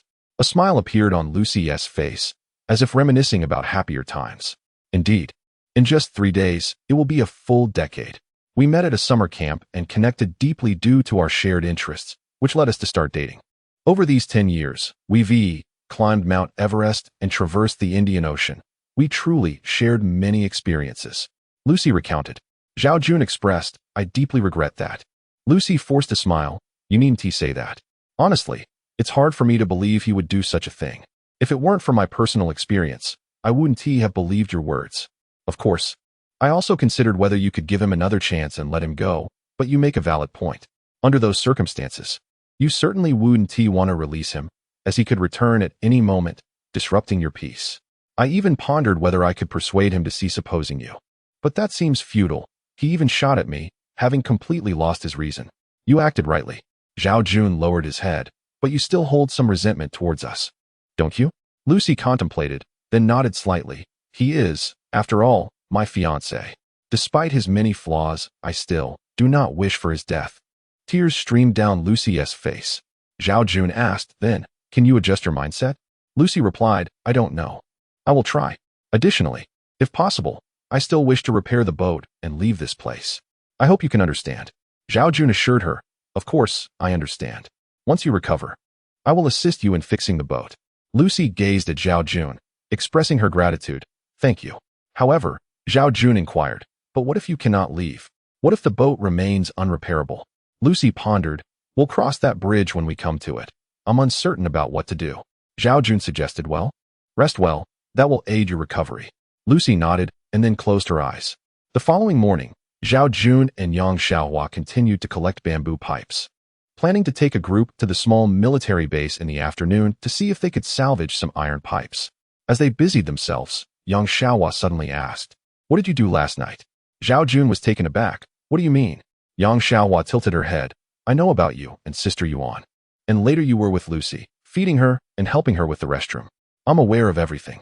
Zhao Jun cleared his throat. Well, she needed assistance. It wasn't anything significant. Don't overthink it. Yang Xiaohua replied, I'm not overthinking it. It seems I was right. You will inevitably take Lucy as your own. Humph. Zhao Jun quickly denied. Don't say such things. That's not the case. Yang Xiaohua pouted, stating, actions speak louder than words. You've been so close to her, yet you claim it's nothing? Who are you trying to fool? Zhao Jun shook his head. If you're talking about someone else, that's fine. I'll accept it. But Lucy is truly unlikely to stay, especially once she recovers and the boat is nearly fixed. She will want to leave. Jack's death has left a mark on her heart, and that wound won't simply vanish. Thus, any connection between us is decidedly impossible. You're simply imagining things. Yang Xiaohua's eyes widened. Is she really going to leave? Zhao Jun affirmed. Once she heals, it will depend on whether the boat can be repaired. If all goes smoothly, she'll set off on her own. Yang Xiaohua remarked, that's a good thing. If she can leave, she might be able to call for help. Yang Xiaohua added, but that's beyond our control. In the afternoon, Zhao Jun took several people to the small military base. Since Zhao Jun had previously detonated explosives there, it was now a mere ruin. After searching for a while, they indeed found some iron pipes and collected them. However, it was not enough, so in the following days, everyone gathered whenever they had the chance. 7 days passed, and the bamboo pipes were successfully installed, allowing everyone to access spring water directly without needing to fetch it. The water was stored in a reservoir, making life significantly easier. The protective canal was nearly complete, and the next step was to construct a wall. The walls can only be constructed using large trees, which constitutes a significant undertaking that will require approximately a month to complete. Previously, a considerable quantity of iron pipes, measuring several dozen meters, was collected from the military base. Nevertheless, several dozen meters is still insufficient for such a vast opening, especially considering that there are 10 houses here, each requiring heating. Fortunately, a large furnace was discovered within the military base. Although this furnace had been severely damaged, Zhao Jun managed to repair it, rendering it functional once more. Zhao Jun devised a method involving iron pipes near the stove, which connected to bamboo tubes behind. This arrangement proved sufficient. However, the bamboo pipes posed a safety risk due to the hot water they would carry. Thus, they were positioned lower to prevent scalding. Zhao Jun was resolute in his endeavor, and after 2 days of diligent work, he had successfully installed the piping throughout the cave and various rooms. The furnace was then used to heat water, which flowed through the pipes. When tested that evening, the warmth was indeed delightful, eliciting great excitement among everyone present. Zhao Jun, witnessing the smiles on their faces, felt a surge of joy, realizing that this winter would no longer pose a threat of cold. The system allowed for hot water to circulate continuously, ensuring it remained warm throughout the night, with 2 complete cycles proving ample. However, Lucy appeared disinterested, her demeanor somewhat somber. Nearly 10 days of rest had restored her to a semblance of health. Noticing her mood, Zhao Jun inquired, Lucy, what are your thoughts on the heating system? She smiled faintly and replied, it's quite good, but it has little to do with me. I plan to check on Jack in the boat tomorrow. Zhao Jun took a seat beside her and asked, do you still wish to leave? Lucy nodded, saying, yes, this is not my home. I still wish to depart, provided the boat can be repaired. Zhao Jun offered, then I shall accompany you to see it tomorrow. Are you able to travel? Lucy responded, I am nearly well enough. Zhao Jun affirmed, good, then let us go together. Yang Xiaohua cautioned, Sister Lucy, unless absolutely necessary, I believe it would be unwise for you to travel alone. It is far too perilous. Lucy replied, thank you, but I must first inspect the boat before making any plans. With her decision made, others felt it unnecessary to argue further. Yun Shuang then remarked, Zhao Jun, starting tomorrow, we can begin constructing the walls. Where do you think would be the best location for them? Zhao Jun contemplated and suggested, at least 10 meters away from the protective river. I wish to create a courtyard, and the vegetable garden must also be within the walls. Yao Qiaoyan added, indeed. By the way, Noma is sleeping outside tonight without heating. But we do require someone to guard the area. I believe we could construct a wooden cabin at some point along the wall for him, allowing him to observe the surroundings while keeping warm with a fire pit. Zhao Jun snapped his fingers and exclaimed, that's an excellent idea. I plan to build the wall about 2 meters high and construct a sturdy house on top, nestled against the mountainside, providing ample height to withstand storms. The sides leading to the cave were flanked by rocky cliffs, approximately 50 meters wide. He envisioned enclosing this space with walls and building a lookout cabin at the edge to enhance Noma's comfort. The following morning, Zhao Jun began his planning. The wall required little elaborate design. Currently, 2 meters from the cave entrance lay a 2-meter-wide protective river, spanned by a bridge that could be raised and lowered. 15 meters from the river, he intended to erect the wall, enclosing a 50 by 15-meter area. On the left, a pen for antelopes and rabbits would be established, while the right would host several vegetable plots for wild greens. The center would serve as a courtyard, perfect for basking in the sun, drying clothes, and cultivating flowers for decoration. Zhao Jun's gaze finally settled upon the rocky cliffs flanking them, smooth and resilient. However, equipped with tools from their sailboat, axes, hammers, and drill bits, they could gradually carve out a cavity. If they managed to create a hollow, they could construct a shelter outside. allowing Norma to sleep within the cave at night, where they could also kindle a fire. Zhao Jun summoned Yao Xiaoyan and Norma to share his idea, and upon hearing it, Norma readily agreed. He began to excavate a hole 3 meters high, 15 meters from the protective riverbank. Meanwhile, the others commenced felling trees. They had already cut down several, yet it was still insufficient. After organizing the workforce, Lucy approached Zhao Jun and inquired, "Mr. Zhao, could you take me to see that ship?" Zhao Jun glanced at her and asked, "Are we going today?" "Yes, you promised me yesterday," Lucy replied. Zhao Jun conceded. "Very well, I shall take you there now." In addition to the solar-powered refrigerator, the sailboat housed a simple solar generator. Although its output was modest, it was sufficient to charge flashlights and electric saws with ease. Their phones, lacking signal, were nonetheless fully charged and could serve as flashlights and cameras, as well as keep track of time. They had previously possessed a manual crank generator, but the solar generator made their tasks even more convenient. Yun Shuang chimed in, "All right." Thus, Zhao Jun led Lucy towards the shoreline. Along the way, he recounted, "When Jack shot you, I seized the opportunity to board the ship. However, Jack had already released the safety on a grenade. After a struggle with him, we both fell into the water. I managed to leap aside just as the grenade detonated, killing Jack and leaving the ship in utter disarray, with its hull obliterated. Fortunately, the contents inside remained largely unharmed." Lucy remarked, "So he ended up blowing himself up." Zhao Jun nodded. "Indeed, yet I must confess, even had he survived the explosion, I would have had to kill him. The circumstances left me no choice." Lucy responded calmly, "I understand." Upon reaching the site where Jack had anchored, the very place of Zhao Jun's confrontation with him, Lucy lingered at the spot where Jack was buried, lost in thought. She swayed slightly, appearing on the verge of losing her balance, prompting Zhao Jun to reach out to steady her. Lucy brushed his hand away, saying coolly, "Let me see the ship." She approached the vessel, examining it meticulously, before finally sitting on a rock with a look of profound disappointment, her eyes devoid of vitality. "Is this ship salvageable?" Zhao Jun inquired, uncertain of its condition. Lucy shook her head, sighing, "It appears beyond repair. Alas, I fear I may be stranded here. If we were on the mainland, we could find a place that specializes in ship repairs. But here, it's little more than a skeleton." Zhao Jun asked, "So you cannot leave?" Lucy replied with a sense of bewilderment, "Yes, it seems I cannot." Zhao Jun reassured her, "Since we are here, we might as well make the best of it. If we cannot leave, there is no point in dwelling on it. Let us strive together to survive here. It is not such a grave matter. After all, do you not enjoy adventure? We are now living in the wilderness, which is an adventure in itself." Lucy responded, "What else can we do? I cannot very well swim away from here."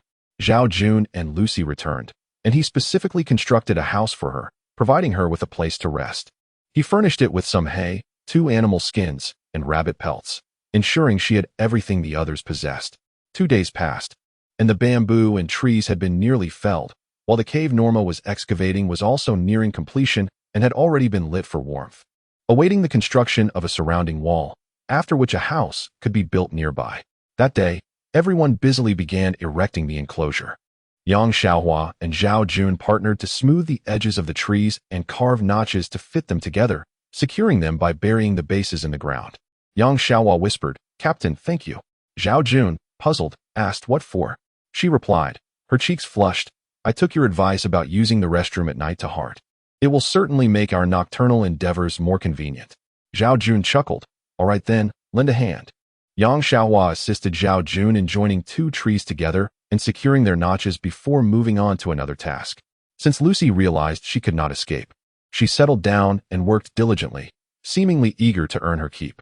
It was undeniable that her physical prowess surpassed even that of Yun Shuang, making her quite adept at labor. At that moment, Yun Shuang approached and asked, "Zhao Jun, is 1 meter deep enough for the foundation?" Zhao Jun replied, "We planned for 3 meters. Burying 1 meter leaves 2 meters exposed, perfect for our wall." "Why do you ask?" Yun Shuang expressed her concern. "The storms on this island are fierce, and I worry they may topple our structure, rendering our efforts futile." Zhao Jun remarked, 1 meter is quite sufficient. Additionally, we shall add a layer of bamboo, as its resilience offers better resistance against storms.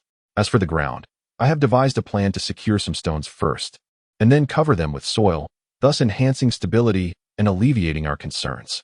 Yun Shuang replied, "That is excellent. Your preparations are reassuring." Zhao Jun surveyed the surroundings. noting that everyone was diligently occupied. In a matter of days, the wall should be completed, significantly enhancing safety. Life here has indeed become exceedingly pleasant. Days passed, and according to the calendar on their mobile devices, the group realized that it was the 15th day of August, nearly 2 months since the plane crash that had befallen them. The incident occurred in the lunar month of June, corresponding to the Gregorian month of July, and now they found themselves in the lunar month of August. With no flour available, Yang Xiaohua prepared several meat pies, which were true meat pies, consisting solely of meat and wild vegetables, devoid of any other ingredients. They gathered in the evening, sharing these pies as if they were mooncakes. Yunshuang commented, "It's tolerable, but eating meat every day has become rather monotonous. I wonder if there are rice or wheat on this island. Without staple foods, this diet will inevitably grow tiresome." Su Xinshu sighed. "Even if there are no rice or flour, we could rely on potatoes or sweet potatoes as staples. Living solely on seafood and meat, supplemented with a bit of wild vegetables, is truly arduous."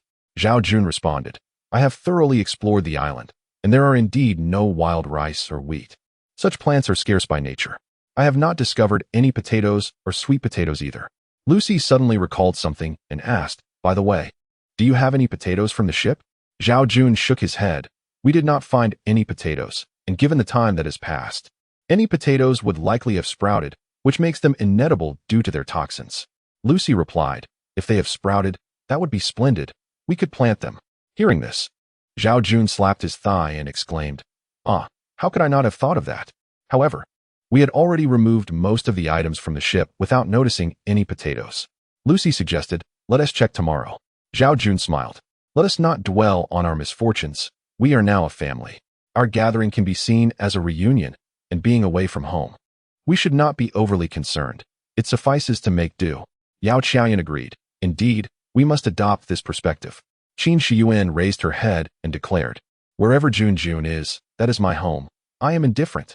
Her words carried an implicit claim of affection, and the others acknowledged this without surprise. Lucy exclaimed with excitement, "They are still alive." Zhao Jun took down the sail, mending it before dividing it in half. One part was fashioned into a greenhouse for growing potatoes, while the other was reserved for future use. Although the sail was not as effective as plastic sheeting, it possessed a degree of breathability and excellent heat retention, making it quite suitable. In a few days, the potatoes began to sprout. Yang Xiaohua proved adept at gardening, quickly producing a bountiful harvest of potatoes. Soon, they even expanded their planting area beyond the wall, establishing several patches dedicated to potatoes, which became their primary staple food, garnering significant attention from everyone. "Will we be able to rely on these as our staple food?" Tao Luna inquired. Yang Xiaohua shook her head. "While we have an abundance of potatoes now, they are not easy to store, so we will lack food in winter." Zhao Jun proposed, "Once we harvest more potatoes, we can peel them, slice them, and dry them out. In winter, we can enjoy potato chips, much like dried radishes. Some can be dried thoroughly and ground into flour, allowing us to make steamed buns." Su Xinshu's eyes widened in surprise. "Potato flour can be used to make steamed buns? That is akin to using wheat flour. If so, we won't have to worry about staple foods in winter." Zhao Jun affirmed, "Indeed, we will have sustenance." Yang Xiaohua chimed in, "Yes, how could I have overlooked that? It is indeed feasible." While this solution was born out of necessity, the use of potato flour in place of wheat flour had its drawbacks. Yet for Zhao Jun and his companions, these drawbacks were negligible. Anything that was non-toxic was infinitely preferable to having nothing. With potatoes as their staple food, the group found renewed vigor, working diligently, and the wall neared completion. Following Zhao Jun's guidance, Yang Xiaohua harvested the potatoes, peeled and sliced them, then dried a portion for chips while grinding the rest into flour. The other women joined her in this labor, as the potato yield was substantial. "Lucy, thank you for your potatoes," Zhao Jun expressed gratefully. Lucy smiled. "I am also enjoying them. There is no need for thanks. Nonetheless, I must express my gratitude. Many items from your ship have greatly facilitated our lives." Zhao Jun said sincerely. Lucy replied, "It is a pleasure to be of help." 10 more days passed, and the wall was finally completed, constructed from 3-meter logs buried 1 meter deep, forming a 2-meter-high barrier, reinforced with bamboo on both sides. Additionally, sharpened bamboo stakes were positioned outward for protection, resembling a hedgehog's spines. Simultaneously, Norma's house was constructed against the hillside adjacent to the wall. The cave in the cliff provided warmth for cooking, and the structure was fortified with timber and bamboo, ensuring resilience against storms. Witnessing the wall, garden, and vegetable patches, Zhao Jun felt a sense of accomplishment as everyone eagerly explored their new domain. "Captain, we need not fear storms or wild beasts anymore," Yang Xiaohua exclaimed joyfully. Tao Luna added, "Indeed, this is truly wonderful." Zhao Jun remarked, "Everything seems to be progressing smoothly. We should be able to weather this winter comfortably." Lucy carefully inspected the wall, pushing against it to affirm its sturdiness, concluding that unless an apocalyptic event occurred, they would be safe within their enclave. Zhao Jun gathered all their weapons, which included several spears, 2 bows, primarily used by Norma and Dolma, who could easily recreate them if necessary. They possessed an 406 Hong Kong dollars automatic rifle with 300 rounds, 3 World War II rifles with 200 rounds, a shotgun with 70 rounds, a pistol with 13 rounds, and a handgun left by Jack with 50 rounds, along with 2 grenades. Zhao Jun utilized leftover iron pipes from the small military base, combined with explosives, to fabricate a dozen grenades. Approximately 5 pounds of explosives were stored safely in a dry location.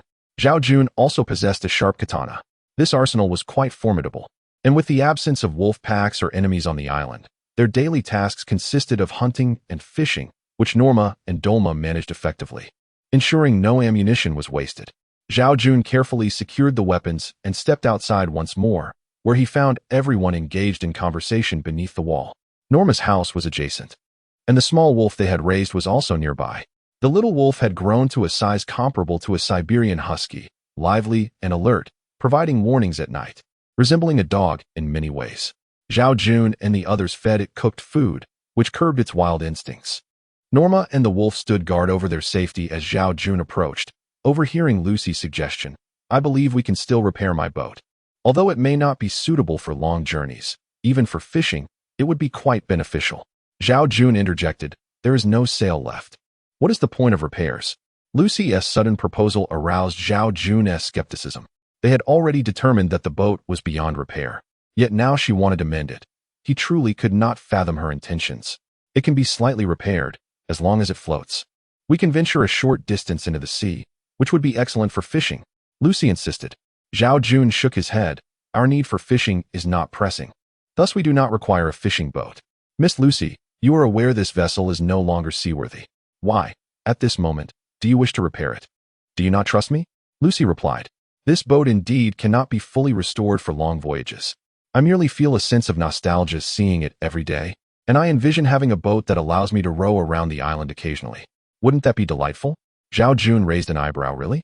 Lucy smiled wryly. "Of course. Why would I deceive you? My heart belongs to the sea. I cherish the feeling of rowing. I have no intention of leaving or causing any harm to you. So there is no need for you to be wary of me." Yun Shuang chimed in. "We are not wary of you. We just find it peculiar. It seems unnecessary to create a small boat in this vast area, where there are no other islands nearby.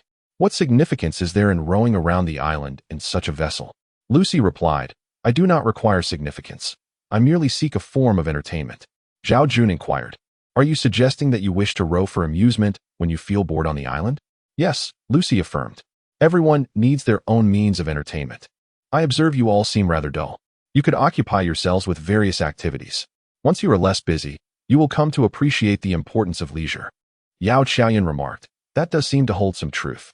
Zhao Jun added, "We possess such a large courtyard. I intend to set up swings and seesaws. Then everyone can have fun, exercise, and socialize." Lucy is right. One cannot live without recreational activities. We need to maintain our vitality, or we will become listless.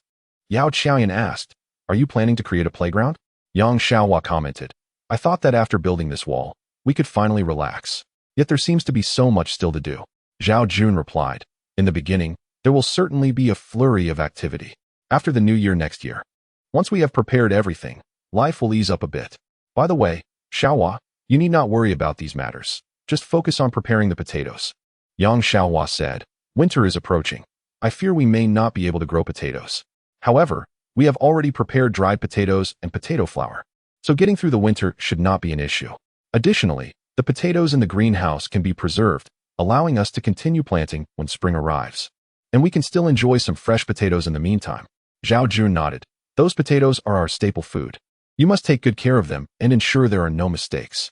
Yang Xiaohua patted her chest, declaring, "Rest assured, I will treat this matter with utmost seriousness." Her exaggerated tone elicited laughter from everyone. Subsequently, Zhao Jun instructed Norma and Yun Shuang to assist Lucy in repairing the boat, as they had some idle time. The others, except for Yang Xiaohua, busied themselves with preparations to decorate the courtyard, planning to set up parallel bars, swings, slides, and seesaws, so they could enjoy leisurely activities in the spacious yard later on. The wall featured a large gate and several small windows that could be opened and closed for a view outside, typically kept shut except when necessary. With the wall in place, everyone felt significantly safer. There had been a storm that was perfectly weathered, and Norma's house withstood it well. He and the wolf resided inside, enjoying both safety and warmth while being able to observe the outside world. One day, Zhao Jun took Yang Xiaohua with him to search for wild vegetables suitable for winter, as consuming only meat and pickled vegetables every day could become tiresome. They ventured into the dense forest, and as they walked, Zhao Jun attempted to take Yang Xiaohua's hand. She hesitated slightly, but then relented, as there were no other people around. She had developed a fondness for Zhao Jun, especially since he was now with Qin Shiyuan. "Captain, what do you mean by this?" Yang Xiaohua blushed and asked. Zhao Jun replied, "You've confessed to me for quite some time. I ought to show some acknowledgement, shouldn't I?" Yang Xiaohua pouted, "That's not the case." Zhao Jun grinned mischievously. "Are you saying your earlier declarations were insincere?" Yang Xiaohua protested. "I was merely speaking casually. Besides, there's still Yue, who is utterly devoted to you. She recently told me that she considers you her husband." Yang Xiaohua continued, "Though Yue may not know, we do.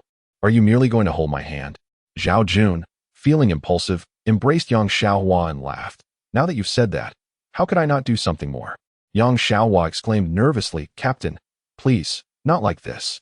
Zhao Jun leaned in, kissing her lips. Initially, she tried to evade him but soon succumbed to the moment, having never experienced such intimacy before. In this remote island setting, coupled with her existing feelings for Zhao Jun, she did not resist his advances. Breathless, Yang Xiaohua grasped Zhao Jun's hands, saying, "Captain, please stop. I'm afraid." "What are you afraid of?" Zhao Jun asked, puzzled. Yang Xiaohua replied, "I am not prepared. This is happening too quickly." "Too quickly?" Zhao Jun scoffed. "We've known each other for over 2 months." Yang Xiaohua insisted, "It is still too fast." "Then just give me a kiss, and I will let you go," Zhao Jun proposed. Yang Xiaohua hesitated but eventually pecked him on the forehead, asking, "Is this sufficient?" Seeing this as a victory, Zhao Jun immediately released Yang Xiaohua, who playfully scolded, "You truly are a rascal." Zhao Jun laughed heartily, responding, "I have always been a rascal. Did you only just realize this today?" Yang Xiaohua pouted, falling silent as she lowered her head and walked ahead. Zhao Jun hurried after her, once again taking her small hand. Gradually, Yang Xiaohua leaned closer, and the two walked hand in hand, resembling a couple. "This matter must not reach Sister Yuan," Yang Xiaohua whispered. Zhao Jun replied, "If you do not speak of it, why should I? Wouldn't that be uncomfortable for me?" "But," Yang Xiaohua inquired curiously, "but what?" "But in places where no one is around, can I still hold you and kiss you?" Zhao Jun winked.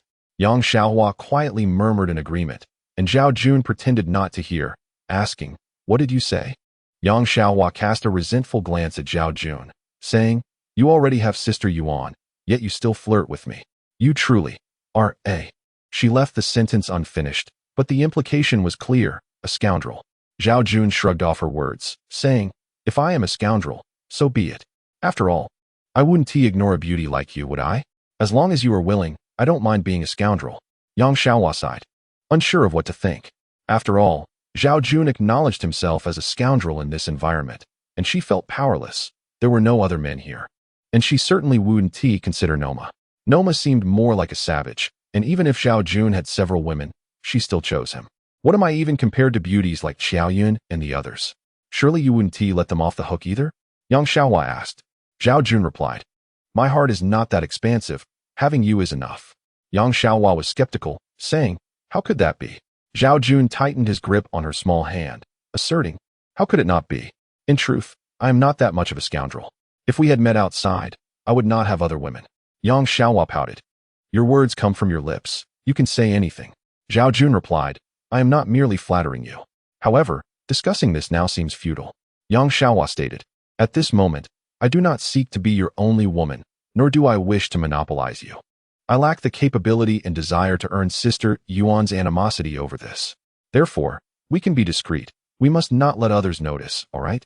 Zhao Jun nodded. Of course. Your intentions are quite clear. So, if it is just the two of us, we can embrace and kiss? Yang Xiaohua blushed, saying, Is that all you think about? I merely wish to experience the feeling of love before I die. Zhao Jun chuckled foolishly, responding, Before you die?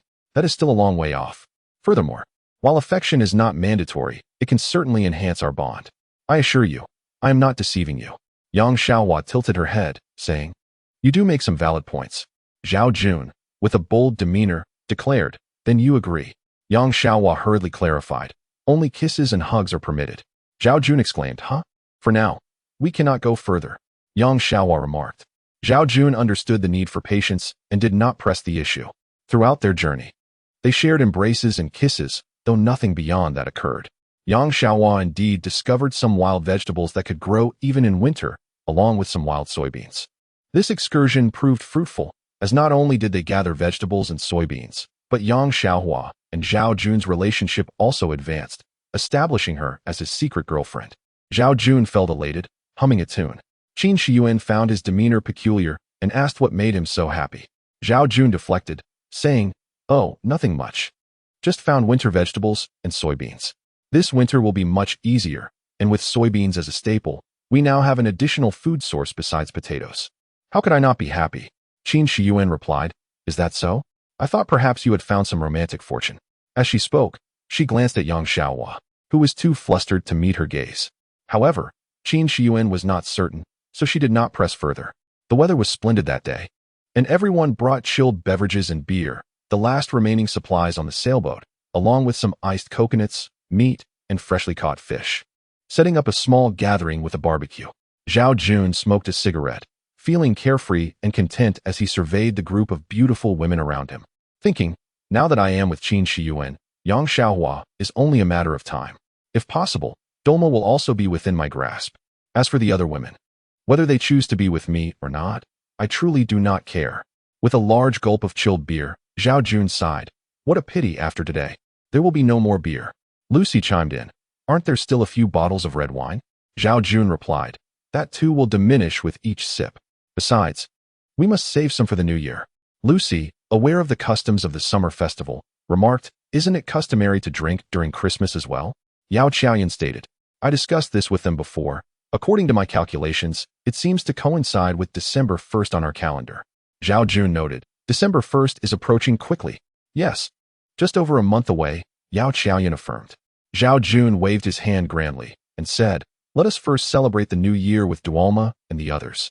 Then with Lucy, and finally, it will be our turn. None shall be overlooked. Tao Luna chuckled. Does that count as equitable distribution? Zhao Jun replied boisterously. Indeed, equitable distribution. Yun Shuang shot Zhao Jun a disapproving look and retorted, Who is talking about equitable distribution with you? Dream on. Zhao Jun chuckled, That is not what I meant. Honestly, I don't consider myself a local emperor. Yun Shuang teased, A local emperor? All those ladies in your harem? Zhao Jun replied solemnly, Of course not.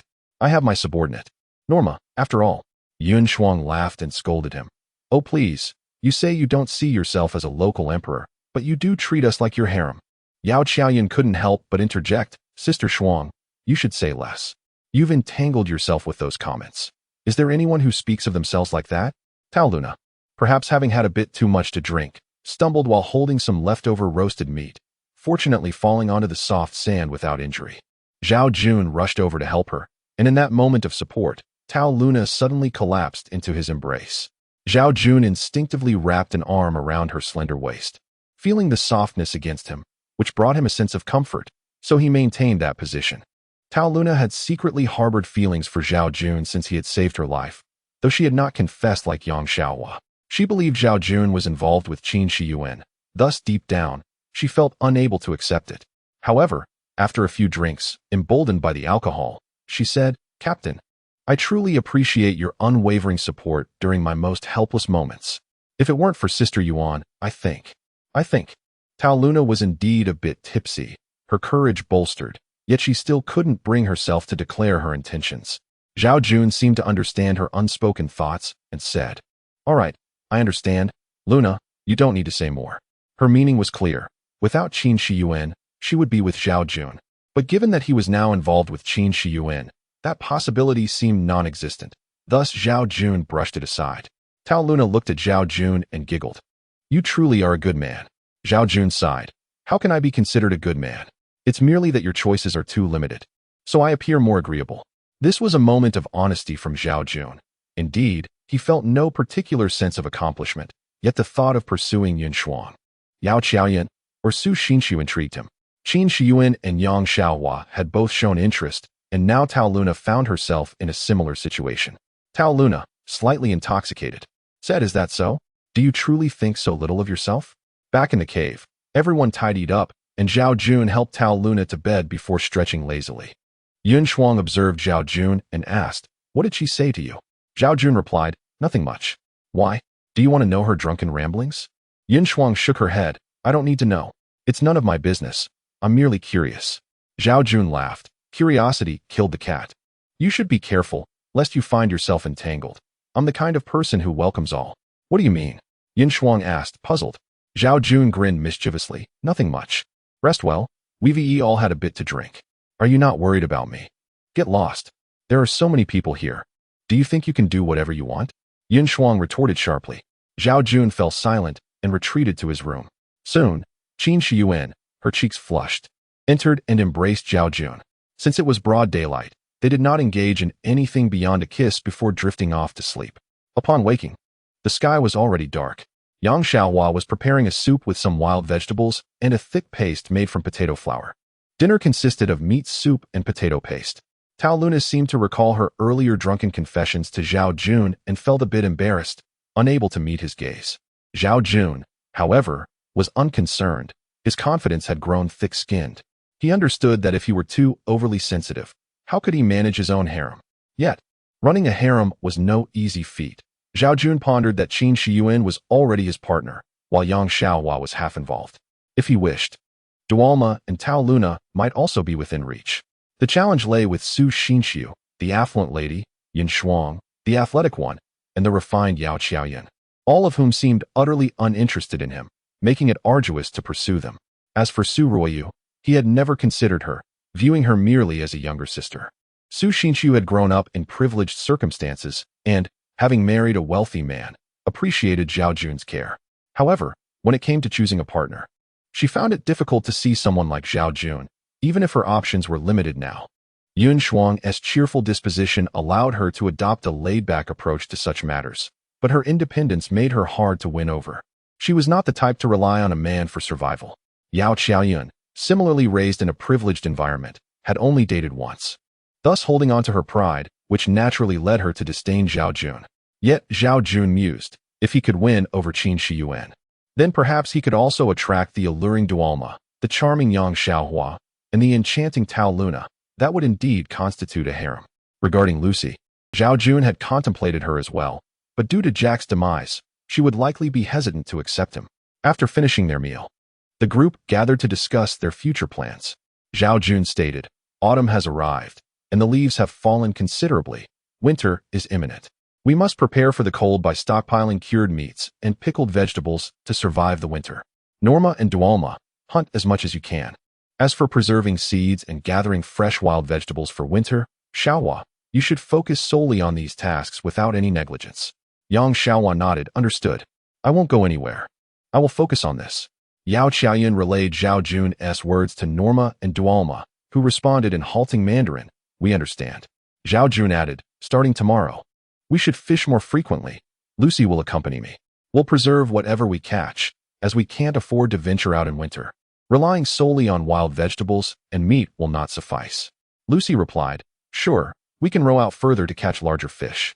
Our fish spear is functional. Zhao Jun inquired. The fish spear? Is that the long object stored deep within the cave? Realizing it was a spear, he had previously mistaken it for a handgun, but upon closer inspection, it was indeed a spear designed for underwater use, capable of great distance and formidable lethality. Catching a large fish is indeed beneficial, Lucy remarked. Yes. Capturing a big fish is far more economical than catching numerous small ones. Zhao Jun nodded in agreement. All right, then we shall go tomorrow. The others can gather some hay near the cave and prepare the meat, fish, and vegetables for curing.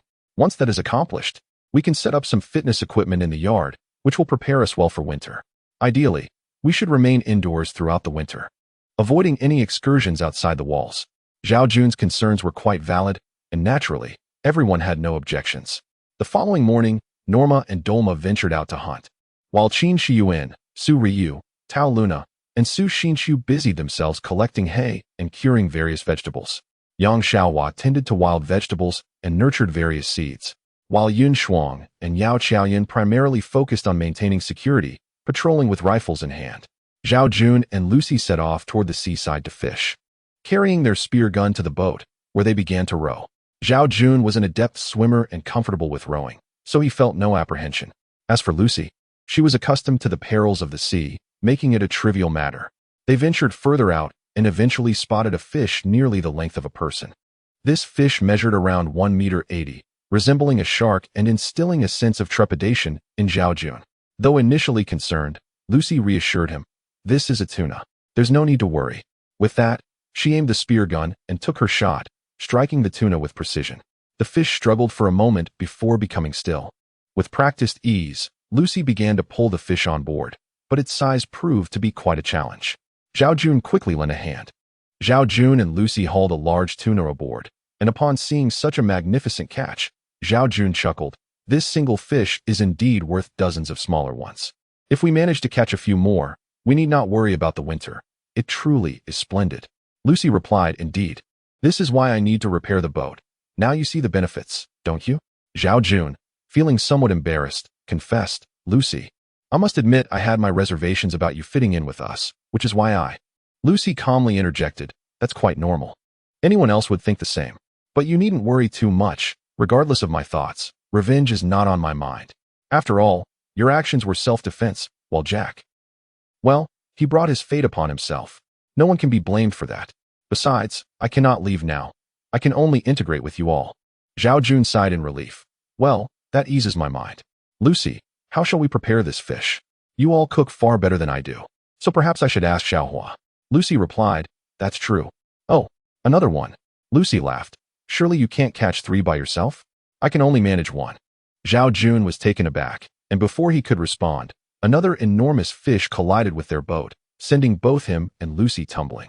Lucy, being lighter, fell directly into the water. One of the tunas also slipped overboard, but Zhao Jun, disregarding the fish, hurried to rescue Lucy. Their hands, slick from the water and fish, made it difficult for him to grasp her, and as Lucy was swept down by the tail of the great fish, Zhao Jun jumped into the sea, ignoring the danger posed by the massive tuna, which had been distracted by the fallen catch. Lucy, dazed from being struck, began to sink. Zhao Jun quickly wrapped his arms around her waist and kicked upwards, soon surfacing and gripping the edge of the boat. Struggling, he managed to pull himself up before assisting Lucy back aboard.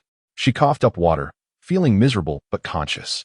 At that moment, the great fish swam away, carrying the tuna it had seized, leaving them momentarily safe. Zhao Jun laid Lucy flat and began to perform chest compressions. After several attempts, he sensed a slight improvement, but prioritized her recovery over his wandering thoughts. Lucy expelled a few mouthfuls of water and felt considerably better. Zhao Jun breathed a sigh of relief, yet kept his hands in place. Suddenly, Lucy remarked, "Are you done groping?" Startled, Zhao Jun hastily withdrew his hand, awkwardly touching his nose as he stammered, I didn't mean to. It was for your rescue." Lucy shot back, "It doesn't feel that way to me." Faced with the truth, Zhao Jun could only apologize. "Well, I'm sorry." Lucy sighed, accustomed to her own figure and the attention it garnered. "Just help me sit up," she said. Holding the oar, Zhao Jun complied. And Lucy added, "Though you were a bit clumsy after saving me, I must thank you. If not for you, I might have drowned." Zhao Jun replied, "It's only natural. Anyone would have acted similarly. You needn't dwell on it." Lucy countered, "Yet it takes courage to dive in after such a large fish. Not everyone would dare, and even if you did jump in, retrieving me was no small feat. You deserve my gratitude." Zhao Jun responded, "As long as you don't hold my actions against me, we shall be fine. No need for thanks." Lucy retorted, "You are truly excessive. After all that, you expect me to pretend nothing happened?" Zhao Jun cleared his throat, attempting to mask his embarrassment. "Well, it was somewhat instinctive. I usually adhere to decorum, right? You can't keep bringing this up. It puts pressure on me." Did you feel pressured when you were doing it? Lucy shot back. Zhao Jun sighed. What can I say? You are quite captivating. Besides, I didn't pursue anything further, did I? Are you trying to chastise me? Lucy shot him a disapproving glance. Just behave yourself in the future. With so many women around, please refrain from provoking me, okay? Zhao Jun quickly protested. What do you mean so many women? You're unjustly accusing me. There aren't that many. He shrugged. All right, let's agree on that. Everyone was astounded by the size of the fish. After cleaning it in the reservoir, they reserved some for dinner and prepared the rest for curing. Lucy and Zhao Jun had yet to eat lunch, but Yang Xiaohua had already prepared a meal for them, and they were indeed famished. Over the next few days, everyone busied themselves, quickly amassing a sufficient winter food supply. Once the provisions were ready, Zhao Jun began constructing fitness equipment in the yard, such as pull-up bars, parallel bars, swings, seesaws, and slides. This endeavor consumed nearly 2 weeks, bringing them to the end of November. As the new year approached for Norma and Dolma, preparations began in earnest. The exercise equipment was almost completed, and tomorrow would mark the celebration for Norma and Dolma's tribe. Yang Xiaohua even gathered some flowers to decorate the cave and adorn the walls as well. Joy radiated from everyone's faces, yet at that moment, Norma's expression shifted, and he uttered something in a flurry of words. Unlike Dolma, who had a knack for language and had learned quite a bit of Chinese, Norma had not, only knowing a few basic terms. Yao Qiaoyun's face turned pale upon hearing him, and Zhao Jun inquired, "What's wrong?" Yao Qiaoyun replied, "He says someone is coming. About 7 or 8 people." Zhao Jun felt a tightness in his chest and climbed into Norma's room, where a window faced outside. Peering through his binoculars, he indeed spotted several indigenous individuals armed with spears and bows, both men and women. 8 in total, 3 women and 5 men, all clad in animal skins. Yao Qiaoyun and Yun Shuang joined him to observe, while Qin Shiyuan asked, "What is happening?" Zhao Jun commanded, "There are several natives. Have Dolma come up. You all barricade the door, then retreat to the cave. And don't forget to bring the guns and explosives." Upon hearing this, Qin Shiyuan and the others hastily propped the door shut with sticks and stones, returning inside. Yang Xiaohua hurried to fetch the rifle and explosives from Norma's house. Dolma soon arrived, while Yun Shuang and Yang Xiaohua took positions at the cave entrance, armed and vigilant. Zhao Jun questioned, "Are they from your tribe? How did they find this place? What do they want?" Norma observed intently for a moment before responding, "They are not from our tribe. They are likely from the Blackstone tribe."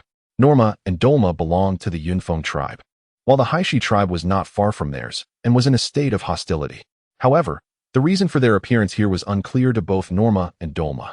Zhao Jun raised his gun and declared, "Regardless of their reasons for being here, it certainly doesn't bode well. We must prepare for battle." Norma also readied his bow and arrow. The 8 individuals in the distance spotted the wall, indicating they were aware of the presence of others. Crouching low, they moved forward, but one of them suddenly screamed, having fallen into Zhao Jun's trap. The remaining 7 immediately took cover behind a rock, terrified. This trap was clearly marked and lethal. Once an unsuspecting prey fell in, they would be impaled by bamboo spikes. It was evident that the unfortunate individual would not survive. At that moment, Zhao Jun fired his weapon, but since the assailants were sheltered behind the rocks, he missed his target. The adversaries were clearly not to be trifled with, as they swiftly retaliated with arrows, several of which struck the exterior of the house. Yao Qiaoyun furrowed her brow and remarked, "There are still 7 of them. This is quite perilous." Zhao Jun reassured her, "No need to worry, we can handle this. Remember, we have guns, explosives, and 2 grenades. They only possess bows and spears, and we have the wall to protect us from their advance." Yao Qiaoyun felt somewhat relieved and responded, "Indeed, it appears that erecting the wall was a wise decision." Zhao Jun replied with pride, "Of course. Just consider who proposed it. Anticipating potential dangers has always been my philosophy, and now it proves invaluable." Yao Qiaoyun cautioned, "However, we must remain vigilant against fire attacks." Zhao Jun nodded in agreement. "Exactly, we must exercise the utmost caution without a hint of negligence." After pondering for a moment, Yao Qiaoyun said, "Fortunately, we prepared food in advance, sparing us the trouble of foraging, which would have been quite troublesome otherwise." Zhao Jun shared her anxiety. Facing 7 agile indigenous individuals armed with bows and spears, which posed a significant threat, the presence of only 7 or 8 of them now raised the question of whether more would appear. After shooting a few arrows, the 7 assailants ceased their attack. opting to remain hidden. At that moment, Yang Xiaohua approached and quietly inquired, "What's happening?" Everyone was tense, eager to grasp the situation. Zhao Jun explained, 7 indigenous people armed with spears and bows are from a tribe opposed to Normus. We don't know if they have reinforcements, but rest assured, we will defend this place. They cannot come near, so you all need not worry. Just stay in the cave. Yang Xiaohua cautiously peeked outside and asked, "Did someone fall into the trap?" "Yes, they started with 8 but are now down to 7, Zhao Jun confirmed. Yang Xiaohua stuck out her tongue, saying, "Doesn't this mean we have no chance to negotiate with them?" Yang Xiaohua nodded. "Understood. I'll assure everyone not to worry, but you all need to be careful." "Yes." Zhao Jun nodded in agreement. Yang Xiaohua exited the house and returned to the cave. Zhao Jun periodically used binoculars to survey the outside, hiding behind the window as he murmured, "This stalemate cannot continue. Explosives and grenades cannot be thrown too far." Yao Qiaoyan suggested, "In this situation, I believe Norma might have a solution. Let me ask him." While Yao Qiaoyan conversed with Norma, Zhao Jun observed Dolma. Having faced life and death, Dolma remained calm and comforted him. "Jun, do not fear. I am here to protect you." Zhao Jun chuckled. "I am a man. Why would I need your protection? It is I who must safeguard you."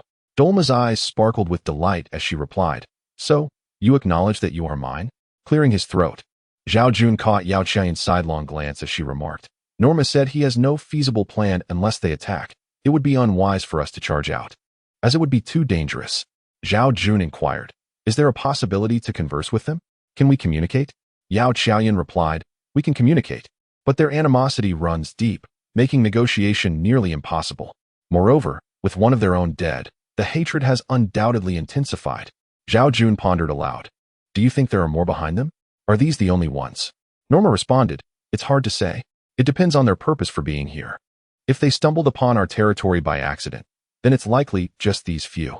However, if they are fleeing or have ulterior motives, the situation could be different." After reflecting on Yao Qiaoyan's translation, Zhao Jun fell into deep thought. Since arriving on this island, they had faced a continuous stream of enemies, from wolf packs to Fong Sitong and then Jack. The wolf packs, though numerous and cunning, were ultimately not too intelligent. Fong Sitong and Jack, being few in number, were not particularly challenging to confront. However, these 7 indigenous individuals posed a serious threat. While they might be unsophisticated, they were agile and, compared to wolves, possessed considerably more cunning. This could be described as their most significant crisis yet. Should these individuals breach their defenses, the consequences would be dire. Yao Qiaoyan remarked, "They are questioning who we are and why we set traps to harm them." Norma explained that the traps were intended for wild beasts, not specifically aimed at them. However, since they intruded upon our territory, we urged them to leave promptly. The indigenous individuals shouted a few more words, and Yao Qiaoyan sighed. Clearly, they are not willing to relent. They demand vengeance for their fallen comrade. Yet both sides were shielded and at a distance, rendering them unable to inflict harm on one another. Yao Qiaoyan gazed at the sky, worried. Once night falls, the situation may worsen. They have already fallen into one trap, making them extra cautious. If they manage to sneak closer and start a fire, we would find it exceedingly difficult to defend ourselves. Zhao Jun furrowed his brow, asserting, "You are correct. We must resolve this matter swiftly. What should we do?" Yao Qiaoyan felt somewhat helpless. Zhao Jun suggested, "2 heads are better than 1. Ask Norma and Dolma for their thoughts on how to proceed. I will head down to the cave to consult them. While you all deliberate, remain vigilant of the enemy's movements. Alert me at the first sign of trouble." Yao Qiaoyan nodded, "All right." Zhao Jun promptly exited the room and made his way to the cave, where Yang Xiaohua and Yin Shuang were guarding the entrance with firearms. Upon seeing Zhao Jun approach, they quickly ushered him inside. Without further ado, Zhao Jun elaborated on the current predicament they faced. Yin Shuang inquired, "Are we to remain at an impasse?" Su Ruoyu exclaimed, "What shall we do?" Zhao Jun replied, "We can no longer afford to wait. As night falls, our visibility will diminish, and should they advance upon us under the cover of darkness and ignite a fire, it would spell disaster." Yang Xiaohua suggested, "Are we to take the initiative?" She continued, "If we strike first, we place ourselves in considerable jeopardy, though they may lack firearms. You are well aware of the archery skills possessed by Noma and Dolma. Their proficiency is not to be underestimated, and should anyone fall victim to an arrow, we cannot sustain any casualties." Su Xinshu proposed, "What if we attempt negotiation?" However, Zhao Jun countered, Negotiation is futile. They have already lost a comrade and are sworn enemies of Noma and Dolma's tribe. Clearly, this approach is impractical. What now? What are we to do? Yang Xiaohua lamented. Yun Shuang asserted, one must risk the child to ensnare the wolf. Despite the dangers, we must dare to take action. Otherwise, as night approaches, our peril will only amplify. Their archery, while precise, cannot surpass the range of our firearms. Lucy chimed in. I too believe we must strike. Hesitation is not an option. What about me? Lucy asked. Zhao Jun hesitated momentarily. Although Lucy was capable, he felt a twinge of concern for her safety, hence he had not considered her participation. Lucy declared, I can handle a firearm, and I am not afraid. Zhao Jun handed her a pistol, saying, here is a firearm with 7 rounds. Take this. Lucy examined the pistol and inquired, is this Jack's? Zhao Jun affirmed, indeed. Lucy responded, no problem, you carry on with your plans. Zhao Jun continued. Sister Shuang and the others advocate for a proactive approach. Therefore, you shall remain here, while I summon Sister Yuan and Luna. You 3 will oversee the situation and keep us informed. Su Ryu and Su Xinshu opened the door, and as they did, Zhao Jun, along with Shuang, Xiaohua, Noma, and Dolma, charged forth. Yao Qiaoyan remarked, that sounds promising, but the ones who venture out may be in grave danger. If any of you are struck, it could be fatal. We must proceed with caution. Zhao Jun replied, it is a necessary risk. Otherwise, our losses may be even greater come nightfall. Should we catch them off guard, our superior weaponry should suffice against them. Yao Qiaoyan sighed. Then I shall inform Noma and the others. After relaying the situation, Noma nodded in agreement, expressing no objections to the plan of attack. I need you to remain within the walls for the safety of others. Should we venture out and someone infiltrate, we will rely on you. Zhao Jun instructed. Lucy considered this and recognized the wisdom in his words. Thus she acquiesced. With that, all emerged from the cave. Qin Shiyuan and Tao Luna ascended to the room atop the walls, while Noma and Dolma descended. Lucy positioned herself in a gap at the base of the house, holding the pistol, allowing her to peer outward through the small opening in the wall. Su Xinshu and Su Ryu stood ready at the large door, and Zhao Jun took a deep breath, asking, is everyone prepared?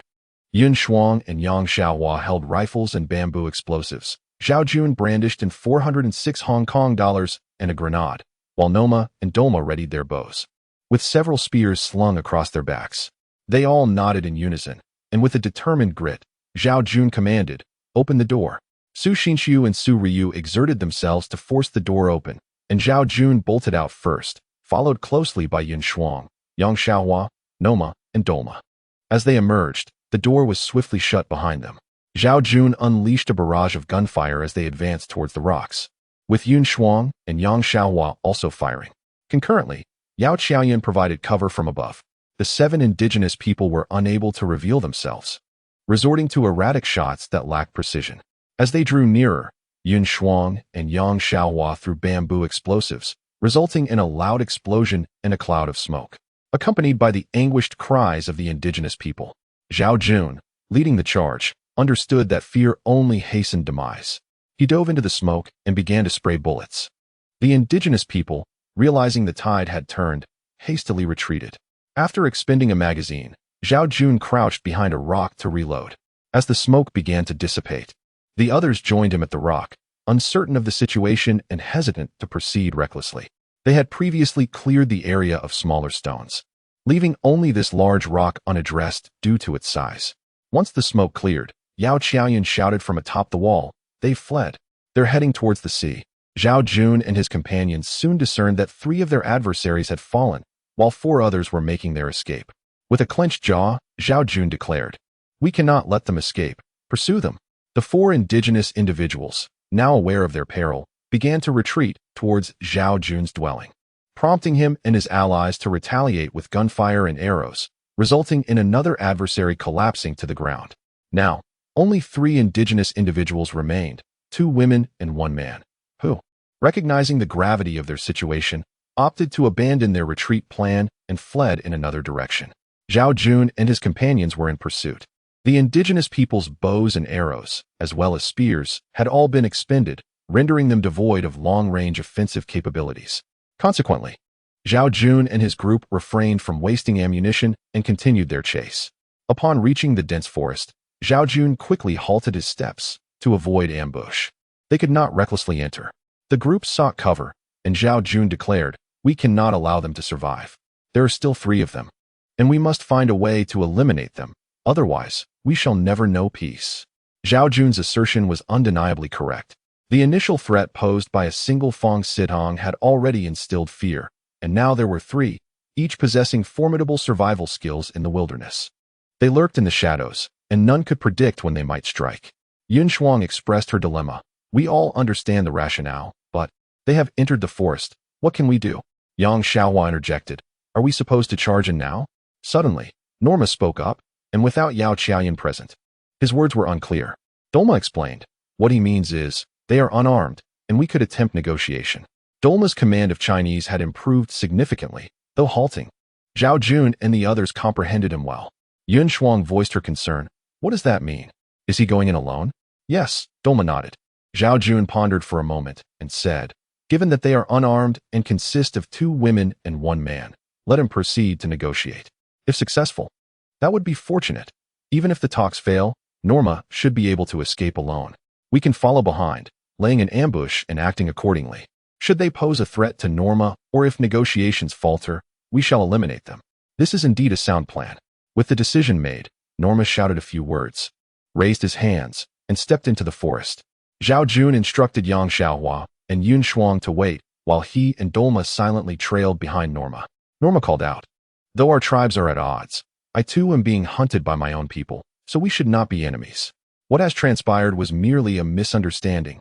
Come forth, and let us converse." Zhao Jun could not grasp the meaning of his words, but with Dolma's intermittent translations, he began to understand. Before long, a male indigenous individual cautiously emerged, approaching Norma. "What is your name? Are you one of the Yunfeng tribe? What brings you here?" the man inquired. Norma replied, "I am of the Yunfeng tribe, but I fled here after failing to become chieftain. My name is Norma. What is yours, and how did you end up here?" The man responded, "I am Simo, from the Haishi tribe. We intended to attack the Yunfeng tribe, but lost our way and inadvertently arrived here." Norma breathed a sigh of relief and said, "In that case, we should not be adversaries." Simo scrutinized Norma and proposed, "Let us duel. The victor shall command the other. What do you think?" Norma, undeterred by the challenge, accepted. "Very well. But we shall not use weapons." As he spoke, he discarded his arms onto the ground. Simo likewise threw away his dagger, and the 2 immediately engaged in combat. Zhao Jun, taken aback, instinctively reached for his firearm, but Dolma urgently cautioned, "Do not shoot. They are dueling. The victor shall lead." Upon hearing this, Zhao Jun lowered his weapon. From his previous encounter with Norma, he understood that if Norma triumphed, the 3 individuals would be bound to obey him, thus extending his influence. "Will their tribe honor their word?" Zhao Jun inquired. "They will. Do not worry," Dolma assured him. Zhao Jun felt relieved as he observed Norma gaining the upper hand. After all, Norma aspired to be chieftain and possessed considerable skill. Had Zhao Jun not been a soldier, he might not have matched Norma's prowess. Moments later, Norma pinned Simo to the ground, gripping his neck tightly, depriving him of breath. Zhao Jun exclaimed, "It's done." Yet Dolma shook his head. "Wait, he hasn't conceded yet." After a short while, Simo rolled his eyes and tapped the ground 3 times with his hands. Upon witnessing this, Norma released his grip, and Simo lay on the ground, coughing and gasping for air. Had he delayed seeking mercy even a few seconds longer, he might have lost consciousness, potentially leading to his demise at Norma's hands. Norma took a deep breath, stood up, and looked down at Simo, stating, "From this moment forth, you must obey me. Whatever I say shall be law, and you are my servant." Simo bowed his head in submission, replying, "Yes, master." Although Zhao Jun could not comprehend their conversation, he understood the essence of the interaction. He glanced at Dolma, who said, "All right, we can exit now." Zhao Jun and Dolma emerged, and upon seeing them, Simo's expression shifted, and he stood up, regarding Zhao Jun warily. Norma announced, "He is my master.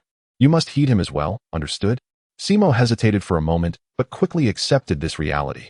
Bowing before Zhao Jun and presenting the back of his head as a gesture of submission, Zhao Jun nodded.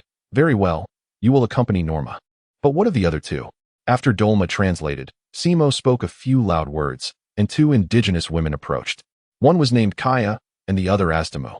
Both were in their 20s, with Kaya being Simo's wife. Kaya and Astamu bowed before Zhao Jun and Norma, placing the backs of their heads before them. Zhao Jun questioned, "What is the meaning of this?" Dolma chuckled, "She wishes to become Brother Norma's wife." Zhao Jun nearly choked on his own saliva, pondering the hasty nature of this arrangement. They had only just met and were now poised to become spouses? Zhao Jun exclaimed, "They have surrendered. One is a slave of Norma, and the other is Norma's wife. Open the door. All is well now." Only then did Yao Qiaoyan address Su Xinxiu and the others below, saying, "Open the door." As the grand entrance swung open, everyone entered.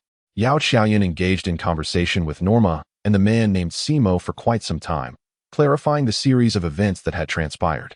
Zhao Jun instructed, "Have Simo and his wife, Kaya, build a house on this side of the wall, identical to Norma's.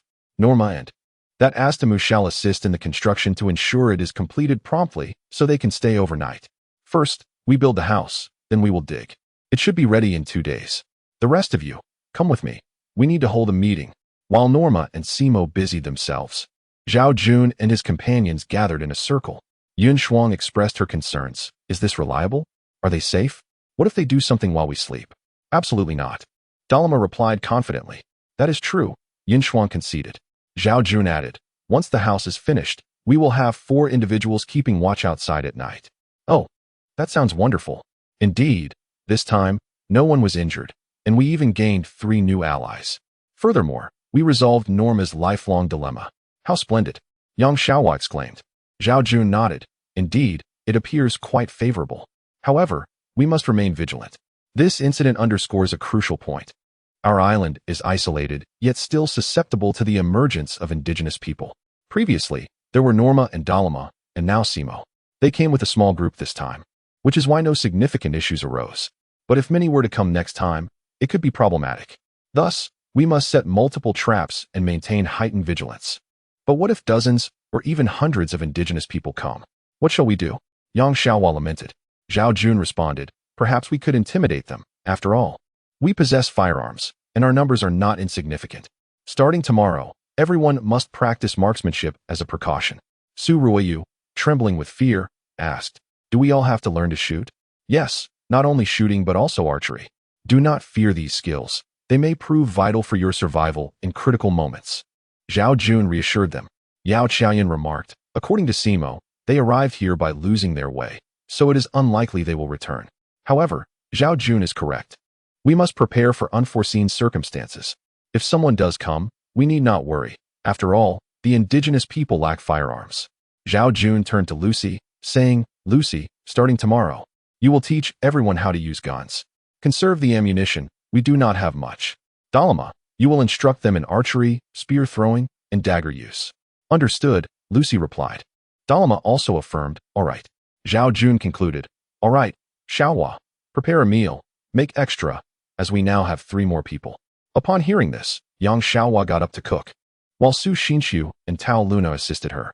Recently, Su Xinxiu had learned to do many tasks. Although she occasionally struggled, her progress was commendable. At this juncture, Zhao Jun stepped outside to observe Norma and Simo constructing the house, adhering to the specifications of Norma's dwelling, though they had yet to begin digging. Yao Qiaoyan approached him as well. Zhao Jun inquired, "Will it be ready today?" He urged, "Please expedite the process, and also attend to the other caves swiftly. The weather is about to turn cold, and without a fire, it will be quite challenging for them to find rest here." Norma nodded in agreement, responding, "Certainly, master." This entire exchange transpired through the interpretation of Yao Qiaoyan. During lunch, Simo and the others indulged in a feast unlike any they had previously experienced, devouring their food ravenously. Dorma, having understood Zhao Jun's words, interjected without waiting for Yao Qiaoyan's translation, boldly declaring, "I desire you." This directness left Zhao Jun feeling somewhat awkward. Although a flicker of joy stirred within him, the presence of so many onlookers rendered him uneasy. Clearing his throat, he replied, "When I mentioned gifts, I meant items, not people. I seek nothing else. I only wish for you." Dorma insisted. Zhao Jun chose to disregard her statement. Yao Qiaoyan conveyed Zhao Jun's words in the Indian language, prompting Noma and Simo to respond. Yao Qiaoyan then added, "Noma desires nothing for himself. He simply wishes to procure a scarf and a hat for his wife." Utilizing rabbit fur, they had crafted an abundance of hats and scarves, and Zhao Jun, ever generous, presented some wolf and antelope hides to each of the newcomers, distributing 2 pieces to Simo and the others, along with rabbit fur hats and scarves. The newcomers were elated, knowing that winter was fast approaching and their current attire was insufficient. These items could be seen as life-saving, for while they could hunt, success was not guaranteed. And scarves were a novel concept for them. As Simo and the others reveled in their gifts, Zhao Jun pondered the fate of Noma and Dorma. Both had fully integrated into their group, especially Noma, who had contributed significantly and was tasked with ensuring their safety at night.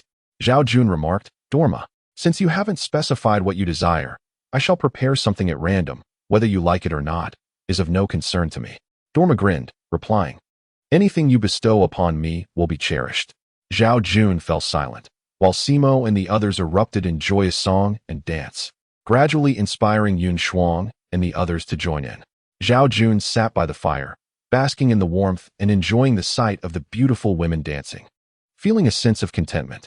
In the dim light of the fire, Qin Shiyuan noticed a piece of lingerie, a thermal undergarment for women, and her eyes widened in surprise as she exclaimed, Jun, is this for me?"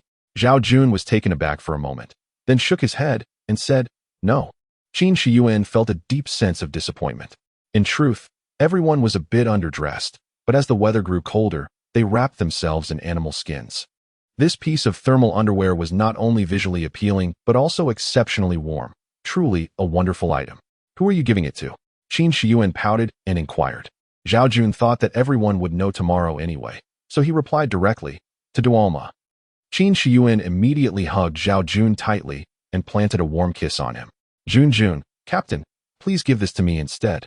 I really need it. Dualma is a wild person. She won't be accustomed to wearing such clothes, right? After all this time together, can't you spare me a piece of thermal underwear?" Zhao Jun responded, "Dualma has it tough. She does a lot for us.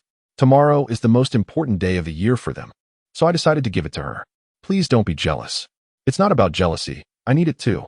I really want this thermal underwear. Just give it to me, please." The pleading tone of Qin Shiyuan put Zhao Jun in a difficult position. Qin Shiyuan widened her eyes and asked, "Are you hiding something good?" Indeed, Zhao Jun's suitcase contained a few more clothes, but only a women's down jacket. The rest were summer clothes. He had already distributed the summer garments, and the underwear was meant for their relatives when they visited. He had been contemplating who to give the down jacket to, and now, prompted by Qin Shiyuan, he realized that she had been with him for quite a while. Thus, he silently nodded in agreement. Qin Shiyuan tilted her head and looked at Zhao Jun, asking, "Really?" Zhao Jun smiled, "Why would I lie to you? I promise you will be pleased.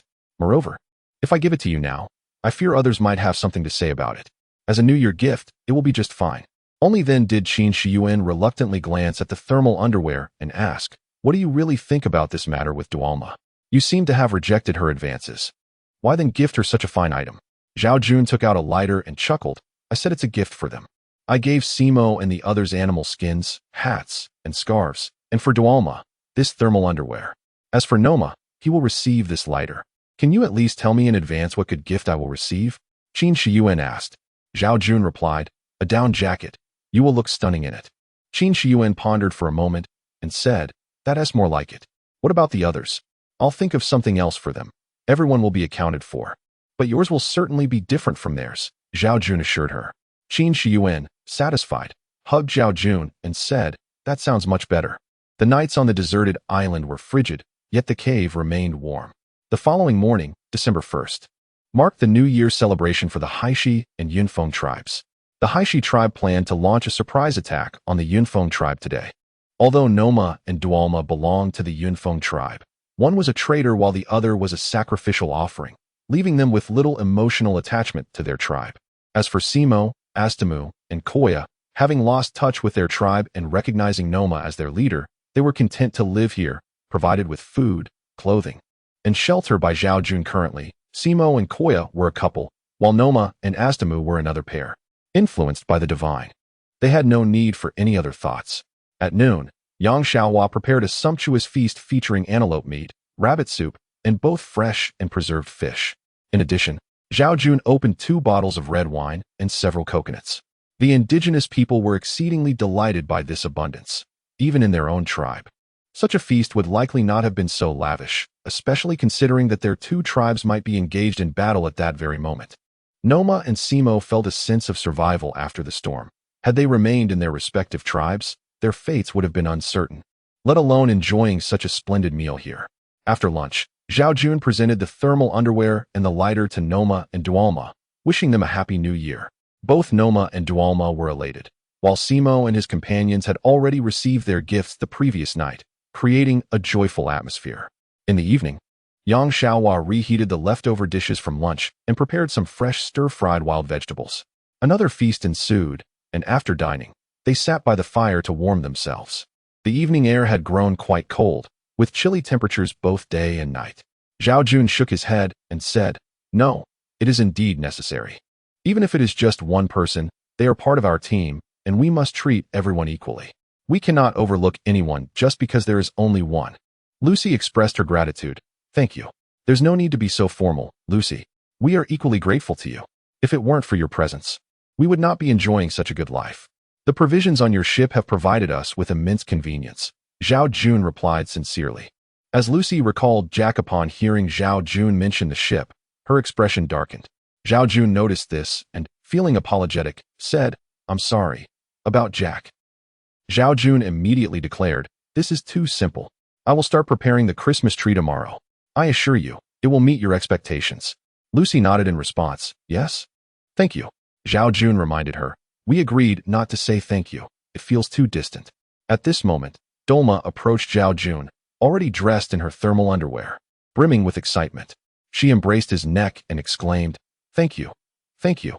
It's so comfortable to wear." Noticing the gaze of many onlookers, Zhao Jun felt a bit embarrassed and replied, "Dolma, all right, this is a gift for you. Everyone receives a gift, you are no exception." Dolma insisted, "I don't care. This is a gift from you, so it's special. I have decided you are my husband, and you are my husband. Even if you don't want me, I will still claim you. Can I stay with you tonight?" Zhao Jun, taken aback by Dolma's forthrightness, felt his face flush. Qin Shiyuan, witnessing this, was extremely displeased, even slightly angered, glaring at the two.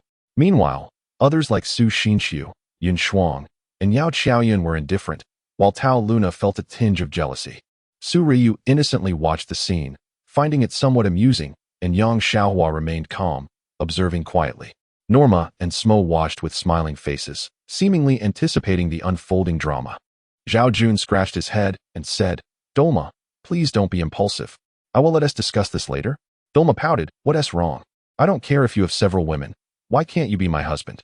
Yun Shuang chimed in teasingly, "Yes. Why do you always hesitate to agree with Dolma?"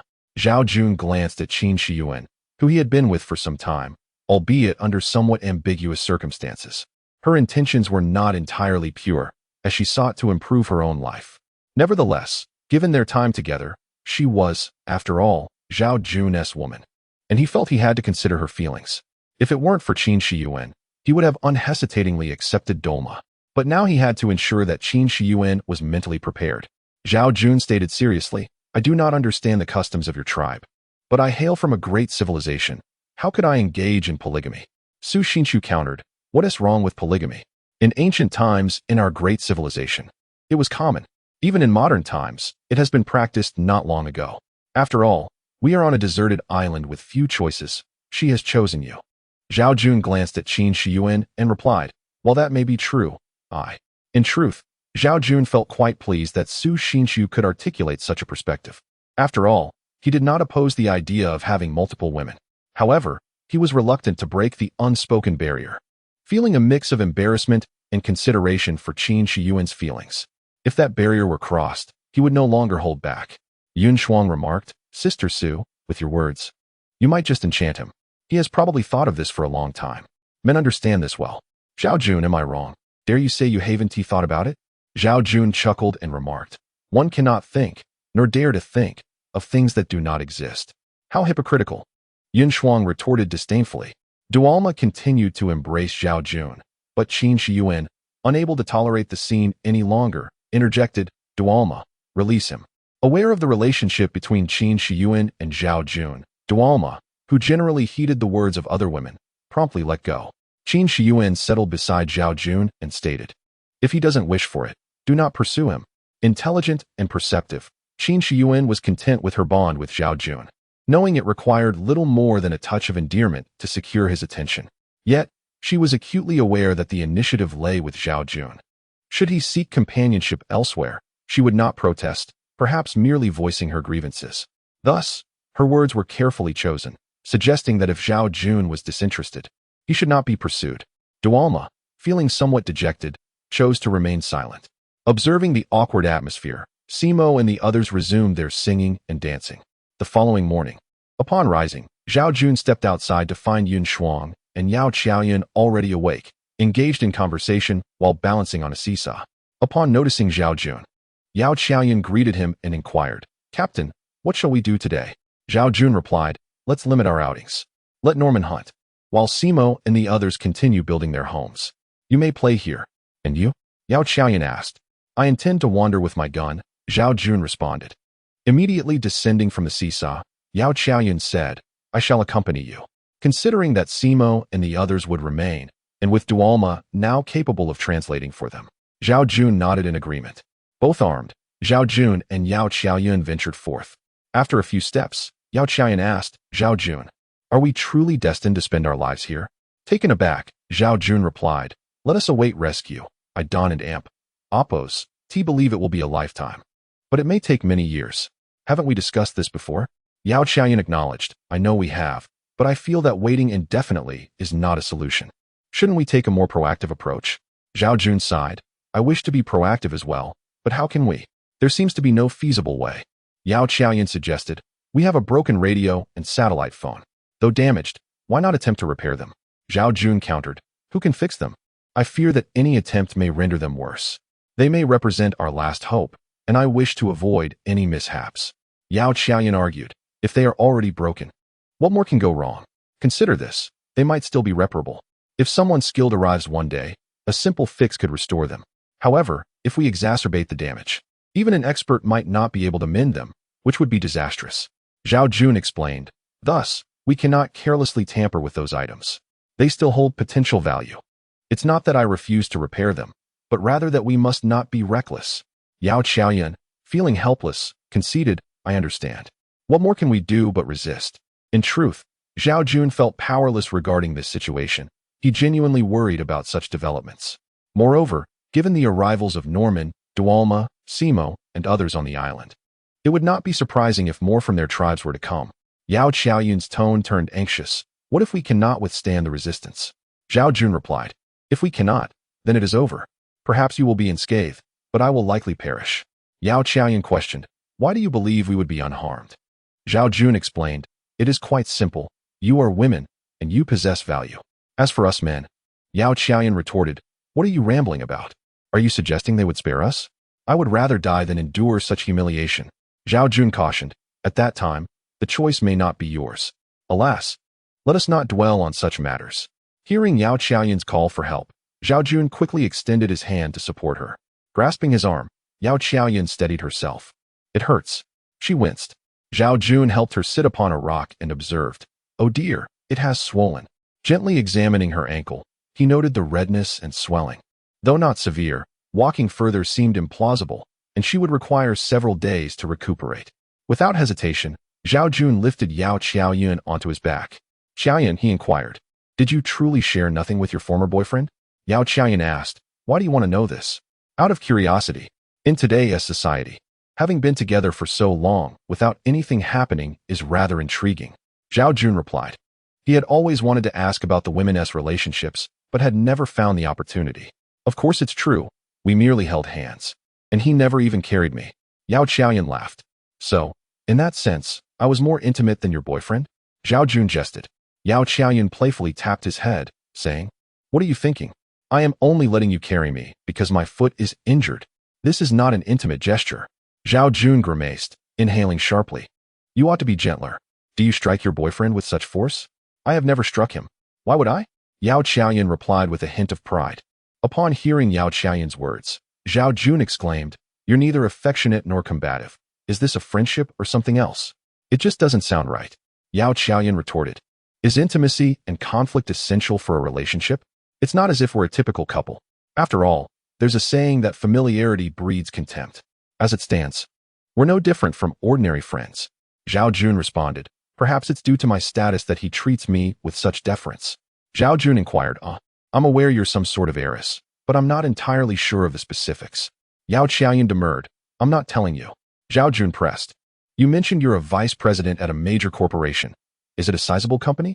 After a moment of contemplation, Yao Qiaoyan conceded. Indeed, it's quite substantial. Have you heard of Yunting Group? Zhao Jun immediately grasped the situation, exclaiming, So, you're Yao Jinglin's daughter, Yao Qiaoyan. Alas, I should have realized it sooner. But I didn't consider it. Besides, you've maintained a relatively low profile, unlike other ostentatious heirs. Yao Jinglin is the wealthiest man in Daxia, and Yunting is among the world's top 10 corporations, underscoring Yao Qiaoyan's extraordinary status. However, Yao Qiaoyan dismissed it, stating, What good is it? Being someone's daughter doesn't help me in any way. Zhao Jun countered. Surely your father will come to your rescue.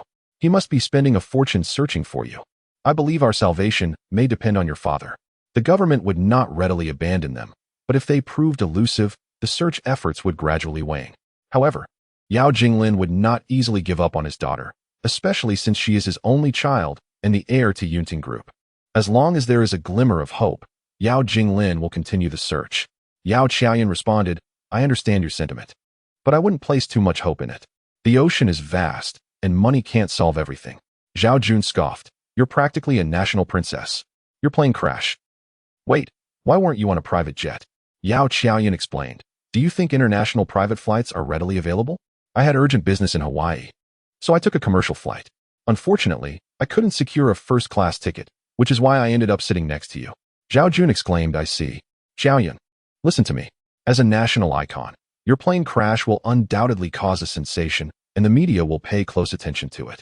Therefore, the search efforts should be prioritized. Moreover, Yao Jinglin will surely spare no expense. As the saying goes, heavy rewards inspire bravery. Our chances of rescue are quite high. Yao Qiaoyan replied. Let's hope everything turns out as you say. Are you tired? You're lighter, so I'm not tired. Zhao Jun replied with a smile. Yao Qiaoyan chuckled. Actually, I'm quite heavy, weighing over 100 pounds. Yao Qiaoyan continued. In this environment, constantly on edge and having fired a gun, how could I gain weight? However, my nutrition is severely unbalanced. We eat meat and fish every day, and although there are wild vegetables and potato noodles, meat and fish are the main staples. If this continues throughout the winter, I'll probably gain weight. Zhao Jun chuckled. So what if you gain weight? There's no one else here, and your boyfriend isn't around. Yao Qiaoyan revealed, Actually, I've already broken up with my boyfriend. Why did you break up? If I were your boyfriend, I would never break up with you. Did you initiate it? Zhao Jun asked. Yao Qiaoyan paused for a moment before responding. Actually, he did. Zhao Jun exclaimed incredulously. How is that possible? Are you lying to me? No. Perhaps the pressure of being with me was too much for him. Besides, I never let him criticize me, so he couldn't take it anymore and proposed the breakup. Yao Qiaoyan explained. Zhao Jun clicked his tongue. This young man is too impatient. How could he do that? Yao Qiaoyan smiled nonchalantly. To each their own. Since he couldn't withstand my trials, it's fine to break up. I'm easygoing. Zhao Jun remarked. Qiaoyan, this plane crash is a stroke of fate. Otherwise, I wouldn't have had the chance to meet you. Yao Qiaoyan nodded in agreement. Indeed, we come from different worlds and would hardly have crossed paths. But now, on this island, you've become quite popular, with everyone wanting to be with you. Zhao Jun quickly interjected. Not at all. Nothing like that. Yao Qiaoyan teased. Qin Shiyuan, Dualma, and Tao Luna, isn't that enough? How many more do you want?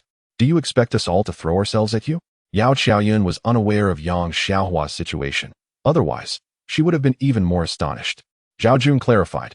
You might have misunderstood. I do have something with Sister Yuan. But I rejected Dualma, and there's nothing between Luna and me. Zhao Jun responded. Thank you for the compliment, Princess. Princess? What's that about? Yao Qiaoyan asked, puzzled. Zhao Jun chuckled. You're the national princess. Although you rarely make public appearances, everyone knows that Yao Jinglin has a daughter. People have often wondered what you look like and concluded that regardless of your appearance, you're still a princess. Everyone dreams of pursuing you, but of course, it's just wishful thinking. Yao Qiaoyan exclaimed, I didn't know about that. Yin Shuang glanced at it and exclaimed in surprise, Oh dear, it's quite serious.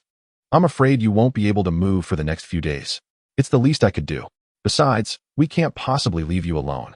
Even if someone else were with you, they wouldn't abandon you, Zhao Jun responded. Yao Qiaoyan expressed, Nevertheless, I'm grateful. After all, you carried me such a long distance. which must have been exhausting. Zhao Jun replied playfully, that's true. If not for the accomplishment, then for the effort. Xiaoyan, rest well. I'm going out to cut down a tree to use as a Christmas tree. Yao Xiaoyan nodded, and Zhao Jun called Yang Xiaohua to join him. Lucy had initially wanted to come along, as the Christmas tree was intended for her, but she decided to stay and apply medicine to Yao Xiaoyan. The medical kit was well stocked, and she was the most knowledgeable about first aid, making her the ideal person to tend to Yao Xiaoyan's injury. Zhao Jun looked around, knowing that the Christmas tree couldn't be too large or too small. After searching for a while, he finally found a tree of suitable size. Zhao Jun took out the chainsaw and began felling the tree. The chainsaw was from Jack's sailboat and was relatively small, but it was much more efficient than an axe and made the task much faster. Soon, a tree was felled, and Zhao Jun laid it down. Noticing that no one was around, he approached Yang Xiaohua and embraced her. Although she had mentally prepared herself, knowing that Zhao Jun would not behave, she was still taken aback by the sudden embrace. No, don't let anyone see us, she exclaimed. Zhao Jun grinned. Who would see us? You're thinking too much. He leaned in to kiss her, and though Yang Xiaohua symbolically resisted, she soon surrendered to his affection. After a while, Zhao Jun released her and asked, are you ready? Yang Xiaohua nodded, of course. In this environment, how could one not be? Back in the cave, Zhao Jun placed the Christmas tree in the center, adorning it with tags from their previous clothes, some messages, and even a flashlight beneath to illuminate the tree. Although it appeared somewhat rudimentary, Lucy was genuinely delighted to have a Christmas tree in such circumstances, staring at it for quite some time. Standing behind her with hands on his hips, Zhao Jun smiled and said, not bad, right? Lucy nodded, yes, it's quite nice, really quite nice. I initially didn't understand your intention, but now I see your consideration. You're right. We should pay attention to mental health, Lucy remarked. Zhao Jun sat beside her and asked, Lucy, what Christmas gift would you like? Feel free to tell me, and if it's within my means, I will do my best to fulfill your wish. Lucy shook her head with a smile. Forget it. What I want is impossible to realize. Come on, perhaps it can be achieved. Don't you think? Zhao Jun encouraged. Lucy replied, I want an engine. Can you manage that? An engine? What would you need that for? We already have a hand-crank generator and a solar generator. An engine seems unnecessary, Zhao Jun questioned, puzzled. Looking at the Christmas tree, Lucy explained, I want an engine installed on a boat. That way, we could leave this place. Zhao Jun understood that most people here yearned to escape, himself included. In modern society, accustomed to computer games, movies, and smartphones, everyone would miss those comforts when away. But Lucy, more than anyone, longed to leave. Even Yao Xiaoyan had mentally prepared herself to stay for 2 years, while Lucy, being an adventurer and affected by Jack's situation, found it unbearable to remain on this deserted island. Zhao Jun awkwardly touched his nose and said, that might be a bit difficult, truly challenging. Lucy shrugged. So even if I say it, you can't do anything about it. I might as well not say anything. Choose something else. Zhao Jun suggested, think of something simpler. Lucy replied, then I'll keep quiet. Just think about giving me a surprise. If I tell you what I want, it loses its significance as a gift. With that, Zhao Jun felt he could no longer insist. He approached the Christmas tree to make some adjustments, saying, all right, I will ponder over it in the coming days. Lucy remained silent as Zhao Jun worked for a while before they had lunch. Afterward, he checked on Yao Xiaoyan's foot injury, which looked serious but fortunately hadn't affected the bones, so rest would suffice. After offering some comforting words to Yao Xiaoyan, he stepped outside and observed the hunting hall of Norma and Dolma, a few rabbits and a snake. The wolf named Xiao Hui had accompanied them, carrying a large field mouse in its mouth.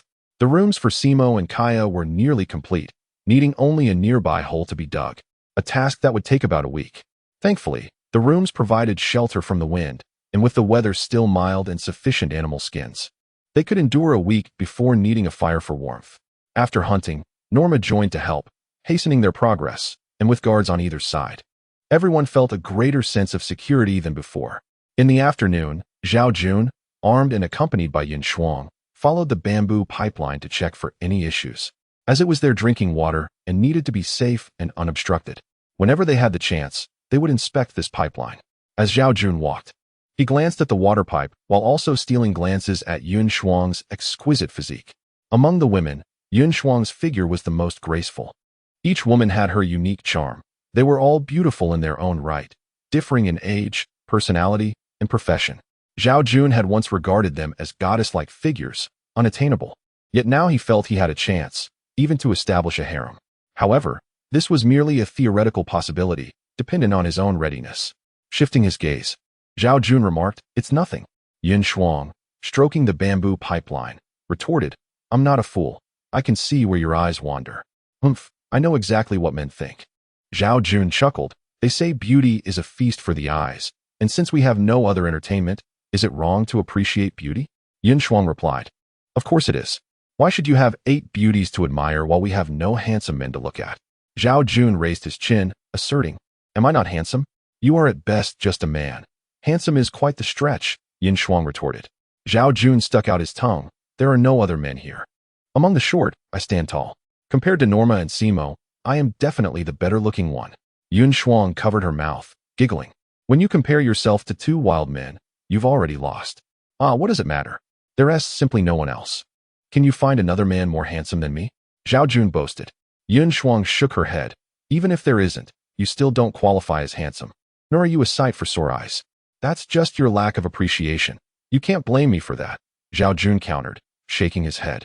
As they continued walking outside, Zhao Jun suddenly stopped, crouching down to examine the ground.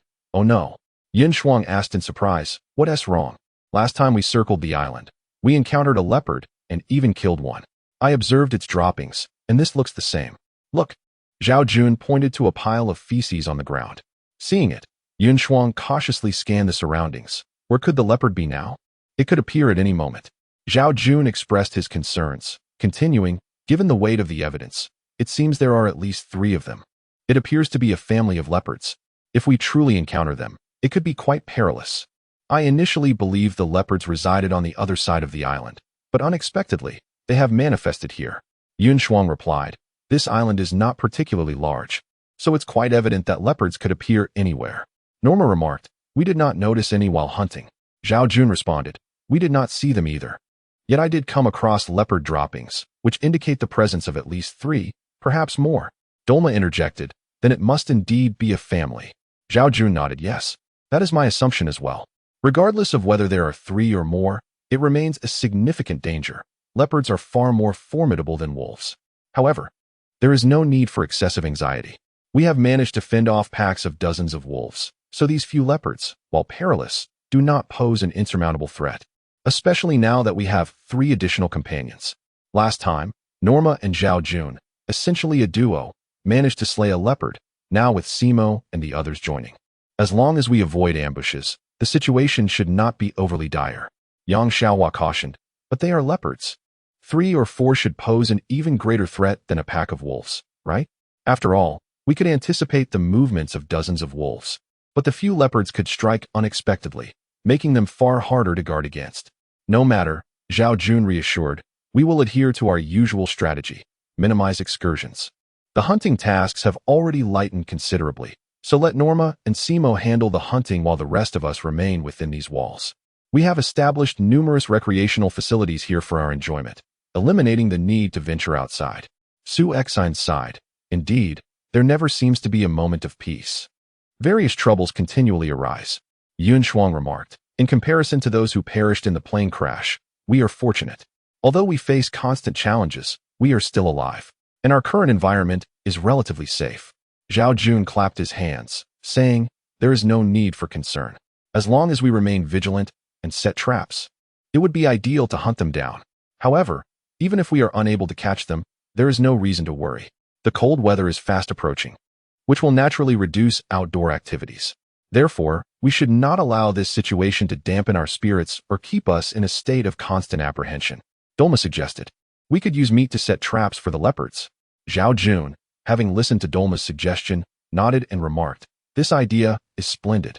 You must possess experience in capturing wild animals, so let us devise a suitable plan." Nomar, Smo, Koya, Astamu, and Dolma then commenced their deliberations, speaking in a language that Zhao Jun and his companions could not comprehend. Only Yao Qiaoyun was able to understand. Once they had nearly concluded their discussions, all eyes turned towards Yao Qiaoyun and Dolma. Dolma stated, "My command of Chinese is not proficient. It would be best if Qiaoyun spoke."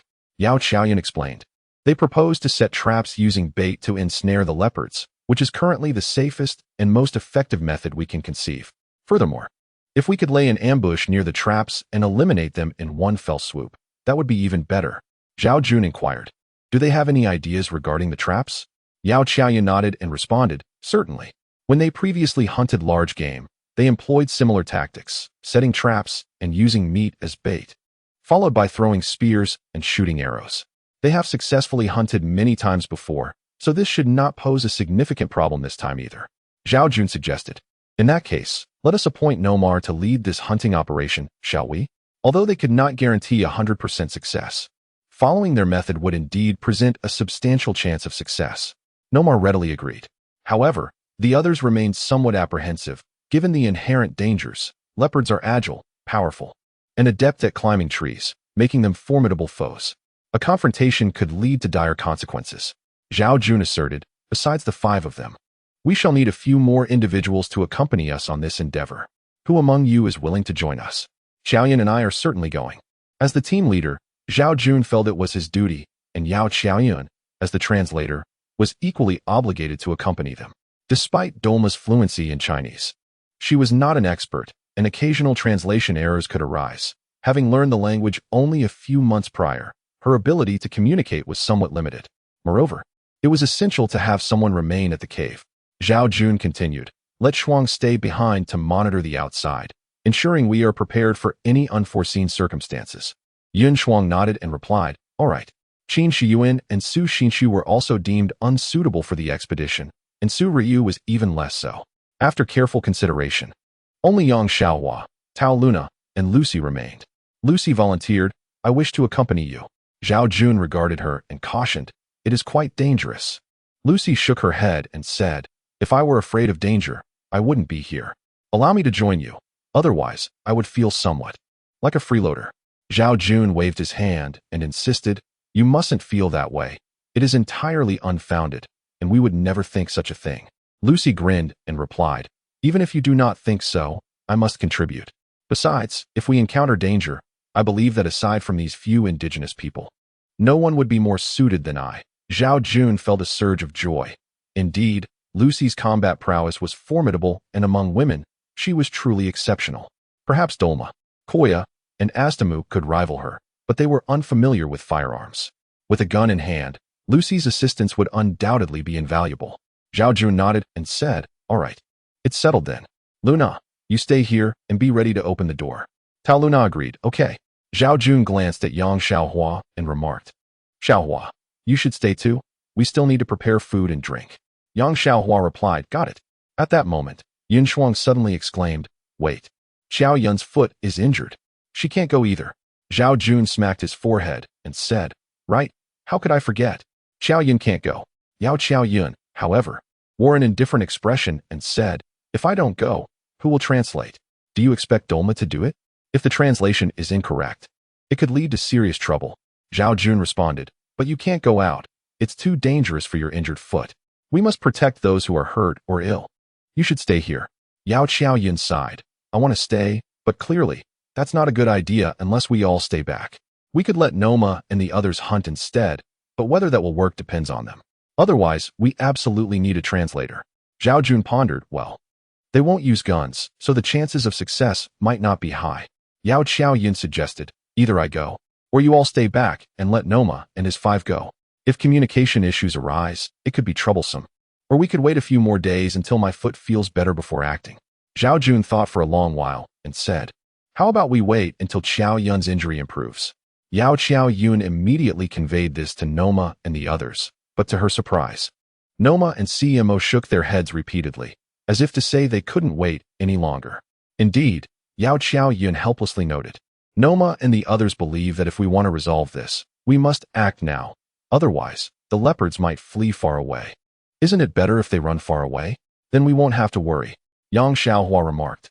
Zhao Jun frowned, contemplating the situation, and said, this truly is a significant problem. What should we do? Yang Xiaohua urged anxiously. Yao Qiaoyan calmly replied, I will go with you. Zhao Jun, just carry me. It shouldn't be difficult for you, right? Zhao Jun responded, of course, it's not a challenge, but what if we encounter danger? It might be inconvenient to have you with me. Yao Qiaoyan asked, are you implying that if danger arises, you would abandon me? Zhao Jun straightened up and declared, How could that be? Even if it cost me my life, I would never leave you behind. Yao Qiaoyan nodded. I believe you. So I have no worries. Why are you worried? Let's settle this. Since these leopards are a thorn in our side, we must remove them. Having heard Yao Qiaoyan say this, Zhao Jun felt it unnecessary to argue further. Besides, carrying a beautiful woman was hardly a burden, so he agreed. The next morning, Noma, CMO, Astmu, Dolma, and Kuya were all set to go, armed with daggers, spears, and bows, looking spirited and ready for action. Zhao Jun secured his handgun and handed a weapon to Yao Qiaoyan before carrying her on his back, while Lucy held a rifle. The 8 of them set out immediately. Upon reaching the area where leopard traces were found, Noma and the others began scouting and digging traps on the spot. Zhao Jun and his group climbed a large tree for safety, applying animal fat to the trunk to deter any stealthy leopard attacks.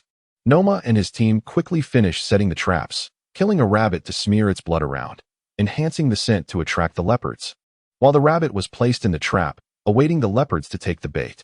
Initially, they considered bringing Xiao Hui, the wolf, but decided against it, fearing it might scare off the leopards.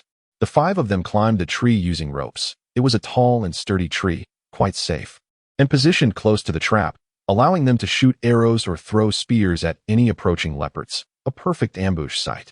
However, the leopards were unpredictable, and it was uncertain if they would come. After waiting for quite some time, a few antelopes appeared, but they were not carnivorous and thus stayed away from the trap. Frightened off by the blood scent, Zhao Jun whispered, "Do you think the leopards will come?" It's hard to say. Leopards are erratic and have virtually no natural enemies. They go wherever they please, and they may have already moved far away, Yao Qiaoyan explained, echoing Noma's insights. Dolma added, "Indeed, we've hunted many tigers and lions. But leopards are rarer. They are more agile and lack a fixed territory, roaming freely unlike tigers and lions, which have established domains, making them easier to target." Lucy remarked, "Wild animals are inherently elusive. Patience is essential. Being anxious won't yield results." Zhao Jun chuckled. "Based on what you all say, it does seem rather difficult. Alas, it appears luck will play a significant role. Perhaps they've already wandered to the other side of the island." Dolma concurred. "That is indeed a possibility. But it's also uncertain. For now, we can only wait." After waiting for a long time without a sign of the leopards, and with only occasional appearances of a few antelopes and rabbits, the atmosphere became rather dull.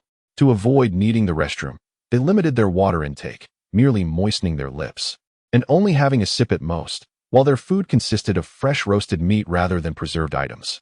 As the afternoon wore on, Zhao Jun grew impatient and said, "What if we come back empty-handed?" Dolma replied, "It's quite normal to have no catch. Success isn't guaranteed, so we must be patient. It could take several days." Zhao Jun sighed. Several days? His patience had been commendable, but spending half a day in a tree was indeed rather mundane, and the lack of food and drink was wearing on him. Lucy suggested, "Shall we call it a day?" Zhao Jun echoed this sentiment. But after Yao Qiaoyan mentioned it to Noma and the others, they shook their heads, indicating they must wait another day. As the day passed and twilight approached, they reluctantly decided to withdraw. Noma and his team first gathered their cache, collected the rabbits, and even cleaned up the bloodstains. Zhao Jun asked in confusion, "Why is that?"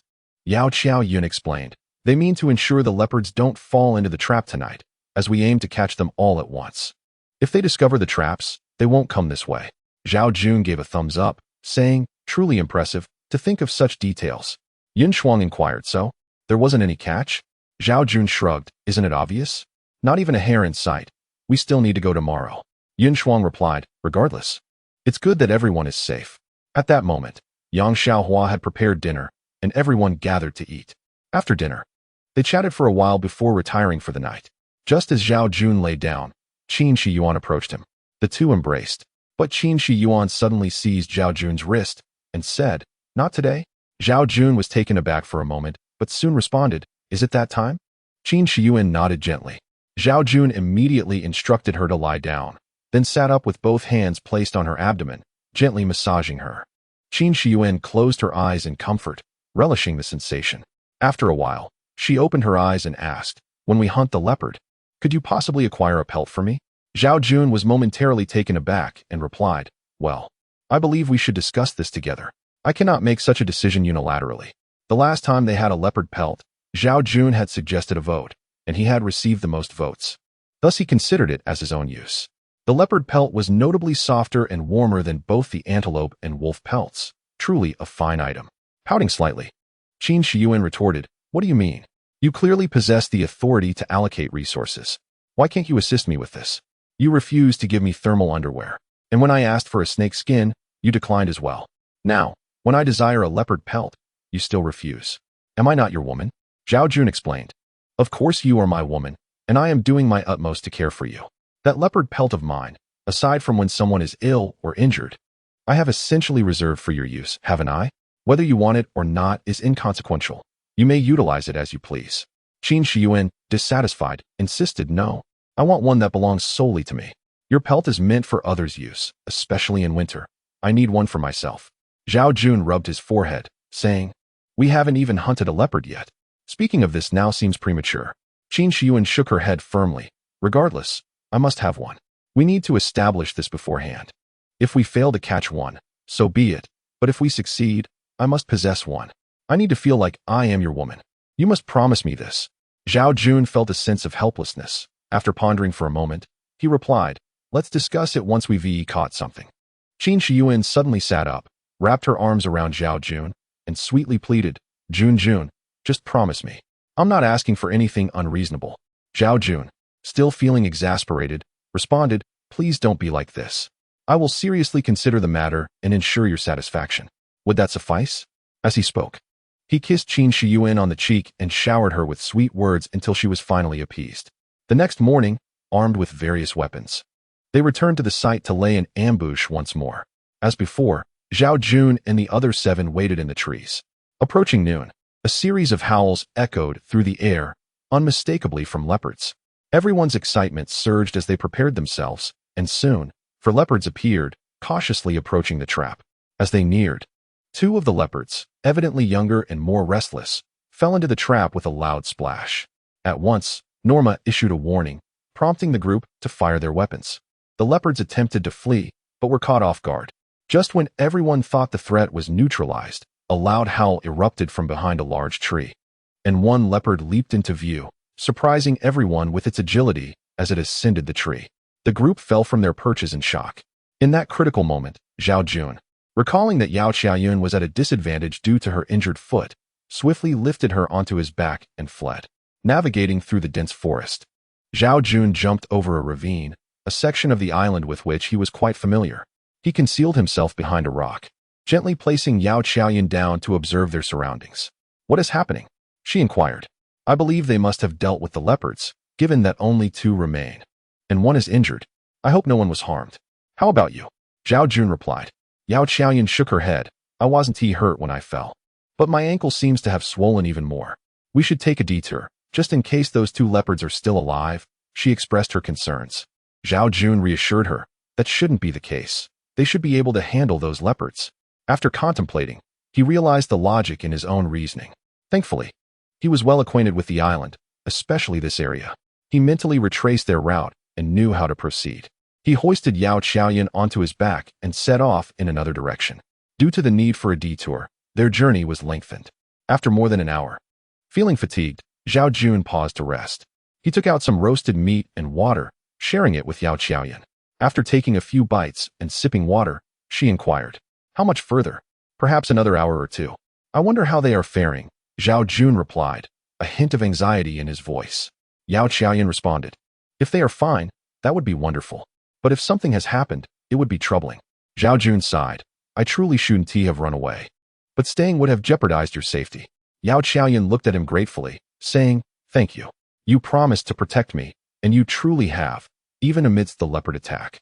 You didn't forget about me." Zhao Jun straightened his posture and declared, "Of course. How could I not fulfill my promise? I and Appos am relieved you are unharmed. Otherwise, I would carry that regret for life." Yao Qiaoyun remarked, "It's thoughtful of you. By the way, Zhao Jun, if we survive this and await rescue, you should come work at our company." Zhao Jun chuckled. "Does your company need technicians, particularly those skilled in networking?" Yao Qiaoyun asked, "What exactly did you do before?" Zhao Jun rubbed his nose and replied, "Essentially, I was involved in wiring." Yao Qiaoyun tilted her head. "That's not really necessary. But do you know how to drive? You could drive me around, ensuring my safety." "Driver and bodyguard?" How much would you pay me? Zhao Jun inquired, seemingly idle, as if he could start working at any moment. Haha, if we truly await rescue, I might just seek you out. I fear you might pretend not to know me. Zhao Jun joked. Yao Qiaoyan responded, how could that be? I am not the sort to forget kindness or betray trust. Zhao Jun added, I worry your father might not allow me to work for you. Yao Qiaoyan shook her head. That is not an issue. He never interferes with my employment decisions. But this time is different, Zhao Jun asserted. Yao Qiaoyan asked curiously, why is that? Consider it. We've spent so long on this deserted island. And I've become your driver and bodyguard. Your father would likely assume something else is going on and would certainly disapprove, Zhao Jun explained. Yao Qiaoyan protested. That's impossible. My father wouldn't he think that? We could never. Zhao Jun and Yao Qiaoyan engaged in conversation for a while, seemingly deepening their relationship, discussing everything without reservation. Zhao Jun continued to carry Yao Qiaoyan as they made their way, while she observed the back of his head. Reflecting, he is quite a decent person, adheres to principles, and has rescued me multiple times. However, if it weren't for this unforeseen incident, our paths would have never crossed. Even so, nothing could possibly develop between us. Yes, undoubtedly, nothing could come of it. We are fundamentally from different worlds. Unaware of Yao Qiaoyan's thoughts, Zhao Jun remarked as they neared their destination, Qiaoyan, we are almost there. Safety is in sight. I hope Norma and Lucy are also unharmed. Yao Qiaoyan replied. They should be fine. I believe they will surely navigate through any peril. Zhao Jun understood her perspective and recognized that while her beliefs and actions were not erroneous, as the team leader, he felt compelled to act differently. Yet, for Yao Qiaoyan's safety, he made the choice he did. After a moment of silence, Yao Qiaoyan asked, do you think I am selfish? Zhao Jun shook his head, replying, no, I do not think so. However, I cannot act as you do, though I have chosen to do so in order to ensure your return and safety. I promise to protect you, and while I must also guarantee the safety of others, your well-being remains my priority. Thank you, Zhao Jun, Yao Qiaoyan expressed gratefully. It is nothing, merely a small effort, Zhao Jun responded. As they reached a wall, he called out, open the door. Just as he spoke, the gate swung open. It turned out that Yin Shuang had been monitoring the situation outside and had spotted them. Upon entering, Yao Qiaoyan was handed over to Yin Shuang, who inquired, why are only the two of you here? Where are the others? Zhao Jun, taken aback, passed Yao Qiaoyan to Yin Shuang and instructed, secure the main gate and keep watch. I will go find them. With 406 Hong Kong dollars slung over his shoulder, a handgun at his waist, and a katana in hand, he dashed toward the location where they had set the trap. Upon arrival, he discovered the corpses of 5 leopards. He placed them into the trap and covered them slightly. Initially anxious, he felt a wave of reassurance upon seeing the leopards had been dealt with. If he was not mistaken, Norma and the others must have gone to search for him and Yao Qiaoyan. Surveying the surroundings, he noticed numerous footprints leading in the direction he had just run. Upon closer inspection, his heart began to race. Among the prints were unmistakably leopard paw prints. Could there be another one? Zhao Jun hurried onward, contemplating. Could it be that after dealing with the 5 leopards, they went searching for us and encountered another one? That would be exceedingly perilous. After pursuing for over 2 miles with no sight of them, he called out, Norma, Lucy, Dolma. Unfortunately, there was no response. He continued running another 5 or 6 miles, venturing deeper into the wilderness. Sensing something was amiss, he thought, logically, they had no reason to stray so far. Could they have been pursued by a leopard? Following the footprints, an hour later, he heard rustling ahead and immediately crouched down. Straining to listen closely, he discerned faint sounds from a gully up ahead. Raising his weapon, he aimed carefully. Suddenly, a shadow appeared, and in a surge of excitement, he nearly pulled the trigger but quickly realized it was a person. Narrowing his eyes for clarity, he recognized it was Dolma, looking quite disheveled, hair unkempt, and her face marked by fear. To avoid startling her, Zhao Jun called out, Dolma, it's me, Zhao Jun. I'm coming over. Once he stood up and approached her, he helped her to her feet. Upon seeing him, Dolma's emotions surged, and she embraced him, tears streaming down her cheeks. We killed those 2 leopards, but then we lost sight of you and Qiaoyan, so we came looking for you. To our surprise, a leopard followed us and scattered us. Dolma recounted. Zhao Jun inquired, what about the others? Were they harmed? In a rush, she replied, in the chaos. We fired our weapons and arrows, but I lost my footing and fell here. I lost consciousness and have no idea how they are faring now. Zhao Jun remained vigilant, weapon drawn, assuring her, "Do not worry, they should be fine. Let's search for them. Can you still walk?" With Zhao Jun's support, Dolma managed to stand, replying, "I can manage. Walking is no problem." Although she had lost her spear, she still clutched her bow and arrow, ready to move forward alongside Zhao Jun. "Are you truly all right, Dolma?" Zhao Jun asked, noticing she limped as they walked, indicating an injury. "I'm fine," she responded. "Just a bit of a foot injury. I've bandaged it up." In their primitive tribe, self-care and the use of herbal remedies for injuries were commonplace, and Dolma's ability to tend to herself was entirely normal. She had sustained a minor cut on her calf from her fall, which was indeed not serious. "Good," she exclaimed, her voice filled with relief. Zhao Jun, undeterred by other concerns, continued to carry Dolma forward. After approximately half an hour, he had first borne Yao Qiaoyun and now Dolma on his back. Although neither was particularly heavy, it was still quite a burden for him. Dolma remarked, "I'm fine. You needn't worry about me. We've endured far worse injuries before and still persevered through long journeys. This minor injury is inconsequential. You must not push on too far. It may lead to danger." Dolma's command of Chinese had improved remarkably, allowing for seamless communication. Zhao Jun replied, "No, the past is the past, and the present is different. I will not allow you to take risks by continuing to push yourself. You must heed my words." At this, Dolma's face flushed as she retorted, "By what authority do you speak to me? If you were my husband, I would certainly listen, but if not, I may choose to disregard your words." Zhao Jun, with a wry smile, said, "Haven Tea, we discussed this already? We have time. You are still young, and we have many days ahead of us." Dolma countered, "Many of my sisters have already had children. I am no longer a child myself. Why is it that when they confess their feelings, they succeed, yet I do not? Am I truly that lacking? Do you think my complexion is unattractive? Is my figure unsatisfactory? Do you look down upon me?" In truth, Dolma was of brown descent with a wheatish complexion. Though not fair, she aligned with Zhao Jun's aesthetic preferences. Her features were delicate, and her figure was undeniably commendable. Zhao Jun, not one to belittle Dolma, sighed, "I already have Qin Shiyuan." "I do not mind," she interjected. "I have already stated that when you need me, you can seek me out, and when you do not, you need not pay me any mind. If you are in a foul mood, you may hit or scold me. When you feel better, I will share in your joy." As Dolma spoke, she embraced Zhao Jun.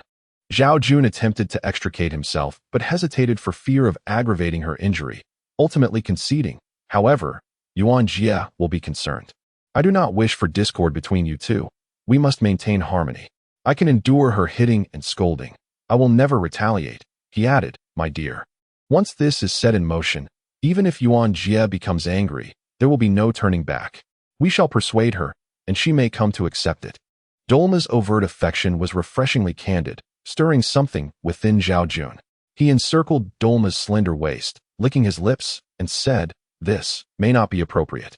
Suddenly aware, he pulled back from her lips, stating, "You still bear an injury. We shall discuss this later." Dolma, though somewhat disappointed, accepted the situation.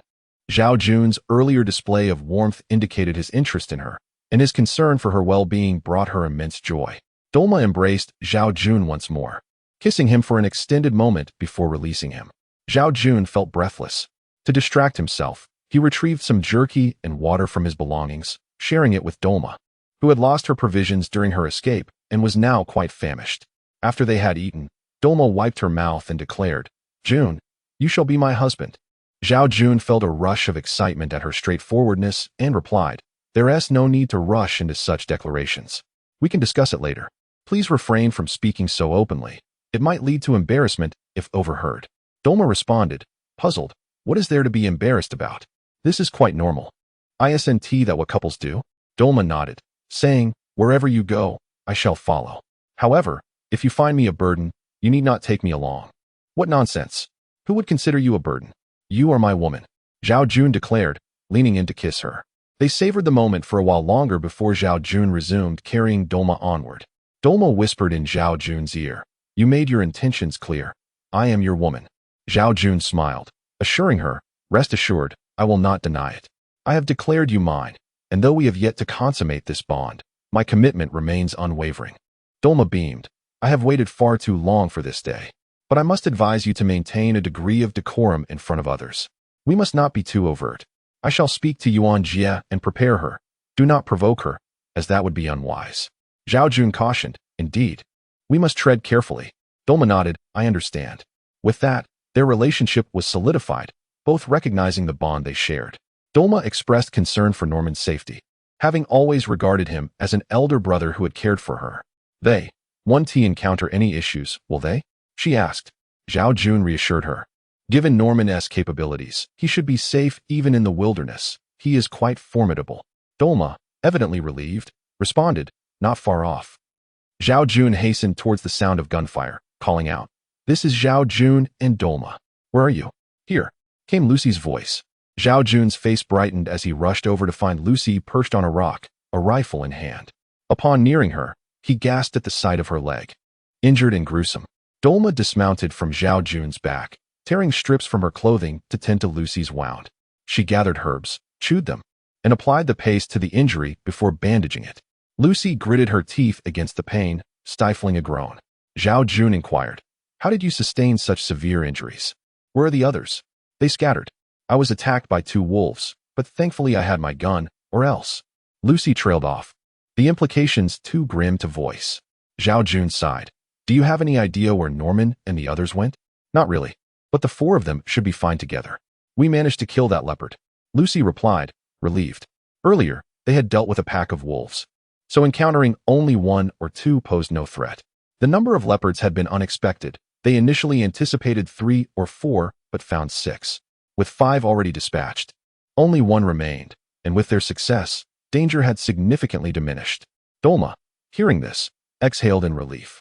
Thank goodness. Lucy added, but I cannot walk. Zhao Jun reassured her, Do not worry. I will carry you.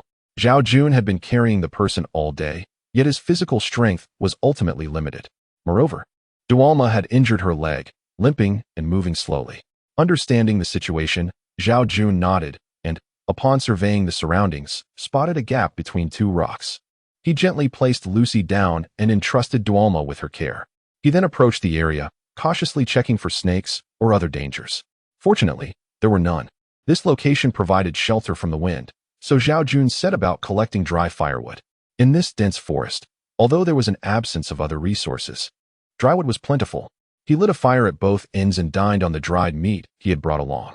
Subsequently, he made sure Lucy and Dualma were comfortably situated, using wolf pelts for warmth and ensuring they would not suffer from the cold. As Zhao Jun lay on the rock, scanning the dark surroundings, the absence of the moon heightened his anxiety. To alleviate his concerns, he decided to build additional fire piles around the rocks, allowing for a broader view and deterring any wild beasts that might be lurking nearby. Holding his 406 Hong Kong dollars, he was interrupted by Lucy's sudden query. Do you think wild animals will come tonight? It's hard to say, Zhao Jun replied. We know 6 leopards are dead, but we can't guarantee there aren't others, and wolves are still a threat. Additionally, there may be creatures we are unaware of, tigers, lions, wild boars, all of which pose a challenge. Not to mention the snakes. As he spoke, Lucy's fear grew.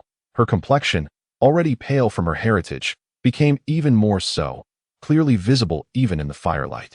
Although Lucy had traversed mountains before, those were snow-capped peaks devoid of dangerous wildlife. Most of her adventures were at sea, where, despite the presence of sharks and other threats, encounters were often benign. However, wild animals were a different matter. They were capable of taking human lives.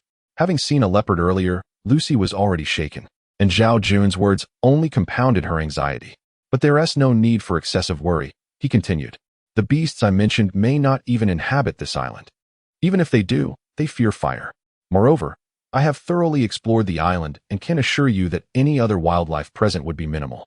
If there are few beasts, our firearms will keep us safe. Dualma chimed in. This island is relatively small compared to our tribe's territory, so the number of wild animals should not be excessive. This reassurance allowed Lucy to breathe a little easier. If that's the case, then I feel more at ease. She replied, You've lost a significant amount of blood, so rest early. I will keep watch throughout the night, Zhao Jun assured her. Dualma looked at him and said, Jun, you should come sleep with me. It's quite cold.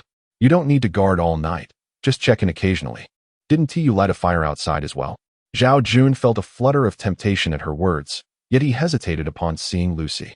Although Dualma was initially displeased, she did not express it. She had previously mentioned that if Zhao Jun wished to be together, he could. If not, she would not press him. Lucy, sensing the tension, asked, "Are you two together?" Zhao Jun adjusted the wolf pelt covering Dualma and casually replied, "No, not at all." Lucy chuckled, covering her mouth.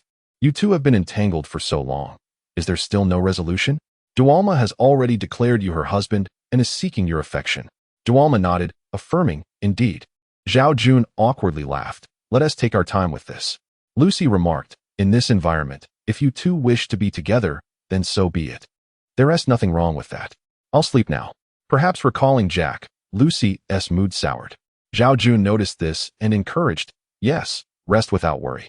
I will ensure everything is all right." With that, Dualma and Lucy closed their eyes. Zhao Jun lit a cigarette and kept watch over their surroundings. Everything appeared normal. As the night wore on, fatigue began to creep in, yet he refrained from sleep, knowing that if any wild beasts approached, he must remain vigilant. He steeled himself, jumped out from behind the rocks, and added more dry wood to the fire to keep it blazing brightly. Lucy attempted to rise, and Zhao Jun hurried over to assist her. Once she was seated, she said, "My wound hurts. Could you do me a favor?" Curious, Zhao Jun asked, "What favor?" "Please remove the bandage and clean the grass inside before rewrapping it," Lucy replied. Dualma's method of bandaging was derived from their tribe's shaman, akin to traditional Chinese medicine, which utilized herbal remedies for healing. However, Lucy, being Western, found it hard to accept, deeming it dirty and believing it could hinder her recovery. While the situation had been dire, she had refrained from objecting to Dualma's care, but now that Dualma was fast asleep, her patience wore thin. Zhao Jun, upon hearing her request, did not hesitate and proceeded to loosen the bindings. In truth, Dualma's herbal treatment had been effective, as Lucy's wound was visibly improving. "Thank you," Lucy said sincerely. "Had it not been for you, my leg would likely have become useless." Her words were not an exaggeration. Had Zhao Jun and Dualma not discovered her, her wound could have easily become infected, potentially threatening her life. As he bandaged her, Zhao Jun replied, "No need for such gratitude. It's merely luck on your part.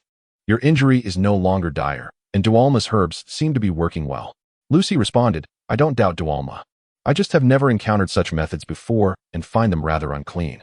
Zhao Jun chuckled, "Your feelings are understandable, given your unfamiliarity with herbal medicine. However, this approach is quite similar to our traditional Chinese medicine, which many also misunderstand, yet it proves effective. The herbs are not used haphazardly, but are tailored to the ailment, and I believe Dualma follows this principle." Lucy nodded, "That makes sense, but I still prefer the cleanliness and clarity of Western medicine." By this time, Zhao Jun had finished bandaging her. Feeling a bit embarrassed, Lucy asked, "Could you help me with one more favor?" Zhao Jun, intrigued, replied, "What is it? Come on. Just say it. You've always been straightforward. Why are you hesitant now?" Lucy confessed, "I need to use the restroom."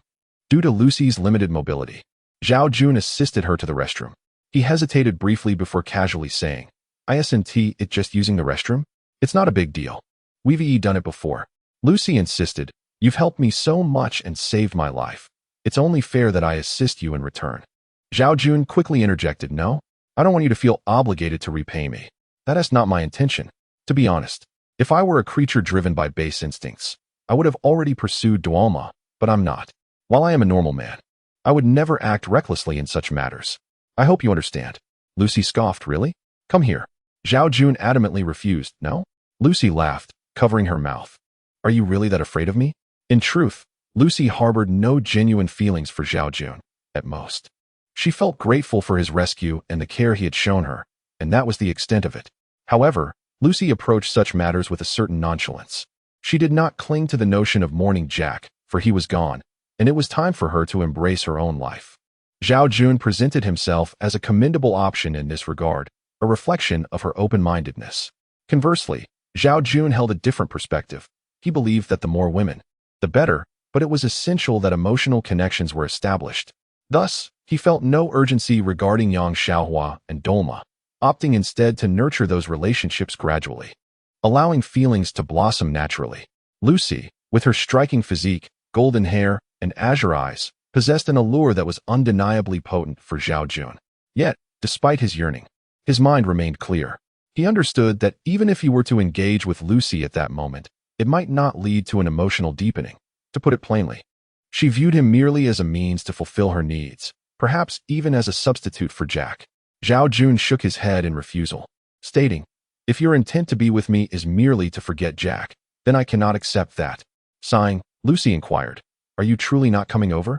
To which Zhao Jun, standing firm, declared, "A man of principle cannot yield." Deep down, however, Zhao Jun wavered, especially with such a captivating woman before him, enticing him. As a normal man, resisting such temptation proved challenging. Lucy, momentarily caught up in the moment, remarked, "If you choose not to come, don't regret it." Zhao Jun grinned, responding, "I fear you may be the one to regret it. Once you genuinely develop feelings for me, I shall not turn you away." Lucy scoffed, "You have quite the imagination. Do you wish for 8 women to be utterly devoted to you, loving you to the ends of the earth?" Zhao Jun replied, "While absolute devotion may not be necessary, a foundation of genuine emotion is essential, rather than taking advantage of a vulnerable moment. I am not lacking in female companionship and am not merely a creature driven by base instincts. My stance is ultimately for your benefit." Lucy retorted, "For my benefit? I wouldn't believe such nonsense. Enough of this, I'm going to sleep." With that, she closed her eyes, allowing Zhao Jun to exhale in relief. Had she persisted, he feared he might lose control. He steeled himself, gazing outside, wary of stealing glances at Lucy and Dolma, lest he succumb to temptation. As the night wore on, Zhao Jun grew drowsy. Just as he was dozing off, he felt a warmth behind him. It was Dolma, limping towards him, who embraced him. "Zhao Jun, you should rest. I'll keep watch for the latter half of the night," she offered. Zhao Jun replied, "No need, I'm fine to keep watch. You have injuries and should rest." "Nonsense. You've carried us all day. It would be unwise to forego rest tonight. You need your strength for tomorrow when you must carry Lucy again," Dolma insisted. Lucy's foot injury was severe, rendering her unable to walk independently. Hence Zhao Jun had been tasked with carrying her. Dolma's reasoning was sound, and Zhao Jun contemplated her words. "But your injury," he began. "My injury is manageable, and keeping watch doesn't require much movement. Trust me. Get some sleep so you can be refreshed for tomorrow," Dolma reassured him. After some thought, Zhao Jun acquiesced, adding firewood to the flames before donning a wolf skin and settling down to sleep. Beside him lay Lucy, who was deeply asleep, her long eyelashes fluttering gently, her lips alluringly vibrant. Zhao Jun turned to glance at her, recalling her boldness, and mused, "I initially thought she was beyond reach, but now it seems there is potential. However, this must be approached with patience." As he indulged in these musings, he gradually succumbed to slumber, utterly exhausted from the day's exertions, carrying Yao Qiaoyun, Dolma, and Lucy. Fortunately, his physique was resilient enough to endure, otherwise, he would have long since collapsed. At dawn, Zhao Jun was awakened by Dolma's voice. Upon opening his eyes, he discovered that the sun had already risen, bathing the surroundings in light. The group gathered to consume the remaining dried meat and water, anticipating their arrival at the cave in just over 2 hours, where provisions would be plentiful. Lucy regarded Zhao Jun with a peculiar expression, though he avoided her gaze. She remained somewhat bewildered by his restraint the previous night. Zhao Jun nodded, affirming, "We should reach there in 2 to 3 hours. He added with a smile, "Adversity gives birth to resilience. We cannot grow complacent in the cave. We must occasionally brave the cold winds outside. For if anything were to happen, we would be left with no refuge." Dolma dismissed the notion, saying, "We could always build a shelter if the cave becomes uninhabitable." Zhao Jun gathered his belongings, stating, "All right, let us be on our way." "Zhao Jun, you'll have to carry me again today," Lucy said. Zhao Jun replied, "Isn't that expected? Come here." He hoisted Lucy onto his back, with Dolma trailing behind as the trio set off towards the cave. Lucy laughed playfully, prompting Dolma to curiously ask, "What are you two discussing?" Zhao Jun quickly interjected, "Nothing of consequence, merely inquiring how much longer it will take." Dolma, limping to catch up, reassured them, "We're almost there, no need for concern." Before she could finish her sentence, they spotted several figures ahead, startling Zhao Jun, who swiftly grabbed his 406 Hong Kong dollars. Dolma helped Lucy down and readied her bow, while Lucy brandished her handgun, aiming at the shadows. As the figures emerged, they revealed themselves to be 3 wild boars. The ferocity of wild boars rivals that of lions and tigers. Their thick, mud-caked hides make them formidable adversaries, difficult to withstand. Zhao Jun crouched low, weapon raised, his gaze fixed on the trio of boars, 2 large and 1 smaller. The 2 larger ones were massive, and conventional rifles would struggle to penetrate their defenses. Thankfully, Zhao Jun wielded the 406 Hong Kong dollars. Suddenly, the two larger boars charged forward. Zhao Jun quickly opened fire. One boar fell, but the other barreled towards him. Alarmed, Zhao Jun braced himself, only to hear a series of swift shots from a distance, which felled the charging boar, leaving it gasping for breath. The smaller boar, witnessing the fate of its kin, charged in, only to be swiftly subdued and captured by two figures, Norma and his companions. While Astamu and Koya transported the carcass of a leopard, Zhao Jun exclaimed with relief, "Norma, you're unharmed." Norma nodded in acknowledgement before binding the small boar and conversing briefly with Dolma. It turned out that after being scattered by the leopard, they had managed to hunt it down, but had lost contact with Dolma in the process, leading them to search extensively in the dense forest without success. Dolma remarked to Zhao Jun that Norma expressed gratitude for the lighter he had gifted him. Otherwise, they might have perished from the cold last night. As there was no source of fire, Zhao Jun, with a cheerful demeanor, replied, "As long as everyone is safe, that is what matters." This hunting expedition proved to be quite fruitful. Although the group had become separated and both Lucy and Dorma sustained injuries, every experience was indeed worthwhile. Exhausted, Zhao Jun requested Qin Shiyuan to assist him with a massage, delegating other matters to Norma and the others. After a day of rest, he felt revitalized, and Lucy's leg discomfort had diminished considerably. Dorma's minor injuries had also improved, as they had been exacerbated by their relentless journey. During dinner, Zhao Jun organized the leopard skins, stating, "Tomorrow, we shall dry these pelts, and then we can distribute them." Qin Shiyuan cast a suggestive glance at Zhao Jun, implying that she wished for one. However, Zhao Jun feigned ignorance and said, "We are currently 13 in number, with 6 leopard skins available. Given that I already possess one, I find it unnecessary to take more. This implies that 12 individuals are in need, and I propose to divide the 6 leopard skins into halves, allocating 1/2 to each person. I believe this is quite fair. What does everyone think?" The others seemed agreeable, yet Qin Shiyuan appeared displeased. Zhao Jun cleared his throat and said, "If there are no objections, then let us proceed as planned." Before he could finish, Qin Shiyuan abruptly stood up, expressing her discontent. "Zhao Jun." Zhao Jun turned to her and replied, "Sister Yuan, this method is exceedingly fair. We are all part of the same team, and fairness is paramount. I can give you my whole leopard skin, and you can give me your half." Zhao Jun's approach was indeed quite equitable. Upon hearing that she would receive a complete leopard skin, Qin Shiyuan had no further argument and sat back down. "Does anyone else have any objections?" Zhao Jun inquired. Yun Shuang remarked, "Your distribution method is already very fair. We have nothing further to say." Zhao Jun nodded in agreement. "Very well. Tomorrow we will divide the leopard skin in half, and each will receive a half. Since there are no objections, I hope this matter does not lead to any discord among us." Yao Qiaoyan commented, "What discord could there be? You originally had a whole skin, which was the result of voting. Now, you are giving the entire skin to Qin Shiyuan and keeping half for yourself. What else is there to discuss?" Zhao Jun grinned. That is good. By the way, how are your injuries healing?"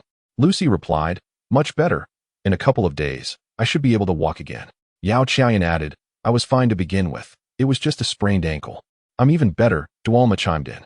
Zhao Jun nodded. "As long as you are all well, that is wonderful. This time we truly reaped great rewards. 6 leopards, 2 large wild boars, and 1 live piglet. Starting tomorrow, let us all reduce our outings.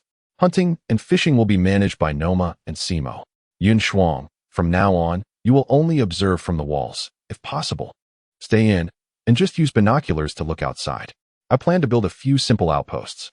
"Outposts?" Yao Qiaoyan questioned, puzzled. Zhao Jun explained, "The incident during our hunt occurred mainly due to the absence of outposts. I intend to construct some shelters or find a few caves.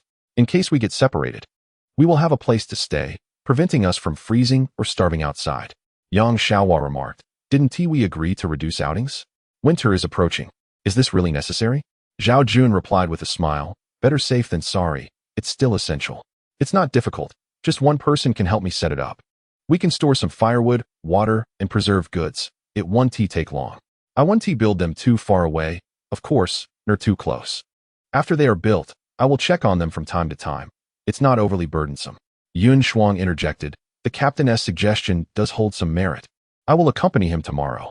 In truth, Qin Shiyuan was aware that Zhao Jun was already being very considerate towards her. However, She desired to feel unique. Even though she would receive the entire skin, she felt no different from the others. Come here, Zhao Jun beckoned with a smile. Qin Shiyuan, somewhat displeased, approached and said, "Humph." Zhao Jun embraced her and asked, "What's the matter? You're treating this like it's nothing special. I feel no different from them. I am your woman." "What do you mean by this?" Qin Shiyuan retorted angrily. Zhao Jun chuckled, "So that's what's bothering you.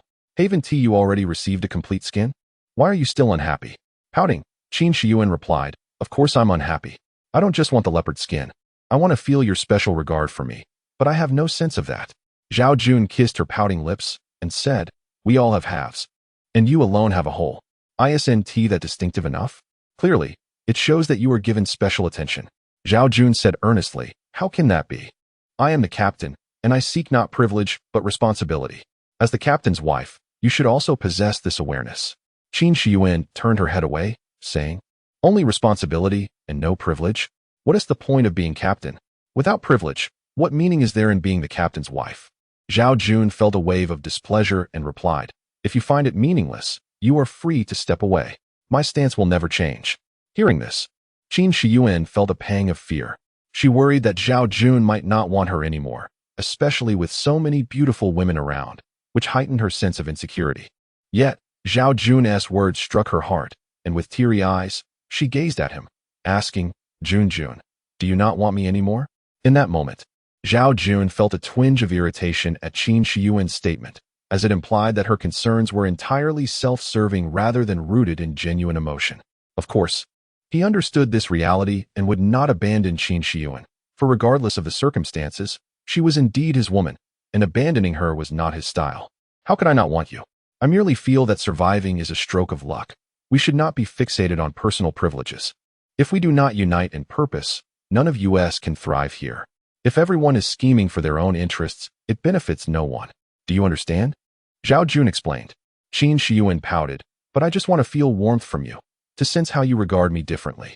Is that wrong?" "You are not wrong. But if I act in that manner, it would be my fault.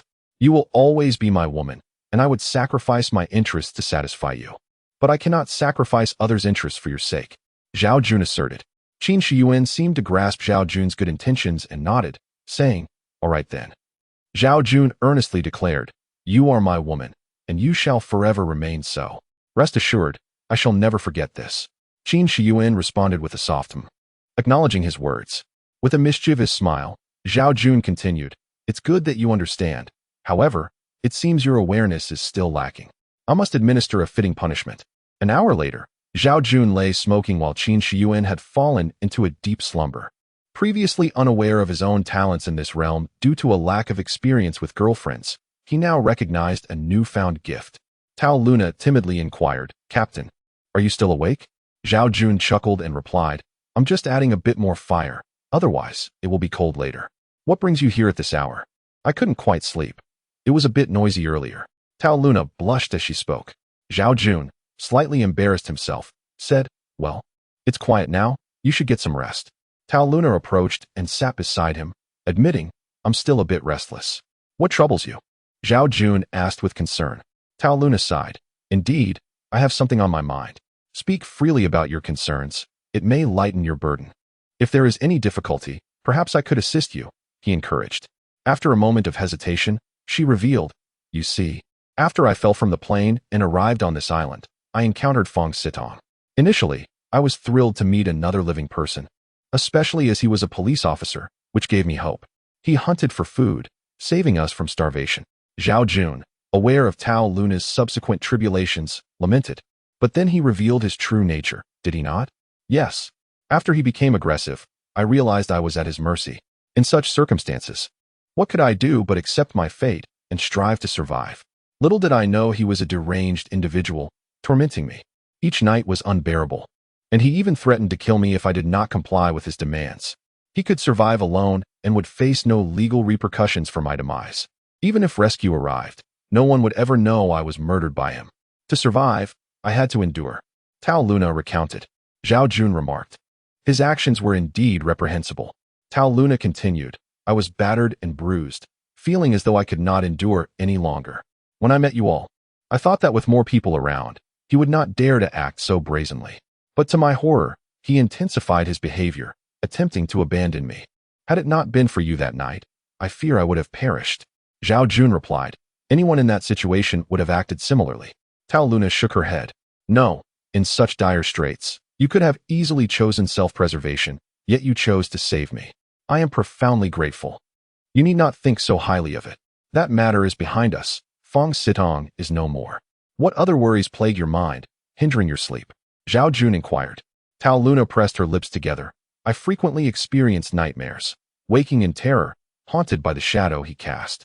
In my dreams, he is still alive, relentlessly tormenting me. Zhao Jun pointed toward the depths of the cave. Feng Sitong is irrevocably dead. I reduced him to ashes. Do not dwell on these thoughts. As the day is filled with contemplation, the night often brings dreams. If you cease to think about it, those nightmares will gradually fade. Tao Luna replied helplessly. I have tried so hard to avoid such thoughts, but it proves to be an insurmountable challenge. I truly do not know what to do. If only there were a psychologist here, I would seek their counsel. Zhao Jun, momentarily at a loss for words, suggested. Perhaps you could engage in activities to distract yourself. Tao Luna shrugged. But what could I possibly do? Placing his hand on her shoulder, Zhao Jun comforted her. You could converse with the others or join Yang Xiaohua in tending to the vegetable garden. Engaging in any activity might help. Tao Luna gently placed her hand over his, asking, Captain, do you believe I am an unclean woman? How could I? You are a victim. You are overthinking this. Not only would I never think such a thing, but neither would anyone else, Zhao Jun reassured her. Tao Luna shook her head. I do not concern myself with others' opinions. I only care about yours. I would never harbor such thoughts. You can rest assured, Zhao Jun affirmed. Suddenly, Tao Luna embraced Zhao Jun, saying, if you wish to divert my attention, there is a splendid idea. Zhao Jun felt a bit awkward from her embrace and stammered, What? What idea? To embark on a passionate romance with you. Tao Luna finally summoned the courage to declare. Hearing this, Zhao Jun's heart raced. It would be disingenuous to claim he felt nothing. Although he had just been with Qin Shiyuan, and similar sentiments had been voiced by Yang Xiaohua, Duolama, and even Lucy, a man could hardly complain about having more women in his life. A passionate romance certainly sounded appealing. Yet, Zhao Jun remained composed, saying, Luna, you need to take a moment to gather your thoughts. I am quite composed. This is a well-considered conclusion. I mustered the courage to share this with you. Not merely out of gratitude, but because I genuinely have feelings for you. I truly desire to pursue a relationship with you. Unless you perceive me as tainted, I shall not abandon this aspiration. Zhao Jun attempted to interject. Luna, please hear me out. Before he could finish, Tao Luna interrupted. Is this about Shiyuan? I will have a conversation with her. As long as we are mutually willing, she cannot object, can she? Captain, please do not reject me. I genuinely need you. Zhao Jun whispered in Tao Luna's ear. Luna, please don't be like this. I'm not rejecting you. It's just that this matter has taken me by surprise. I need some time. Tao Luna released her grip and replied, Surprised? Not at all. I find it quite natural. Zhao Jun replied earnestly. Your feelings stem from gratitude and a lack of options, which is why your desire has intensified. In truth, your emotional needs towards relationships, particularly with me, are not so profound. This can be seen as a fleeting impulse, and I believe you will regret it later. Tao Luna quickly countered, No, I will never regret this. I assure you, this isn't a mere whim. I genuinely like you. Whatever happens in the future, I will not regret it. Zhao Jun advised Luna. I've taken note of what happened tonight. Let's both take a moment to cool off and revisit this topic in a couple of days. To be frank, this isn't the best place for such a discussion. Tao Luna paused, then said, You mean because there are too many people here, and you're worried they might overhear us? All right, I will take your advice. As she spoke, she jogged away, feeling shy. Confessing her feelings had not been an easy feat the following morning. When Zhao Jun woke up, he noticed Tao Luna looking somewhat embarrassed upon seeing him. However, Zhao Jun acted as if nothing had happened. After breakfast, as previously arranged, Zhao Jun and Yun Shuang departed together, armed and equipped. Noma and Astamu ventured out to hunt, while Simo and Kia remained behind to continue carving out caves near their home. Zhao Jun and Yun Shuang trekked approximately 10 miles before they began chopping down trees. Thanks to the chainsaw, the task was expedited, and they soon had more than enough timber. Zhao Jun sat down to rest and hydrate while Yun Shuang organized their supplies. Sister Shuang, let's take a break. We'll need this later, Zhao Jun called out. Yun Shuang approached, also drinking water. She wore a sleeveless top that, despite being slightly tattered from prolonged use, was impeccably clean, exposing her arms and midriff, creating an aesthetically pleasing sight. Yun Shuang shot Zhao Jun a glance and asked, "What are you staring at?" Zhao Jun grinned. "I'm admiring a beautiful woman." Yun Shuang rolled her eyes, retorting, "Don't try to flirt with me. It's futile." Zhao Jun quickly defended, "That's unfair. I was just looking, not flirting with you." After taking a sip of water, Yun Shuang remarked, "That's for the best. You truly are a magnet for affection." First, there was Yang Xiaohua, then Dolma, and now another, Tao Luna, with Qin Shiyuan added to the mix. "Your life seems rather delightful." Zhao Jun realized Yun Shuang must have overheard his conversation with Tao Luna, and he sighed. "Are you eavesdropping from a distance? You caught my whispers with Yang Xiaohua, and now you've caught Tao Luna as well." "I happened to overhear that with Xiaohua, and regarding Tao Luna, I believe there are many who wish to express their feelings but feel too shy to do so." "Do you think everyone was asleep?" Yun Shuang replied. Zhao Jun rubbed his nose awkwardly. "We weren't discussing anything significant at that moment." Yun Shuang remarked. "True, there was no significant conversation or actions. Yet Tao Luna has evidently fallen for you." Zhao Jun grimaced. "I can't be blamed for that. I possess charm, after all." "Charm? It seems more like a lack of options on their part. That makes it sound as if you are particularly charming. Did you have so many women surrounding you before?" Yun Shuang scoffed.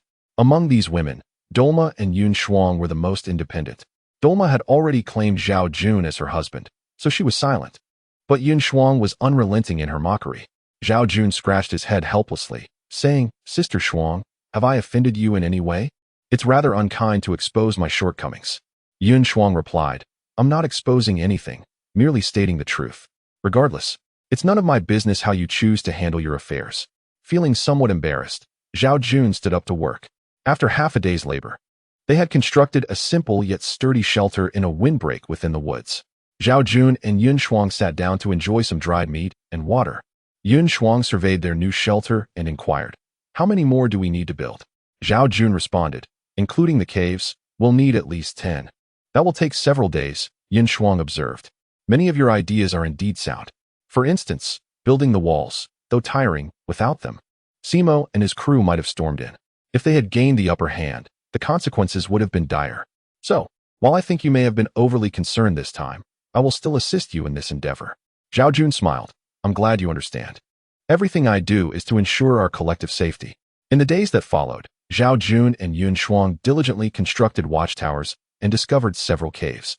After about 10 days, they had located 3 caves and built 6 watchtowers, stocked with cured meats, water, and dry firewood. One evening, Yun Shuang approached Zhao Jun, saying, "I won't be joining you for the last one. I need to rest tomorrow." Zhao Jun did not question her need for rest, but simply replied, "All right, I understand. How about this? Xiaohua, you accompany me tomorrow." Yang Xiaohua agreed. "Sure, no problem." The next morning, Zhao Jun and Yang Xiaohua set out with their tools and weapons. This time, their destination was considerably farther, approximately 50 miles to the cave. They spent half the day reaching their destination. Zhao Jun immediately got to work, with Yang Xiaohua following suit. After another half day, as darkness fell, they completed the shelter. Zhao Jun hung the previously brought cured meats high up and stored some water in a barrel, sealing it securely. Zhao Jun approached with a cheerful demeanor, embracing Yang Xiaohua. Gazing affectionately at her, he declared, "You are now my woman." Yang Xiaohua pressed her lips together and replied, "But you already have Sister Yuan. What am I to you? Both of you are my women. I will not harm either of you. I shall take good care of you," Zhao Jun reassured her. Yang Xiaohua responded, "I am fine, really, because I have been mentally prepared for your relationship with Sister Yuan. My concern is whether she will be upset, which is not something I desire." Zhao Jun affirmed, "I will speak to her sincerely. Do not worry." "No," Yang Xiaohua exclaimed. "Please do not mention this to anyone yet. Our relationship should remain a secret for now." Zhao Jun, puzzled, inquired, "Why? What are you afraid of?" "You are my woman.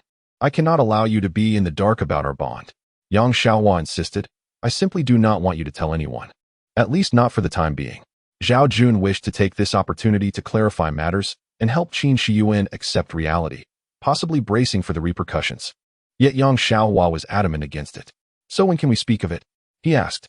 Yang Xiaohua replied, "Everyone is aware of your connection with Sister Yuan. If you announce our relationship now, they will perceive me as the other woman. I truly do not wish for them to see me in that light." Please grant me some time. With no choice, Zhao Jun relented. All right, I shall remain silent. He kissed young Xiaohua gently on the forehead and said, Xiaohua, I am your first man. I shall never let you down.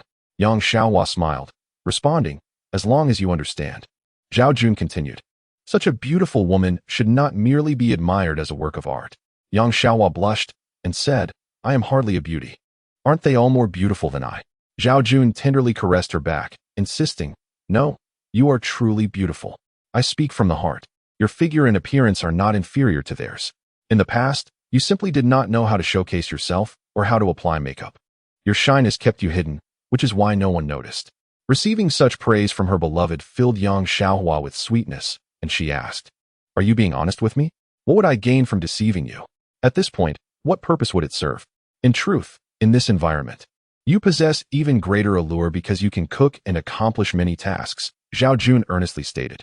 Yang Xiaohua leaned in and kissed Zhao Jun's cheek, joyfully exclaiming, Do you truly think so? You're not lying to me, are you?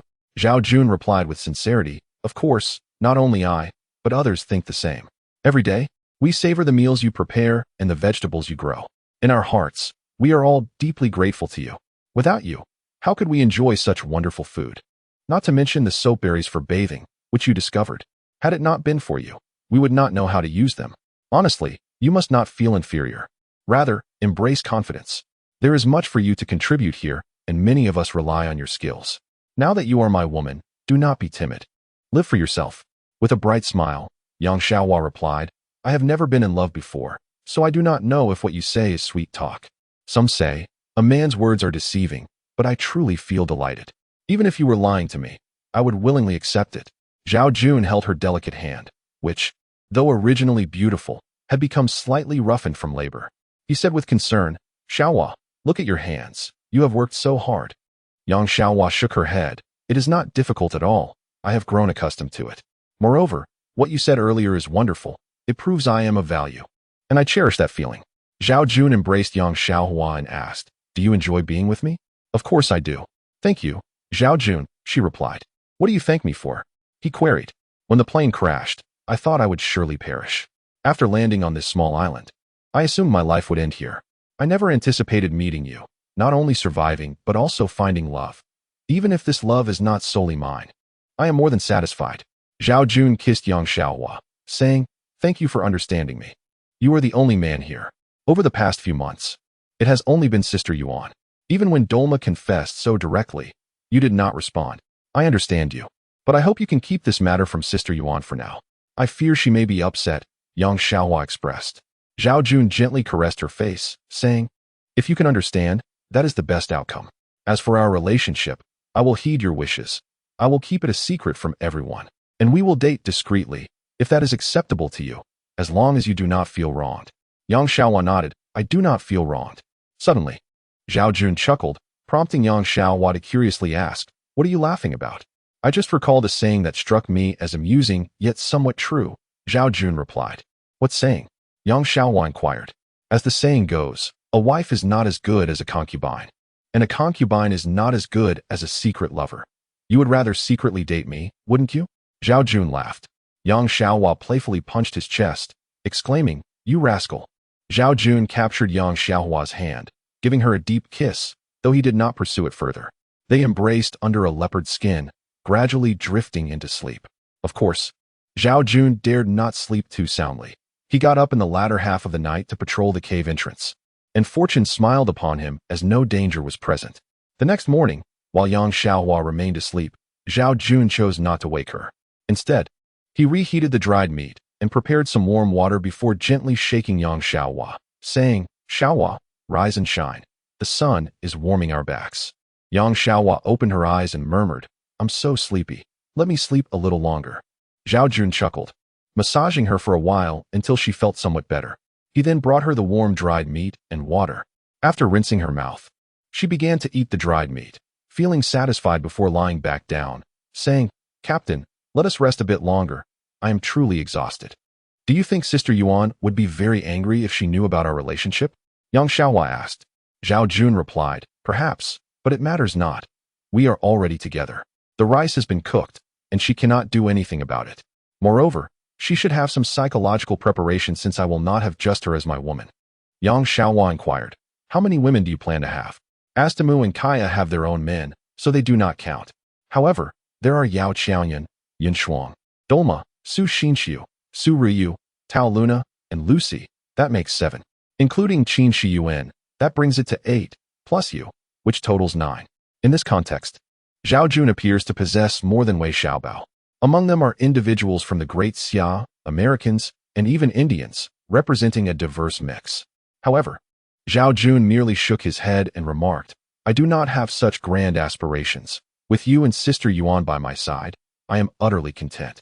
He felt a tinge of embarrassment and added, it's not as exaggerated as that. Yang Xiaohua inquired, do you think I would feel jealous? I wouldn't. Zhao Jun cleared his throat and responded, Xiaohua, do not overthink it.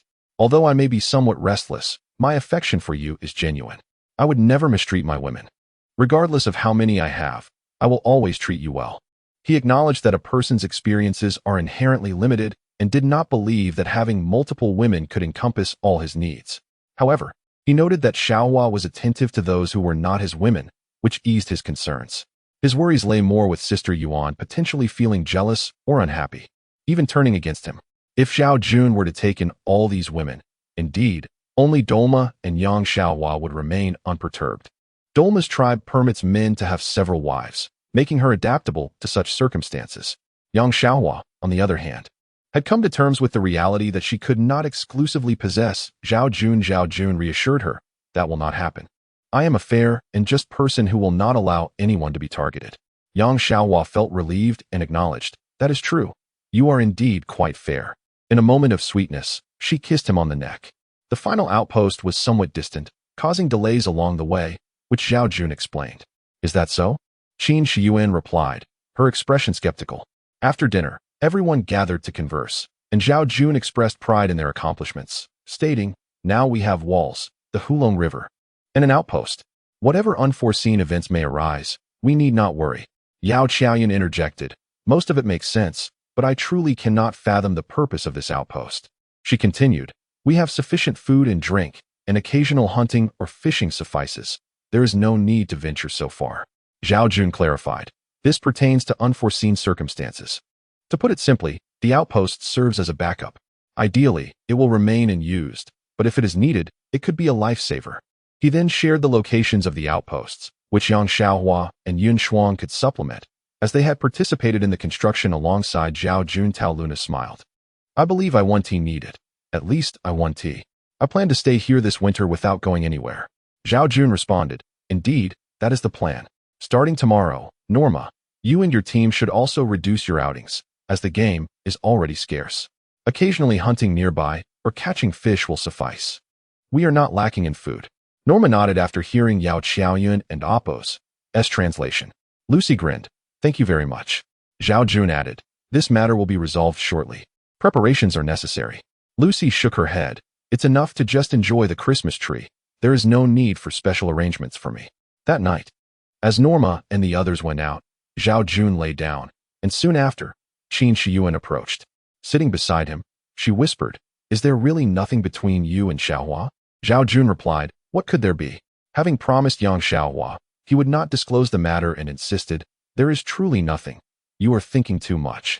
Qin Shiyuan regarded him sideways, asking, really nothing? Zhao Jun questioned why he would deceive her, diverting his gaze elsewhere. Qin Shiyuan bit her lip and conceded, for now, I will take your word for it. She lay beside Zhao Jun and asked, why are you so early to bed today? Zhao Jun explained, perhaps I am just tired. He added, people have varying energy levels. Please do not interrogate me as if I were a criminal. I am already weary. Could you not be a bit gentler? Qin Shiyuan playfully retorted, I am merely showing concern for you. Come, let me massage you. Her delicate hands kneaded his body, and Zhao Jun closed his eyes. Savoring the moment, he opened his eyes and remarked, when Lucy is here, we all celebrate. What is there to discuss? Qin Shiyuan asserted, I want a Christmas gift. Zhao Jun queried, what kind of gift do you desire? She replied, you decide.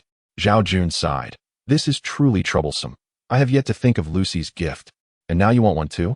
Others must have gifts as well. Celebrating requires presents, yet I cannot procure them. It would be simple outside. But we are on a deserted island. Qin Shiyuan pouted, I don't care, I want a gift. You figure it out. Zhao Jun scratched his head. All right. I will find a way. Qin Shiyuan beamed, hugging his head and planting a kiss on his cheek.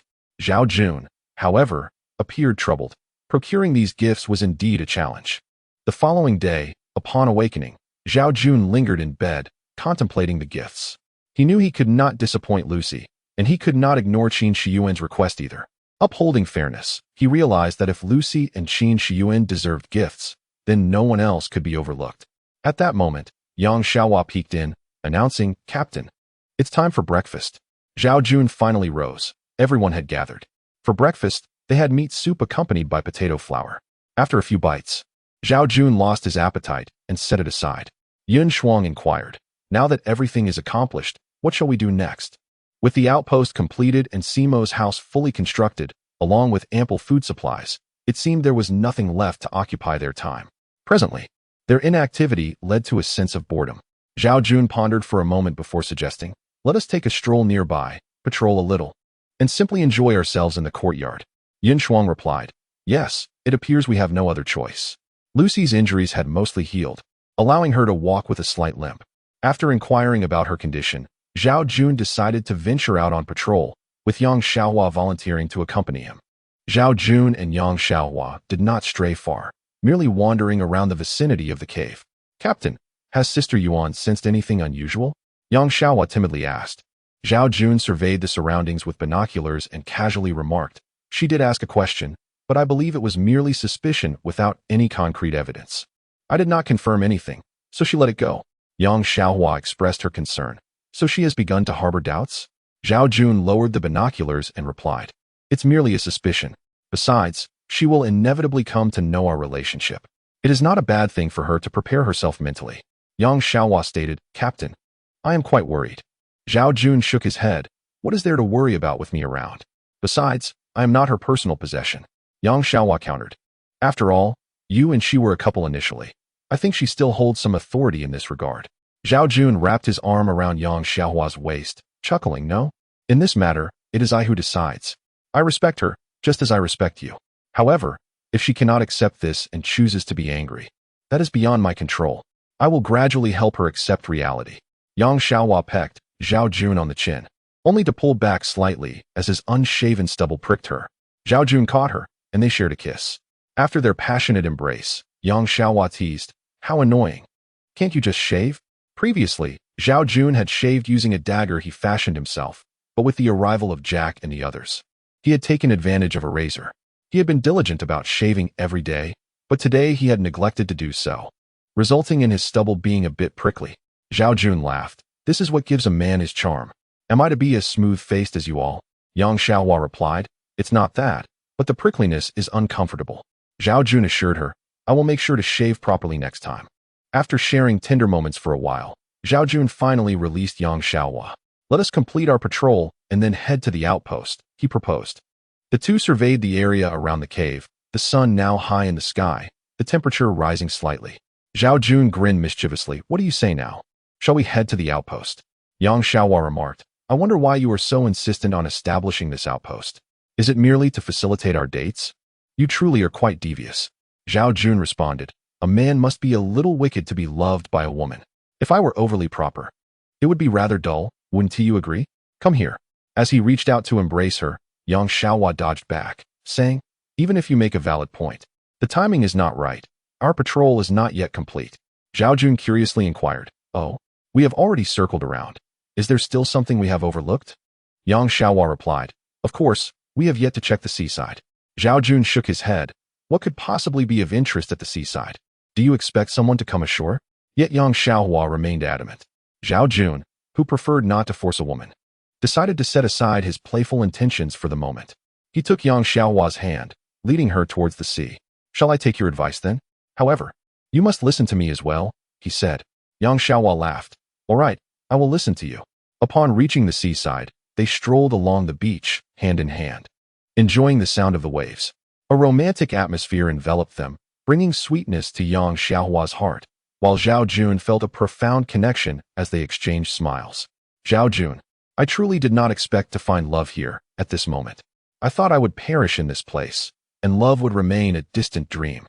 Yang Xiaohua mused dreamily. Zhao Jun encouraged her. Xiaohua, you must always be happy and confident. I have told you before, here you are the true queen. Only those women who are self-reliant are truly beautiful. Yang Xiaohua expressed her gratitude. Thank you for believing in me. I am genuinely thankful. Zhao Jun. I grew up in the countryside, worked hard on the farm, and received little education, only managing to graduate from middle school. I have always been quite introverted, feeling inadequate compared to others, yet your presence feels different. Zhao Jun added, not only does it feel different, it is a fact. Among these women, you, Lucy, and Yun Shuang possess strong self-reliance. However, Lucy and Yun Shuang have their strengths in adventure and skills, while when it comes to cooking and farming, who could surpass you? Yang Xiaohua shared. After graduating from middle school, I began working, but due to my introversion and insecurity, I rarely spoke, and no one noticed me. Years passed, and although someone confessed their feelings to me, I felt nothing and ran away. Later, my aunt introduced me to a job abroad, thinking it would be a good opportunity to see the world, but I never anticipated. Zhao Jun tightened his grip on Yang Xiaohua's hand, saying, fate is predetermined. The heavens spared our lives for a reason. Look, we have met and can live well together, so do not feel inferior. We are equals. Yang Xiaohua nodded. You are right. However, I still hope to avoid any unpleasantness with Sister Yuan. Zhao Jun sighed. That will not happen. She will eventually accept your presence. Do not worry. I hope so, Yang Xiaohua murmured. Zhao Jun casually gazed towards the depths of the sea, suddenly spotting several dark shapes. This discovery startled him, and he quickly pulled out the binoculars to examine the figures. Upon closer inspection, his expression turned pale with shock. Yang Xiaohua, puzzled, asked, what is it? What happened? Zhao Jun handed the binoculars to Yang Xiaohua, who, upon looking, also turned pale, exclaiming, this is bad. It turned out those dark shapes were several wooden boats, and on them were individuals clad in animal skins, clearly natives. It was uncertain whether they belonged to the nomads or the Smo tribes, or perhaps another group altogether. There were 3 boats, each carrying 7 or 8 individuals, totaling more than 20 people. If they harbored hostility, even with their firearms, Zhao Jun and his companions would not find it easy to confront them. Although the boats were still far off, the waves and their manual rowing meant it would take half a day for them to reach the island. But what would happen after that? They would inevitably land. Zhao Jun pressed his lips together, stating, we must hurry and discuss how to proceed. Zhao Jun immediately stated, Norma, you head to the seaside first and see when those people will arrive. Xiao Yun and Dolma, please exert yourselves and relay information to us promptly. Xiao Yun replied, sure. No problem. Norma swiftly made his way to the shore, while Xiao Yun and Dolma chose to remain momentarily, needing to discuss matters further with everyone before heading to the beach. After all, according to Zhao Jun and Yang Xiaohua, it would take the other party half a day to reach this small island. Yun Shuang remarked, over 20 people, this is dire. Zhao Jun furrowed his brow and responded, regardless of which side it is, the situation is indeed precarious. Su Xinshu inquired, do we know which tribe they belong to? Zhao Jun replied, I do not know, but whether it is the Blackstone tribe of Simo or the Wind Cloud tribe of Norma, it is exceedingly disadvantageous for us. Simo, if this is your tribe, what choice would you make? Yao Xiao Yun conveyed Zhao Jun's words, and Simo paused for a moment before saying, I will listen to Norma. I will do whatever he asks. Yao Xiao Yun relayed Simo's words to Zhao Jun, who felt a tinge of disbelief but chose not to elaborate further, simply saying, you 3 should lie in ambush by the large stone outside the wall. Simo then instructed Kuya and Astamu to head out first, armed, to take their positions by the stone while he remained behind. Zhao Jun added, Simo, you should also go. Dolma will inform you of any developments. Simo nodded and left, leaving Zhao Jun feeling somewhat at ease, stating, Xiao Yun, you should stay back for now. Let Dolma relay the information alone. Simo still respects Norma and Dolma, so he is unlikely to pose a threat to her. Yang Xiaohua questioned, could they truly turn against us? Yun Shuang replied, this concern is quite valid, but can we genuinely trust that they will not harm Dolma? Zhao Jun analyzed, Dolma is akin to Norma's younger sister, and Simo is Norma's subordinate, so they are unlikely to act maliciously. However, Xiao Yun's position remains uncertain. Dolma concurred, indeed, he wouldn't dare to harm me. The only concern lies with those from the Blackstone tribe potentially inciting Simo to betray us. If they are from the Windcloud tribe, then there is no need for worry, as Dolma is an outcast within her tribe, a mere sacrifice, while Norma is their traitor. They cannot harbor any affection for their tribe. Once those individuals come ashore, we must summon Norma back to confirm their identities. If they belong to the Blackstone tribe, we will keep Simo and the others outside while we remain within the walls.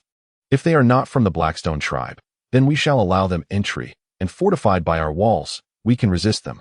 With our firepower and defenses, I believe we can manage this. Zhao Jun contemplated, yet Xiao Yun frowned and said, if they are from the Blackstone tribe, keeping Simo and the others outside would be a waste of 3 combatants. This would essentially push them towards the enemy. Zhao Jun sighed. I worry they may turn against us. If we do not take this precaution, it could be too perilous. There is no other choice. Dolma remarked, in truth, they should not betray us. Astamu is now Norma's wife, and Simo is his slave. They are unlikely to act against us, lest they incur the wrath of the sea god. Simo's tribe shares our beliefs, and once they have become slaves, they are forbidden to act against their master for 2 years, unless they issue a challenge thereafter. Zhao Jun inquired, so what do you suggest? Shall we let them in and confront the external threat together? Xiao Yun replied, very well, let us allow them entry. Regardless, we must regard them as our own and not drive them towards the enemy. Indeed, only through unity can we hope to repel these intruders. However, even if we succeed in driving them away, if they summon reinforcements, we may still face doom. Yin Shuang expressed. Zhao Jun felt a weight in his heart, fully aware of the grim reality that Yun Shuang articulated. Yet, exterminating them entirely seemed a formidable task. He stated, let us do our utmost. If we can eliminate them entirely, that would be ideal. If not, if we cannot eradicate them. Zhao Jun hesitated to consider the aftermath, knowing well the unpredictable nature of these natives. We shall cross that bridge when we come to it. Should we manage to annihilate them, all will be well. However, if we merely repel them, we may need to retreat deeper into the island to conceal ourselves, which could also ensure our survival, he concluded. Yun Shuang pondered for a moment before suggesting, perhaps we can devise a strategy to deter them from landing. Zhao Jun expressed his surprise. That is a splendid idea, but it may be challenging to execute. Do you have any specific plans in mind? I believe that regardless of which tribe they belong to, whether it be Norma's or Simo's, they are undoubtedly very superstitious. Why not exploit this aspect to our advantage? Zhao Jun's eyes lit up with realization. Indeed, we can employ tricks to frighten them away, potentially instilling a lasting fear of approaching this island. Yun Shuang continued, they believe in the sea god. We can transform this place into a dwelling for the sea god. Would they dare to offend such a deity? Su Xinshu echoed, what a brilliant plan. But how shall we proceed? Zhao Jun turned to Dolma, asking, what is the image of your sea king? Dolma replied, there is no fixed representation. Are you truly considering impersonating the sea king? That would be highly disrespectful. Zhao Jun reassured her, it is of no concern. We will assume the role, and it does not involve you. Although he possesses great powers, he does not oversee our people of the Great Xia. Dolma widened her eyes, exclaiming, is that true? Zhao Jun confidently asserted, certainly. We have our deities, and you have yours. Your god watches over you, while ours governs us. And our realms do not interfere with each other, so you need not worry. Dolma nodded, believing Zhao Jun's words. That is indeed the case. But we may not be able to provide much assistance. As for the Sea King's image, we do not possess any particularly detailed representation. After a moment's thought, Zhao Jun stated, that is easily remedied. I shall portray the Sea King, who has a mobile phone with a recording function. Ideally, we need one with a loudspeaker. Tao Lulu remarked, my phone speaker is decent, and its recording function works well. Zhao Jun, along with Yao Xiao Yun and Dolma, made their way to the shoreline, where several boats were drawing ever closer, their outlines becoming discernible. Within the next hour, they would be nearly ready to land. Zhao Jun shared his plan, and Norma hesitated, saying, this, having me impersonate the Sea King to speak, does not seem appropriate. Zhao Jun encouraged. Impersonating the Sea King is for the greater good, to prevent mutual harm. Thus, it is an act of great virtue. You need not harbor any reservations. Trust me. Zhao Jun's expression was solemn, and Norma noticed it. After a moment of hesitation, he nodded. Yao Qiaoyun expressed her concern. Can they be trusted? Zhao Jun asserted. Whether you believe it or not, we must give it a try. Rest assured, I have also prepared grenades and bamboo explosives, so even if they do not believe us, we can swiftly retreat. Yao Qiaoyun questioned, can we truly evacuate? Zhao Jun replied, for the safety of everyone, taking risks is worthwhile. Since it was already decided, Yao Qiaoyun refrained from further objections. Zhao Jun and the others commenced their preparations, placing a stone by the shore. Then Nomar concealed himself behind it, using branches for cover, while Zhao Jun buried some bamboo explosives around the area.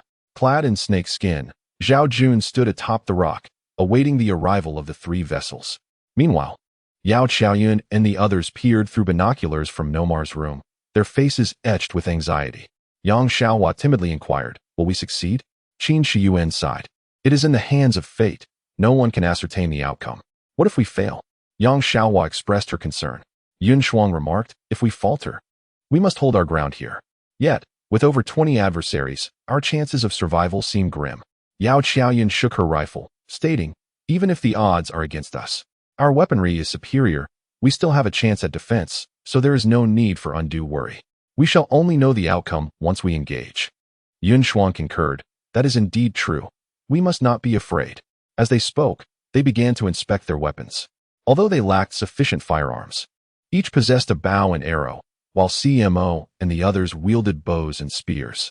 With such armaments, combined with the traps outside, confronting over 20 indigenous individuals may not be insurmountable. However, exterminating them entirely would prove challenging. Thus, Zhao Jun resolved to intimidate them into retreating, for that was the wisest course. Should even one escape, the next encounter could involve more than 20 foes, leading to genuine calamity. They prepared explosives, with Zhao Jun armed with grenades and in 406 Hong Kong dollars, alongside Nomar's bow and spear. If they acted swiftly, retreating to safety was feasible, though the risk of being struck by arrows remained. "We must always be ready to open the door," Yao Qiaoyun calmly stated. Qin Shiyuan asserted, "They will undoubtedly be fine. They will be perfectly safe." Yun Shuang sighed, uncertainly replying, "Let us hope so.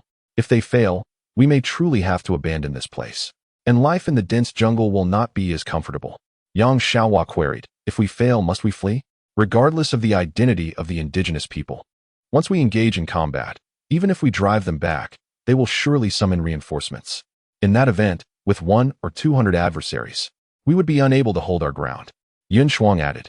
Yao Qiaoyun, observing the distance through the binoculars, instructed, "Remain silent. Su Jie and Ruo Yu are below, ready to open the door." Yun Shuang cautioned, "Everyone, stay vigilant and refrain from indiscriminate shooting or archery. Ensure you do not accidentally hit Zhao Jun or Nomar." On the other side of the wall, everyone stood ready as if facing a formidable foe. Meanwhile, Zhao Jun had also made his preparations. As the three vessels approached, they noticed Zhao Jun's presence, standing on the rock clad in snakeskin.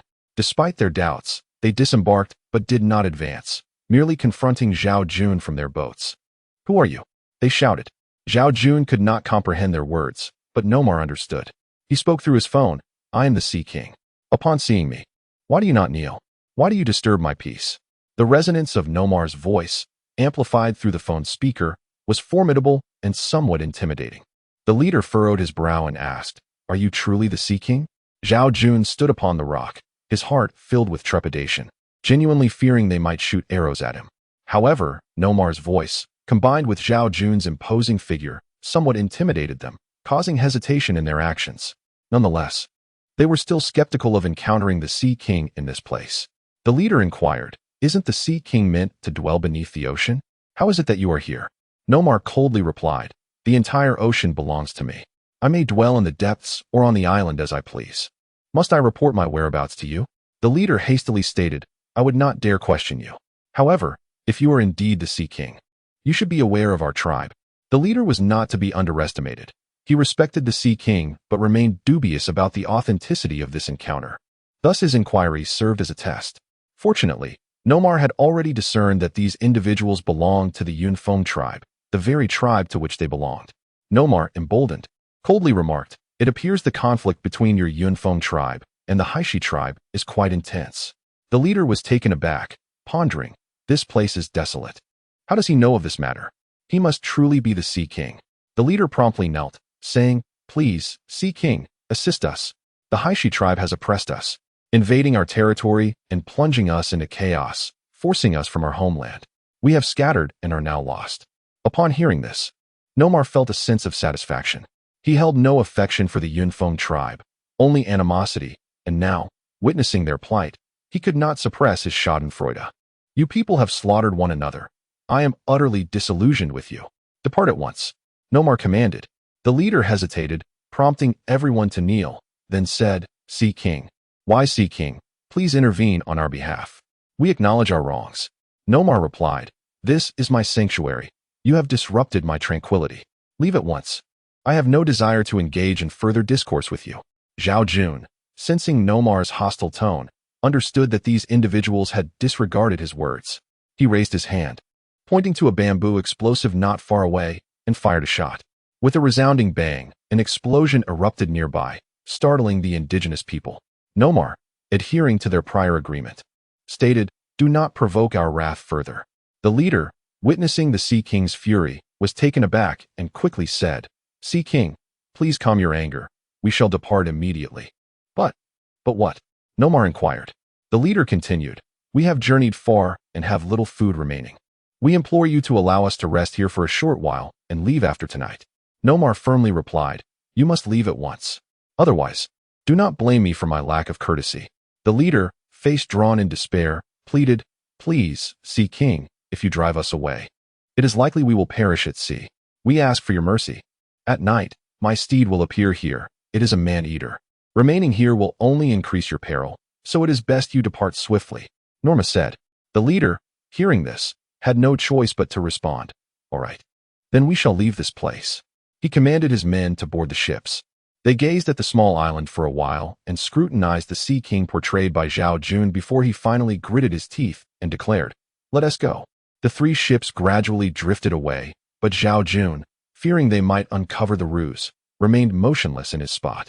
It was only when the ships had become mere specks in the distance that he let out a sigh of relief and sat on the rocks. Norma joyfully exclaimed, They have indeed fallen for it. They have left. When Yao Qiaoyan saw Zhao Jun leisurely approaching, she noticed Norma was absent. However, judging by his calm demeanor, it seemed they had succeeded. Everyone bore expressions of delight and urged Su Xinxiu and Su Ruyu to open the door. Yang Xiaohua clasped her hands and said, May the Bodhisattva bless us. Zhao Jun chuckled. This time it is not the Bodhisattva's blessing, but the Sea King's. Yang Xiaohua pondered aloud. I wonder if this Sea King is related to the superhero movies we watch. Zhao Jun sighed. Who knows? It depends on how much they believe. Let us head to the seaside. Yao Qiaoyan inquired. Why do we need to go to the seaside? What for? Zhao Jun explained. Norma deceived them. But I did not grasp a single word of what was said. I am not clear on the specifics. Let us first hear his account. He determined that it was crucial to go to the seaside for discussion. Upon arriving at the shore, they noticed the 3 distant specks were still visible. Yin Shuang, using binoculars, remarked, They are still heading further away. Lacking binoculars, they could not discern the situation on land. Nonetheless, to be cautious, Zhao Jun and the others hid behind the rocks. After Norma recounted his conversation with those men, and with Yao Qiaoyan translating, Zhao Jun's brow furrowed as he said, This is bad. They may still take the risk to return. How can you tell? Yao Qiaoyan asked, puzzled. Lucy interjected, It is quite evident. Then, can we negotiate with them? Yang Xiaohua queried. Zhao Jun shook his head, clearly not. Norma is their traitor, Dolma is their sacrifice, Simo is their enemy. And we are outsiders. How could they negotiate with us? Even if there were negotiations, the outcomes would hardly be favorable. Yang Xiaohua, anxious, asked, What should we do then? Should we retreat into the dense forest? After contemplating for a moment, Zhao Jun replied, They might not dare to return. It would be a pity to abandon the cave.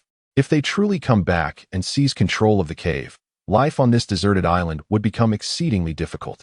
They would surely cleanse the island, and we would be unable to escape misfortune. This won't do. That won't do. So what should we do? Yang Xiaohua fretted. Qin Shiyuan echoed her concern. Yes. What shall we do? Tao Luna reassured. The captain must have a plan. Everyone, please do not panic. All eyes turned to Zhao Jun, who understood the weight of responsibility. He carefully pondered, combining his thoughts with the dialogue between Norma and those men, and ultimately reached a decision. Yun Shuang inquired, How can we make them trust us more? Zhao Jun stated, First, we are well prepared this time, so we have ample time to create an atmosphere that makes the effect more convincing. Secondly, since they are from the Yunfeng tribe, they should believe that Dolma has been taken by the Sea King. Thus, Dolma can also make an appearance. Thirdly, since they are in dire straits, we can prepare some food for them to meet their needs, which would make them more inclined to believe that we are indeed the Sea King. Yao Qiaoyan asked, You mean we should provide them food? Dolma, feeling apprehensive, shrank back and said, I cannot. Perhaps we should avoid that. Zhao Jun comforted her. You need not speak. Simply standing there will suffice. Do not worry. I will handle everything. Dolma timidly replied. What if I show my fear and they notice? Zhao Jun reassured her. Dolma, you are a very brave girl. To be honest, this is nothing to fear. Trust me, I and Norma will be here. Having already trusted Zhao Jun, Dolma felt even more confident with brother Norma's presence. After hesitating for a moment, she firmly nodded and said, All right, I will follow your lead. Zhao Jun then gathered a flashlight, the previously prepared bamboo tube explosives, and his phone, finding an energetic piece of music to play at the right moment. Naturally, the voice of the Sea King would still be that of Norma. Zhao Jun donned the snake skin once more, and with everything ready, they waded through the night, yet heard no stirring from the sea. The others, not wanting to linger, dispersed. The food had been placed in a location within the dense forest, ready for Yang Xiaohua to reveal at the right moment. Of course, she needed to do so discreetly to avoid raising any suspicions. Dolma would also need to make an appearance, while Yao Qiaoyan and Norma would hide behind the rocks, allowing Zhao Jun to understand their exchanges and better adapt to any developments. The flashlight and phone would also prove useful later on. After waiting all morning without any sign, Simo and his group brought them some food and water. This cannot go on, Yin Shuang remarked. Zhao Jun replied, Trust me, our wait will prove worthwhile. He continued, I kindly ask everyone to exercise a little patience and not to rush. Just as he spoke, Yao Qiaoyan suddenly exclaimed, Look quickly, what is that? They spotted several black dots on the horizon. Zhao Jun peered through the binoculars and confirmed that it was indeed the 3 ships from the previous day. Initially, Zhao Jun instructed everyone to take their positions, but as the ships drew closer, they ceased their approach and remained stationary until sunset, with no further action. Even Zhao Jun felt a pang of anxiety, saying, Could they be planning to land at night? Yang Xiaohua worried, If they land at night, we would be in grave trouble. Zhao Jun patted his 406 Hong Kong dollars and declared, If they land at night, we will have to fight. He decisively ordered everyone capable of combat from the cave to emerge. Only Yun Shuang remained on the walls with Su Xinxiu, Qin Shiyuan, and Su Ruyu, while even Tao Luna joined them. Simo and his group held bows and arrows, prepared for battle. However, despite their heightened alertness, the ships did not land, and the morning light revealed the 3 vessels still at a distance. Zhao Jun had spent a restless night, and nothing had transpired, but since they had arrived, it was clear they would not easily give up. What perplexed Zhao Jun was that, even with the dawn's light, they remained utterly still. Through his telescope, he observed that they were engaged in fishing, seemingly preparing to linger in this vicinity for an extended period. What shall we do now? Yang Xiaohua inquired, her voice laced with anxiety and concern. Zhao Jun, in his thoughts, never anticipated that these individuals would choose to anchor nearby. If they did not disembark, how could they enact their ruse? Fortunately, they were at a considerable distance, rendering them incapable of discerning the island's internal conditions without a telescope. Rubbing his eyes, Zhao Jun declared, Regardless of the circumstances, we must await their landing. What if they never come ashore? Yang Xiaohua questioned. Zhao Jun replied, That is unlikely. They will eventually disembark or depart from here. They cannot remain aboard indefinitely. Clearly, they have no other destination, hence their decision to anchor here. If circumstances become unfavorable, they may even venture onto the island. Yao Qiaoyan remarked. So, it is possible they could land at any moment? Lighting a cigarette, Zhao Jun took a puff, contemplated for a moment, and said, They could approach at any time. Yao Qiaoyan frowned and said, Daytime is manageable, but if they come at night, we will have no time to prepare, and that would be perilous. Zhao Jun exhaled a smoke ring and acknowledged, Indeed, that presents a significant dilemma. I shall rest for now, as we may need to keep watch tonight. The suggestion of sleeping surprised everyone, but upon reflection, they realized there was no better course of action. They could only monitor during the day and stand guard at night. Zhao Jun then picked up the telescope and gazed toward the 3 boats, which had caught some fish, providing them with sustenance for the time being. However, it was clear that they would eventually need to disembark. Zhao Jun considered preparing additional water. In the following days, those individuals remained distant, seemingly fearful of provoking the Sea King, yet their need for survival compelled them to stay. Zhao Jun planned that once they landed on the island, he would provide them with ample food and water before urging them to seek another location, thus considering it a favor from the Sea King, which would likely ensure their departure. However, their refusal to leave or come ashore left Zhao Jun in a state of distress, compelling him to maintain constant vigilance. He divided the personnel into 2 shifts, one group sleeping during the day while the other kept watch at night. 3 days passed with the 20-some members of the Wind and Cloud tribe remaining inactive. After sleeping a full day, Zhao Jun approached the shore in the late afternoon, concealing himself behind a rock to observe the situation. Over these 3 days, the elements had taken their toll. 2 individuals had perished and were cast into the sea, all witnessed by Zhao Jun and his companions. Setting down the telescope with a sigh, Zhao Jun remarked, "The situation is precarious. They may begin to suspect our identity as the Sea King.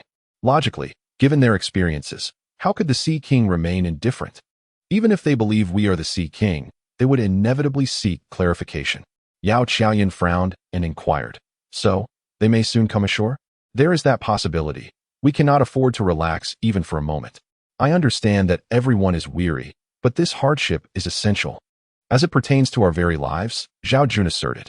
Dorma questioned, "But if they cannot endure any longer, might they leave?"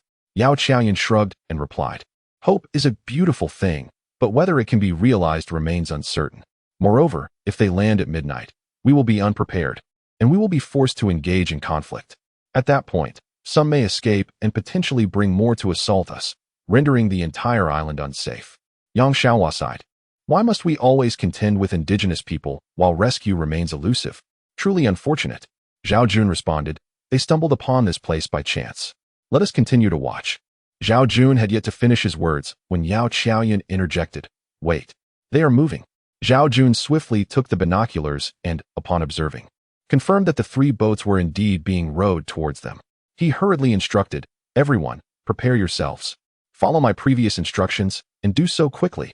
They will arrive in 2 to 3 hours. We must act with urgency." The group immediately sprang into action. Zhao Jun, draped in serpent skin, stood motionless on the rocks, while Yao Qiaoyan and Norma concealed themselves behind the stones, and Yang Xiaohua hid within the dense foliage. After more than 2 hours, the occupants of the 3 boats became clearly visible, and it was evident that they had spotted Zhao Jun as well. Their presence caused them considerable anxiety. Most of them still believed Zhao Jun to be the Sea King, yet they felt cornered and had no choice but to return to the island. Summer Peak felt a sense of unease regarding their return after lingering at a distance for several days, sensing that trouble might arise. Yet, for now, they could only proceed cautiously. Upon landing, the leader of the group knelt at a distance and called out, "Sea King, we are truly at our wits' end. We beseech you to show mercy and take us in." Norma interjected from below, "You disregarded my warnings and repeatedly disrupted my seclusion. What punishment do you deserve?" The leader's face reflected his discomfort as he replied, "We too are left with no alternatives. We have nowhere else to go. The Sea King has always protected us. Why then have you cast us away this time? We have worshipped you for generations. Please grant us a chance to survive. 3 of us have already perished. If this continues, none of us will live." Norma responded, "My refusal to allow your return is for a reason. Your destiny does not lie here, but elsewhere. Do not jeopardize your search for a new homeland by clinging to this place. It would only harm you." The leader hesitated before asking, "May I inquire, Sea King, where our new homeland lies?" "Travel southward, and you shall find it," Norma replied. The leader pondered for a moment before expressing concern, "But we possess only these 3 boats. We lack any other provisions, even water, and can only survive on the moisture from the fish we catch. Surviving at sea will be exceedingly difficult, and we may never reach this so-called new homeland." Norma assured him, "I can provide you with some food and water, even an additional boat, but you must leave this place immediately." The leader's face brightened. "Is that true?" Norma affirmed, "Could I deceive you about such matters?" At that moment, Yao Qiaoyan whispered below, "Make a signal." Zhao Jun raised his hand, and simultaneously, Norma called out, "Virgin." Dolma emerged from the thicket, and her presence further solidified the leader's belief that Zhao Jun was indeed the Sea King, as he recognized Dolma, knowing she had been offered as a sacrifice to the Sea King. Now, seeing her alongside Zhao Jun seemed entirely logical. Although he had harbored doubts, they were now dispelled. Dolma theatrically raised her hands, and upon seeing this, Yang Xiaohua pulled a rope, revealing a boat, the very one that had been repaired for Lucy. It was laden with food and water, prompting the leader to rush over to inspect it. His face lit up with joy as he knelt and exclaimed, "Thank you, Sea King, thank you. I knew you were powerful and would not abandon us. He nodded affirmatively. We shall depart at once. The leader ushered everyone onto the boat, while a few remained to pilot Lucy's boat as they swiftly left the area. Zhao Jun had instructed Norma and Yao Qiaoyan to activate the music on their phones and to switch on the flashlights. As the group sailed away, they beheld Zhao Jun, adorned in serpent skin, surrounded by a holy light, accompanied by strange music, while Dolma knelt beside him, continually bowing her head. As the boat gradually receded, Zhao Jun finally let out a sigh of relief, though he continued to watch until they became mere specks on the horizon. He then sat on the rocks, muttering, "What a tiring ordeal." Dolma, feeling her legs weaken, remarked, "You scared me to death." Zhao Jun took a sip of water and mused. They won't be returning, but what about the Blackstone tribe? The moment he spoke, a somber mood descended upon the group. We have narrowly escaped this time. I initially considered establishing a lookout by the shore, but that is evidently unfeasible, as we cannot allow the indigenous people to discover us. It is best to refrain. However, without a lookout, should a similar situation arise again, we would be unable to detect it in time, which poses a significant danger, Zhao Jun lamented. Lucy inquired, "Did you give them my boat?" With an apologetic tone, Zhao Jun replied, "I am truly sorry. We have little of value to offer." Perhaps this was the only way to earn their trust. Lucy shook her head. "It is of no consequence. That boat is unsuitable for long voyages, lacking an engine, and would serve little purpose. If they truly wished to fish, they could easily construct a dugout canoe, which Dolma and the others could manage effortlessly. It is inconsequential," Zhao Jun responded. "As long as you feel that way. I initially thought it was a token from Jack. He has nothing to do with this. Do not mention him." Lucy and Appo's expression soured slightly. Zhao Jun, sensing the tension, quickly said, all right, I wanted Appo's mention him again." Zhao Jun felt somewhat awkward, scratching his nose before saying, "Under normal circumstances, these people would certainly not return. However, we cannot dismiss the possibility that members of the Yunfeng tribe, who may have scattered elsewhere, could still arrive. Furthermore, judging by the movements of Simo and the others, it is also plausible that individuals from the Haishi tribe might appear here." Yunchuang inquired, "So, should we devise a method to deter them from landing on the island?" She then asked, "Do you have a better plan?" Zhao Jun replied, "Let us create a scarecrow, wrapping it in snake skin. This might intimidate the natives. As for whether we can promptly provide the necessary voiceover, that remains uncertain. Although we cannot establish a watchtower, we can still set something up beneath that stone. It may prove useful. Additionally, we could construct a distant lookout, equipped with a telescope to survey the shoreline. From the sea, it would be impossible to spot this lookout, and even if they did, they would merely mistake it for trees. This lookout would allow anyone arriving at this location to observe the coast." Yao Qiaoyan nodded. "That is quite a good idea." Zhao Jun continued, "Then let us proceed as I suggest. For everything else, we must leave it to fate. Perhaps the situation will not be as dire, as it is not commonplace for people to visit this island." Having reached a consensus, Zhao Jun erected a concealed lookout between the seaside and the walls. From that vantage point, even those at the shore would be unable to see it. If they did, they would not recognize it for what it was, merely assuming it to be trees. The lookout was equipped with a telescope, allowing anyone present to survey the coastline. Within a day, the task was completed, and there was no need to remain at the lookout during the night, as there was nothing to observe.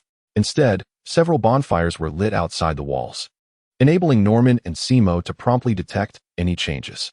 After dinner, Zhao Jun stretched and remarked, "At last, I can enjoy a good night's sleep tonight." The presence of over 20 individuals from the Yunfeng tribe had disrupted his rest for several days, but now that they had been successfully deceived, he could finally rest easy. As Zhao Jun contemplated, "I promised them a gift, but what should I give?"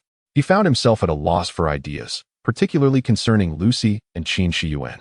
Regardless of the circumstances, Qin Shiyuan was Zhao Jun's woman, and since she desired a gift, he ought not to disappoint her.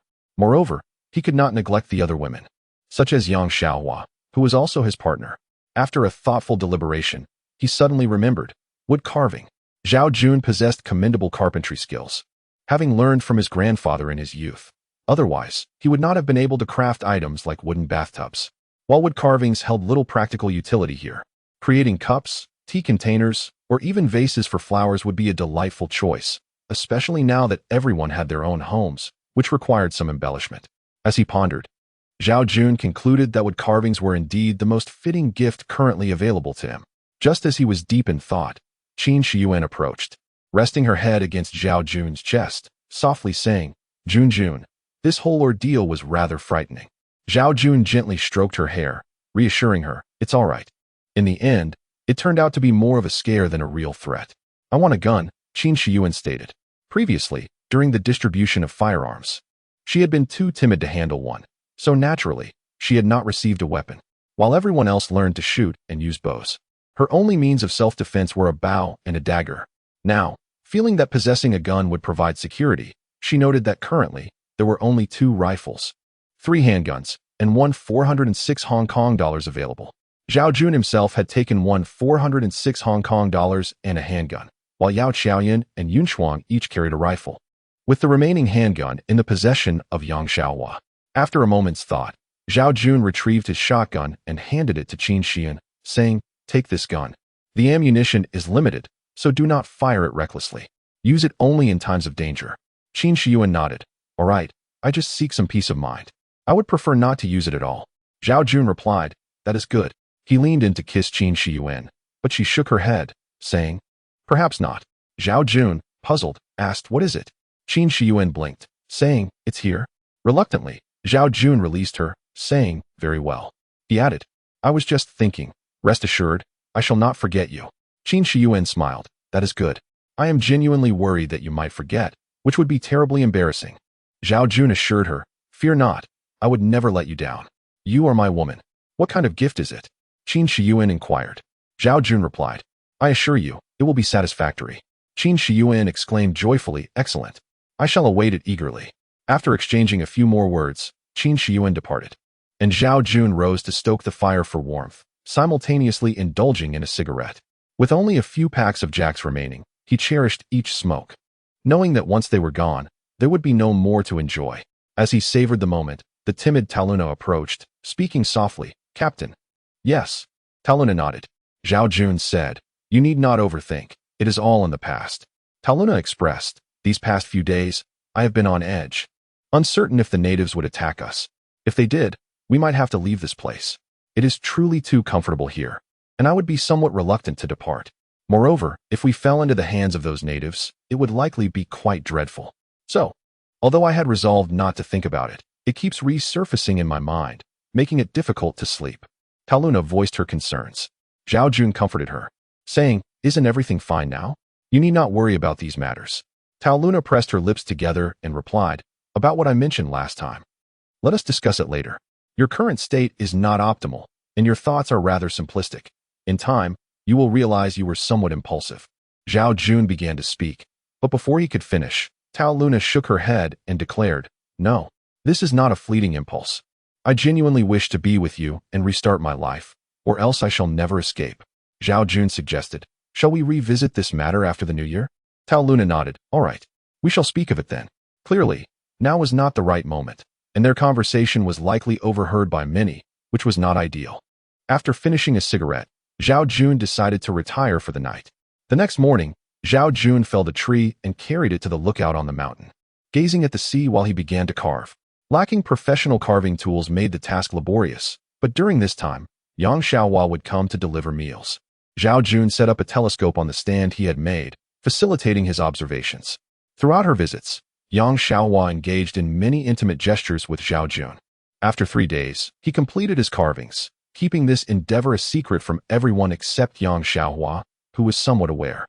Zhao Jun crafted unique water cups for each of his friends, Norma, Astamu, Smo, and Koya, adorned with lovely patterns, making them quite aesthetically pleasing and practical for drinking.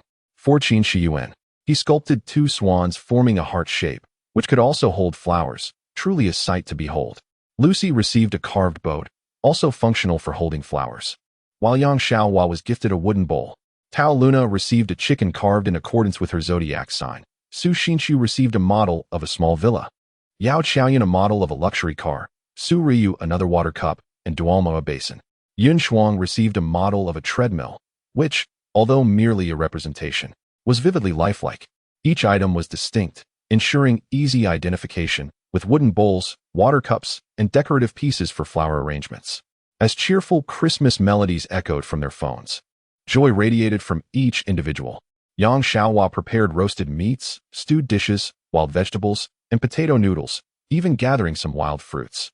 Zhao Jun opened 2 bottles of red wine, and everyone poured themselves a little. As they dined and toasted to each other, Astamu and the others began to sing and dance once more. Sensing the moment was right, Zhao Jun presented the gifts, distributing one to each person.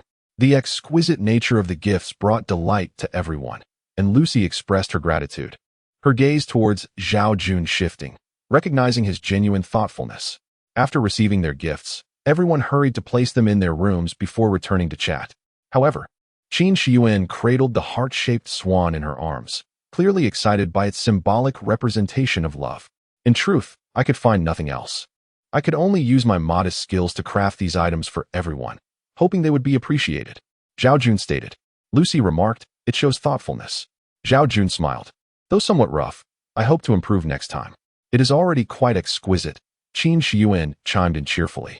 She approached Zhao Jun and kissed him on the cheek, exclaiming, you have a bit of conscience, recognizing the love between us. This heart shape is truly beautiful. Indeed, Qin Shiyuan exclaimed. Zhao Jun stepped outside, feeling the chill in the air. He sought a breath of fresh air. Although the cave was warm, the air quality was lacking. The courtyard was adorned with bonfires. Yet the moon was conspicuously absent. Zhao Jun looked up at the sky, sensing an impending storm. It seems a tempest is approaching, Yin Shuang suddenly remarked from behind. How wonderful it would be. If we were to lose this cave, facing a storm would be far less comfortable, Zhao Jun mused, gazing at the protective river. Had you not led everyone to dig this protective river, we would not be as secure during a significant storm, Yin Shuang replied with a smile.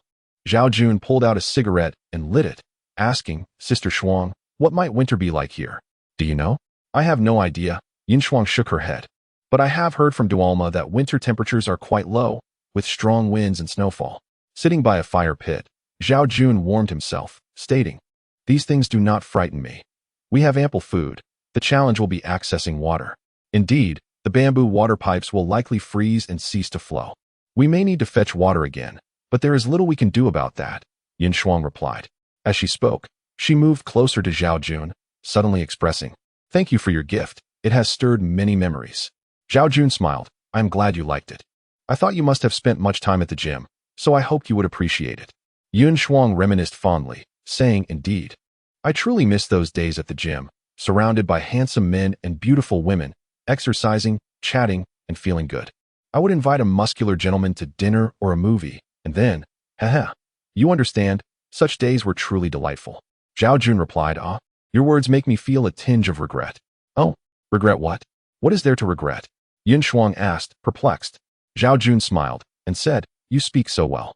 If I had frequented the gym like you, would I have been able to attract a few beautiful women? Yin Shuang giggled, covering her mouth, and replied, perhaps, but what? Zhao Jun asked, intrigued. Yin Shuang continued, but it and Apos, it's not that easy to attract them. At the very least, you need to be handsome, in good shape. And ideally, have some money, otherwise, it's all for naught. Zhao Jun sighed. It seems I don't meet any of those criteria. Zhao Jun and Yin Shuang sat by the fire pit in the yard, conversing, when Yao Qiaoyan stepped out, noticing the absence of moonlight. She remarked, is another storm on the way? The clouds during the day certainly suggest it. After this storm, the weather will likely turn even colder.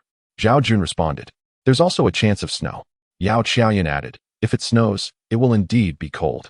We were just saying that if it gets cold every day, we'll have to fetch water again.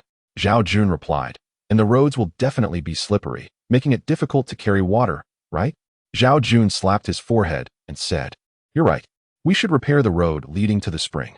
Yao Qiaoyun's eyes widened in disbelief. Repair the road? That's a monumental task. We simply don't have the resources for that. How could it be possible? Before Zhao Jun could respond, Yin Shuang chimed in, Zhao Jun, I believe you're being a bit idealistic. Even if we were to repair the road, it would still be slippery afterward. Just fixing the road won't solve the problem. In comparison, I think it would be more effective to prepare some dry grass to lay down, which would help. Zhao Jun pondered thoughtfully and said, that's true. Let us gather more dry grass during this time. We can also weave some ropes to tie along the edges of the road for support, preventing slips. Yin Shuang nodded in agreement. Yes, that sounds much better. We should start preparing tomorrow. The next morning, upon waking, Zhao Jun glanced outside to find ominous dark clouds, signaling imminent heavy rain. He instructed Norma and the others to hurry and see if they could hunt, while Yun Shuang and her group reinforced the animal pens and prepared food for the animals. Meanwhile, he took Yang Xiaohua and the others to strip bark from trees and collect dry grass. By noon, torrential rain began pouring down. Luckily, Norma and the others had good fortune, successfully hunting an antelope and 2 rabbits. The animal pens had been fortified and waterproofed, and they now had an older female antelope along with a young male and female, the latter having just given birth to 2 healthy fawns. The rabbit population had also flourished to over a dozen, reproducing rapidly, while the wild boar had grown to a decent size. The little gray wolf slept either in its den or in Norma's room, resembling a pet, and could accompany them on hunts, feasting on leftover soup, meat, and bones. Zhao Jun and his companions gathered substantial amounts of dry grass and tree bark for crafting ropes. The rain intensified, but thankfully, everyone took shelter in the cave. Norma, Simo, and the other 4 decided to remain outside to monitor the situation. Their rooms had a side that allowed for a fire, and as long as it didn't leak, it remained quite warm. The others huddled inside, closing the door against the relentless sound of rain and the howling wind. What was meant to be midday felt like the dead of night, the outside cloaked in darkness, and the heavy downpour evoked a sense of isolation among the group on this deserted island.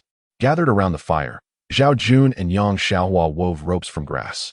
Zhao Jun remarked, "Once this rain stops, we need to gather more firewood, dry it outside, and store it deep in the cave. We will need it when it snows in winter."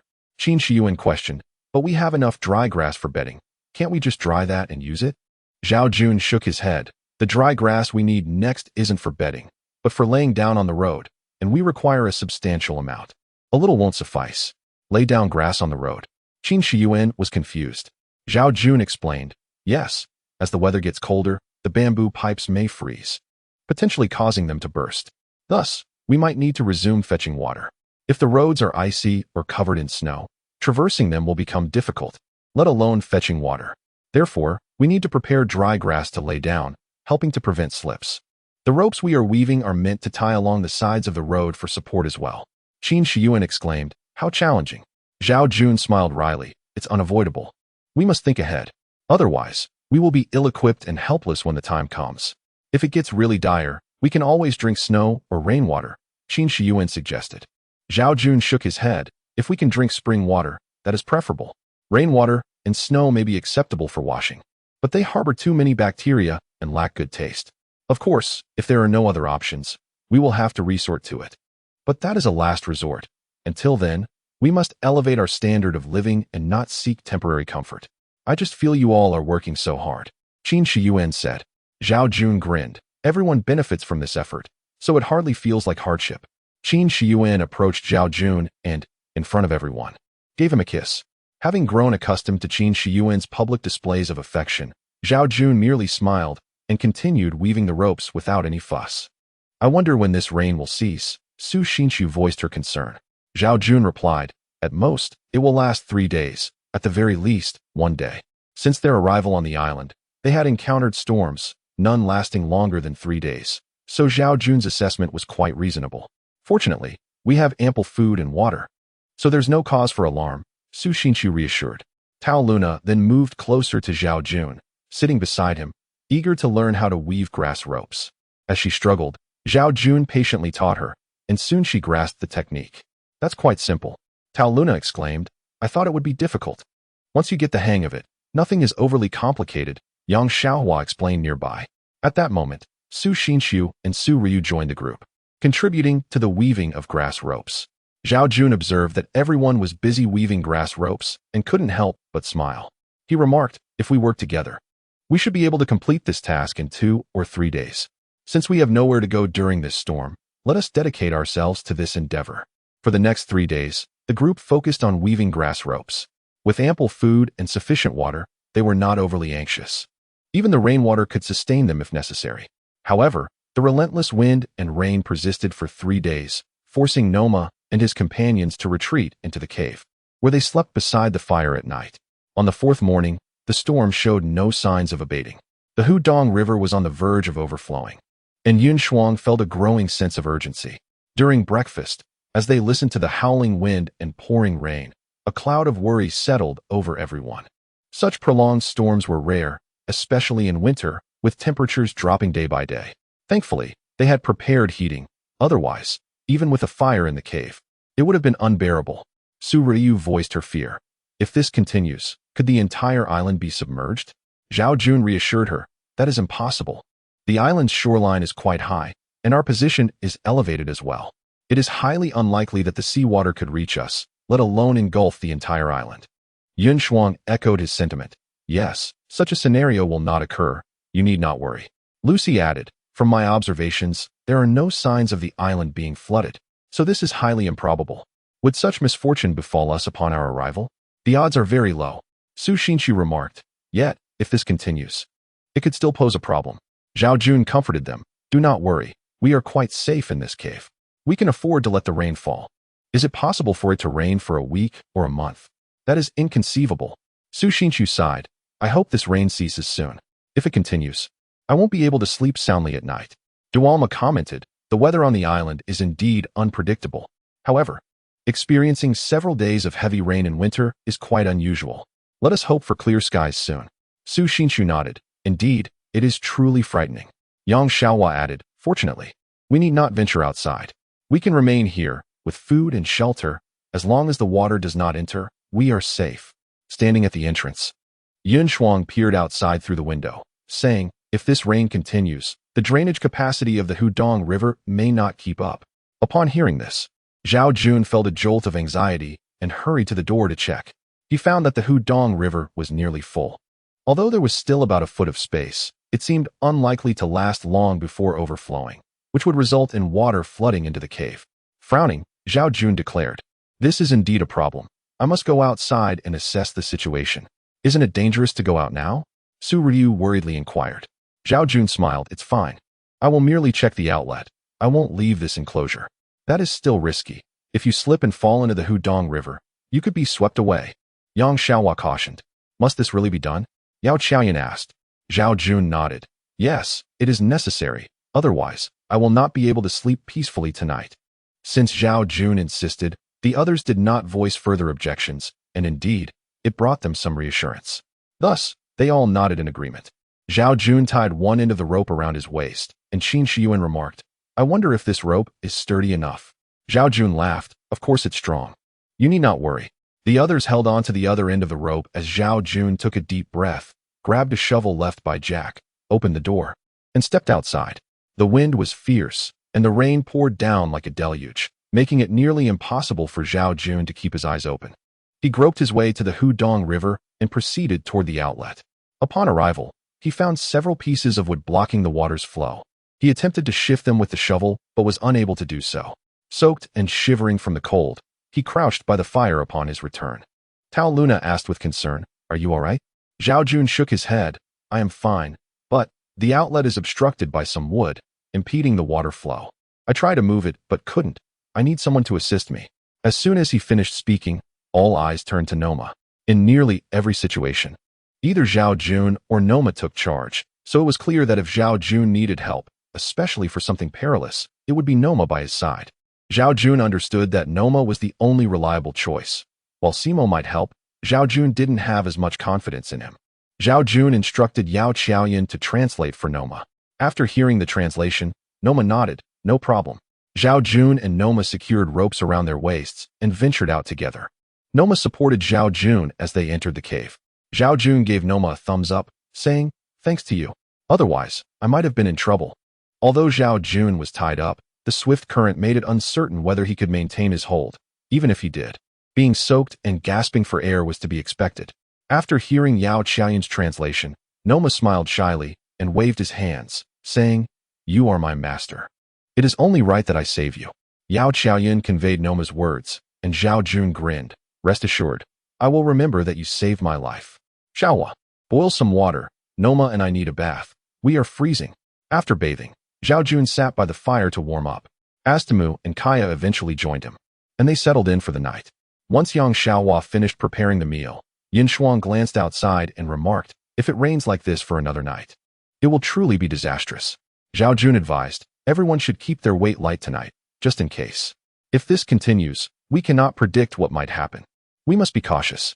Zhao Jun hardly slept that night, but thankfully, by dawn, the rain finally ceased, and he sighed in relief. Opening the door, he was greeted by bright sunshine. Su Ryu joyfully dashed outside, exclaiming, "Wonderful! Finally, the sun is out." Everyone emerged to bask in the sunlight. Yang Xiaohua called them for breakfast, and they brought their food outside to eat while soaking up the rays. After taking a few bites, Zhao Jun opened the gate and was met with a scene of devastation.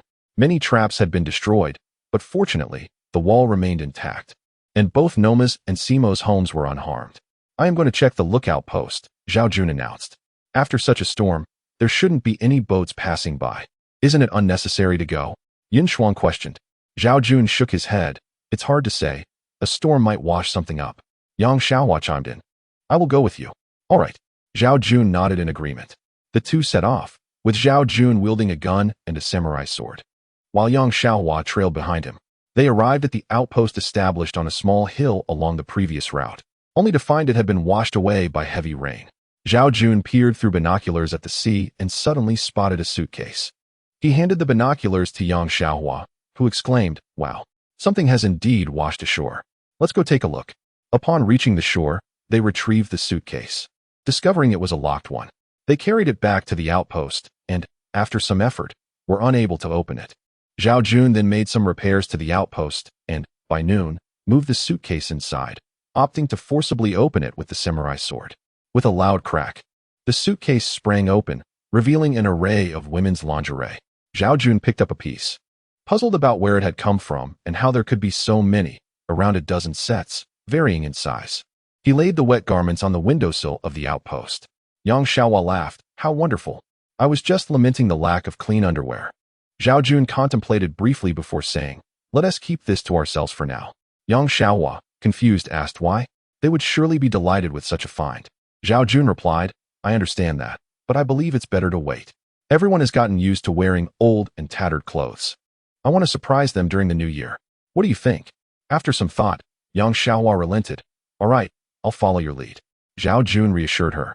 "I'm not trying to hide it. I just hope to give them a surprise. These items are of no use to me. They're for you all." Yang Xiaohua nodded. "I understand." Zhao Jun grinned. "Perfect timing for the new year. I was struggling to think of a gift, but fortune smiled upon us this time. The Christmas gift was quite the headache, wasn't he it? You've saved yourself some trouble this time. Although these pieces might not fit everyone perfectly, they can be altered easily. They're certainly better than what we currently wear." Yang Xiaohua replied, "Which set do you want? You can choose first. I'll get it for you later." However, Yang Xiaohua shook her head. "No, I'll wait until they've made their choices." That evening, everyone gathered around the campfire, enjoying roasted meat and sipping soup, reveling in the comfort of the moment. Zhao Jun lit a cigarette, and Lucy approached him for one. Curiously, he asked, "You smoke too?" "I've never seen you smoke before." "I don't usually.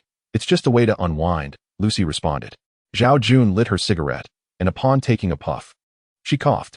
He advised, "If you can't smoke well, it's a bit wasteful." Lucy tilted her head at him. "What? Are you reluctant to see me waste a cigarette?" "It's not about reluctance. Smoking is bad for your health," Zhao Jun replied. Lucy laughed. "It's bad for your health, yet you smoke?" "I'm addicted. There's no helping it. But I don't have many packs left, so once they're gone, I'll be done." Zhao Jun sighed. Lucy took another puff, saying, "Though life here has its perks, it's truly inconvenient compared to the outside world." Zhao Jun inquired, "What do you mean? Haven't you accepted life here? Why the sudden lament?" Lucy shrugged. "My underwear is torn, and it's quite uncomfortable. Who wears the same underwear for so long?" Zhao Jun's mind sparked with the contents of the suitcase. "That's unavoidable. I haven't worn any underwear for a long time myself." Lucy countered, "You're a man. We're women. It's different." This struggle was shared by all, but Lucy, being a Western woman, was more open about her feelings, expressing sentiments that resonated with everyone. After discussing the hardships women face, she extinguished her cigarette and moved away. Yun Shuang spoke up. "In the past, people didn't have so many machines, yet they still had clothes to wear. If we could solve the fabric issue, how wonderful would that be?" "That's easier said than done," Zhao Jun replied with a sigh. Yao Qiao Yun added, "Indeed. Silk would be simpler, but we lack silkworms. If only we had those, the process would be straightforward." After dinner, Yang Xiaohua went to wash the dishes. The topic of fabric was indeed a challenging one, but if they could find linen, making outer garments wouldn't be an issue. However, linen wasn't a necessity. It was too coarse for underwear and only suitable for outerwear, which could also be substituted with animal skins. Everyone was clad in animal skins, resembling savages. Let us not dwell on the impractical, Su Xinshu said with resignation. Zhao Jun remarked, if we don't receive rescue soon and have to stay here for a few years, these ideas aren't impractical, they're urgent. After all, we can make ropes. So we can certainly produce fabric. But without linen, creating fabric won't be easy. Su Xinshu sighed. True. Dolma interjected, actually, making clothes isn't entirely impossible. We used to have garments. When Dolma first appeared, she was without clothing, but Noma and Simo possessed some, albeit rough in appearance, yet far better than animal skins. Zhao Jun asked, how did you make your fabric? Do you know? In this desolate wilderness, producing fabric requires not just materials, but also equipment and a process. Dolma explained, we used plants, washed them, and then utilized the device. I can create that device. Zhao Jun exclaimed, that's wonderful. Can you have it ready by tomorrow? Dolma replied, the device is simple, it's not difficult. However, I haven't seen that particular plant on this island. Of course, I haven't explored much here. So I might just need to look around. Zhao Jun nodded, I'll accompany you in the search. Let us not create the device just yet. We need to find the plant first. Otherwise, the device will be of no use. All right, no problem, Dolma readily agreed. Zhao Jun added, I've seen the clothes Noma and the others used to wear. The plant you mentioned should be flax. While flax fabric isn't suitable for undergarments. It's perfect for outerwear. After discussing for a while longer, they agreed that the next morning, Zhao Jun and Dolma would venture out to search for flax before retiring for the night. When Zhao Jun opened his eyes, daylight had broken. Yin Shuang was practicing yoga. After observing her for a while, others gradually awoke. In winter, people tended to linger in bed longer, especially since there were no work obligations. They all ventured out for morning hygiene and to attend to the toilet. Once done, Yang Xiaohua began preparing breakfast. The food was rather monotonous, consisting mainly of meat and fish. With winter's arrival, wild vegetables were scarce, and potato starch was a far cry from rice or flour. As the group partook in their somewhat monotonous breakfast, Su Xinshu sighed, expressing a longing for sweet treats. Sweet delicacies, such as ice cream, cake, and chocolate, are typically favored by girls, yet on this island, there was no sign of beets or sugarcane. The prospect of indulging in sugary delights seemed nearly impossible, with only the faint sweetness of goat's milk to offer any respite. Yin Shuang remarked on the health implications of excessive sweetness, asserting that while such indulgences are indispensable, an imbalance in nutrition could lead to weakened immune defenses, particularly perilous in their current environment where illness could prove severe. Zhao Jun interjected, proposing to seek out coconuts, which may possess a hint of sweetness, and suggested exploring other edible wild fruits. After finishing their meal, Zhao Jun led Dualma in search of flax, recognizing that their immediate concerns revolved around clothing and sustenance. While animal hides could serve as substitutes for fabric, having actual cloth would undoubtedly be preferable. The two wandered for quite some time without encountering the plant Dualma had described, leading her to feel somewhat disheartened. At noon, they stumbled upon a watchtower and decided to take a break inside. After satisfying their hunger and thirst, they sat at the entrance, basking in the warmth of the winter sun. Zhao Jun, with his eyes nearly closed, was on the verge of dozing off when Dualma rested her head on his shoulder. Initially, he paid it no mind, but when she wrapped her arms around his neck, he opened his eyes and smiled, asking if she was tired and suggesting she take a nap, promising to wake her later since their quest might prove fruitless. Dualma shook her head, gazing at Zhao Jun with tender eyes, asserting that she was not fatigued. Zhao Jun placed his hand on her slender waist and urged her to loosen her embrace.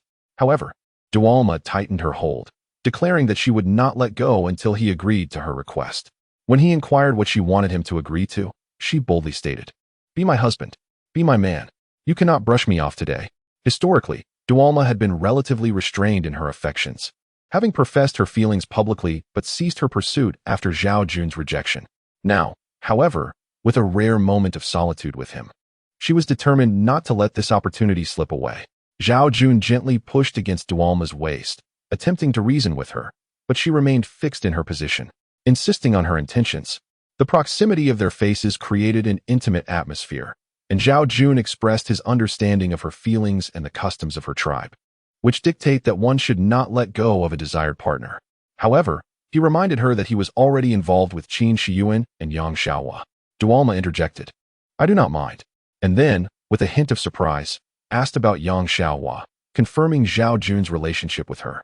He nodded, cautioning her to keep this information private. Dualma dismissed the notion of discussing it with others, stating that she was unconcerned about Zhao Jun's other relationships, even if it meant he had many women. Zhao Jun paused, emphasizing that he still had to consider the feelings of the women involved, as he could not allow them to feel slighted. Nor did he wish for Dualma to feel any discomfort. Dualma argued that if Zhao Jun could maintain a relationship with Yang Xiaohua in secret, then they could do the same.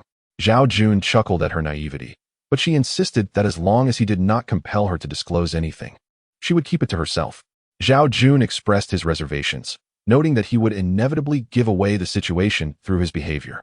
Dualma pouted, questioning why having multiple partners should be viewed as strange, highlighting that men in her tribe often have numerous wives, including their chief, who has many. Zhao Jun cautioned her to remain calm and explained the stark differences between their societies, where monogamy is the norm and polygamy is illegal, subject to punishment.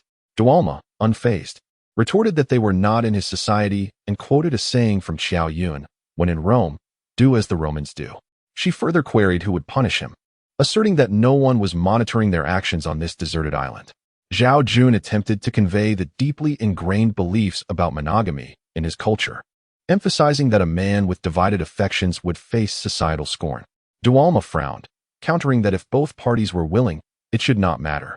If we live our lives as we choose, why concern ourselves with others' opinions? She declared. Yet Zhao Jun couldn't shake the complexities surrounding the acceptance of such arrangements by the other women, who, aside from Dualma, hailed from a civilized society. He acknowledged Dualma's point, but insisted that he must consider the feelings of the others as well. She suggested that they follow his earlier advice and simply not inform the others. First, I do not wish to see you wronged, and second, you might not be able to keep it hidden forever, and it will eventually come to light, he reasoned. Dualma tilted her head, maintaining that she could keep it a secret just as Yang Xiaohua had. I do not feel wronged. In fact, it's rather pleasant. Zhao Jun rubbed his forehead in exasperation, proposing they defer this conversation for another time. Dualma, puzzled, asked why it needed to be postponed, accusing him of stalling. He clarified that he was not avoiding the topic, but rather uncertain about how to navigate these matters and would have to proceed step by step. Before he could finish, Dualma interrupted, asserting that his public rejection of her was what truly constituted a slight. No, I refuse to let this go. You are to be my man. You are my husband. With that, she suddenly tackled Zhao Jun to the ground. Zhao Jun embraced Dualma with both arms and inquired, "Are you satisfied now?" Dualma chuckled. "From this moment on, you are my man, my husband. No one can change that."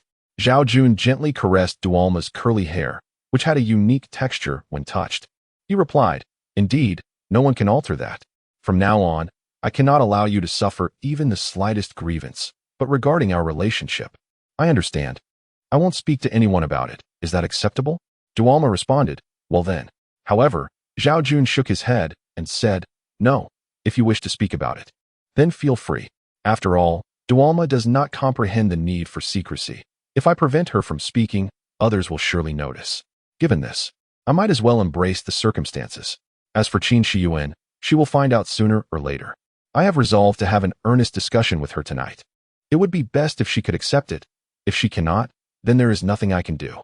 Upon hearing this, Dualma felt even more elated.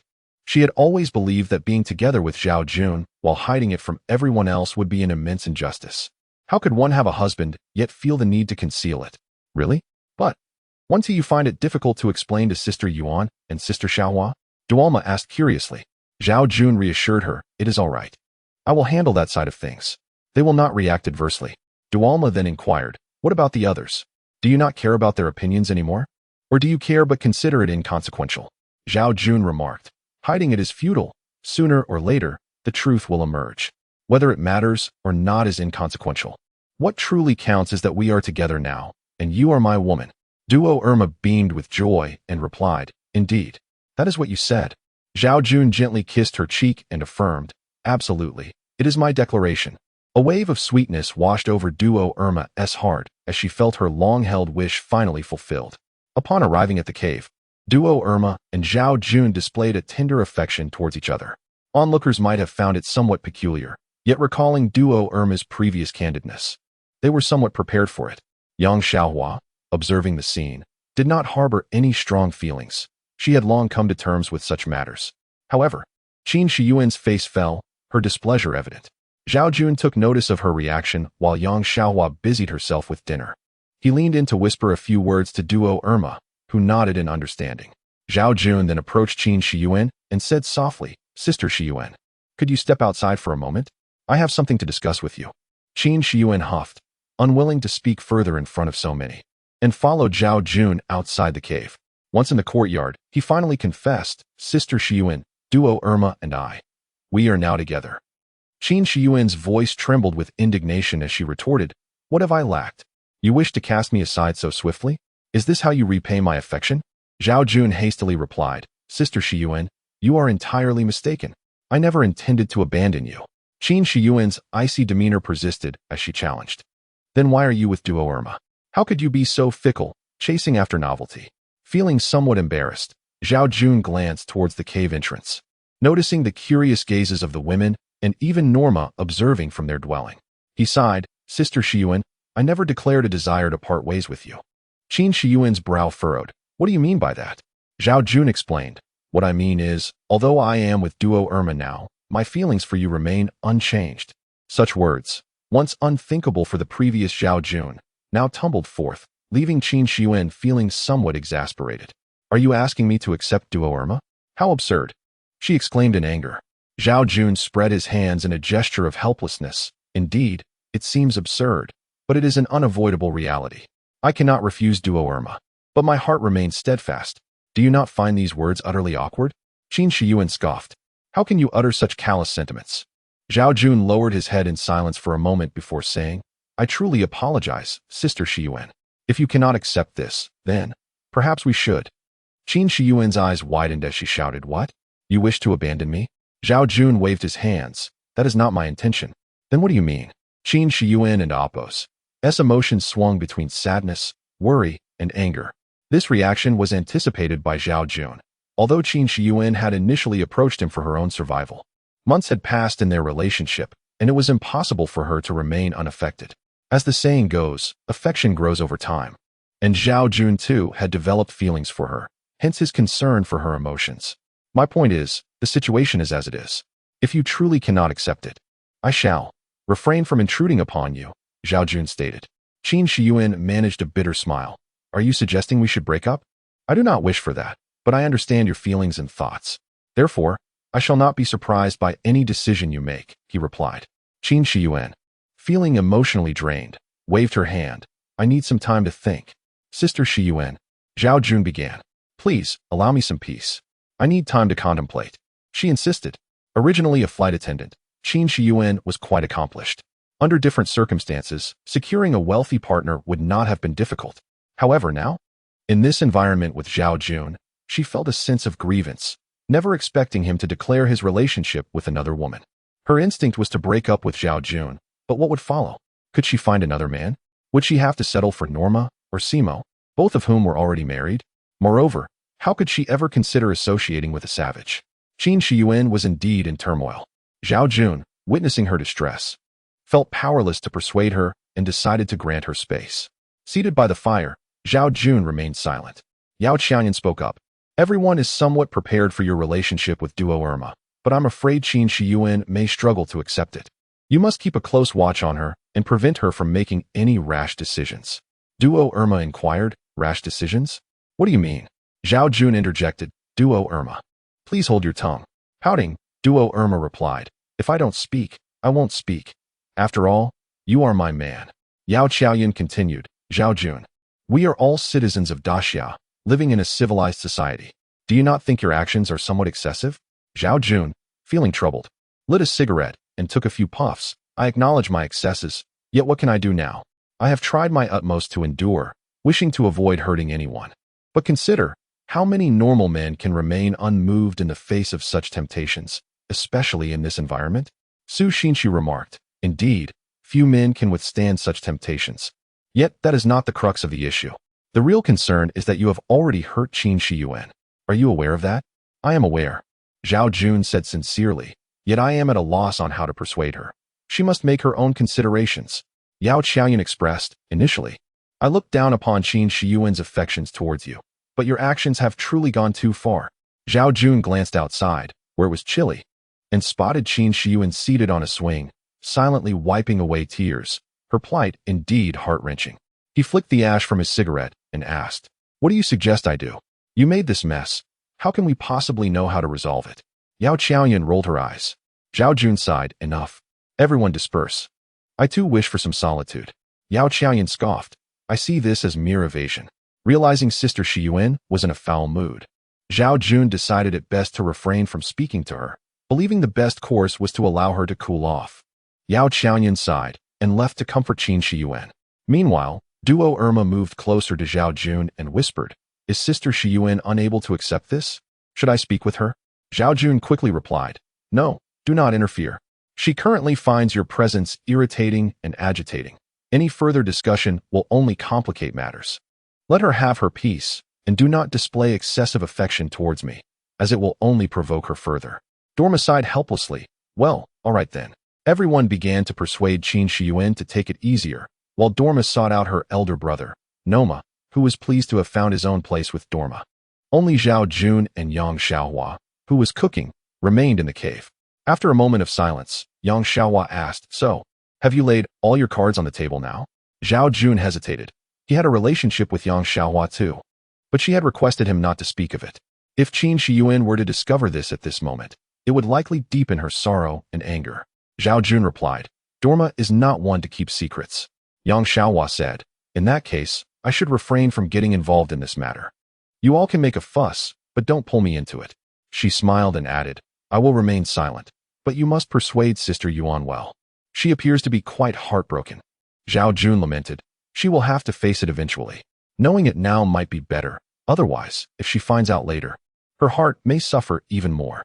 Yang Xiaohua widened her eyes and asked, "Why would it hurt more later? It may not just be Dorma involved. Your own matters might be exposed too. I don't fear your ridicule. Perhaps there will be other women involved as well. The longer it drags on, the deeper my bond with Sister Yuan grows, and thus the more profound the hurt will become," Zhao Jun explained. Zhao Jun sighed, "But be careful with your words. Don't let her catch on. If she realizes you are aware of this, it will only cause her more pain." Yang Xiaohua playfully glared at Zhao Jun and said, "You can't control yourself, yet you're worried about this now." Zhao Jun shrugged. "What can I do? How many men can withstand such temptation? I certainly cannot." At that moment, Taluna entered and remarked, "Hey, Sister Yuan is crying so sorrowfully. Our attempts to comfort her have been futile. Captain, perhaps you should go out and say a few words." Zhao Jun replied, "It's best that I don't go out right now. She's in a volatile state, and that would only backfire. I'll wait a bit before I go." Yang Xiaohua set down her tasks and said, "Sister Lu, lend me a hand. I'll step outside for a moment." Taluna immediately went to help with the cooking, while Yang Xiaohua stepped out. Zhao Jun felt at a loss, amid the chaos, unsure of how to proceed, though he had once believed he was in control, with several women under his influence.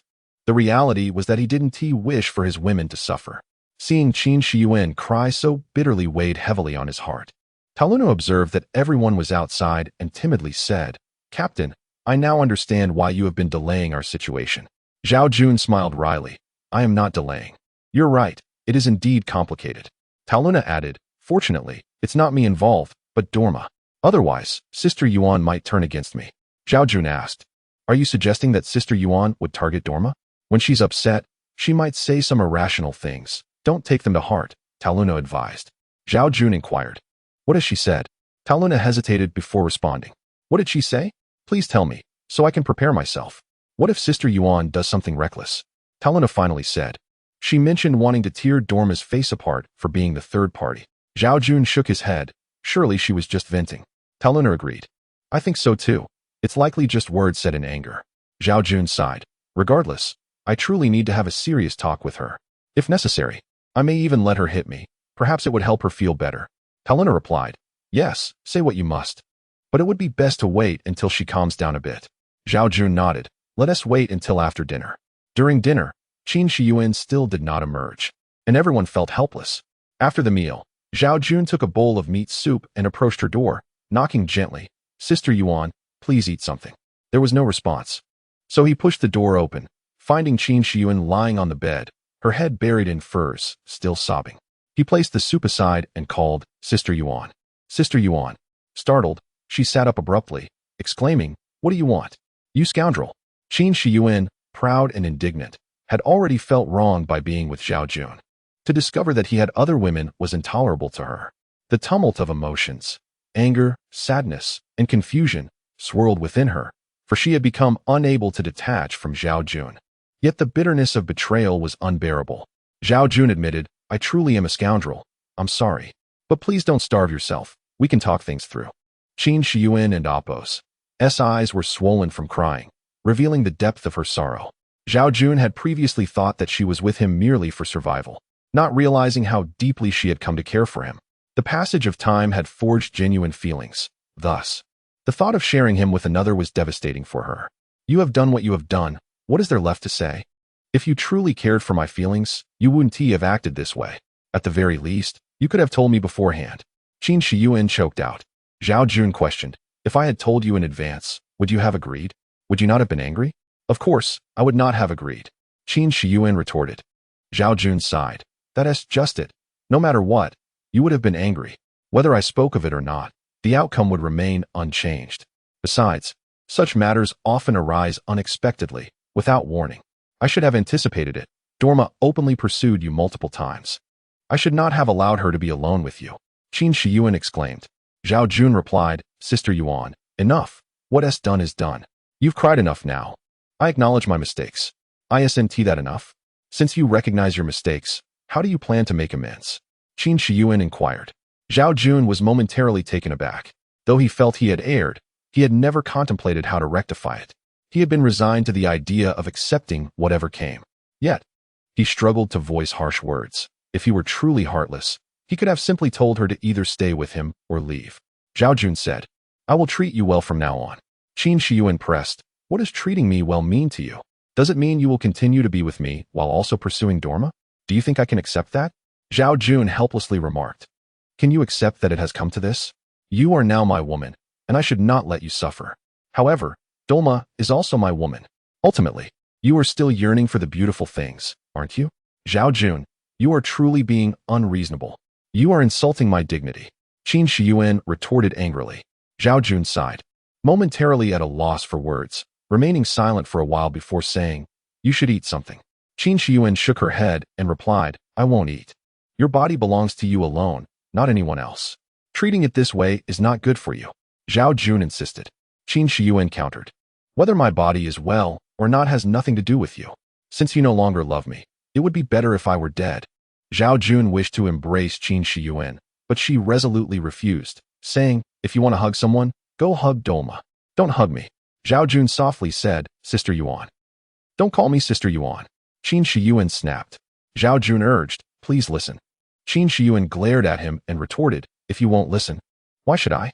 Zhao Jun attempted to persuade her, "Just hear me out. Get out." Qin Shiyuan covered her ears. Seeing this, Zhao Jun could only sigh and walked out. Zhao Jun lamented, "But it has already happened. What can I do?" Yin Shuang, with a bemused smile, asked, "Have you figured out how to resolve this matter?" Zhao Jun shook his head, replying, "I have not." Sitting by the fire, Yin Shuang advised, "You must console Yuan Yuan. She is your first woman. If you cannot take care of her, then you are truly not a man." Zhao Jun forced a smile and asked, "Sister Shuang, do you have any good ideas?" Yin Shuang replied, "I have no good solutions. This matter can only rely on you. However, I do believe that in life, one must learn to sacrifice to gain." Zhao Jun paused, then said, "Indeed, my meaning is quite clear. You must choose one, Dolma or Qin Shiyuan. You should save your breath." "This is impossible. Dolma may accept it, but Qin Shiyuan cannot." Dolma immediately protested, "No. Why must it be a choice?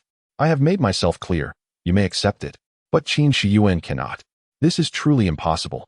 Zhao Jun, I advise you to consider this carefully. Such a beautiful situation requires a more realistic approach." Yin Shuang added. Yao Qiaoyun also chimed in, "Yes, Zhao Jun, one must learn to give and take. It is quite improbable to have it all." Zhao Jun slumped down, dejectedly stating, "Let me think it over." However, Dolma seemed a bit panicked, quickly asking, "Jun, you won't abandon me, will you?" Zhao Jun was momentarily speechless, feeling somewhat frustrated. This was entirely different from what he had envisioned. How could it be that in such circumstances, the women were not getting along? Zhao Jun shook his head, secretly thinking, this truly is the chaos of desires. The reality is starkly different. What exactly is the issue? You won't, don't worry. Zhao Jun could only say to Dolma. Dolma smiled, saying, as long as you don't abandon me, everything else can be discussed. Feeling troubled, Zhao Jun pulled out a cigarette and lit it. Lucy, witnessing this, hesitated to speak, but ultimately said nothing. Zhao Jun silently tended to the fire for a while. And due to Qin Shiyuan's mood, Dolma also refrained from being overly affectionate and went to bed early, leaving only Zhao Jun and Yao Qiaoyan. Yao Qiaoyan stirred the flames and said, Zhao Jun, there is something I must tell you.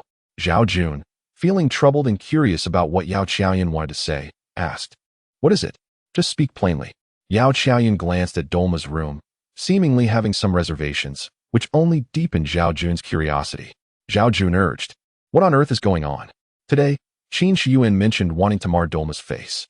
Although it is likely that Qin Shiyuan lacks the capability to do so, you must take it seriously. Moreover, Norma informed me that if Qin Shiyuan indeed commits any act detrimental to Dolma, he will seek revenge. Yao Qiaoyan remarked. Upon hearing these words, Zhao Jun was taken aback. This was no trivial matter, and could be deemed quite serious. Whether it was Qin Shiyuan's intent to harm Dolma or Norma's threat of retaliation, Zhao Jun replied, this cannot be allowed to happen. Indeed, if you cannot handle this matter properly, it may lead to significant trouble, Yao Qiaoyan asserted. Zhao Jun nodded, I understand. Understanding is not enough. You must consider a solution. Yao Qiaoyan insisted. Zhao Jun replied, I know. Yao Qiaoyan